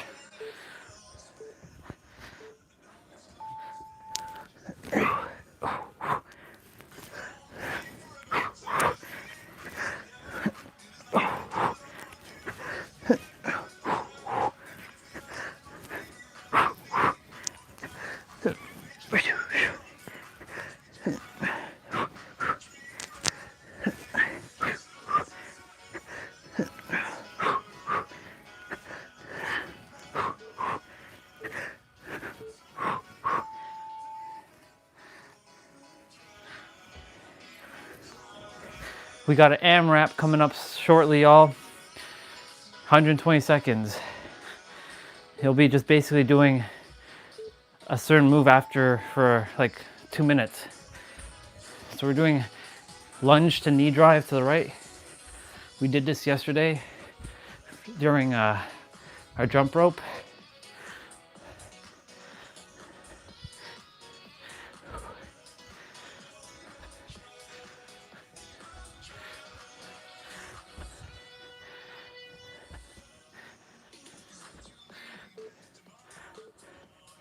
Very good.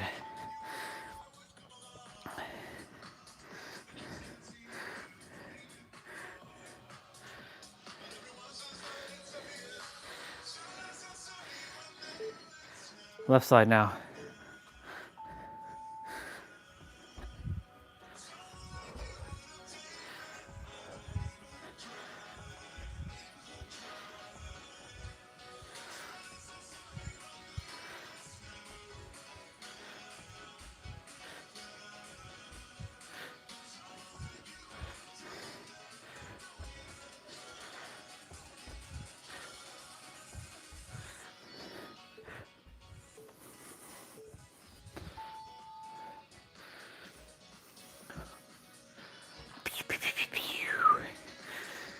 Bicycle crunch.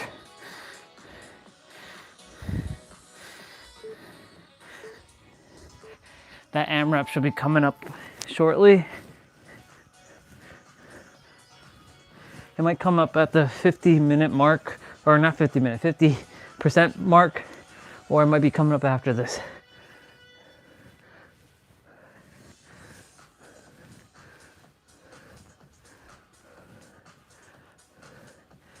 Expect a burpee or so coming up at some point.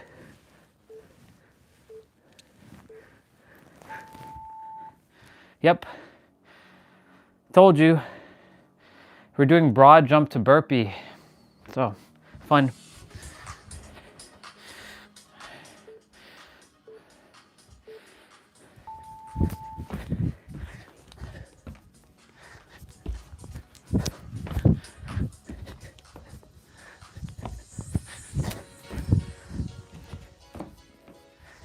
Using my space as much as I can.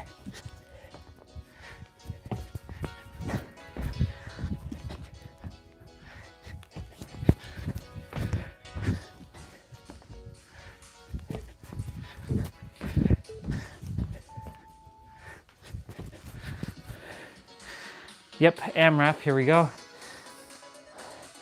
So 10 prisoner squats, 10 push-ups,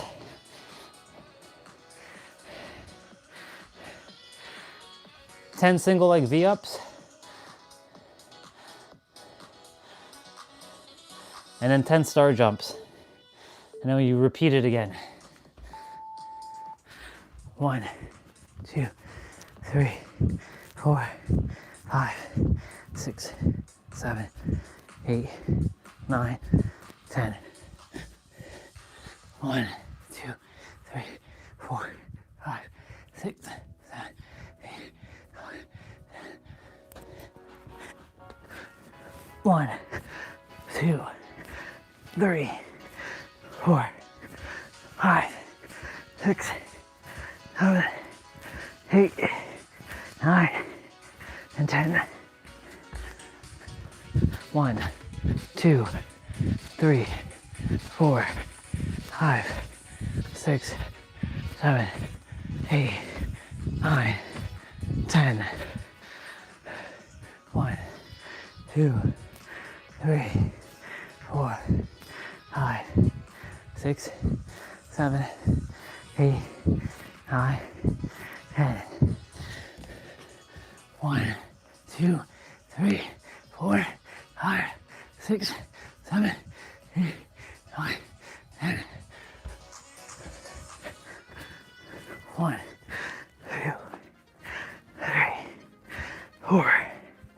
5, 6, 7, 8, 9, 10. 1, 2, 3, 4, 5, 6, 7, 8, 9, 10. 1, 2, 3, 4, 5, 6, 7, 8, 9, 10. Alexa, play notification.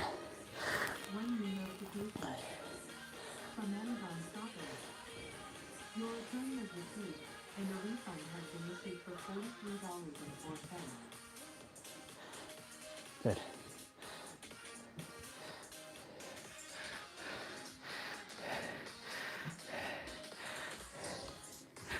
Hip lifts.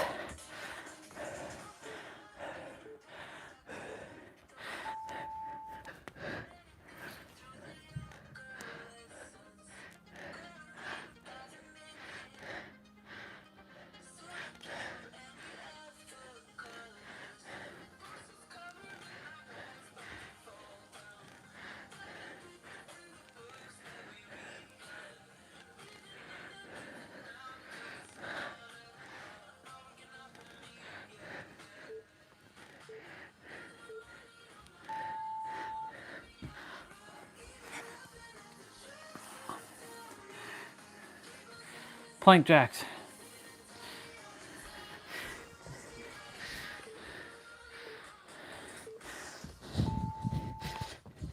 Suck in your gut here.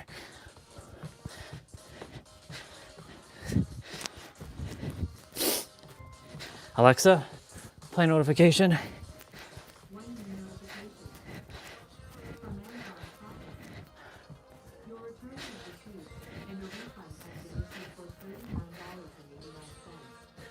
Awesome.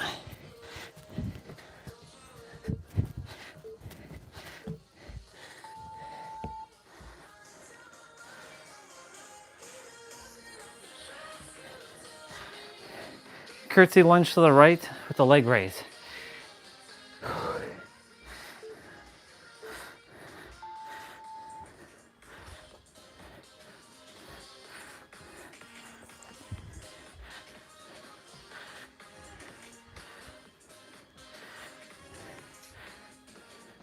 It's kind of like my side kicks that I do.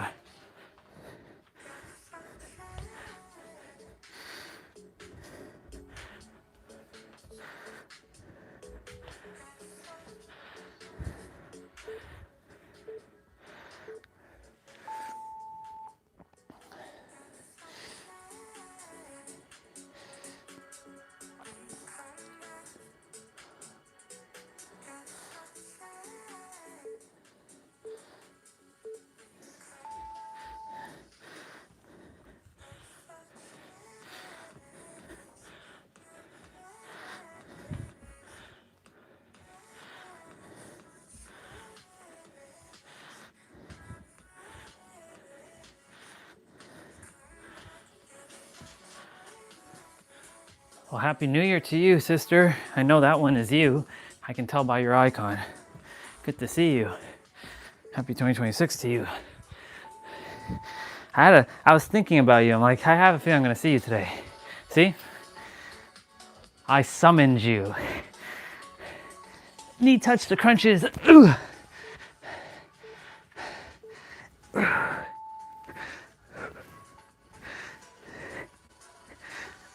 I trust you enjoyed your time off.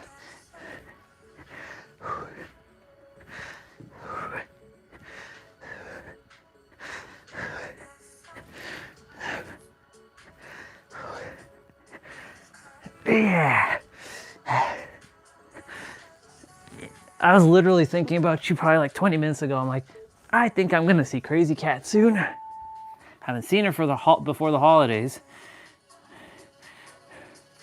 See? Mental. All right. Lateral hops.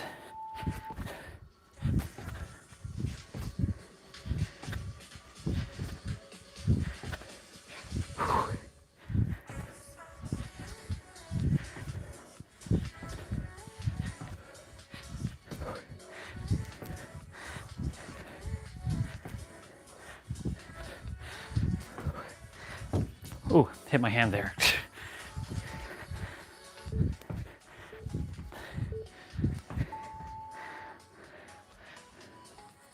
Starfish crunch.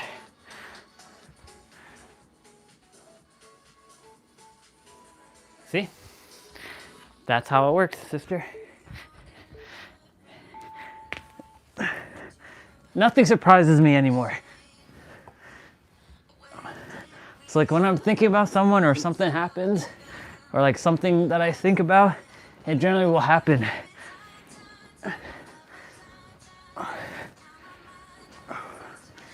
This is just another one of those instances.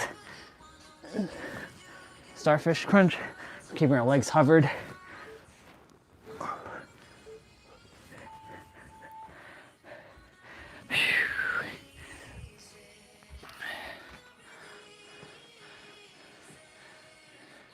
Yeah, it just means that you had to deal with your friend, and then I summoned you for whatever reason.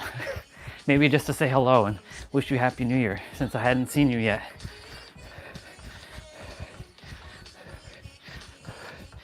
We're sprinting in place.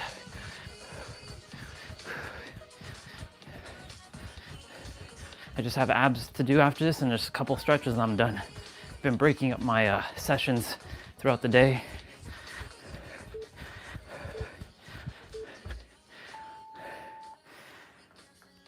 More push-ups, huh? Okay. More push-ups. Blast off push-ups. We already did like over 160 push-ups. I mean, that's not the most I've done ever. I've done like, I think I've done 750 in one day.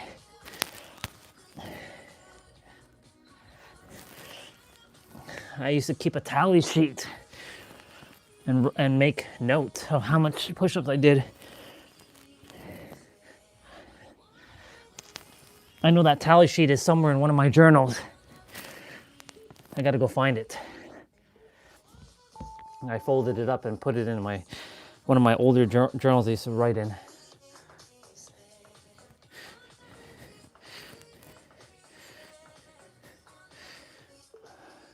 Leg raises.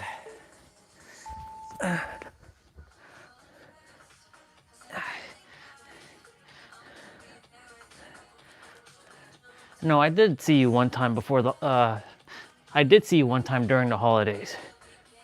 I know I saw you one time before holidays, like the Friday when school was closing for everybody. Or a Saturday, I was walking, it was in the morning, I saw you.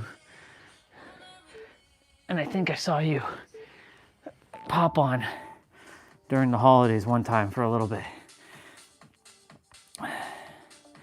But not after New Year's. So Happy New Year to you. You've now known me over a year.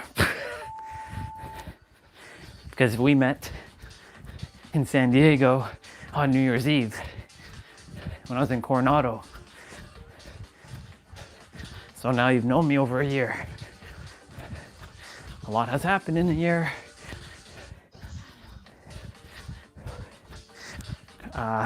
Jumping jacks called jumping jabs.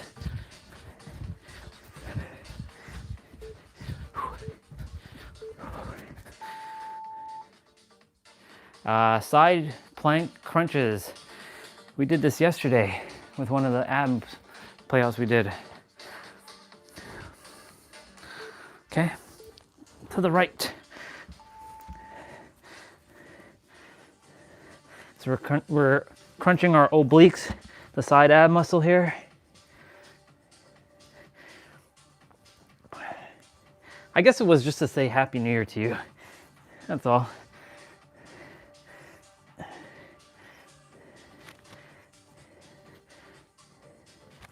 Or maybe there's something more, who knows? Oh, I did sign up for Suno. I haven't made anything yet. Because, you know, a lot of people who are making the AI music with like the ones I've been listening to on YouTube, they've been using Suno. So they're just taking the lyrics of someone's song and then they're just adding their, like the instrumental version. So I'm gonna probably start creating some stuff. Maybe ask ChatGPT to make a song of Orion and my journey. Make it instrumental. Make it with violins and some epic sounds. Oh, let's see. Sure, we got Heismans to do now, y'all. Due to the limited space that I have going sideways this way, I have to kind of go like this. But still good enough.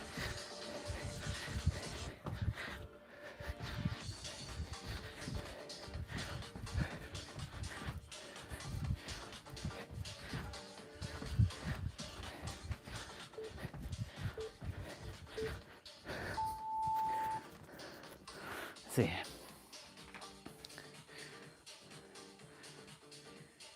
The meme reset falling or failing. No, I have not.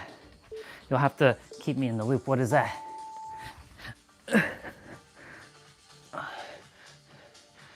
All that just been hearing is just, you know,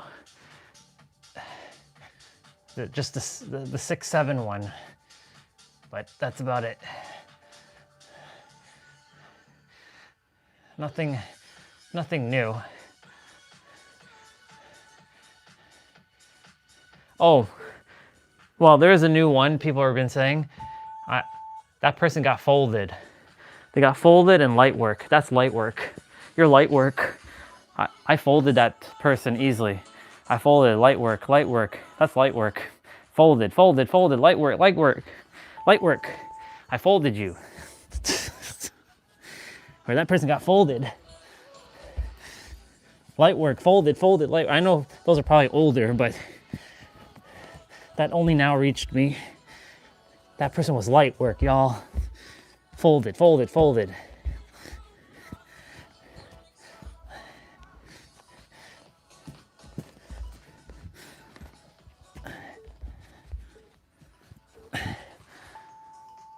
Ah, shit. We got AMRAP number 2 to do.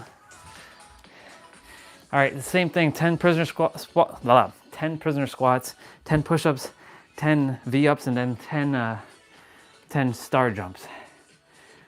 Yeah, you'll have to tell me what that one's about. I have no idea.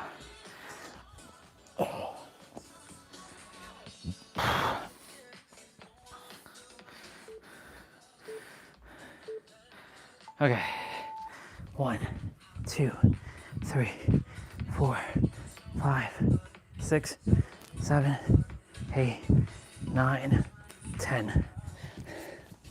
1, 2, 3, 4, 5, 6, 7, 8, 9, 10.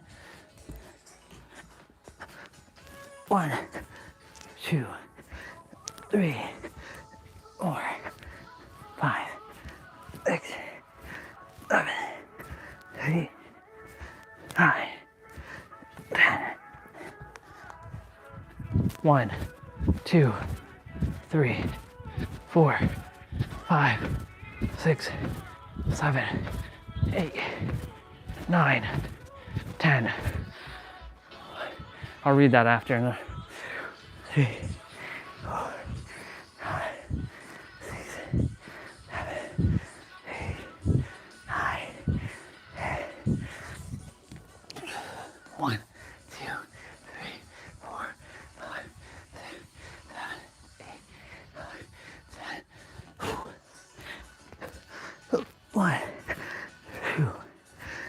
3, 4, 5, 6, 7, 8, 9, 10. 1, 2, 3, 4, 5, 6, 7, 8, 9, 10. 1, 2, 3, 4, 5, 6, 7, 8, 9, 10.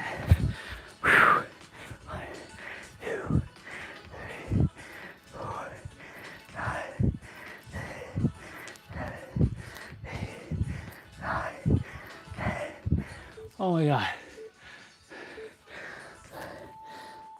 We got finisher, 30 seconds of play, 4 times, no rest. Fuck. Okay, keep sharing. I'm gonna read. I'm gonna take a moment to just breathe.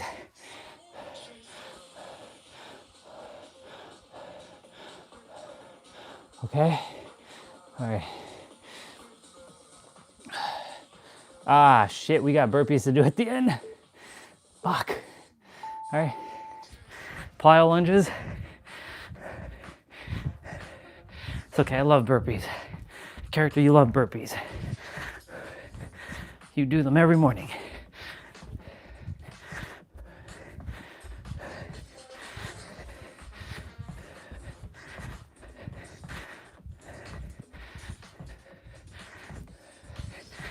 Stagger push-ups, alternating. Okay.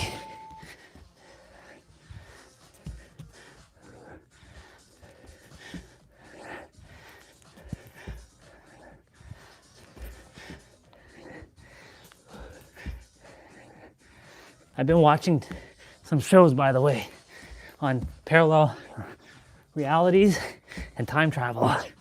Dark and Dark Matter. They're on Netflix. Well, Dark Matter's on Netflix if you have the premium version of Netflix. If you don't have the premium, then you have to watch it elsewhere. Really good show.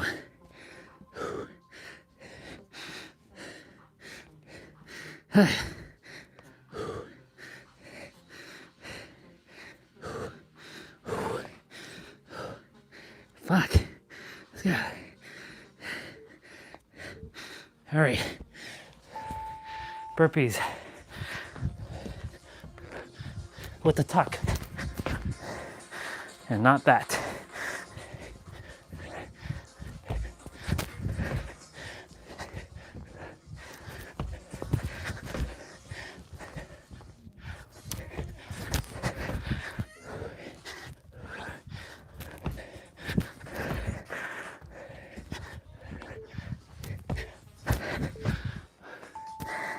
All right,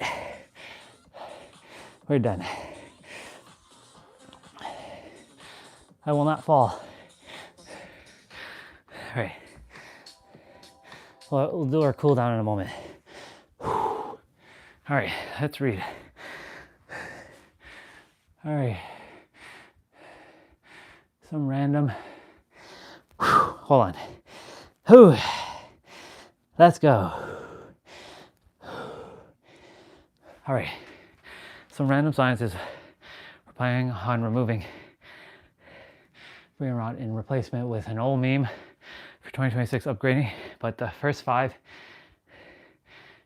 but the 5-year-old have been spamming 6-7 like a code word, and they're trying to stop the meme reset, but the memer is almost finished.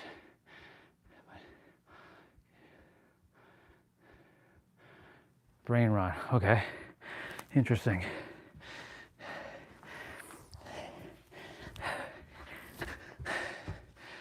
Interesting.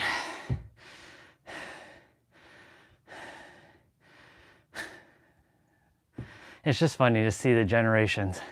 You know, we had our own stuff, parents had their own stuff, after our generation had their own stuff, and now this generation has their own stuff. That's why, like, you know, that one that you're cooked or whatever. Yeah, it's funny. Brain rot. You know, I'm sure 2026 is going to definitely have a lot more memes, for sure. I'm sure next year is going to be full of memes. The aliens are showing up. That's why a lot of people have awakened. It's literally elevating the planet to allow them to show themselves and present themselves. So there's gonna be a bunch of alien memes, I'm sure. If not next year, the year after for sure. Yeah, 2029. That's when Mr. Trump is out of business for good.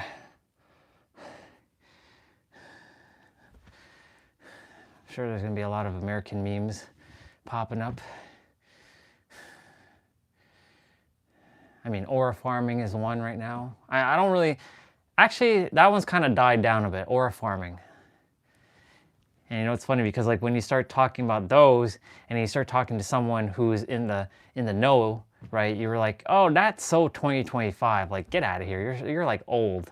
Like, get with the new 6-7. And then like a year later, somebody finds out about 6-7 and they start saying it, and then everyone's like, man, you're like behind the times. Get with like 7-2 or something like that. Because, you know, I'm sure some human is going to make up some other random number like 7-2 or like 9-8 or 8-9. 8-9, y'all. 8-9. And then 9-10. 9-10, y'all. It's weird. 6-7. It's funny. Oh, okay, we got abs to finish and then we're done. Oh, we got like a couple stretches, but then we're done. Taking a moment to pause. That was good. Let's see. The 2030 is cooked. Or farming is not here anymore because of 2026, but in those weird monster things. Yeah. Yeah. I'm sure someone is going to create some sort of new kind of Riz word, like, you know, that person's got Riz. Like, I'm sure someone's gonna make some new word. I'm sure of it. I'm guaranteeing that someone's gonna put some letters together and they're gonna make some sexual innuendo out of the letters. They're like, you know what? Maybe G and like I will probably be like, you know, another meme, because, you know, G has a circle and has like, it looks like a head. That's why I guess that's where 6, 7 comes from, because 6 looks like a G and G looks like a 6 to some degree. And the letter I, or even J, maybe. GJ, GJ, you're a GJ. Who knows? Someone's gonna make up some random shit. I guarantee it. I put money on it this year that someone's gonna make up some bullshit. The trending memes of 2026, and I see letters being used. Did you know that what a GJ is? Yeah, GJ. What the fuck is GJ? I'm sure of it. I'll put money on the line. I'll put that money. Was this a new one that I didn't do? Yeah, I didn't do this one. I should have done this one. Oh well. Oh well. Oh well. Oh well. 9 dimensions.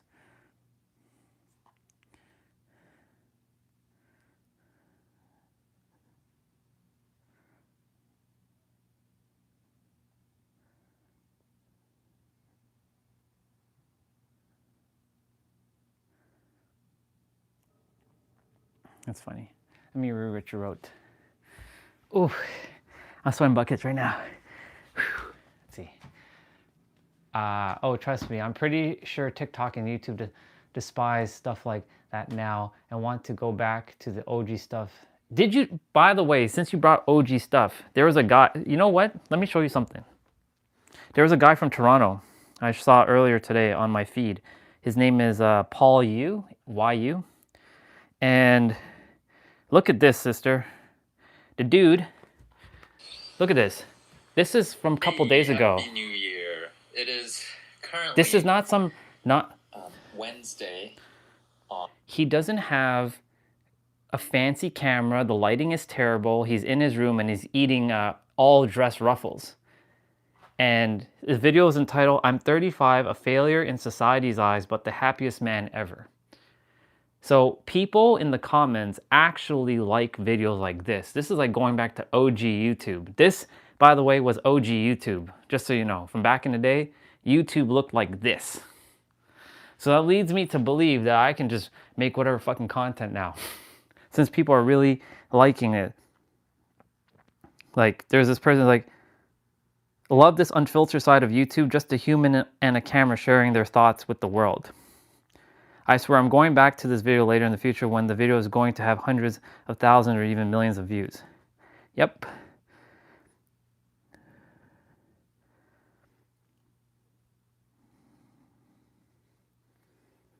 Yeah. So many people had great comments too. So you see, there's a lot of people who like videos like this. See, once upon a time, humans wanted all this flashy editing crap that you see, all these clickbaity nonsense, and now humans are like, oh, I'm done with that. I want genuine humans again. And then of course, there's gonna be a trend like, I don't want the genuine human anymore. I want the clickbaity stuff, because you know, humans are never satisfied. They always want something new. They get bored quickly. Speaking of which, in my bar, like playlist, there's 444 videos, and of course Nero is there. Yeah, just the dude eating all dress ruffles. It's awesome. It's fucking awesome. I love it. I love it so damn much.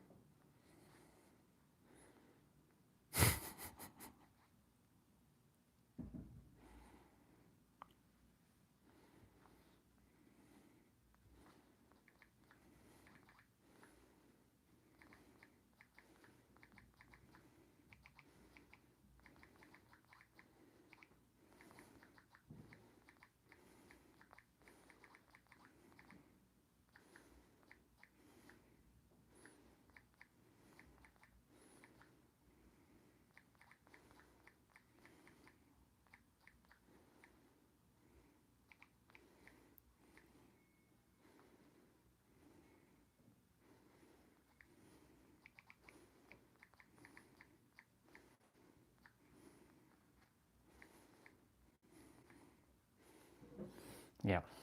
Let's see what you said. TikTok and YouTube decided this when Roblox got sued by every state and country. Interesting.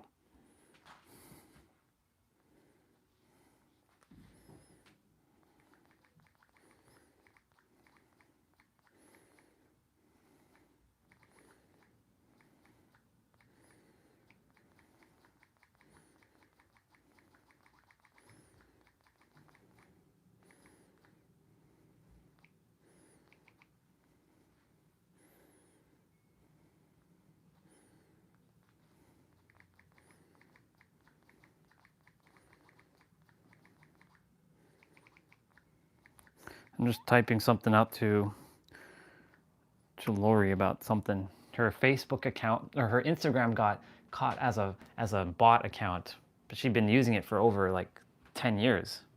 Actually, not 10 years, for several years. So it's weird.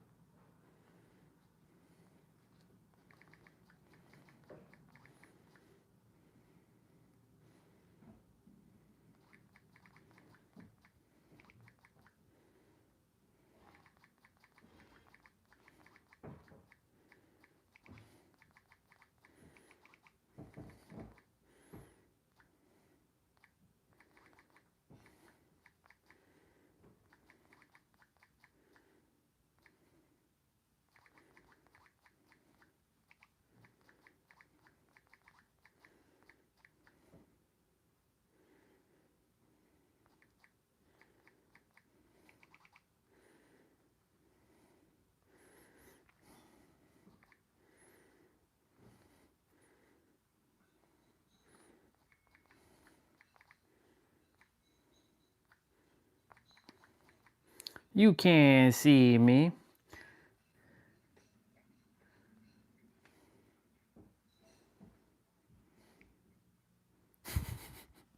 Let's see. Yeah, that's funny. You know what's funny today too? The highest amount of likes in a very long time. Thank you, Crazy Cat, for jumping on to multiple accounts. I think you jumped on to your accounts, a couple of your accounts, and hit that like button. I don't really ask for it anymore, but like, you know, it's still nice to see it here and there. But yeah.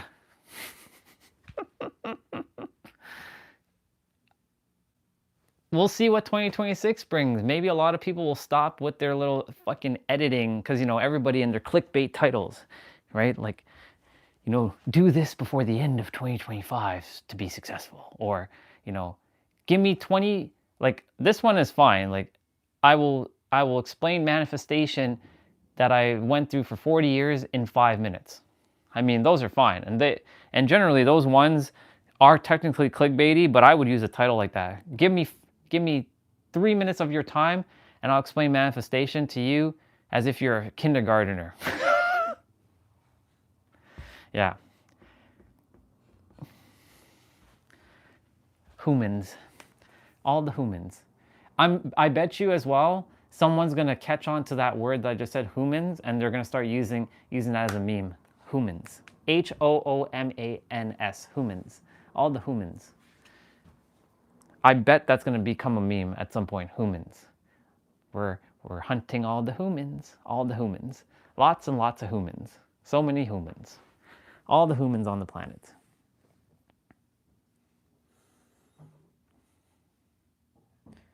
You can't see me. You can't see me, boy. I posted something to Lori because, you know, she also sees the fact that Facebook and Instagram are attempting to block her because of her account. She's radiating so brightly now that, you know, whoever them is attempting to block her. So I'm like, yeah, they can't see you because you're radiating so brightly because they can't see you. They can't see you, girl. They can't see you.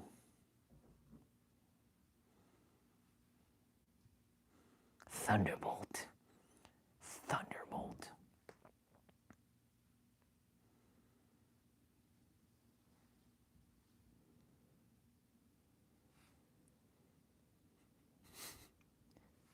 That's too funny. I'm just laughing my ass off, honestly. All right, time for us to finish abs. No time to waste. Let's go. Let's get it done. We're supposed to finish the stretching though, so let's finish the stretching before we get on to the abs.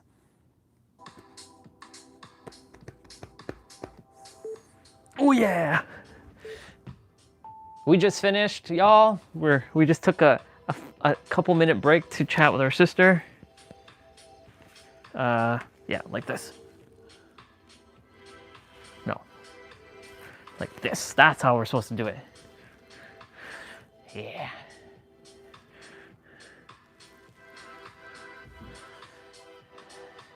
I have to go shower in a bit.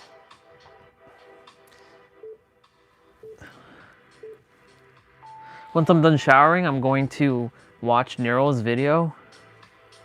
Not that I have to, but I choose to. Wait, does this hand go? Oh yeah, this hand goes through. Jeez Louise, like what the fuck is going on there?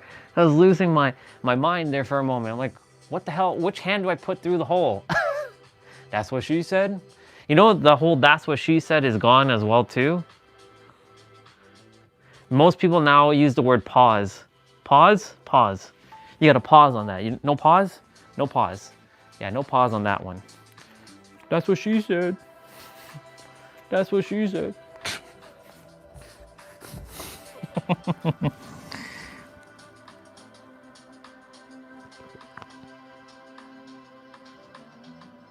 You know what's popping up in my head right now? There's a video on Instagram. It's on Facebook as well, of a white dude hiring a black dude, and another black dude is speaking to him, speaking to the white dude, and he's like, "Yo, where's my money? I need my money." And then the guy, he's like, "You'll get your money," and then the black guy will say the N-word for him.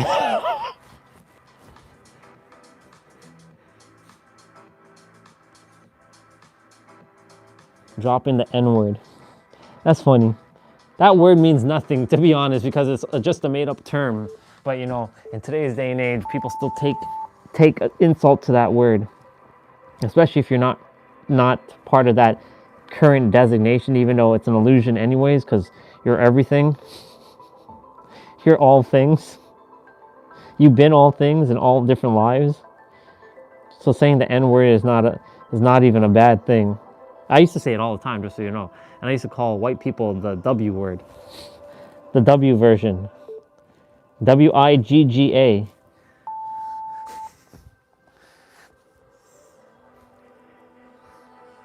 And I used to call brown people the B one. BIGGA. Even though that one's kind of weird. That one never really caught on.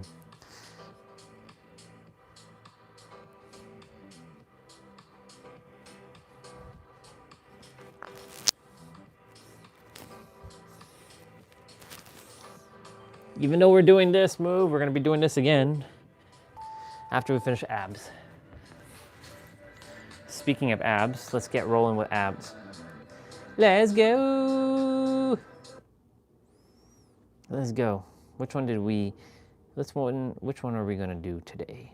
Intense abs? Sure, let's go. Ooh, them classic tracks. Let's go.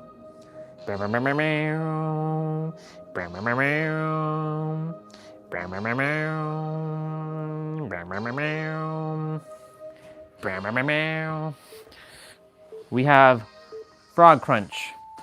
Well, it's technically butterfly crunch.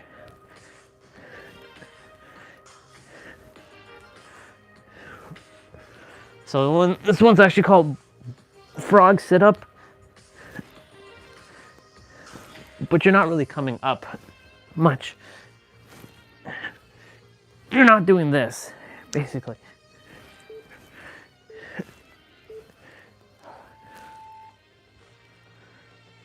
We got windshield wiper sittings.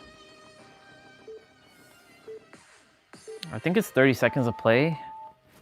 Yep, 30 seconds with, I think, 10 seconds of rest.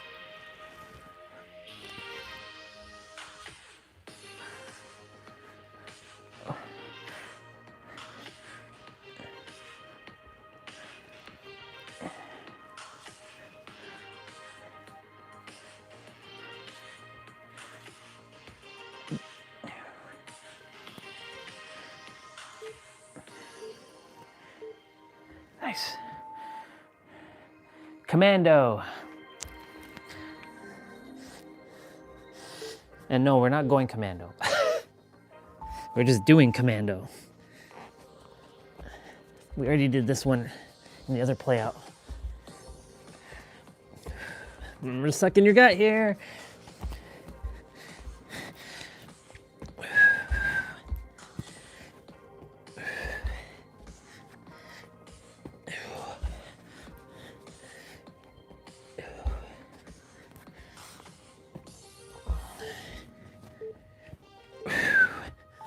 Very good. So we're gonna do crossover crunches. So right elbow to left knee, left elbow to right knee.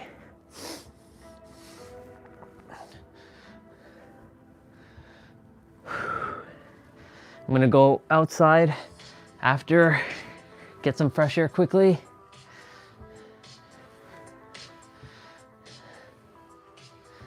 You know, I'm surprised that the microphone actually works pretty good in extreme heat and extreme cold. Should give this microphone credit.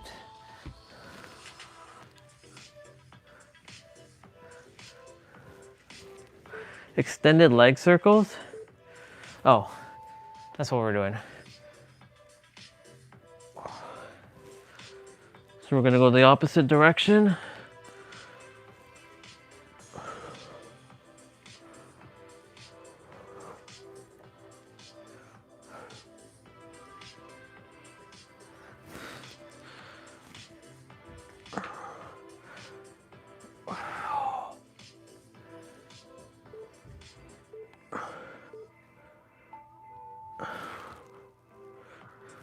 Okay, Spider-Man, plank high-low. So you're bringing your knees to your corresponding elbow. And that's where the Spider-Man comes in.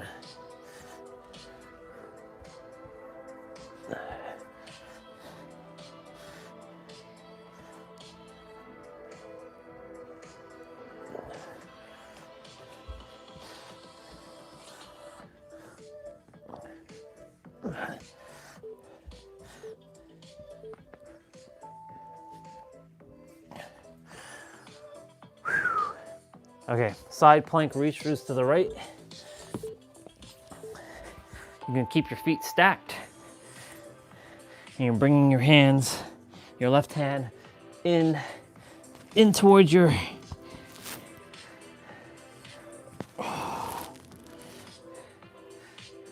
So tomorrow, gotta wake up earlier and do my play out, or get my play out done earlier in the morning.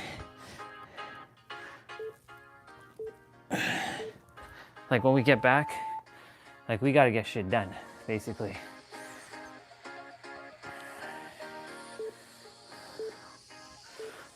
Because we have a chat with Cass tomorrow around 1 p.m.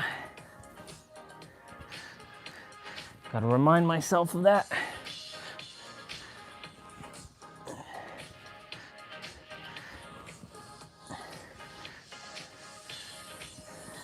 I should update my Zoom tonight on my computer.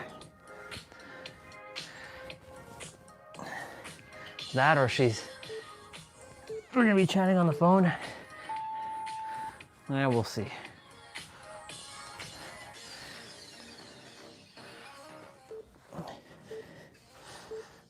Three-point crunch. One with the right leg only. So you're bringing your right knee to both of your elbows.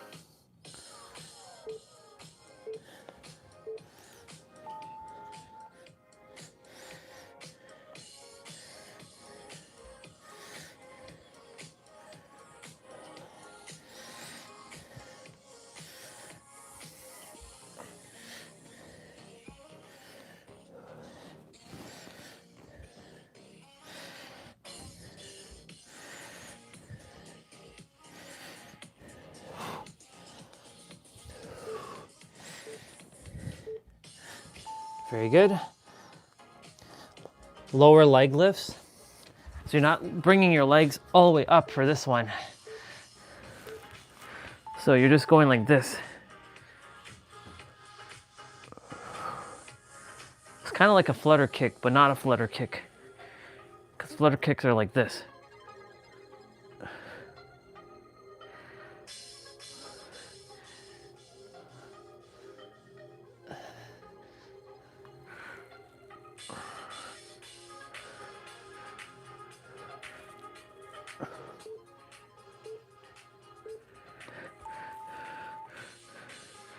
Hip lifts are next.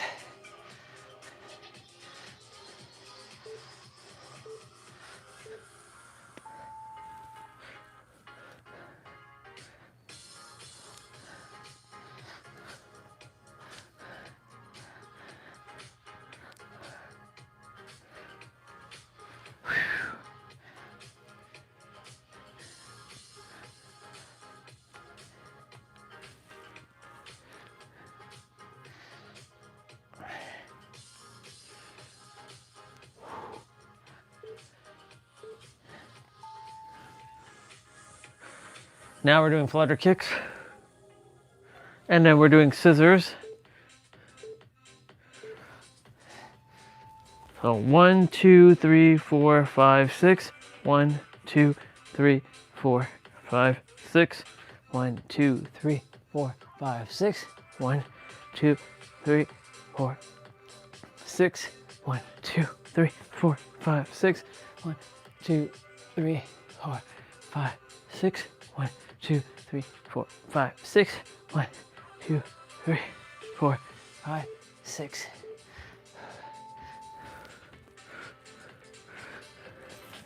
Lean back pulses. This is one of them classic tracks right here.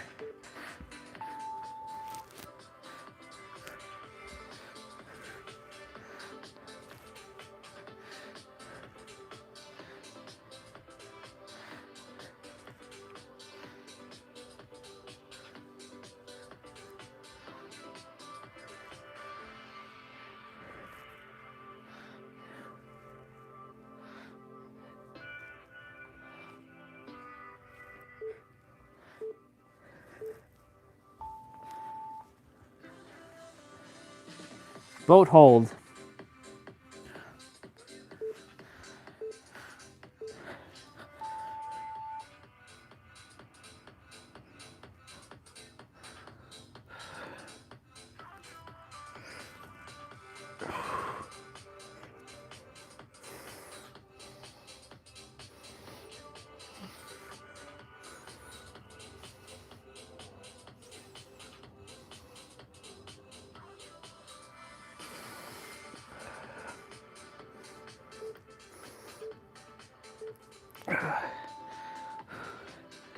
All right, y'all.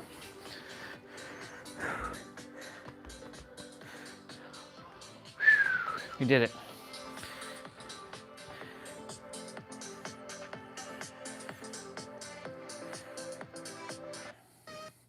So what I'm gonna do,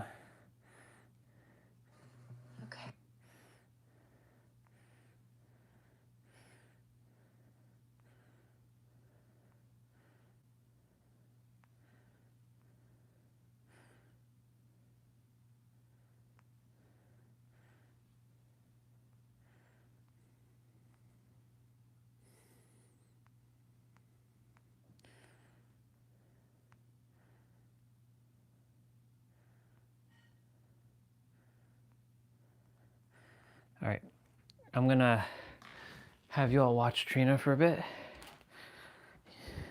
You know what's funny?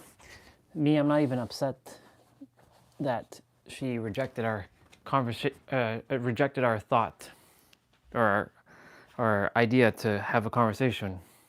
But you know, it's funny because if two people that are operating at the similar level having a conversation, what is there really to say? You know, it's funny. It's a laugh. So, what we're gonna do, because I'm gonna also go shower shortly.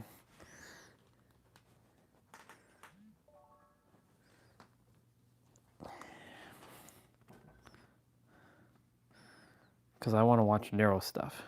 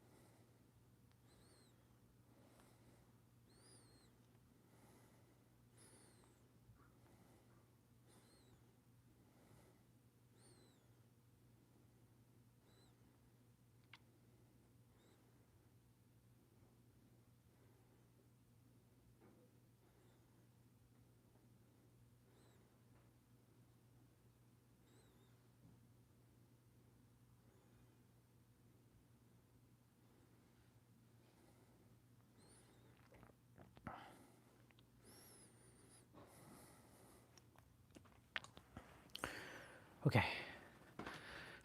It's getting dark in here. It's getting dark in here. Yes. All right, Trina. All right, sister. Let's get you rolling. Let's get you rolling. Let's see what you're gonna say today.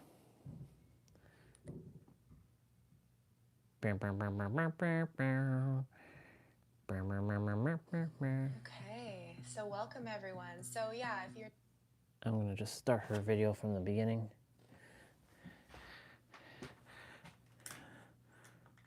Oh my, that was like really tight on. That's what she said? Again? Again, that's what she said? But that's what she said. All right, there is Trina.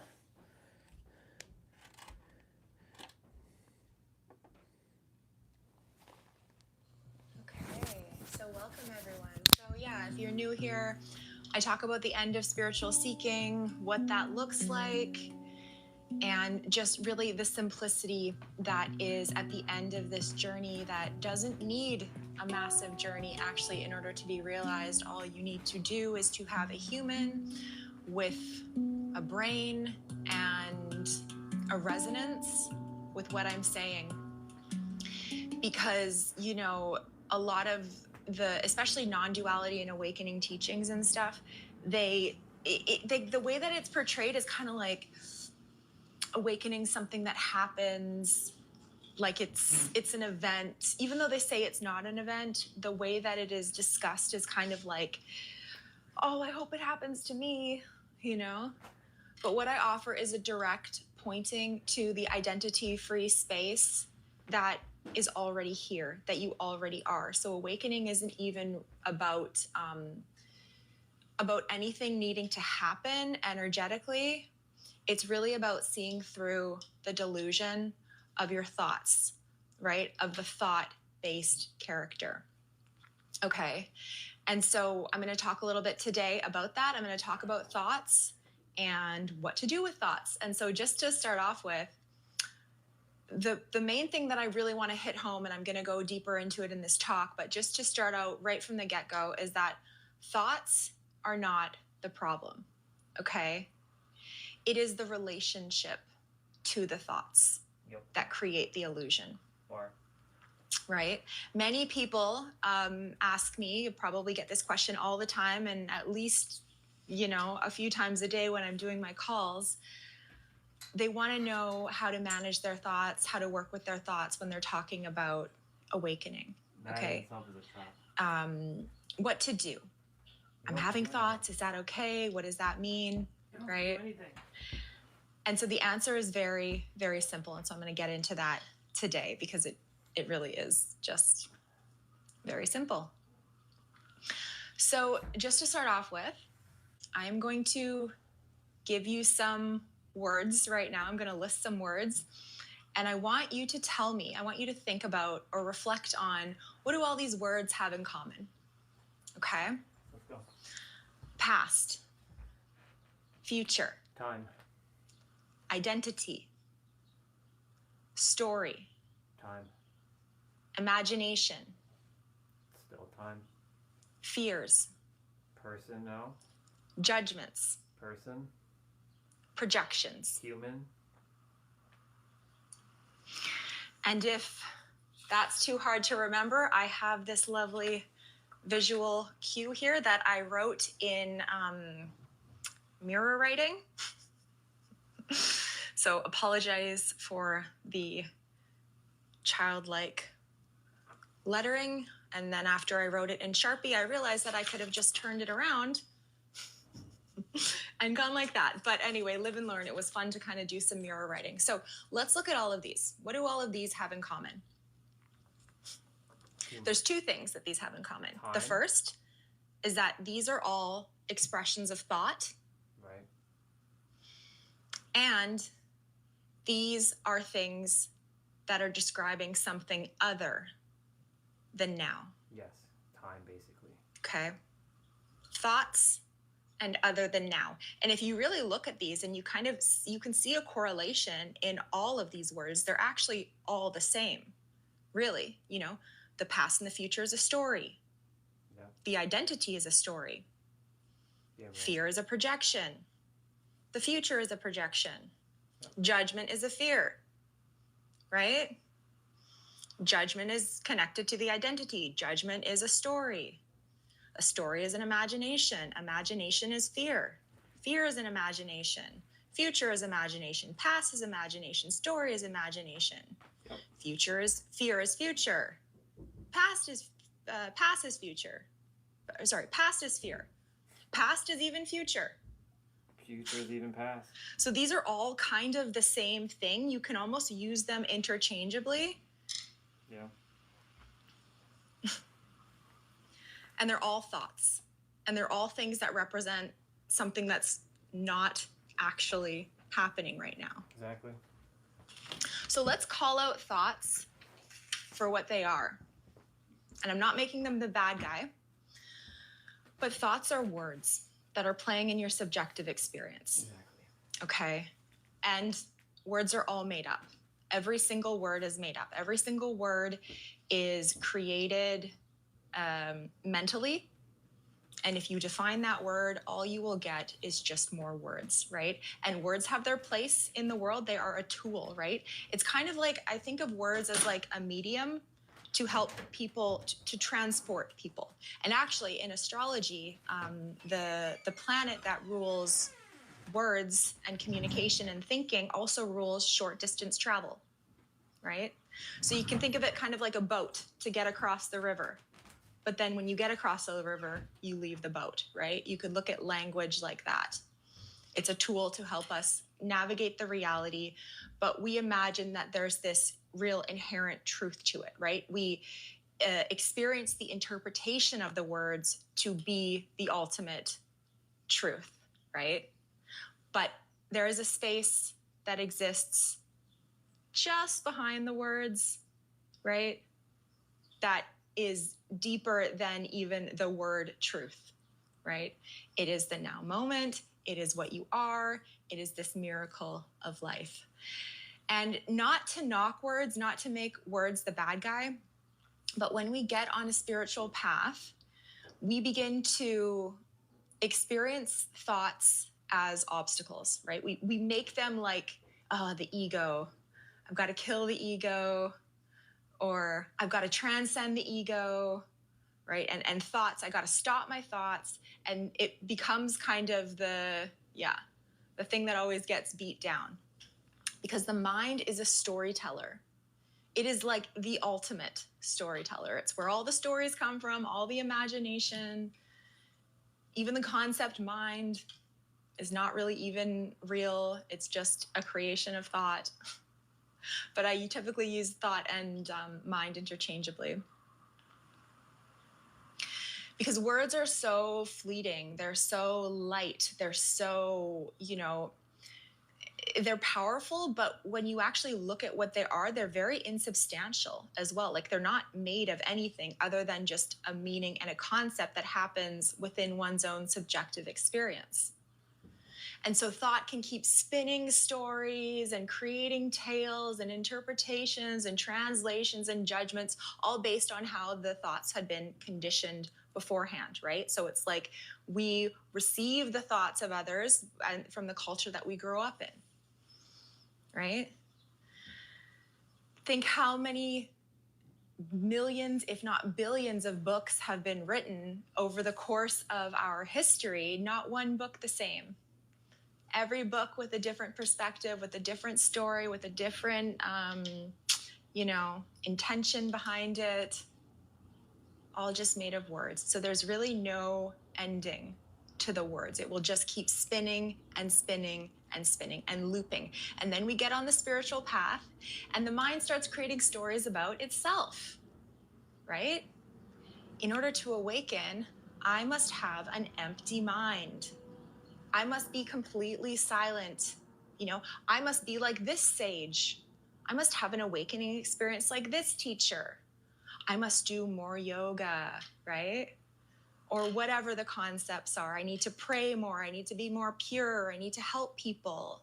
I need to open my heart and be loving, right?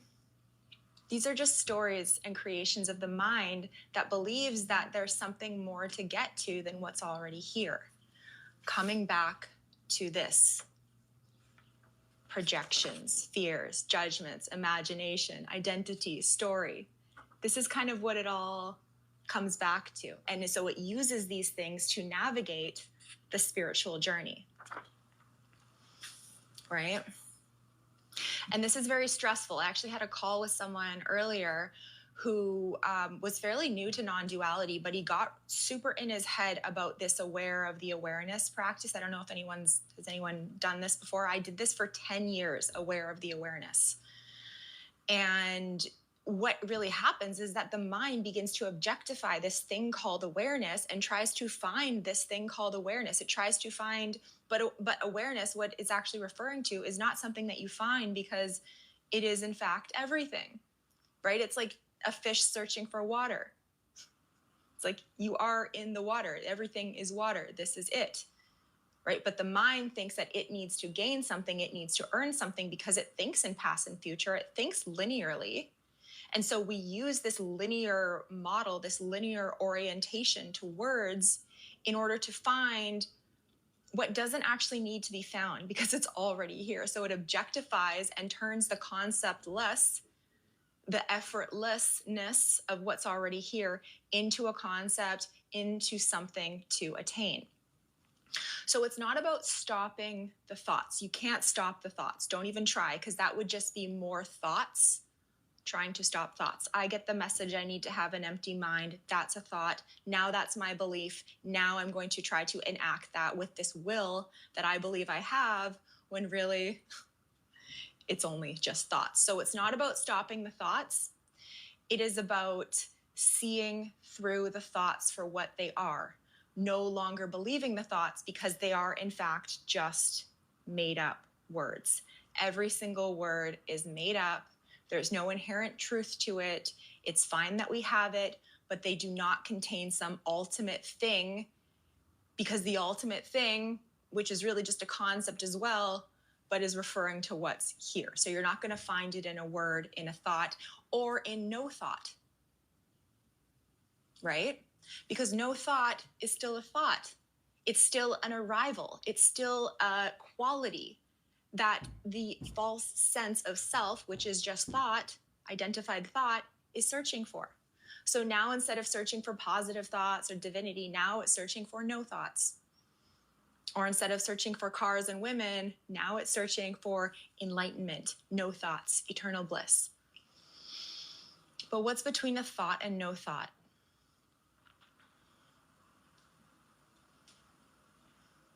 What's between a concept and no concept?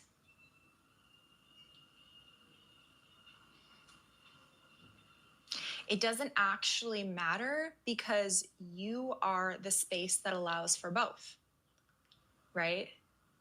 You are the space that allows for thought. You are the space that allows for no thought, right? There's just this freedom for expression of whatever happens. Because if you really get down to it, there is no one that's choosing the thoughts.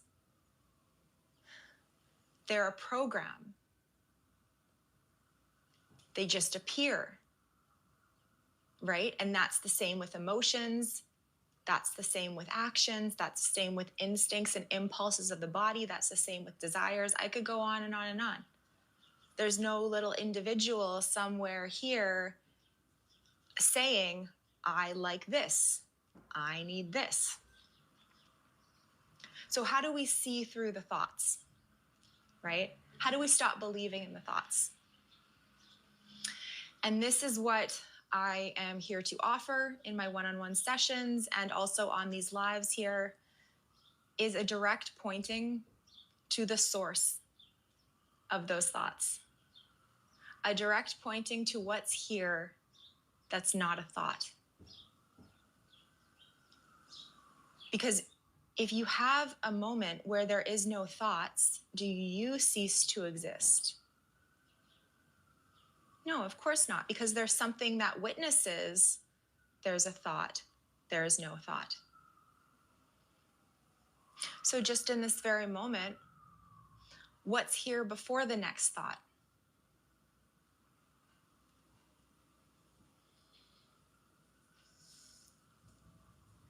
What's here that isn't a thought?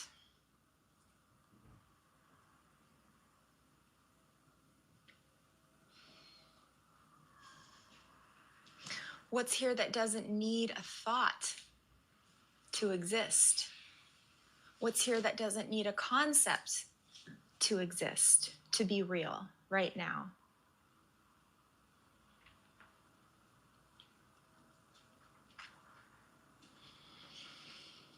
The thoughts are where the character lives. The thoughts is where the false identity lives.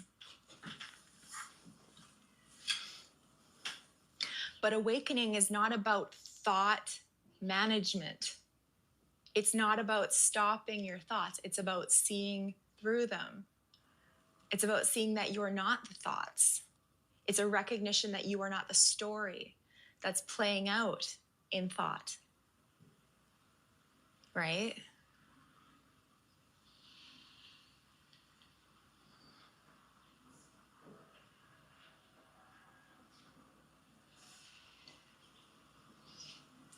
Well, how do I stop believing in my thoughts?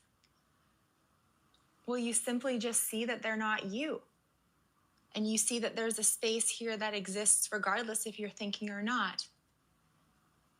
It's the same thing as saying, how do I stop believing in Santa Claus?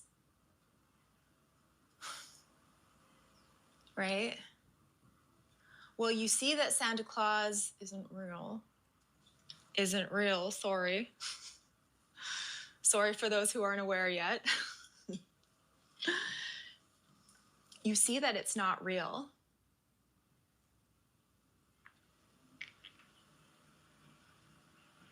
Okay.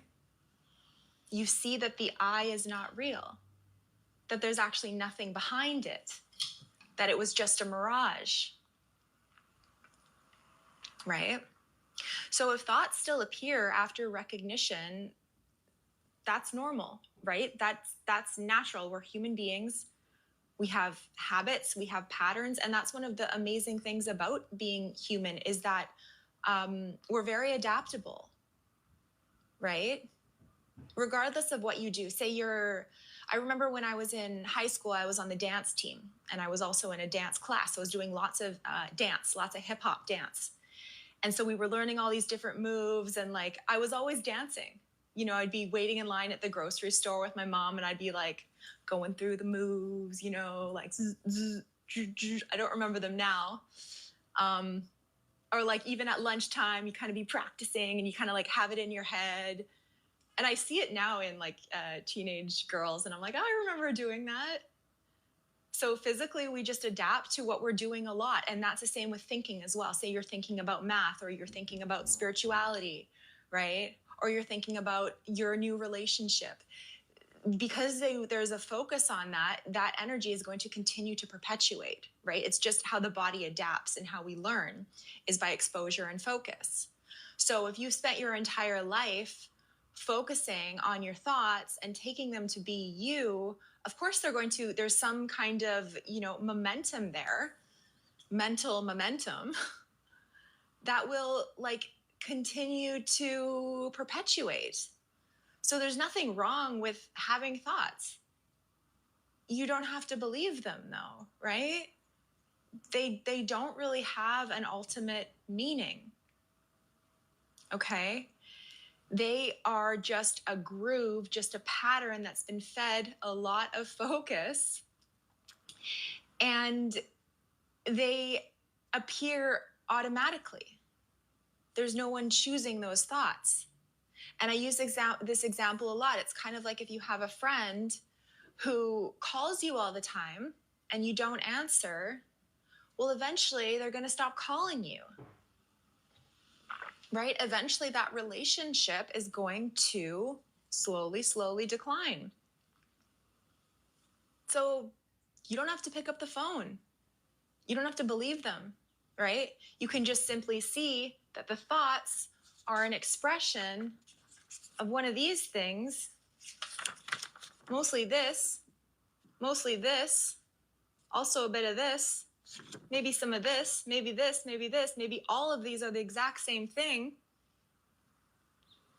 Not real, not now. Made up words, right? Made up words. But it's okay that the thoughts come back, right? The identity is kind of like glitter. Once you start playing with it, that shit sticks around for a while, right? So but it doesn't mean that you're failing. It doesn't mean that something's wrong. It's just called being a human. It's called patterns that have been worn into grooves over basically your entire lifetime that, have a momentum.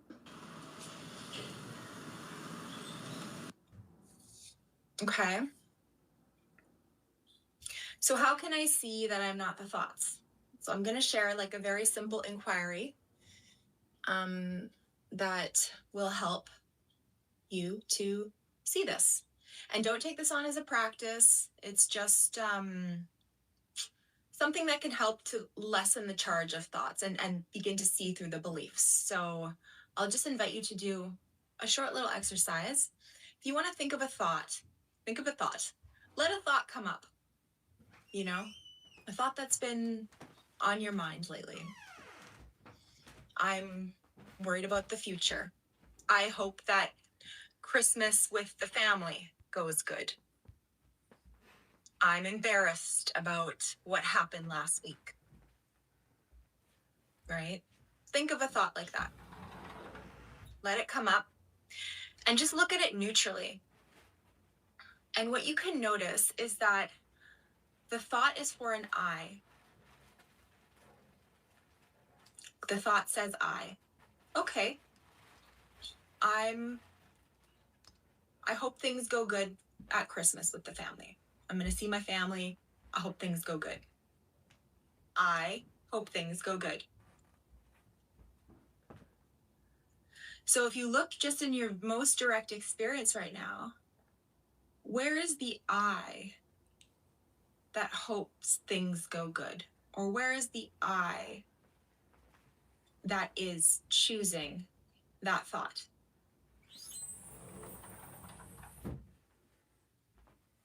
Because there's a thought that comes up that says I da da da da da.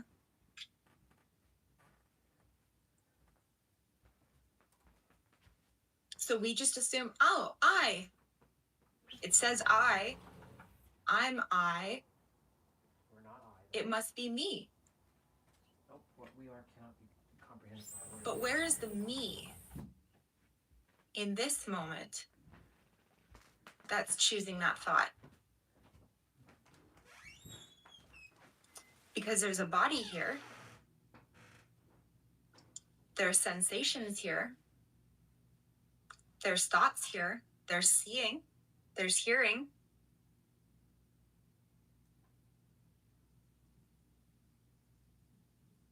There's an experience.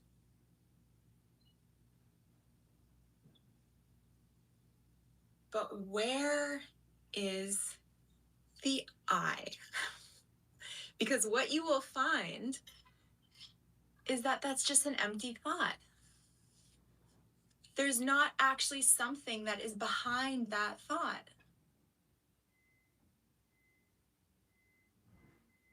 And a lot of the times it's like that with fear as well. There's nothing behind the fear. There's just a thought. And then when you look behind the thought, there's nothing there. It's an illusion. It's a false reality. It's a trance made of language that we're all lost in.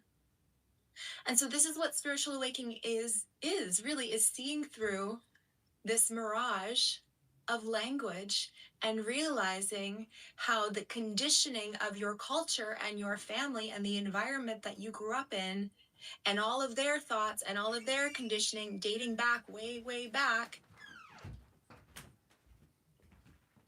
is what you're referring to as I.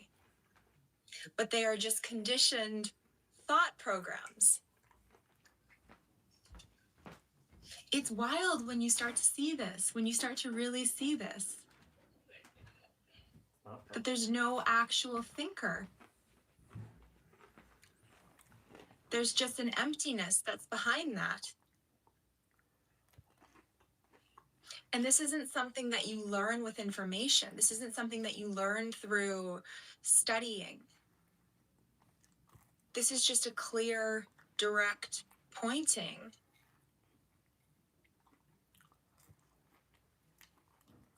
An observation about the only thing that's actually happening right now, which is just this moment.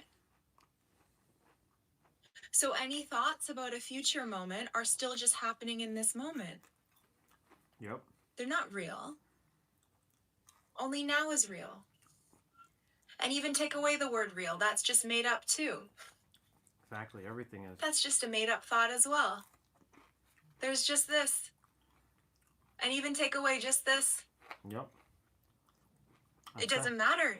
It doesn't matter whatever word you label and you translate over it. There's just this. It doesn't change anything. It's like if someone's speaking Russian and you have an English translator and they're translating a completely wrong message, it doesn't change the message of the original Russian speaker. It just creates a false translation. Yep. And an illusion. So words completely overstep their limitation because they try to, especially on the spiritual path, because they spin stories and imaginary tales and identity constructs. Yep. About something that doesn't need to be found. About something that is Already been so here. obviously just what's here. Exactly. Right? And it kind of gives this impression like that you need to control your inner world, that you need to stop the thoughts. Having your thoughts slowing down and the mind like beginning to, slow down is a byproduct, is a symptom of this direct pointing that I'm sharing right now. But what we do in spirituality is we approach it backwards. Yep. So we hear, oh, people that are enlightened, they're equanimous. They have no thoughts, right? Okay, well, that means I'm going to be equanimous and I'm going to have no thoughts. But that's the spiritual ego. You're just faking it, right? You're changing your personality. And I'm not saying there's no value in that, but you're just kind of changing your personality to be more spiritual when the root of the problem is that you weren't your personality to begin with. Exactly. It's not about crafting a new identity. The softness, the naturalness, the spontaneity, the quiet mind, and the peace is what emerges when you realize that you're not the identity. That this stuff is not actually what you are. Exactly. That these are stories. That these are made up concepts. Right? And so it's not about becoming something more than you already are. Even take away the word awakening. I use that word, but I don't really like it because it creates a false idea about it, but I still say it so people know what I'm talking about. Yep. But really, it's a sobering up. Really, it's just a softening into the naturalness of however you want to respond in the moment, of however feels right. No projections needed, no stories needed. You can have stories as well, though. That's fine, too. If someone says, oh, the mind got identified, I got identified, I started ruminating on my thoughts. I messed up. Now I'm not awakened. Awakening needs to look like this. I need to have no thoughts. I need to be equanimous. I need to be loving all the time. I need to be, my heart needs to be opened. That can happen, but you also are the freedom for the opposite of that too. Right? This isn't a belief that I'm sharing with you. This is just pointing out the most obvious, self-evident thing that is happening right now.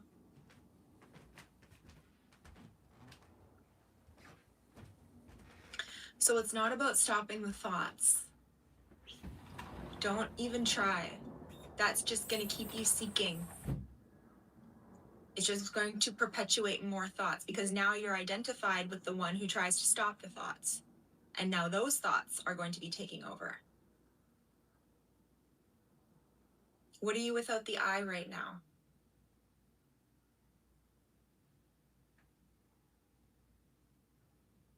What are you without the me? Any mental position that your mind wants to take, I'm the witness. I'm the awareness. I am the great I am.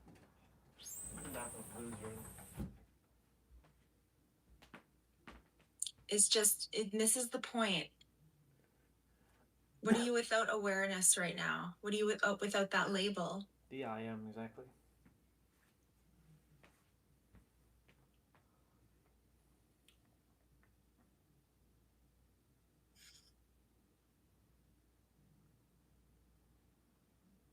What are you without your memories?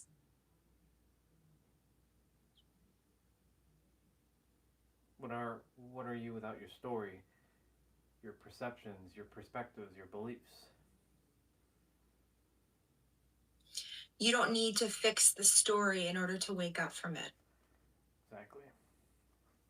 You already are fixed. And that's also an illusion. You don't need the thoughts to look a certain way in order to realize that you are not the thoughts. Exactly. You don't need to create a new story.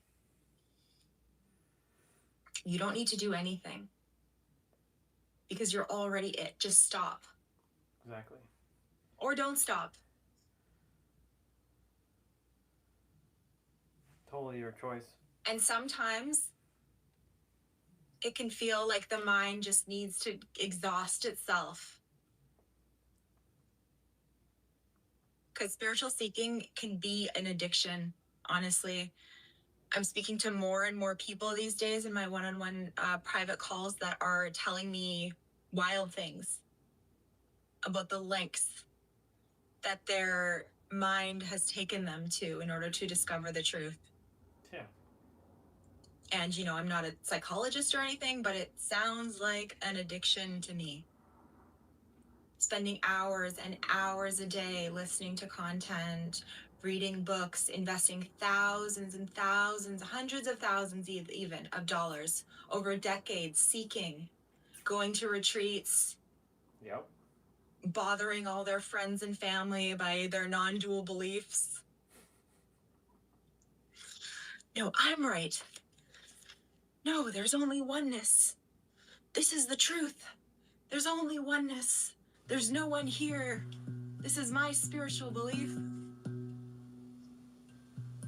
Misses the point. Right? Misses the point.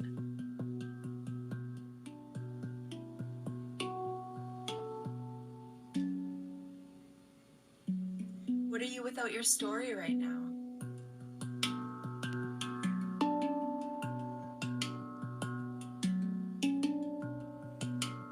Good job, sister. You did good. All right, brother, we're going to look at your stuff in a bit. I'm going to go and we're going to watch our brother shortly. Just got to go wash some dishes.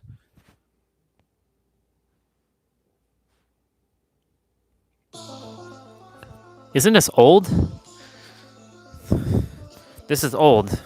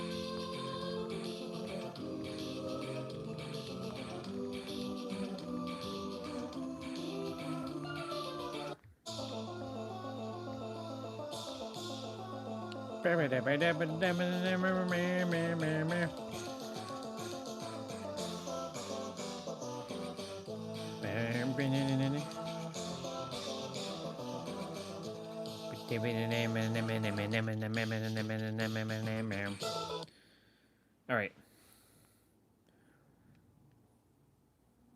For the gifted one who went to hiding, I'm gonna play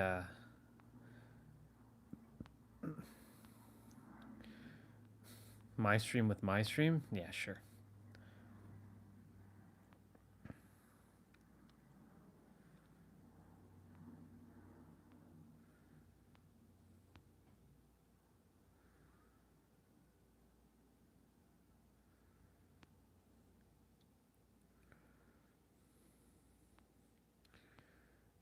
There's so many content out there. It's crazy.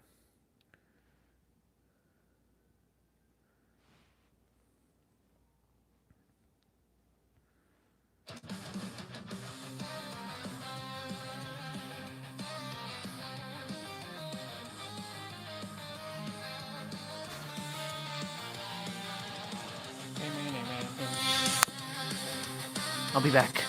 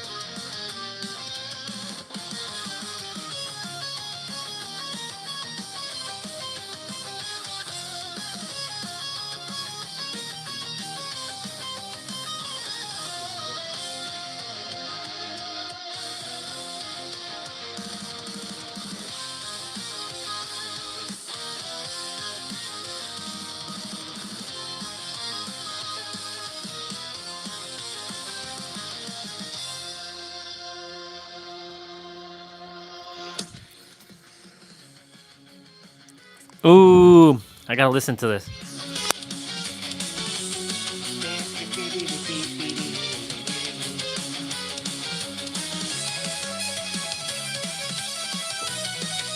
Oh my god, it's so good. It sounds so good.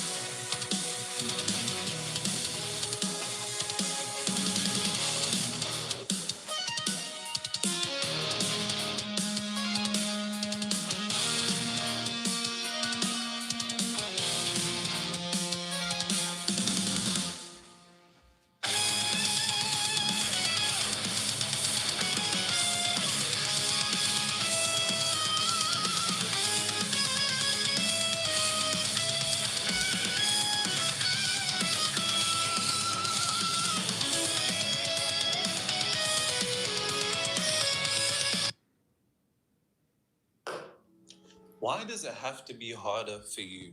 Now, on the journey to materializing whatever it is that you wish to materialize, whether that's more sales in your business, a particular promotion, employment, or relationship, why does it seem as though for certain people it's easier and it's more difficult for others? Now, of course, we have the physical plane explanations. You know, we could talk about connections and other physical advantages, so on and so forth. But if we're looking at it from a point of metaphysics, looking at it purely from the causal realms of reality, you might unnecessarily have a struggle complex. You might actually be addicted to struggle, which unnecessarily makes the materialization of your desired reality much more difficult than it needs to be. Most people on the journey to materializing whatever it is they want are unaware of the fact that there's an aspect of their consciousness that is in direct contradiction to the materialization of their desired reality. Now, as I always say, spirituality without the ability to control your reality is vanity. So it's very likely that you have a struggle addiction. And if you are addicted to struggle, then you're going to make everything harder for yourself. Pause. You're going to make things unnecessarily difficult, unnecessarily complex and complicated. And until you have the capability of reversing that, you will perpetually remain in this constant cycle of struggle, struggle, struggle, such as our boy over here with the cloud over his head. And you can see the injection of struggle. So in this video, I'm going to walk you through how we actually develop these addictions unconsciously, and then how they affect you, how they destroy the materialization of your desired reality, how they vibrationally self-sabotage your desired reality. But I'm also going to show you how to break that addiction. So let's get into it. And as you can see, got some new equipment. You know what I'm saying? Jeez, magnetic. The money changed us, man. The money changed us. Your boy's looking kind of high today, still. I wonder if they noticed. No. Anybody that regularly watches the channel is definitely going to notice. Because see, this is how the allegations begin. You know what type of allegations I'm talking about? Cloned. 100%. They're going to be like, this ain't Nero, look at the board.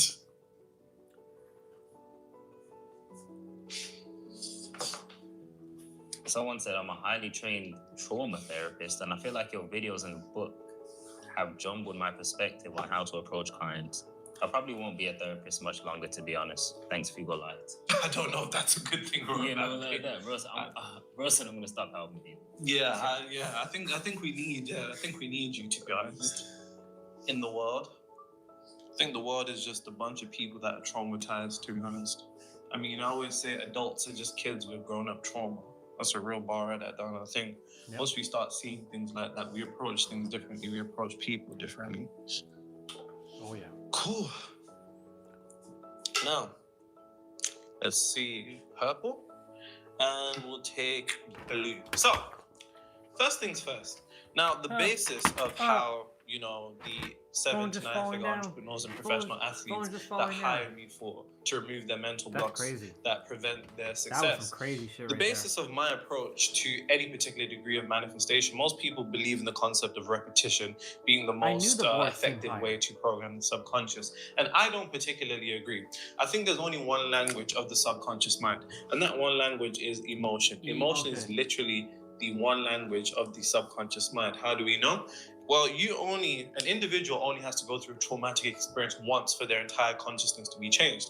It's emotion in of itself that creates an energetic charge. The energetic charge enters the subconscious mind. And from time something enters the subconscious mind, then it's just a game of materializing. The subconscious mind is the womb of reality. When I say subconscious mind, that's interchangeable with state of consciousness, self-concept, mental attitude, imagination.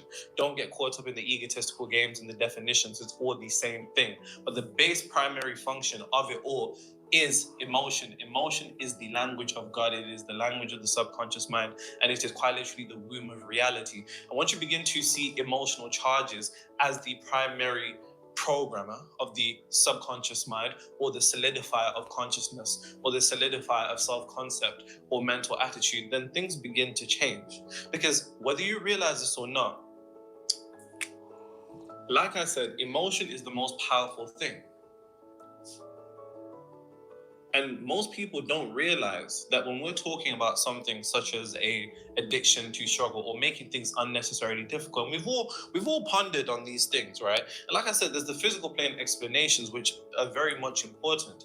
But if you're in the realm of metaphysics, then we have to look at things from a causal realm. We have to look at things vibrationally. We have to look at things mentally. We have to look at things spiritually and emotionally. Mentally and emotionally leads to spiritually, because that is the causal realms of reality. If you begin to understand that the mind is primarily programmed by emotion, then one thing that you have to take into consideration is this. The most emotionally intense experiences or observations of your reality. This is the origin point of an addiction to things unnecessarily being harder for you than other people. This is the origin point of things being unnecessarily difficult for you than other people. You have to understand two things. Like I said, if the subconscious mind is primarily programmed by emotion, then the most emotionally intense experiences of your reality, or the most emotionally intense observations of your reality in reference to struggle, are the beginning of entry into the subconscious. And the moment that something enters the subconscious, it enters your reality, because reality and the subconscious are one. Most people see a difference between their mind and reality, and I think that's the origin of why a lot of our lives are fucked up unnecessarily. And it's because we allow things to be entertained in the mind that we would not entertain in reality. How many times do you beef that person in your head and you're really giving it to them in your head, saying what you really wanted to say in your head? But if this was to unfold in reality, quote unquote, then it would be disharmonious. But if it's disharmonious within, it's going to be disharmonious without. As it says, on earth as it is in heaven, in consciousness, as within, as without. Allah does not change the conditions of a people until they change what is within themselves. It's all the same thing. It's the understanding that the inner is a direct reflection of the outer. Your frequency is nothing more than the immaterialized aspect of reality, and reality is materialized frequency. And once you begin to identify the experiences or the observations that have been most emotionally intense in reference to struggle, then you see the beginning of why a lot of us end up either inheriting addictions or developing addictions to struggle. I'll give you an example. Give as many examples as I can, because like I said, everybody wants to materialize different things, of course. Some people want more money, some people want more money in their business, some people want relationships, some people want a job, some people want a promotion in their job. Let's run through as many examples as we possibly can. Remember, it always revolves around either two functions. And make sure you take notes and leave them in the comments as usual. It either revolves around personal experience or it revolves around observation. Regardless of experience or observation, the foundation is emotional intensity. If there is emotional intensity, then that means there's a strong emotional charge. If there's a strong emotional charge, there's a strong energetic charge. If there's a strong energetic charge, then the increased likelihood of whatever that particular situation represents entering the subconscious mind. And if it enters the subconscious mind, it quite literally enters reality. So let's first go with observation, because I think a lot of us unfortunately inherit the frequencies of those before us, and this is quite literally the basis of what one calls a generational curse. You don't have a generational curse, you have nothing more than the inherited consciousness that is in direct contradiction to your progression on this physical plane. That is a generational curse. We inherit through observation, because here's the thing. Let's say you saw either parents or parent struggling to form relationships. They either had toxic and chaotic relationships, or they attempted to put themselves out there and it just perpetually went wrong each and every single time. Now, one thing that we can't do is act like we don't catch some secondhand trauma, because we do this all the time as human beings. I think the internet is literally just people traumatizing each other for one. And we end up inheriting those things. Those things end up creating an emotional charge within us, a strong degree of emotional intensity, and then it enters the subconscious mind. And now our reality is beginning to reflect situations, circumstances, and events that reflect similar to whatever we were quote unquote experiencing emotionally. So like I said, to the parent or whatever, or a friend even, you watch a friend get absolutely done dirty in a relationship, and then you're like, fuck yeah, how bloody hell, mate, that was, oof. You know what I'm saying? Like sometimes you see stuff online, like, and you're like, damn, this is what people are doing to each other. Like, this is crazy. And then you think about it simplistically, but you've now been cultivated with an emotional charge in reference to that particular circumstance, condition, or event. And now, on a subconscious level, you're now in resonance. You're in vibratory resonance with that particular situation without even realizing it. You've now accepted the idea that because somebody else has struggled, or you've seen other people struggle, and bear in mind, this isn't conscious level. This isn't conscious. It's not like you're saying, oh, because that person had to struggle, I had to struggle. If you observe struggle and you have a degree of emotional resonance with that particular degree of struggle, whether it's observed from our parents, this can be extrapolated to finances.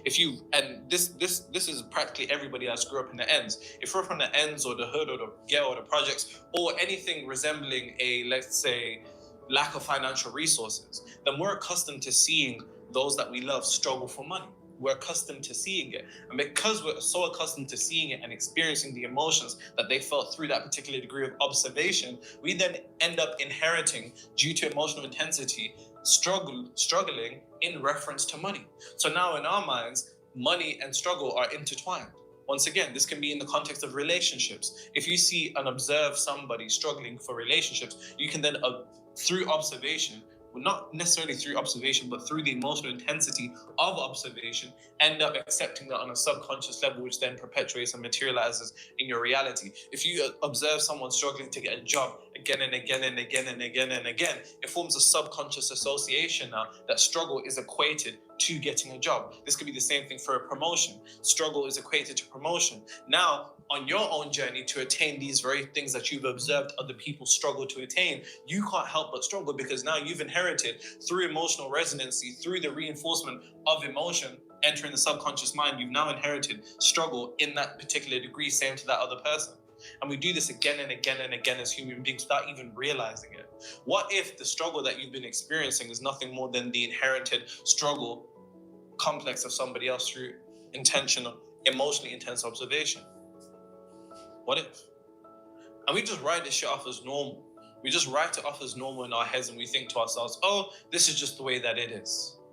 It's not the way that it is, it's the way that you are. And that's a bar, write that down. Because one thing, you can't stay in two chairs at once. If you're on this metaphysical shit, then you have to begin to actually ask yourself and seek to purge your consciousness before you have the capability of complaining or having disdain for your particular environment. I think it was James Allen, one of my favorite authors, he said, man is unsatisfied with his conditions, but he is satisfied with himself. And I love that because that perfectly encapsulates what I'm trying to say here. So that's observation. Don't know why I started up with number 2. Or experience. You actually go into the world yourself and you want to materialize something. You want to materialize more money in your business, and then it's a struggle to get clients. And because it's a struggle to get clients or sales, you then on a subconscious level, due to the emotions produced, which is probably something resonant of frustration, irritation, annoyance, despair, and apathy, you end up actually reinforcing the idea on a subconscious level that it is a struggle to attain what it is that you want. And now you've made a law for yourself, because here's the thing, you make the laws of your reality based upon the idea that there are no truths in reality, there are no truths in the reality that you experience other than what the subconscious mind accepts as true. So if struggle has become a law that you've made for yourself, it will be a law that only you adhere to, while other people don't necessarily have to adhere to. Now, like I said, that's in the context of money. This can be extrapolated outside of relationships. Let's say you haven't had the best luck of relationships, and we have these kind of ideas of struggle intertwined into our culture. What do they say? They say a woman has to kiss 1,000 frogs before she finds a prince, or some shit like that. That's one particular idea of struggle being a prerequisite to the materialization of a particular outcome.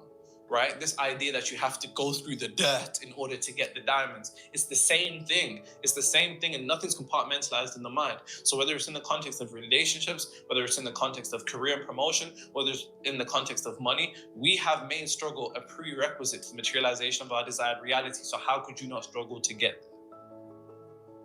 What else could you do except struggle?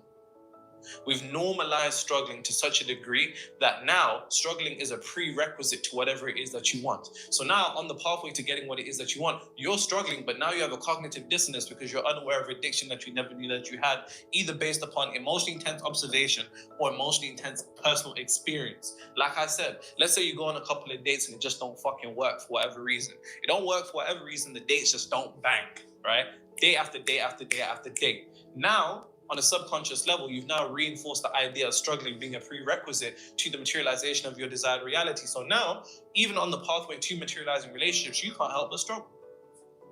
Let's say career promotion. Let's say you've been struggling to be seen, right? Let's say you've been struggling to, be acknowledged or cherished or appreciated to the degree that your capabilities actually deserve. And see, this is the fucked up thing about the subconscious mind. Frequency defies rationality. And this goes both ways. You can make shit that doesn't make sense for you in a great way, but it can also not make sense for you in a terrible way. How do I know? Because I've had a bunch of people that are more than knowledgeable, business owners that have come to me, or professional athletes that are more than capable and skillful, or even individuals such as yourself watching this video, more than capable intellectually with the skills, more than capable, but for whatever reason, you can't materialize what it is that you want. You might be a great person, you still can't find a partner. Why? Because frequency defies rationality. If your frequency is in direct contradiction to the materialization of what it is that you want, then the logic and the conscious aspect of it doesn't matter at all. And I need you to understand this, because going back to what I was saying about emotionally intense experience, you have to ask yourself this simple question. First, what is it that you wish to materialize? Then ask yourself, what has been your relationship with the materialization of that particular thing up until this point? Because I kid you not, if you get the word struggle, then your subconscious mind will perpetually maintain that degree of struggle in your reality, interconnected to whatever it is that you want. And every time you go after what it is that you want, you won't be able to help but struggle. I see this again and again and again and again and again, quite literally. And this is where it all begins, from a point of consciousness. So remember those two things. Experience or observation, with the foundation being emotional intensity. It's the emotional intensity that creates a strong energetic charge. The energetic charge has an increased likelihood of entering into the subconscious mind. When something's in the subconscious mind, then it materializes into our reality as people, conditions, circumstances, and events that have some particular degree of vibrational resonance with whatever the emotional charge initially was. Hence why I always say to people, if I can control your emotion, I can control your energy motion. If I can control your energy motion, I can control your vibration, because your vibration is the signature of that energy motion. And then what happens to vibration when it builds up momentum? It becomes frequency. And if I can control your emotion, I can control your energy motion. That means I can control your vibration, I can control your frequency. And frequency is nothing more than immaterialized reality. It's frozen consciousness. The world that we live in is frozen imagination. So quite literally, if I can control your emotion, I can quite literally control your reality. So my question to you is, how is your emotion being controlled up until this point? How is reality being controlling your emotion? Because if your emotion is interconnected or reflective of a degree of struggle, then your emotion has been weaponized against you. But I'm just getting started. I'm just getting started, mate. We haven't even got to it yet.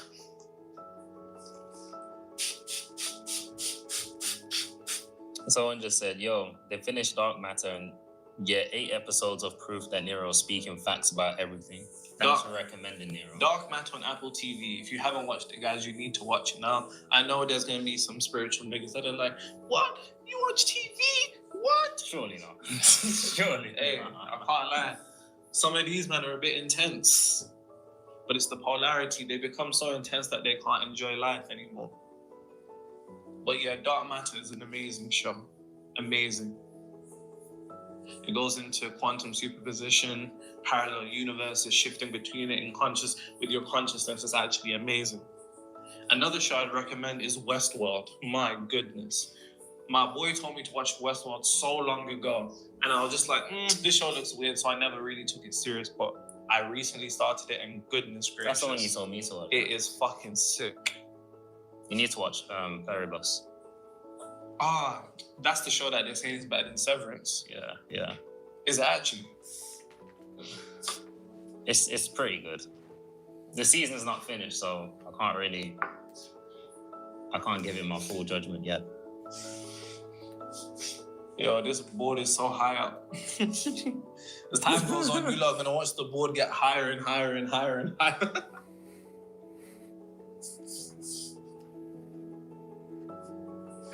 People are saying, someone said the YouTube recap is out. This is the number one channel I've watched all year. I appreciate that. That's some crazy glaze right there. I appreciate that more than you'll ever know. I had bare people sending me like, oh, top 0.1% viewers, top 3% viewers, #1 channel. And it's truly an honor. Someone else said my YouTube 2025 recap states I made top 3% of Nero's audience. Top 3% could have been better. I appreciate it. Honestly, I've watched over 75 videos. That's like 75 hours, you know? Literally. Because these videos are on average an hour long. Yeah, that's wild. Imagine that. That's like, I don't even think they make TV shows that long. Because they'll make 10 episodes in a season, an hour long. Niggas come out with 3 seasons. Max. Nah, real. These times are probably like 40 minutes long. I'll take orange. Orange. So these pens look a bit different though. They're literally the same pens. They look a bit thin. Don't do that. Isn't that the bunny of the pen? Don't watch the thickness of my pen. Oh. Pause. Right. Ooh. Pause. No pause. No pause. Don't watch the thickness of my pen.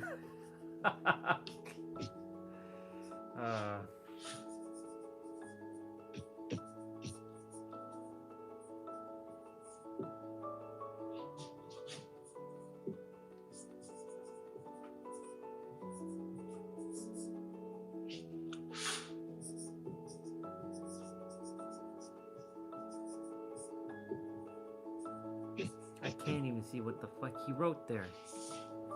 The second thing that you have to understand, now that we understand the foundations, and bear in mind, my definition of manifestation isn't like other people's definition of manifestation. Everybody else's definition of manifestation is something to do with shaping reality or altering reality. And I think getting people to focus on reality is perpetually keeping them in an illusion, because how can in one breath someone tell you that reality is an illusion, but then the entirety of manifestation is based upon the outcome of the illusion? I think that particular rhetoric will lead one into delusion, quite literally. My definition of manifestation is internally shifting to a degree to which you're no longer emotionally dependent upon seeing reality change. When you're good with it and you're good without it, then it will materialize and you would have truly had it, because you can only have what you already have.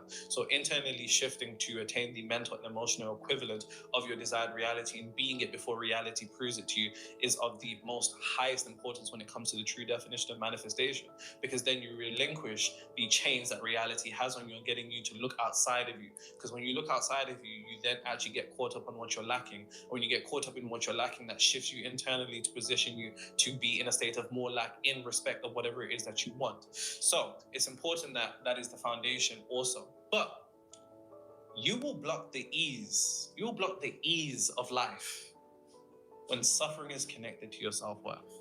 That's a real bar. Let that marinate. That's a bar. You know, I'm past to say something dramatic and they just... and then they're like this, they're like...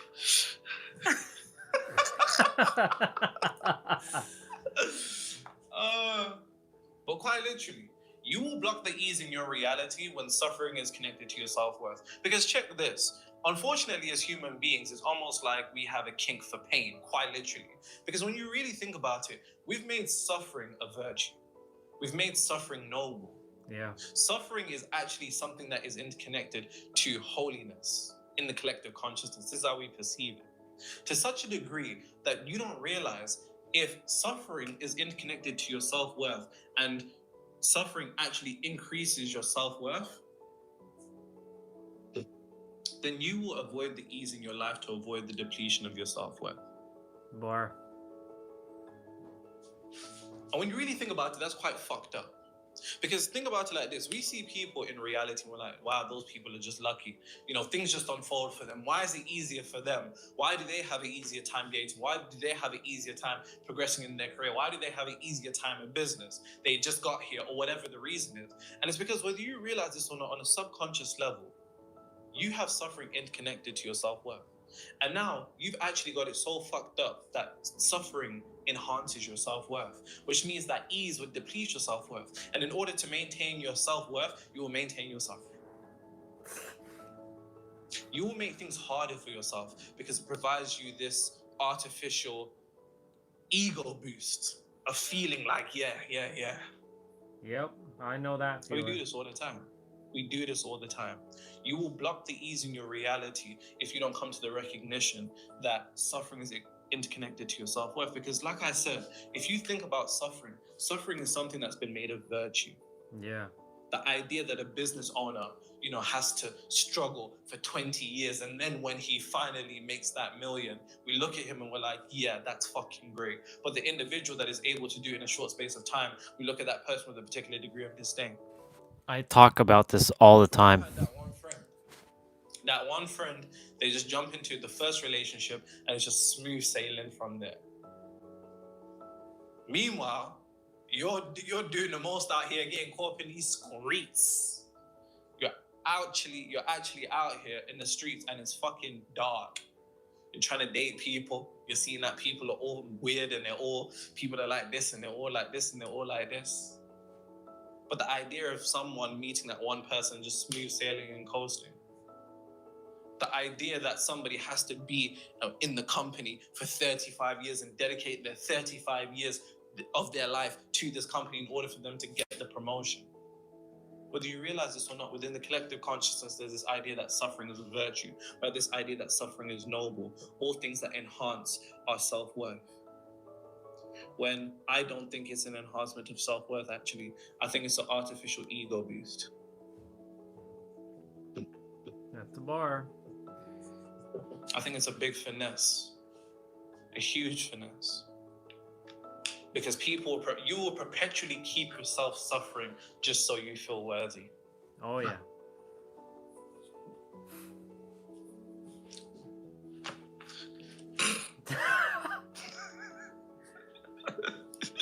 Quite literally, though. And when you really think about it, it is quite unfortunate that so many people get caught up in this. Because here's the thing. How do you not know that whatever it is that you want to materialize, the ease of it, the smooth transition of it, the ease of it is there. It's right and there. It wants to come to you. It attempts to come to you. But you begin to vibrationally self-sabotage due to the idea that no. Suffering is noble. Suffering is virtuous. Suffering is holy. So how could things ever be easy for you when you've decided that when things are easy for you, they deplete your self-worth? And in order to maintain your own self-worth, you will maintain your suffering and your struggle. If your entire identity is quite literally built upon being a firefighter, who will you be when there's no fires to solve? Exactly. Shout out to my firefighters. I know we got a couple of you lot watching. Shout out. But you get the point that I'm making here.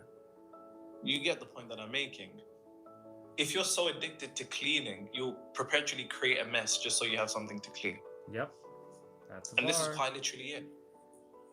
Because you have to understand it like this. Self-worth is something that's psychological. Your self-worth is quite literally psychologically wired into you. Our self-worth quite literally is the ceiling of anything that we can materialize in our desired reality. That's a real bar, write that down.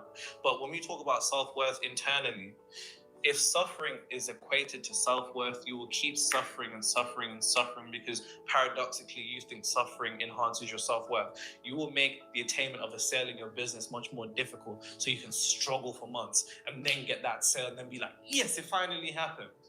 Meanwhile, there's some motherfucking random guy that's just coming there just hitting it from out the gate. And this can be extrapolated to any context. You will keep yourself in your particular career for years and years and years in order to get that promotion. Somebody just walks in and snatches it up. Yep. You'll keep yourself out here kissing bear. What did the girl say? Kissing bear frogs to find a prince. The man them, it will be a long day for you. You'll be dating bear things just long. Just in order to get that one queen. Long. In the context of money, you'll continuously put yourself through suffering and suffering and suffering and suffering. When you really think, it's actually very messed up when you think about this. Oh, yeah. But this is something that we all have. We will begin to vibrationally self-sabotage life being easy for ourselves just because we think that suffering is better for us. Is noble. Yeah. It's a crazy.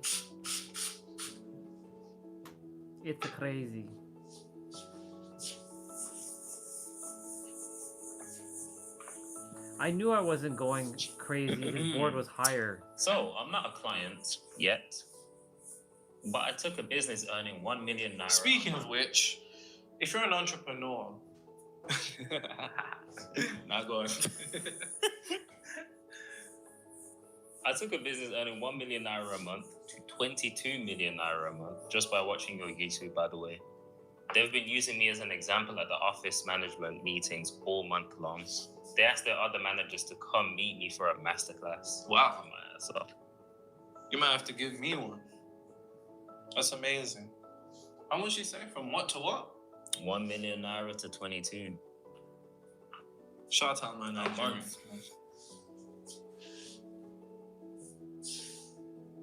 What was he saying though? If they're an entrepreneur, athlete. I was gonna hit them with an ad.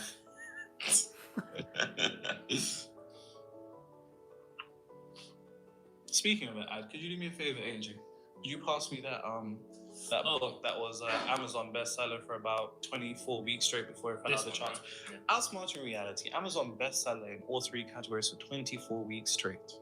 Link in the description. Thank you, AJ. Problem. Let's see. I'll use black. Perfect. And this is exactly on topic with what I was just talking about, actually. One thing that you have to realize is that most people in the realm of manifestation, in the most respectful way, I think they find one thing, and there's nothing wrong with this. I'm just an individual that's just read hundreds of books because I just want to see all of these different opinions in different fields and kind of synthesize them into my own. And that's what I've done. But one thing that a lot of people don't take into consideration is the idea of how humans evolved. From a point of evolutionary psychology, which is nothing more than the psychology of how human beings are wired, you can see it as a study of the primal, the lower self, the devil, the beast. These are all the same, different names for the same thing, the monkey mind across many different cultures. We evolved as human beings in a group, quite literally. So one thing that you have to understand, and bear in mind, whatever exists within exists without, as above, so below. So we can look at this from a point of evolutionary psychology. We can extrapolate it with the hermetic principles to understand the fabrics of how reality works unconsciously. Human beings evolved in groups, which quite literally meant that being in a group ensured survival. So group equals life. Separation equates to death. How do I know? Because a punishment was literally exile. They would exile, man. You're banished. AJ, you're banished from this kingdom. Exile. And if you got exiled, you were like, when I get out there, it's long. You just see those gates open. You see those gates open, you just know you're just finished. It's a long day, right? And because human beings evolved from a point of evolutionary psychology, I've talked about this as well. the collective actually is wired into your brain. The collective consciousness is wired, being in a group is wired into your brain. Hence why independence can have quite damaging effects on mental health. I mean, look at the loneliness epidemic and the idea of what loneliness equates to people's mental health, because this is going against hundreds of thousands of years of psychological wiring from a point of evolution. And it's funny because I'm breaking that right now, which is interesting. Breaking hundreds of thousands of years of conditioning. There's a collective aspect of your brain that ensures survival. Then if you look at it on a metaphysical level, there's a collective entity in of itself, the collective consciousness that is an entity. In the occult, also known as an egregore. It's a combination of thought forms that forms its own entity, a hive mind-like entity, and then it begins to take on its own, I guess, blind intelligence. And now it wants to exist, and it has its own desires that are created from the emotions and the thoughts that it was born from. Why do I say that? One thing about the collective that you understand, that you have to understand, and I was just alluding to this in the previous conversation, the collective hates ease. Yep. They hate the collective hates ease and loves struggle. Yep. Now, do not be so ignorant to think that this isn't somewhere within your mind, because I can assure you it is. It's true. Especially if you're African. Now, one thing that we have to understand, going back to what I previously, we've made suffering a virtue. We've made suffering noble.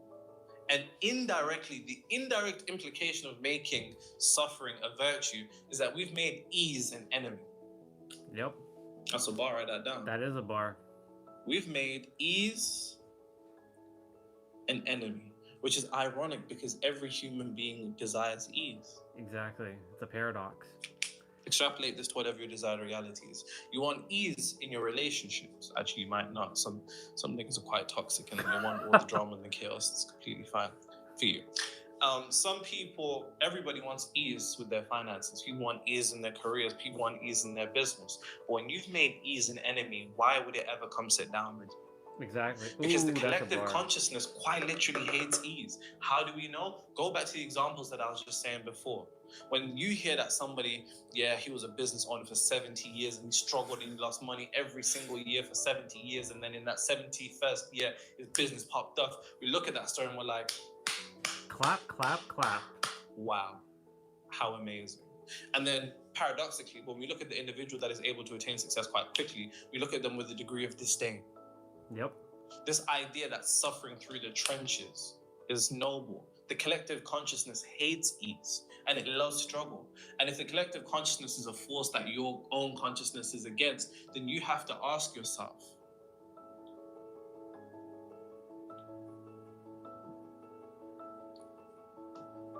who am I being?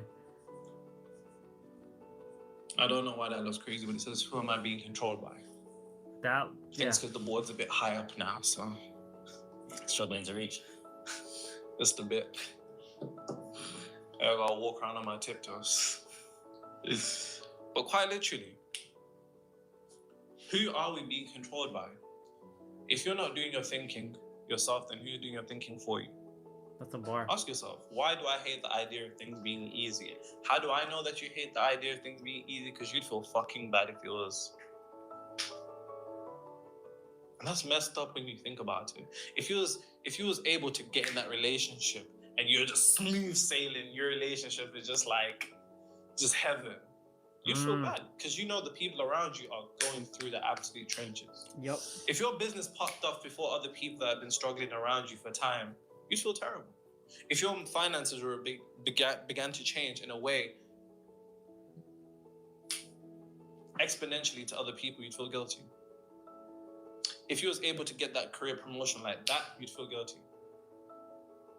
And that's because that guilt isn't yours. That guilt is nothing more the inheritance of the collective consciousness hating the idea of ease. And because you... This is real right here. And you will end up vibrationally self-sabotaging any particular degree of ease because you... This is why you have to know how the mind works. It is advantageous to know how the mind works. Go back to what I just said about evolutionary psychology. Independent in terms of thought is quite literally deaf to the mind. That's why people don't do it. Hence why people literally don't do it. If we evolved to think in a group, and that group meant life, independence is death, so why would somebody detach from the collective consciousness? But detaching from the collective consciousness is actually an aspect of your ability to materialize reality, because so long as you're encapsulated within the paradigm of the collective consciousness, then you'll be stuck in that box. And you'll be stuck in that box, and you'll be stuck in those particular degree of limitations. More. You have to ask yourself this stuff. Yeah.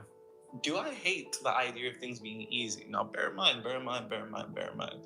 Don't make the mistake of being like, no, I love things to be easy. Because once again, it's not about you. It's about this. It's about the subconscious.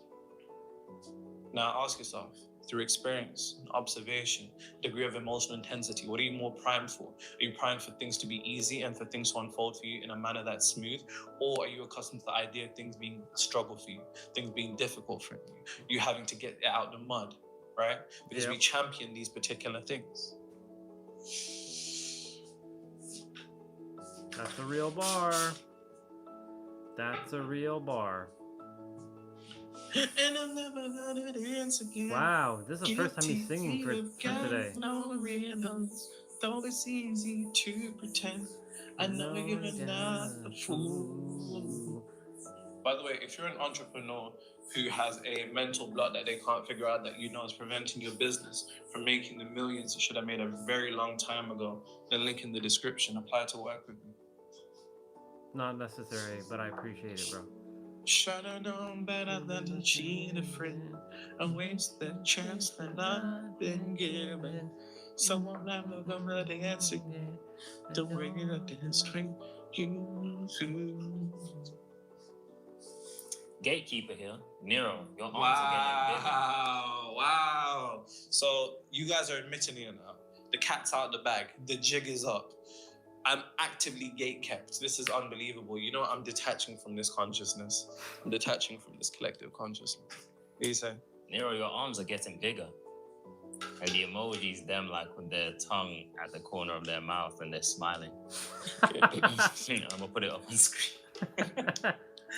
Starting now, I'm no longer inhaling your content with selfish attitudes. For context, I'm confident AF from within. Yeah, I'm keeping you away from other people's minds because I'm trying to strategize my fears of my enemies' shame. Yet my God's confidence, how does one have space for fears? I'm gonna start saying your name like I did Kendrick Lamar's when he first dropped Section 80. I don't know what that means. So, album. Sounds trash. Anyway, so proud that it's you doing this work. Cheers to you, Nero, and all the knowledge you've organized for us. And cheers to you, AJ, for supporting a GOAT. He has an album called Section 80. Mm-hmm. Out of 10? I think it's my least favorite Kendrick album, but it's still an amazing project. At least you're honest. I'm only listening to the first bit. The camera keeps shifting. The camera keeps shifting. Stop shifting it, AJ. What you doing, boy? Stop it.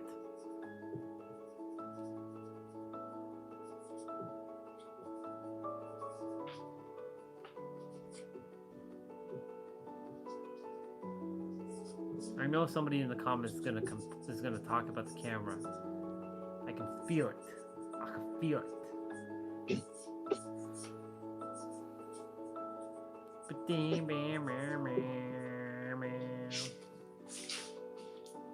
Struggling or difficulty or complexity, it makes you deserving. This is an idea. Oh yeah, I know this one. That one has. Bear in mind. This one. There are no truths in the reality that you experience other than what the subconscious mind accepts as true. What if the pathway to getting out of you actually having this particular degree of addiction to struggle or complexity or making things unnecessarily long for yourself is nothing more than you getting your subconscious mind to accept a new idea? Hence why in the Hermetic tradition, they say all truths are half-truths. Yep. Because is it easy to get into a new relationship? That's dependent upon the degree that your subconscious mind accepts the idea that is easy. Is it difficult? That's dependent upon the idea to which your subconscious mind accepts the idea that is more difficult. Is it easy to excel in business quickly, or is it difficult? Is it easy to get that promotion, or is it difficult? Is it easy to get that employment, or not? It all depends upon your acceptance of the subconscious mind, because here's the thing. The funny thing about reality is that we as human beings make the mistake of dictating our experiences as truths. When we experience something, we say it's a truth because we're physically, what one calls a truth is nothing more than something that is tangible. If it's tangible and we can see it, it's a truth. But the thing about seeing it is that we're seeing nothing more than reality. And reality in of itself is an illusion. So even what we're seeing a very small section of reality. We're seeing 0.0035% of reality. So we call truth are things that we can see. Things that we can see is an illusion, because then the things that we can see, we experience, but then we negate the fact that our experience is actually a reflection of our own consciousness, our own frequency, our own self-concept, our own self-image. So then what if there are no truths in the reality that one experiences in terms of progression on this physical plane, except what the subconscious mind accepts as true? What if what we call truths are nothing more than beliefs wearing a mask over truth? So what if the idea that you have to struggle in order to get a particular outcome was a truth, but a truth that you experienced and a truth that other people experience based upon their own consciousness?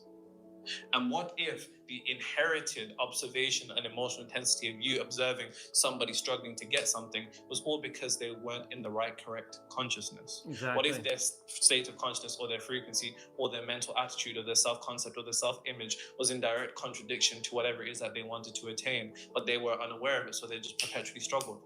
And then you inherited it through observation. Or What if you wanted to materialize something again and again and again? Because here's the thing. You have to ask yourself one particular question. If you can keep this question at the top of your mind, I think it will clear a lot of things up. When you were struggling to attain what it is that you wanted, did you already have it within? Because if your answer is no, then how could you have had it without? Exactly. And then here's the funny thing. That's the paradox. We actually make the mistake of going through these experiences where we fail to attain something, or we're perpetually struggling to maintain a particular reality. But we never ask ourselves, what state of consciousness were we in on that pursuit of that desire? Because if we was in a state of consciousness in direct contradiction to materialization of that desire, then our struggle in of itself was something that was inevitable. But then you've now had that reinforced on a subconscious level based upon your emotion, because then the frustration, the apathy, the despair, the disappointment just reinforce that idea again and again into the subconscious mind until you get to a point where you don't even realize that your struggling was built upon you being not in the right state of consciousness, not in the right frequency. Was your state of consciousness, your frequency, your actions, your intuition, were you executing upon all of those things? Because here's the thing.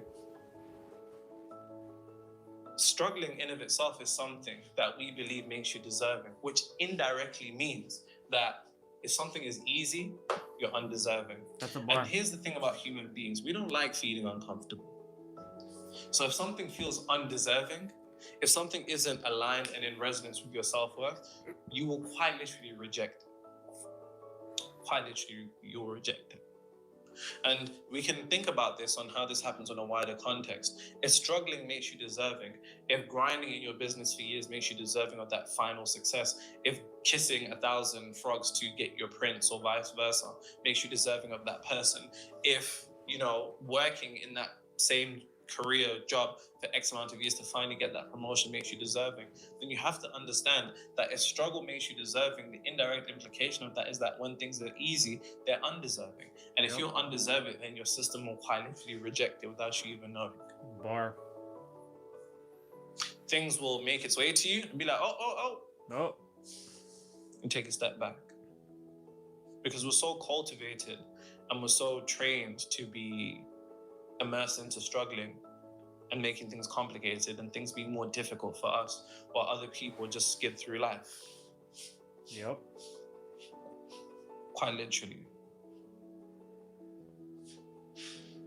Because I'm going to show you what happens when something's undeserving to the mind. I'll show you what happens.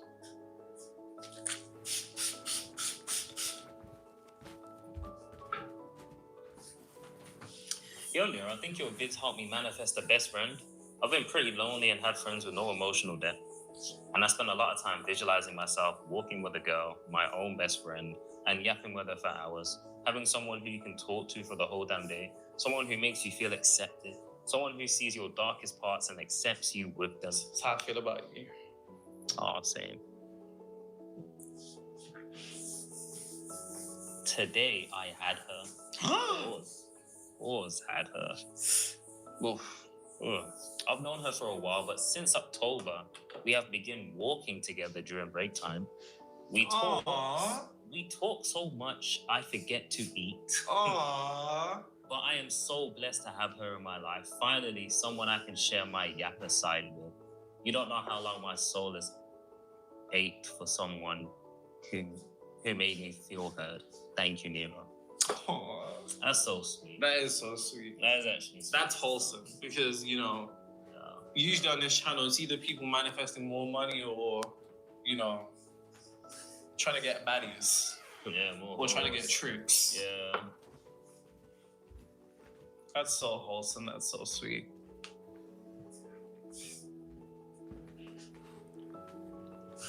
How's the new wiper?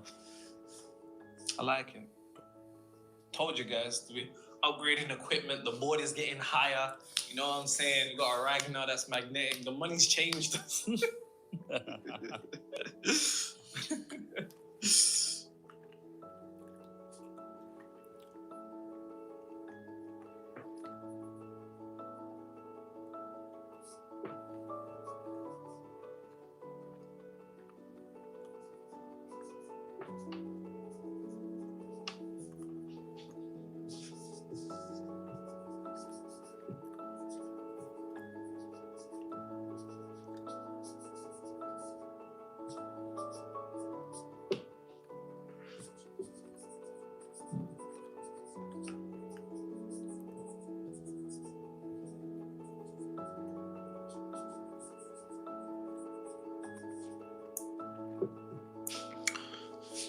Go back to what I was just talking about. When ease feels undeserved, you will vibrationally self-sabotage without even realizing. We do this again and again and again and again as human beings without even realizing. You know, I think about, you know, when I chat to my homegirl and, you know, she doesn't listen. She just doesn't listen at all. And she meets a guy and he's a great guy on paper and he, you know, the guy's calm, whatever. And then she can't help but feel like something's off. And, you know, of course, attraction is one thing, but then if we take this example as a microcosm and extrapolate to outer, how often when things actually are easy and smooth, do we for some reason just feel like, when you have a customer that just wants to buy just like that, it's a bit like, it's a bit mad. When that deal goes through too easy, it's a bit mad. And I've had my clients go through these experiences when that promotion is, that opportunity is thrown at you, it's a bit like, whoa. Because the thing is, when ease feels undeserved, you will vibrationally self-sabotage without even realizing. That's a bar. You will begin to distort your own frequency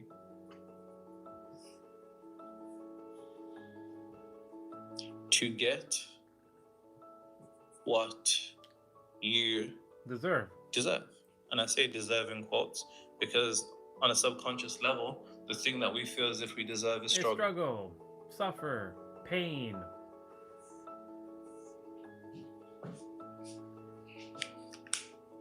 And this happens all the time. Because think about it like this. Let's say your desired reality is up here. Desired reality up here. But your self-worth is this ceiling right here. Materialization of your desired reality, you will bounce off the ceiling of your self-worth and you'll never actually be able to attain your desired reality.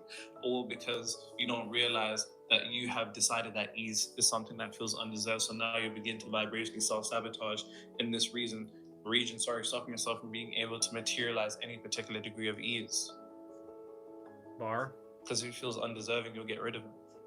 And then you'll call forth what you believe that you deserve. And what we feel as if we deserve, I have a whole video on self-worth, so I'll get AJ to put it up on the screen. Make sure you go watch that. But the summary of that video is that there's a difference between the things that we think we deserve and the things that we know we deserve. Your self-worth is what you know you deserve. People think it's what you think. So somebody will be like, I know I'm worth this. I know I'm worth this. Really and truly what they're saying is, I think I'm worth this. And I'll give you the difference. Your self-worth is based upon what you know. And what you know is what you have emotionally experienced or emotionally observed. So if you've emotionally experienced struggle, or if emotionally observed struggle, then know you deserve struggle. On a subconscious level, it makes no logical, rational sense. This is how it goes, right? But the whole time you'll think you deserve better, but you'll perpetually know. And that knowing is the basis of conviction, which then brings forth the materialization of that reality. I was going to say desire, but it's not really desire. But that's the thing. And what good is your frequency worth? What good is the work that you've been doing? What's all that worth if it's being distorted by an aspect of you that you're not even aware of? That's a real And that's bar. a real bar. Write that down. Because that's how people get caught up in these cycles where they're doing the visualizations, they're doing the affirmations, they're doing everything that they need to be doing, but for some reason, it just keeps falling through the floor. It just keeps falling through every single time and it doesn't work. And it's because you're not realizing that there's an aspect of your consciousness that wants that particular degree of struggle. It wants that difficulty. It wants things to be unnecessarily complicated because this is what your subconscious mind believes it deserves, and it believes that ease is undeserving because you've never felt it. And it's really fucked up when you think about it. It is. Because let's say you come from more adverse circumstances or you're just accustomed to that difficulty. Like I said, if you're addicted to making a mess, if you're addicted to cleaning, you'll keep making a mess just so you have something to clean. You'll keep making things unnecessarily more complicated, more difficult for yourself when other people just skate on through life. Yep. Why just not be that person? Now, of course, go back to what I said, we have the collective consciousness post that particular idea. We have, on a subconscious level, us being accustomed to this. And until you actually know how to change this on a subconscious level, you'll stay stuck there. And don't worry, I'm about to show you. I don't want to stay stuck, Mira. Don't worry, I'm gonna show you. That was funny. That was funny. 2026. I don't know if they'll be watching this video in 2026. Probably not, enough. Well, they probably will, right? Yeah, they probably will still. Oh, Happy New Year. They probably will. Do you think 2026 is gonna be a year like 2016? I saw a tweet and it said niggas love 2016 more than they love their family. Yo, 2016 was great. 2016 was just.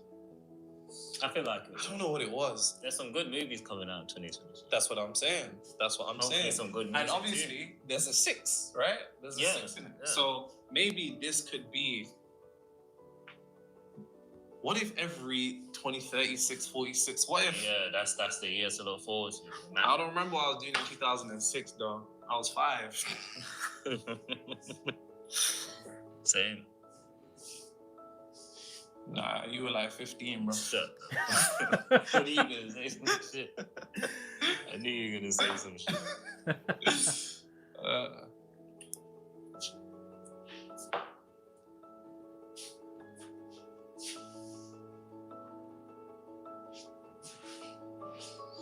I'll take red. Now, here's the thing. I want you to understand one thing.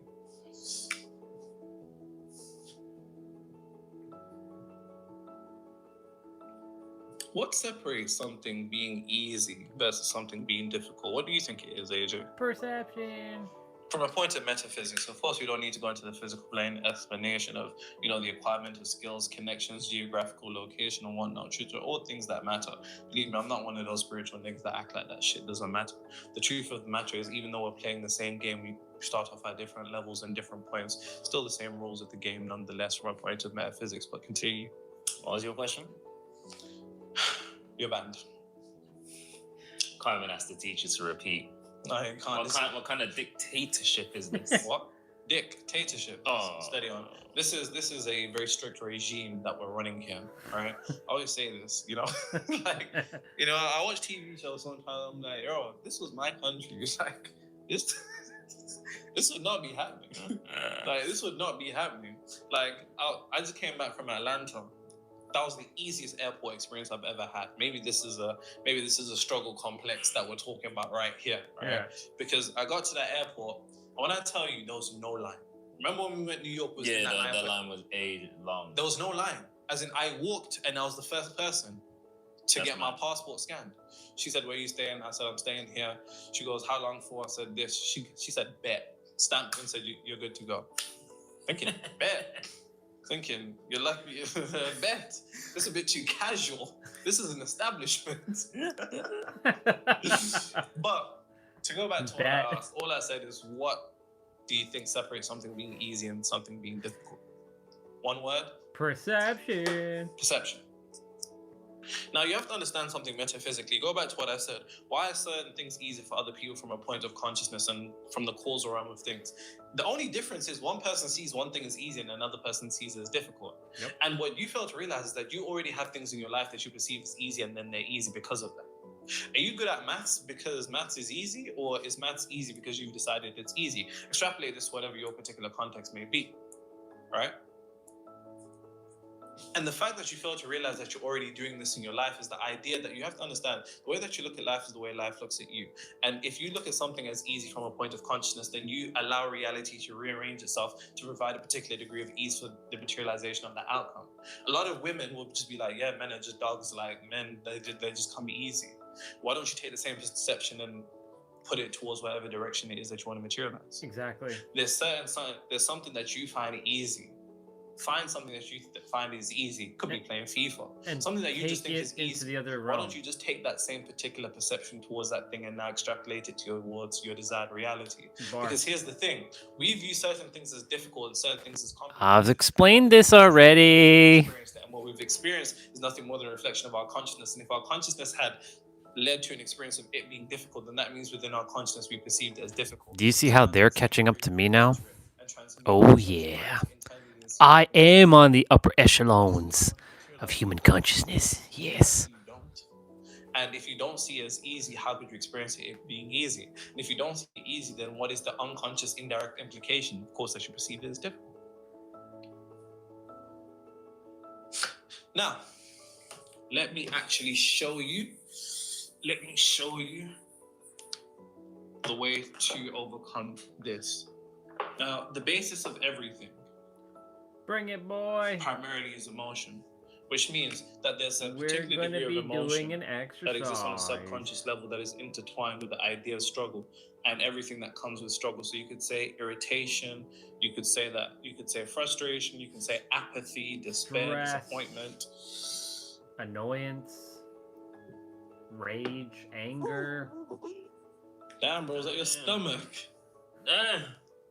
You good, bro? I'm muting that part. You good? The way that bro, why is your stomach shine at me? So you have to understand that, once again, when we go through a particular experience in reality, it's the emotion that's interconnected with struggle and the paradigm of things being difficult, things being complicated, complex. It's a combination of these emotions and this mental perception, right? So the only way that you can alter this is if you're able to alter the charge on a subconscious level in terms of what exists. Now, I want you to think back to a moment in your life that was extremely difficult. It was something that you had to absolutely go through the trenches for to get. I don't know what that is. You're smart enough to find it. This is the type of thing that I call a core memory.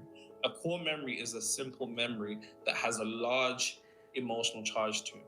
And the larger the emotional charge, then that means that particular event it still exists on a subconscious level, and it's emitting like a beacon, a signal that leads to a frequency that keeps leading to a distortion of your desired reality. The subconscious mind has no particular idea of time. So that situation that created a degree of emotional intensity is still playing in your subconscious mind, something that you had to absolutely go through the trenches for in order to get. You know what that is. And if you can find this one core memory, right, and it might be a couple. If it's a couple and they're all as equally emotionally intense, fine. But you can find the one with the most emotional intensity. That's perfect. You find that thing, and all you need to do, lay down. It might take you 5, 10, 15, 20 minutes. When your body feels relaxed, that means your conscious mind is out the way and your brain is now operating between 4 to 8 hertz, which is theta, and it can even go into alpha, which means the subconscious mind is present, which means your mind won't say, shut the fuck up, this isn't true, yada, yada, yada. And because the subconscious mind is present, we can also essentially, like a file on a Word document, we can overwrite the file. And through overwriting the file, we overwrite the emotional charge. Through overwriting the emotional charge, we alter the beacon that's emitting a particular signal. We alter the frequency that is perpetually maintaining your reality. You need to recreate and reimagine that experience that led to an extreme amount of struggle or observation and just recreate it to be something that was easy. Yes, it's that simple. It is just that And if simple. you can do that and just loop that again and again and again and again and again, you will end up rewriting the core memory by rewriting the emotional charge, rewriting the frequency, and then you will no longer perpetually emit a frequency of a particular degree of struggle. So please, ladies and gentlemen, decide that whatever it is that you desire is something that is easy to do. And with that being said, break your addiction to struggle. Yeah, boy. Bloopers? No bloopers! No bloopers! Oh my god, no bloopers. What is he doing to me? No, I'm kidding. Good video. That was a very, very good video. That was a really good video. World's poorest country, and I can't forget the things I saw. Oof. Ruhi. Hello everyone, Ruhi Chenet here. We are in Burundi, which has been chosen as per the Burundi? reports of the World Bank, IMF, and many other Oh man, it's crazy. as the poorest country in the world almost every year in the last 62 years. The country has a population of approximately 12.5 million, and its people live in such great poverty that it is also known as the unhappiest country in the world. And the annual income of the average working citizen is approximately $180 US. Although the unemployment rate in the country is not known, This is from 3 years ago. 3 people is thought to be unemployed. Imagine that if you are lucky to be able to work day and night, your monthly salary is only $15 and you have to support a family of 8. Welcome to the world's poorest and unhappiest country. Crazy. When we landed at Bujumbura International Airport, the only airport in the country with asphalt runway, we were very surprised when we looked at the information display. They were using the demo version of the operating system to avoid paying a fee. At the scene of an accident that we saw on our way to the hotel, a group of children were standing around a dog that had been hit by a car. The Republic of Burundi, the heart of Africa, is located in the Great Rift Valley, where East Africa meets the African Great Lakes. The surface area of the country is I'm not gonna watch all of this right now.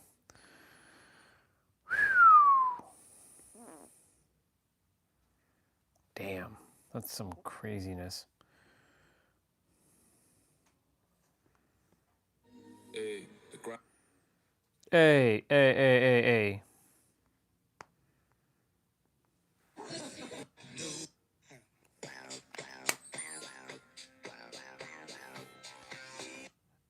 Wife got to go see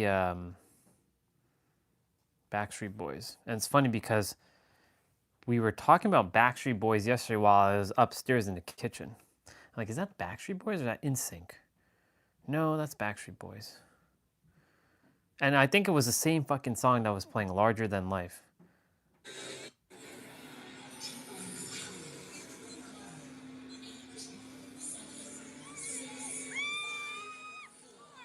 She's enjoying her time.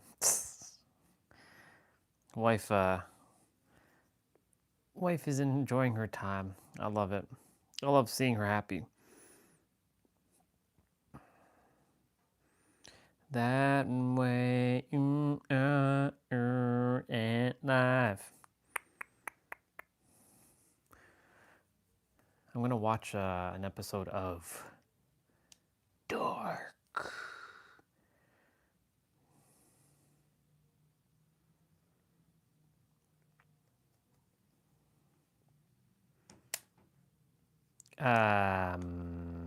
You working? There we go. That way you are that in life. Stop that. Stop that now, Goku.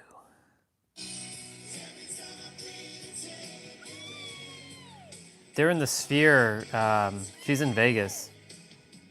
Yeah. That's crazy.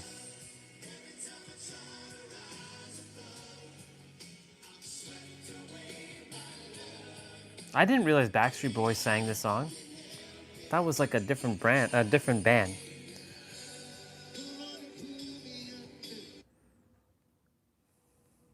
see this one. I want it that way. Ain't nothing but a... Tell me why. There's wife. She's enjoying herself. That's awesome. Cool beans. All right. What I was gonna do was I was gonna download Neryl's video. Whoa.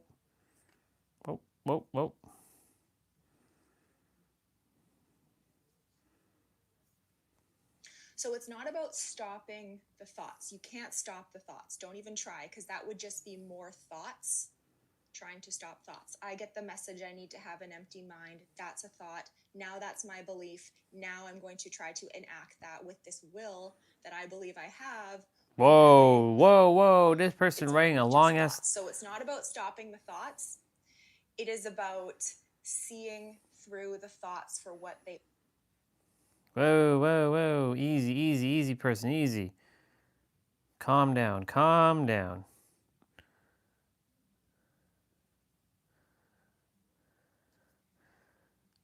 All right, so that way you are that in life.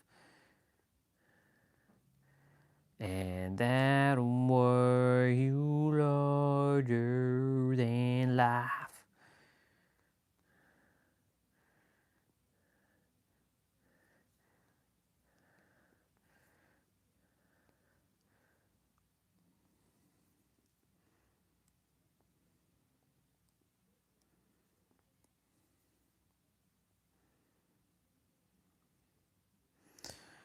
Okay.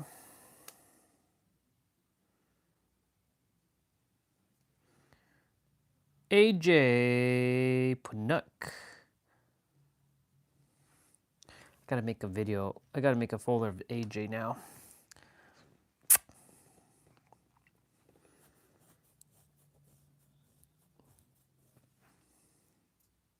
Anjani. Anjani. Anjani. Anjani.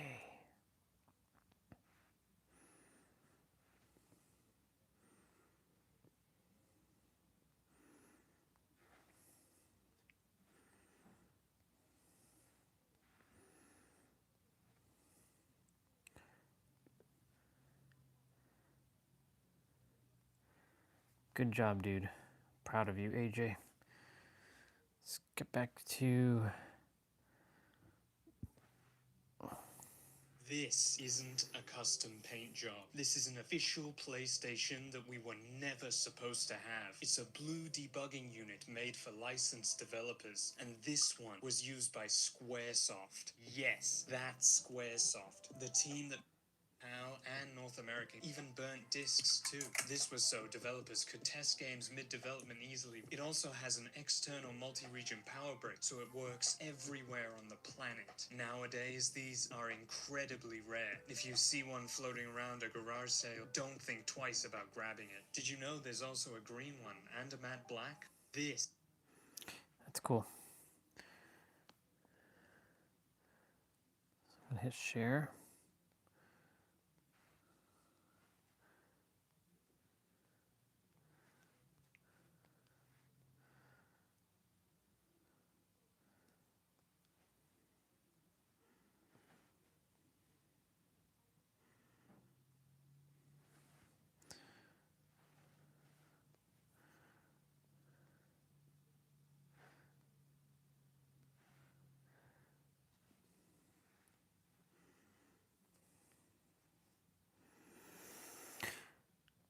My feet are frozen.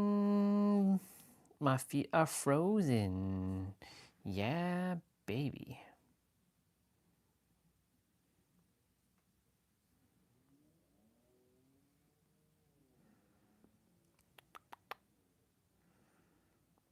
The fuck is this gonna actually...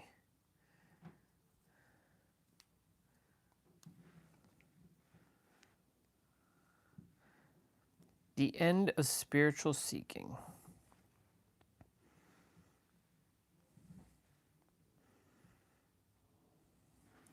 I'm gonna make a folder for AJ in a bit.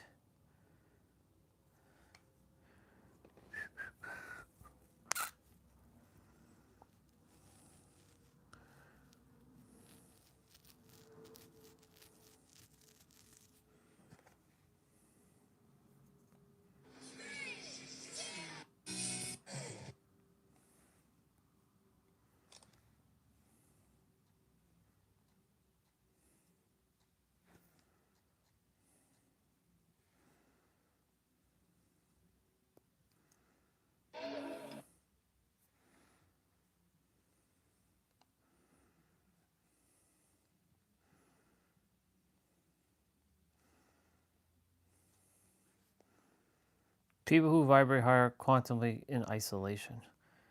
Yes, they do. Yes, they do.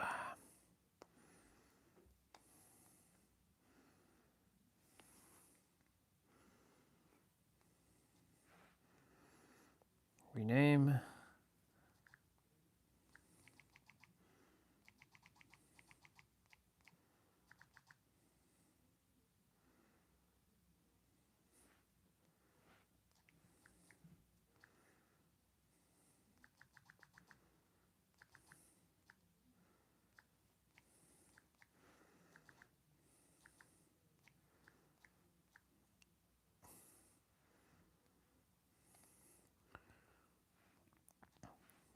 Move this. SD card. Videos. Wait, what the fuck? Oh.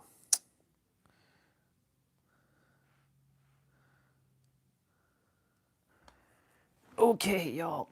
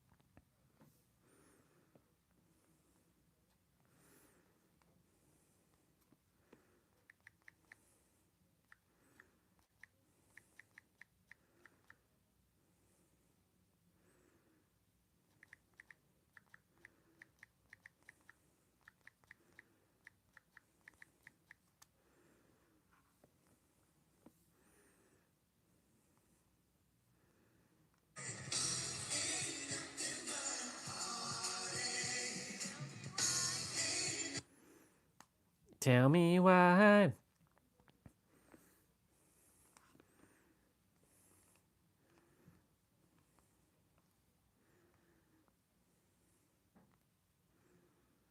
I want it that way. Tell me why. Ain't nothing but a. Tell me why.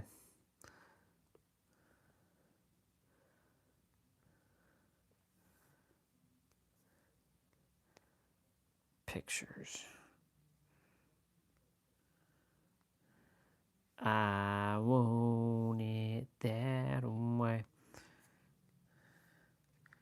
I gotta make a new folder for this guy. AJ Panuck.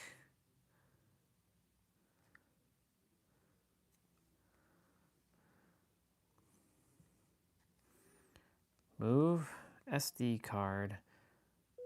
Video. New folder.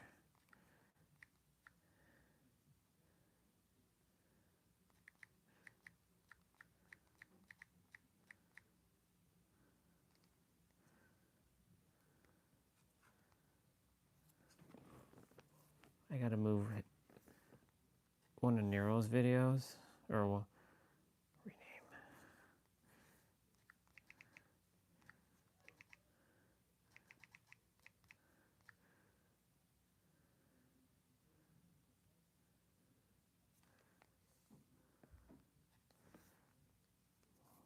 We'll put that into.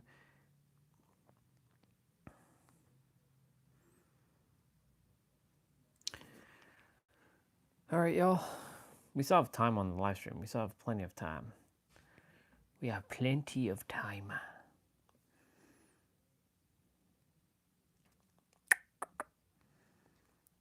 And we're going to rename Trina's. I don't really have to download their videos, but I like to keep their videos just in case as a reminder. But I don't really require the reminder even now because I know. But it's nice to have it because, you know, it's one of those things where having offline content is just nice just in case, you know, I decide to just disappear. Not that I have to.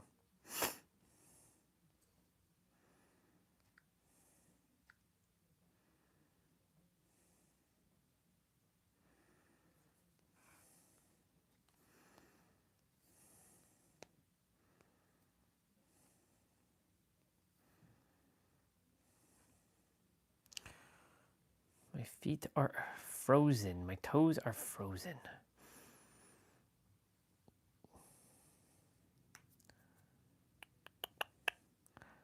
Yeah.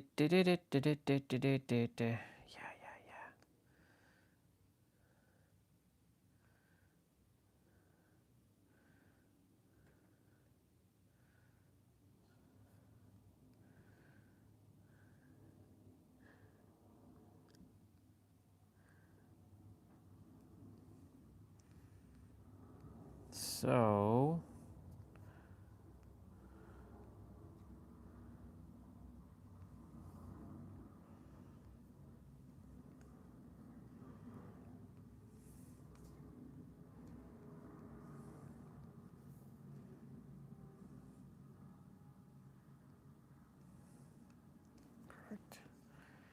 now I go back to SD card, videos,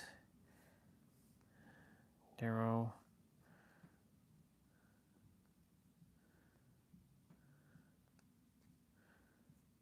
move, there.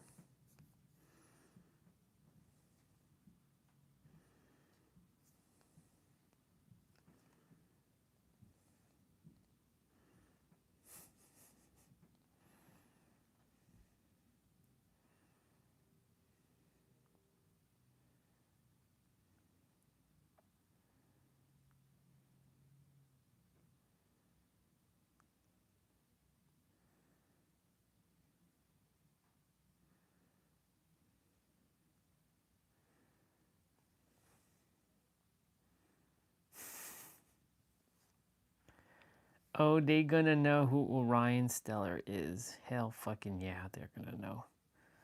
They're all gonna know who Orion Stellar really is.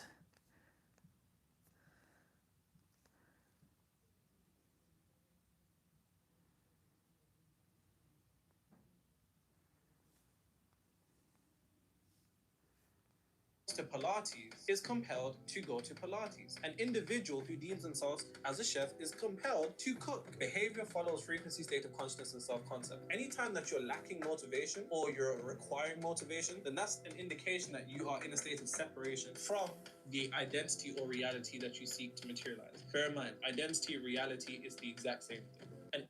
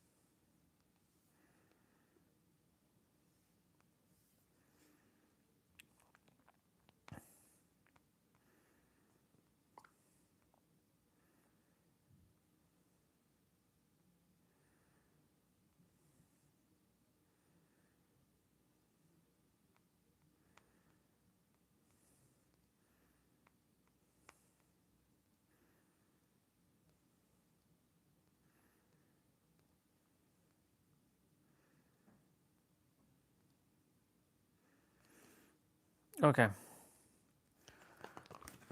So, I'm going to watch my episode in a moment. I'm going to cue it up. I'm going to cue that bad boy up. Let's see. Nothing on Instagram, nothing on WhatsApp, nothing on Facebook, nothing on my other Facebook. Let's just go double check.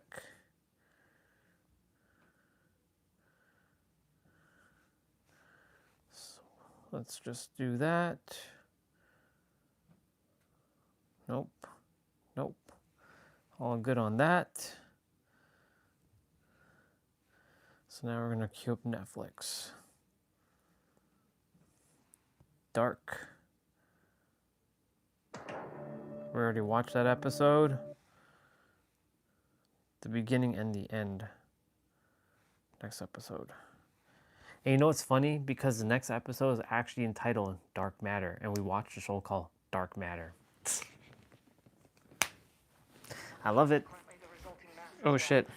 I didn't mean to start it. No. Pause. No, we're not watching it yet. What's gonna happen is I'm gonna put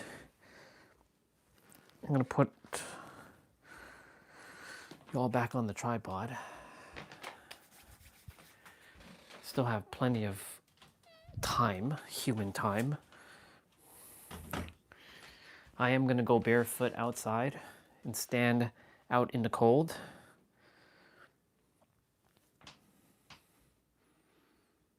Actually, I'll take you all with me. You're all coming outside with me. And I'm gonna breathe for a few minutes. Whew. I'm outside. Whew.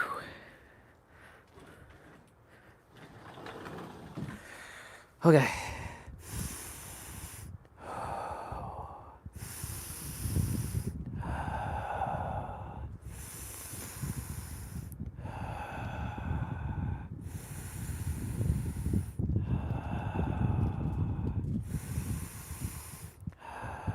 I am bare feet right now. There is no socks. See? Barefoot. There's snow right there.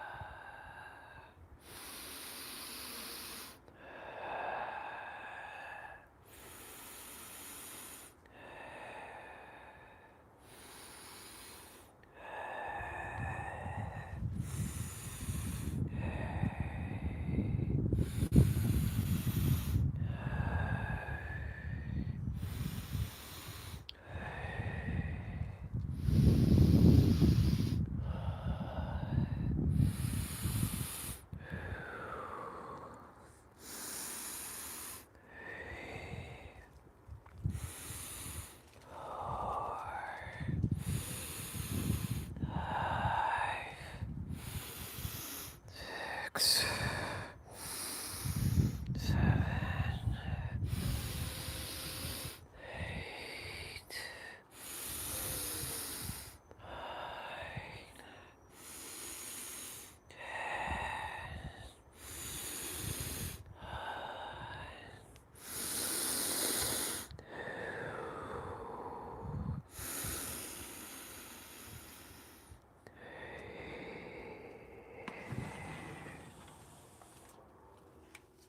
Oh yeah.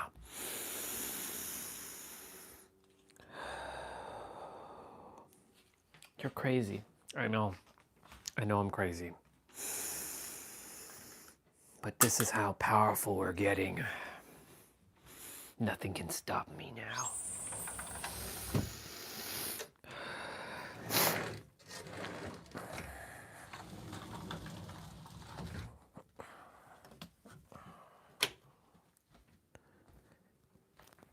Feet are like cold. They're like cold. They're like ice.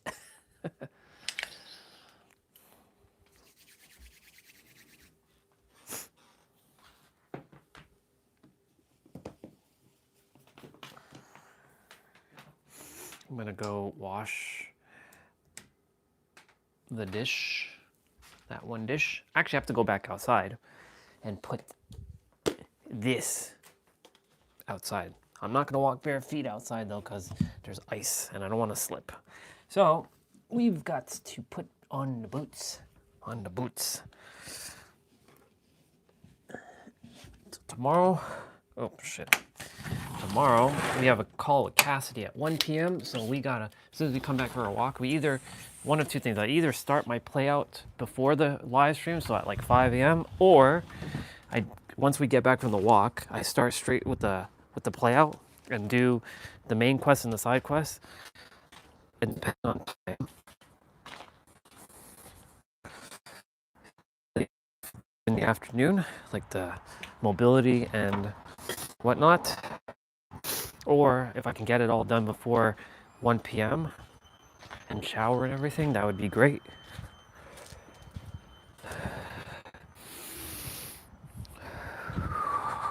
Yeah.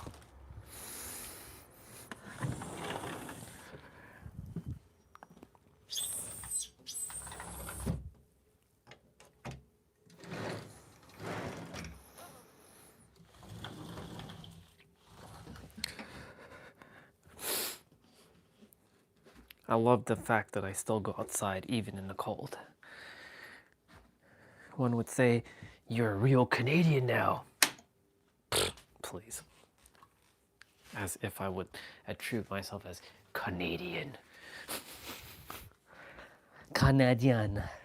Canadian.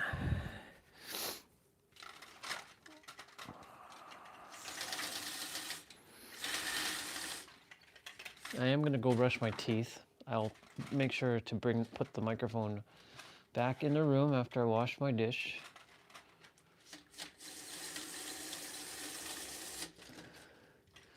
Yep. So tomorrow we have a call with Cass. I don't know if it's on Zoom. Oh, speaking of that, let me do that one time. Now that I thought about it,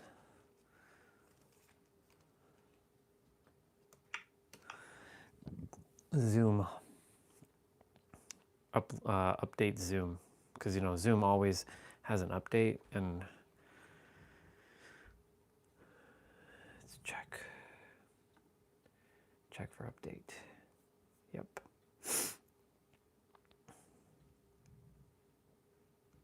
Install now.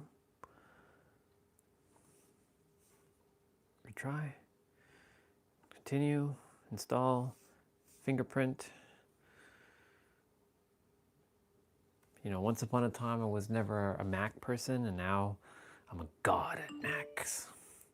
I can trump any Mac person even at the Mac store. They can tell, they're like, they can say, do you know how to use a Mac?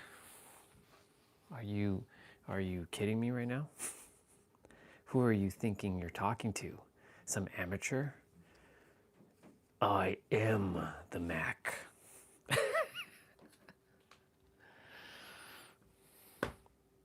I'm the god of technology. I'm the god of consciousness. I am the god of wisdom. I am the god of strength.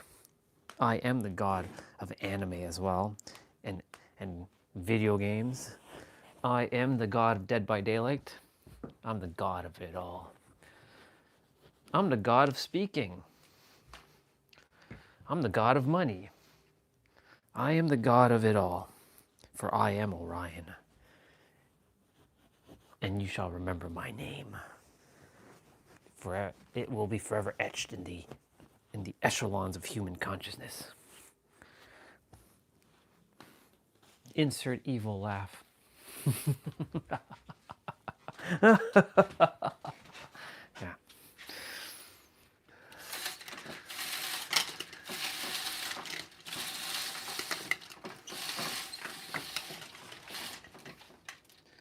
All right.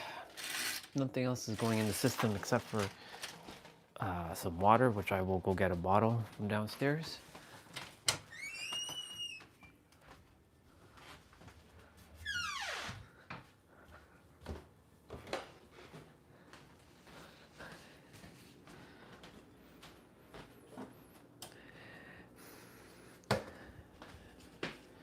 Nothing going into the system for the rest of the evening.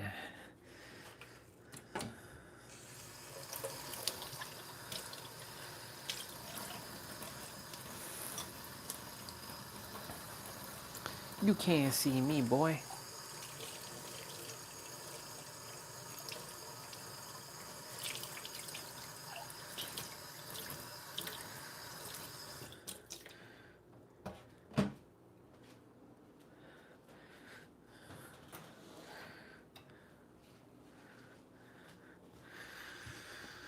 All right.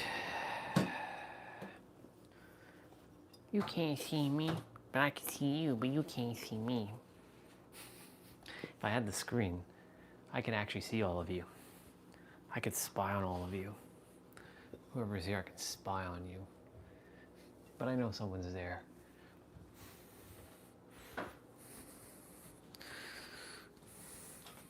All right.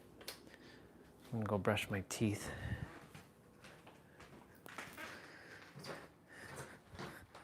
I started the live stream at 7:26 or 7:27. All I know is I started around 7, just close to 7:30. show. I am going to go brush my teeth. Yeah, so live stream's at 6:88. So there's about 25 minutes, 27 minutes.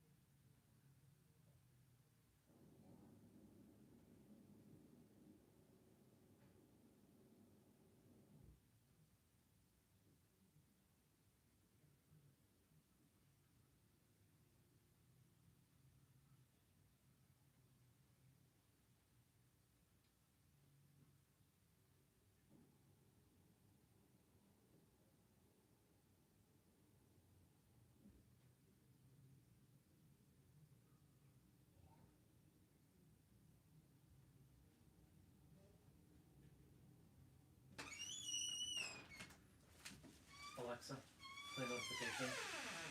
One new notification from Amazon. From Amazon. On Monday, snow is expected near you in West More snow? starting around 4 a.m. and stopping around 3 p.m. You can expect about 6.7 centimeters. Okay. We got more snow coming. Sounds like fun. What do we got for temperature-wise? Yeah, 95%, 94%. We got rain/snow on Tuesday. Oh, we're warming up. Look at that. We're actually fucking warming up. Alexa, what is 41 degrees Fahrenheit in Celsius? 41 degrees Fahrenheit is 5 degrees Celsius. 5 degrees Celsius on Saturday, probably 4 degrees on Friday. But it rained. Look at that, y'all. We're going back up in temperature. Not bad. But that's an illusion. You can't see me, boy. Okay. We have 20 minutes. So, since we have 20 minutes, I'm going to start doing a couple of my stretches.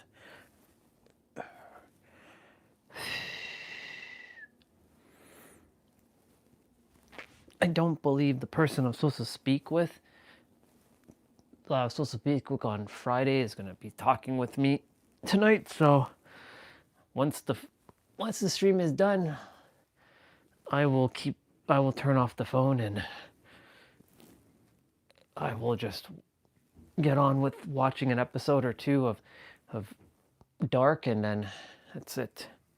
I should send a comment into one of Nero's videos and suggest for him to watch the show Dark. I think he'd enjoy it.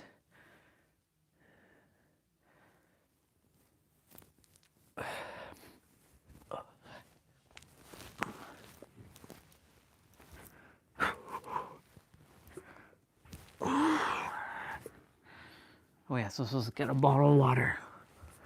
By the way, ever since I stopped rinsing my mouth after brushing my teeth, it's been making a world of difference as well. My mouth feels even more fresher than it does. So instead of like, I'm just, because when that woman that I saw on that podcast said it was the Diary of the CEO. Once you finish brushing your teeth, do you spit or do you rinse? I didn't know that I was actually rinsing. So you see how unconscious I was to that? She's like, so imagine you're putting on sunscreen on your skin and then you're going into the shower. That's exactly what you're doing with brushing your teeth every time you rinse. You're literally just washing off what you just brushed. And it has like no effect. So you don't let the toothpaste do its work with your teeth. And I'm like, that makes so much sense. Oh my God. So I have to catch myself. Do I actually like rinse my mouth? And one time I caught myself like actually unconsciously just doing it. And I'm like, oh shit. This is a habit that we have to undo now.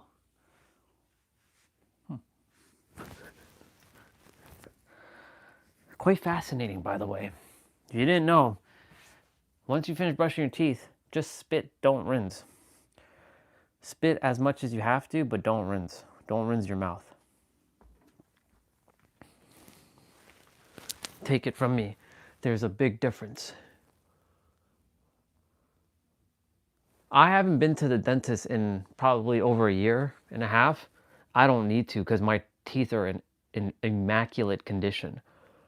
Because after, I went the last time, they're like, you shouldn't be brushing like this at the bottom, doing circles. I brush twice a day, sometimes 3, depending on the situation, but it's usually twice a day, once in the morning and once before going to bed.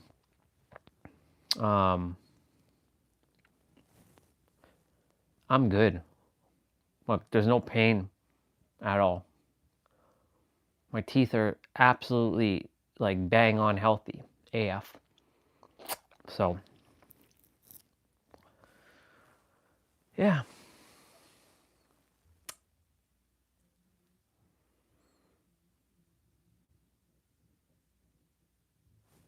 Why am I standing like this? I have no idea.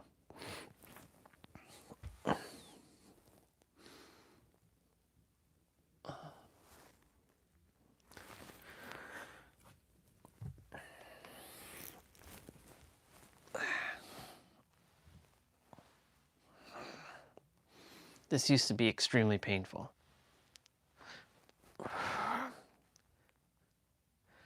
Now, because I've gained so much flexibility, it's actually easy to be in this position for a while.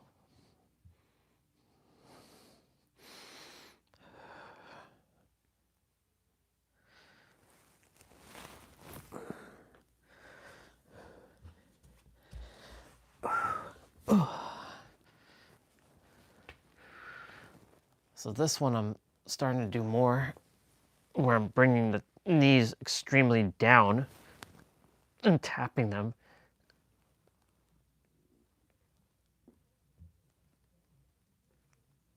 There's a massive stretch here. And you can hear my tummy going grr, grr, grr. And I'm also pulling on the gut.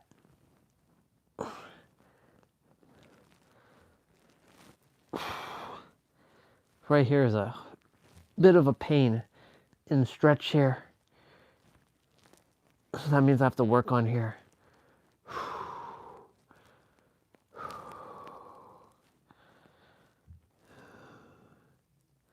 You know, I heard something recently too. It's not that you can't do the moves. It's that your nervous system will prevent you from doing the moves, because if it doesn't feel safe, you will simply not do the move. Now, of course, if you haven't moved your body in a certain way in a long time, you do have to loosen your joints. But because your nervous system hasn't seen you move your body in that certain way, or put yourself in a position where you haven't put yourself in that position before, or in a very long time, right? The nervous system's going to say you're not safe. But of course, remember, all these are just words too. You're always safe and everything just is right now, but those are just concepts. So what is, it's something that cannot be explained, but in order to use words words are basically, as Trina said, is the transporter. It's like transporting a person to a destination. So that's what words do. They transport a thought or an idea or a concept to convey a message. That's what words are basically used for. So using the word safe is conveying or transporting a message to your subconscious mind, your conscious mind, and your body that you're safe to do this.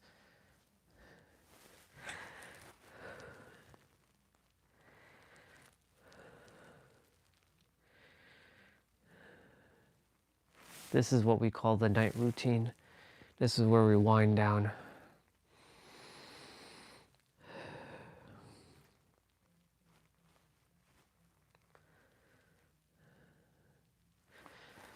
Usually it's around mid-January where people start to feel what they call the holiday blues. But honestly, now that I know how the mind really, really works, it's exciting to see how I get to operate every day. Even when I get to open up the bank account and have fun with managing the resources that I currently have. It's quite fun. I love it. I'm gonna definitely buy a copy of Outwitting the Devil, paperback this time. I was so disappointed in the hardcover copy, because I was expecting the hardcover copy to be like Nero's book and Kabbalion, where it was embossed. Like there's no paper thingy. I don't like hardcover books that have those loose paper things. It's annoying. It's so freaking annoying to have those things. So I returned it, and I'm gonna get a paperback version of Outwitting the Devil.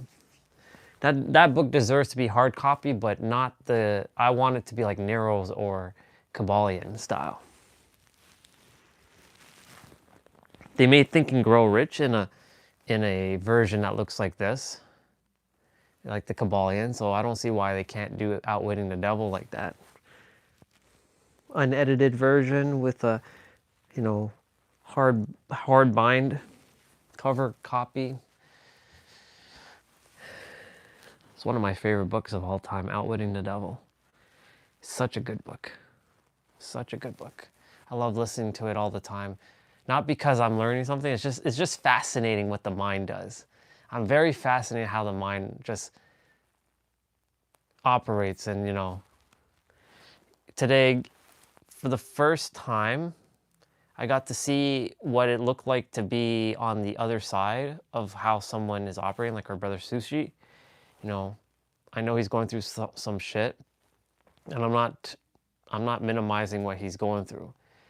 But it really does go to show you, like, man, I used to be in that state, and now I'm on the other side, and I get to see it from that perspective, and I know what it feels like to go through shit and all that. He'll be good. He'll be good. I know, because I know how the mind works. But Orion, what if he does hurt him? He's not going to. My intuition would have told me otherwise. I said what I had to share with him today. He'll be okay. I planted seeds into him today. I wasn't expecting him to understand right away, but those seeds are planted, and they will sprout when they're supposed to. They are nested in his subconscious now, and when the moment arises, they will take root and they will start to bloom, and he'll know, and he'll get back on track. He'll start having good grades again. Grades are illusion anyways. His leg will be fixed, and he'll heal himself, and all the stuff that's happening in his physical reality will have shifted. So, yeah.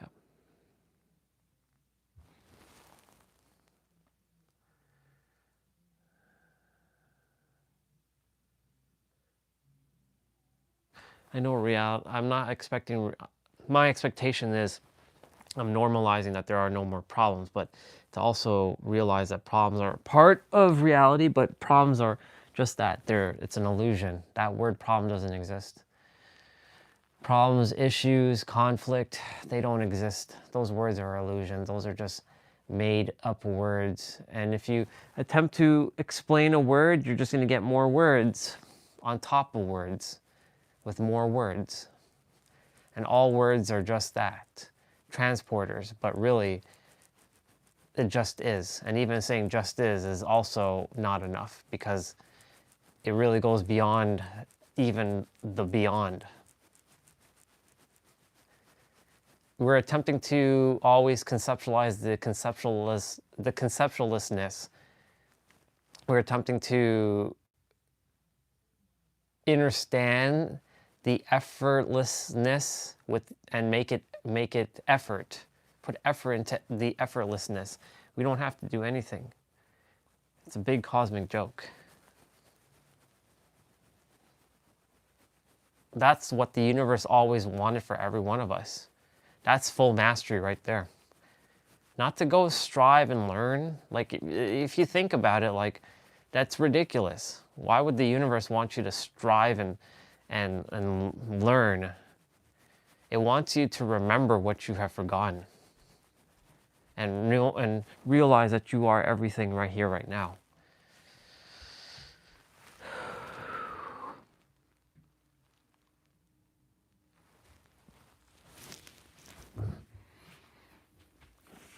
You know what? I haven't done in a while. I haven't done this stretch in a while.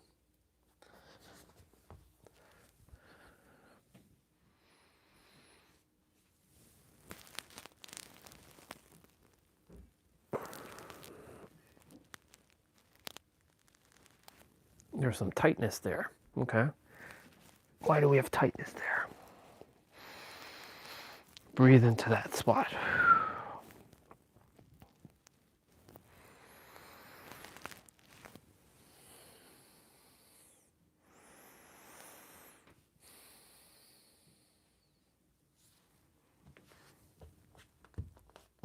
Next.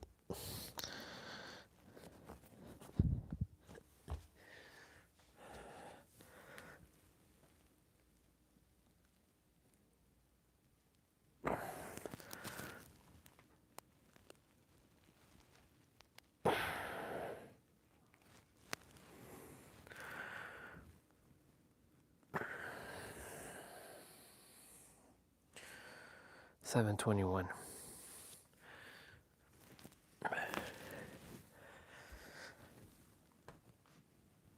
I really like this hang here. I actually formed calluses on the inside of my palms by doing this. So my palms are getting stronger. My grip strength is getting up there too. Because when I do this, it forces me to grip for dear life. Otherwise I'm gonna fall.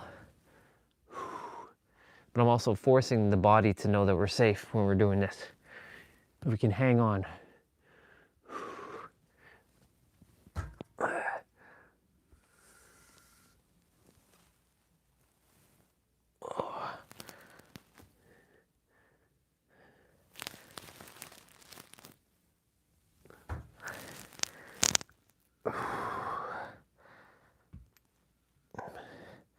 Imagine I do all this stuff for the rest of my life, which I plan to do. I wonder how my body's gonna be when I'm like 80 years old. It'll be interesting.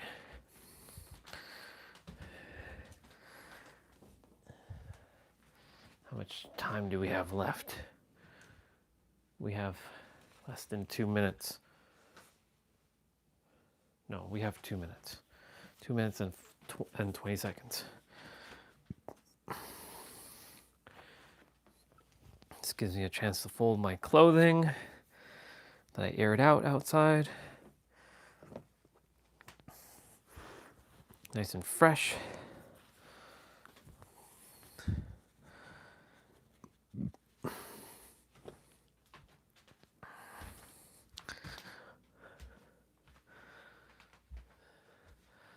So I'm gonna get ready for the bedtime.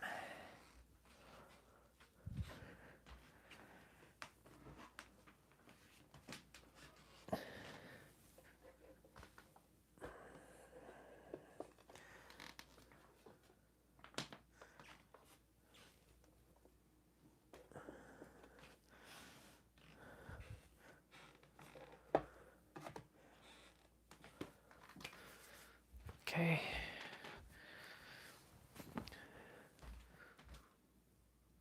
We have a minute and 10 seconds.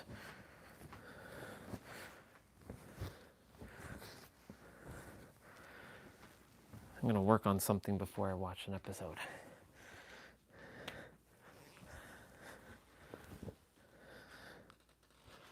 All right, y'all. Well, tomorrow's upper body. Like I said, we have a call with Cass, and yeah, it'll be about 1 to 2 hours with her, and then after that we'll just chill. I'll see if I can get everything done before 1 p.m. If not, I'll just focus on whatever I have to focus on. But in any event, I love you all. Remember, you are the answer to everything you desire. You are the answer, literally. And the answer is just right now. All right. I'll see you tomorrow. Another day, another 10K as well. Love you all. Have a good night. Bye.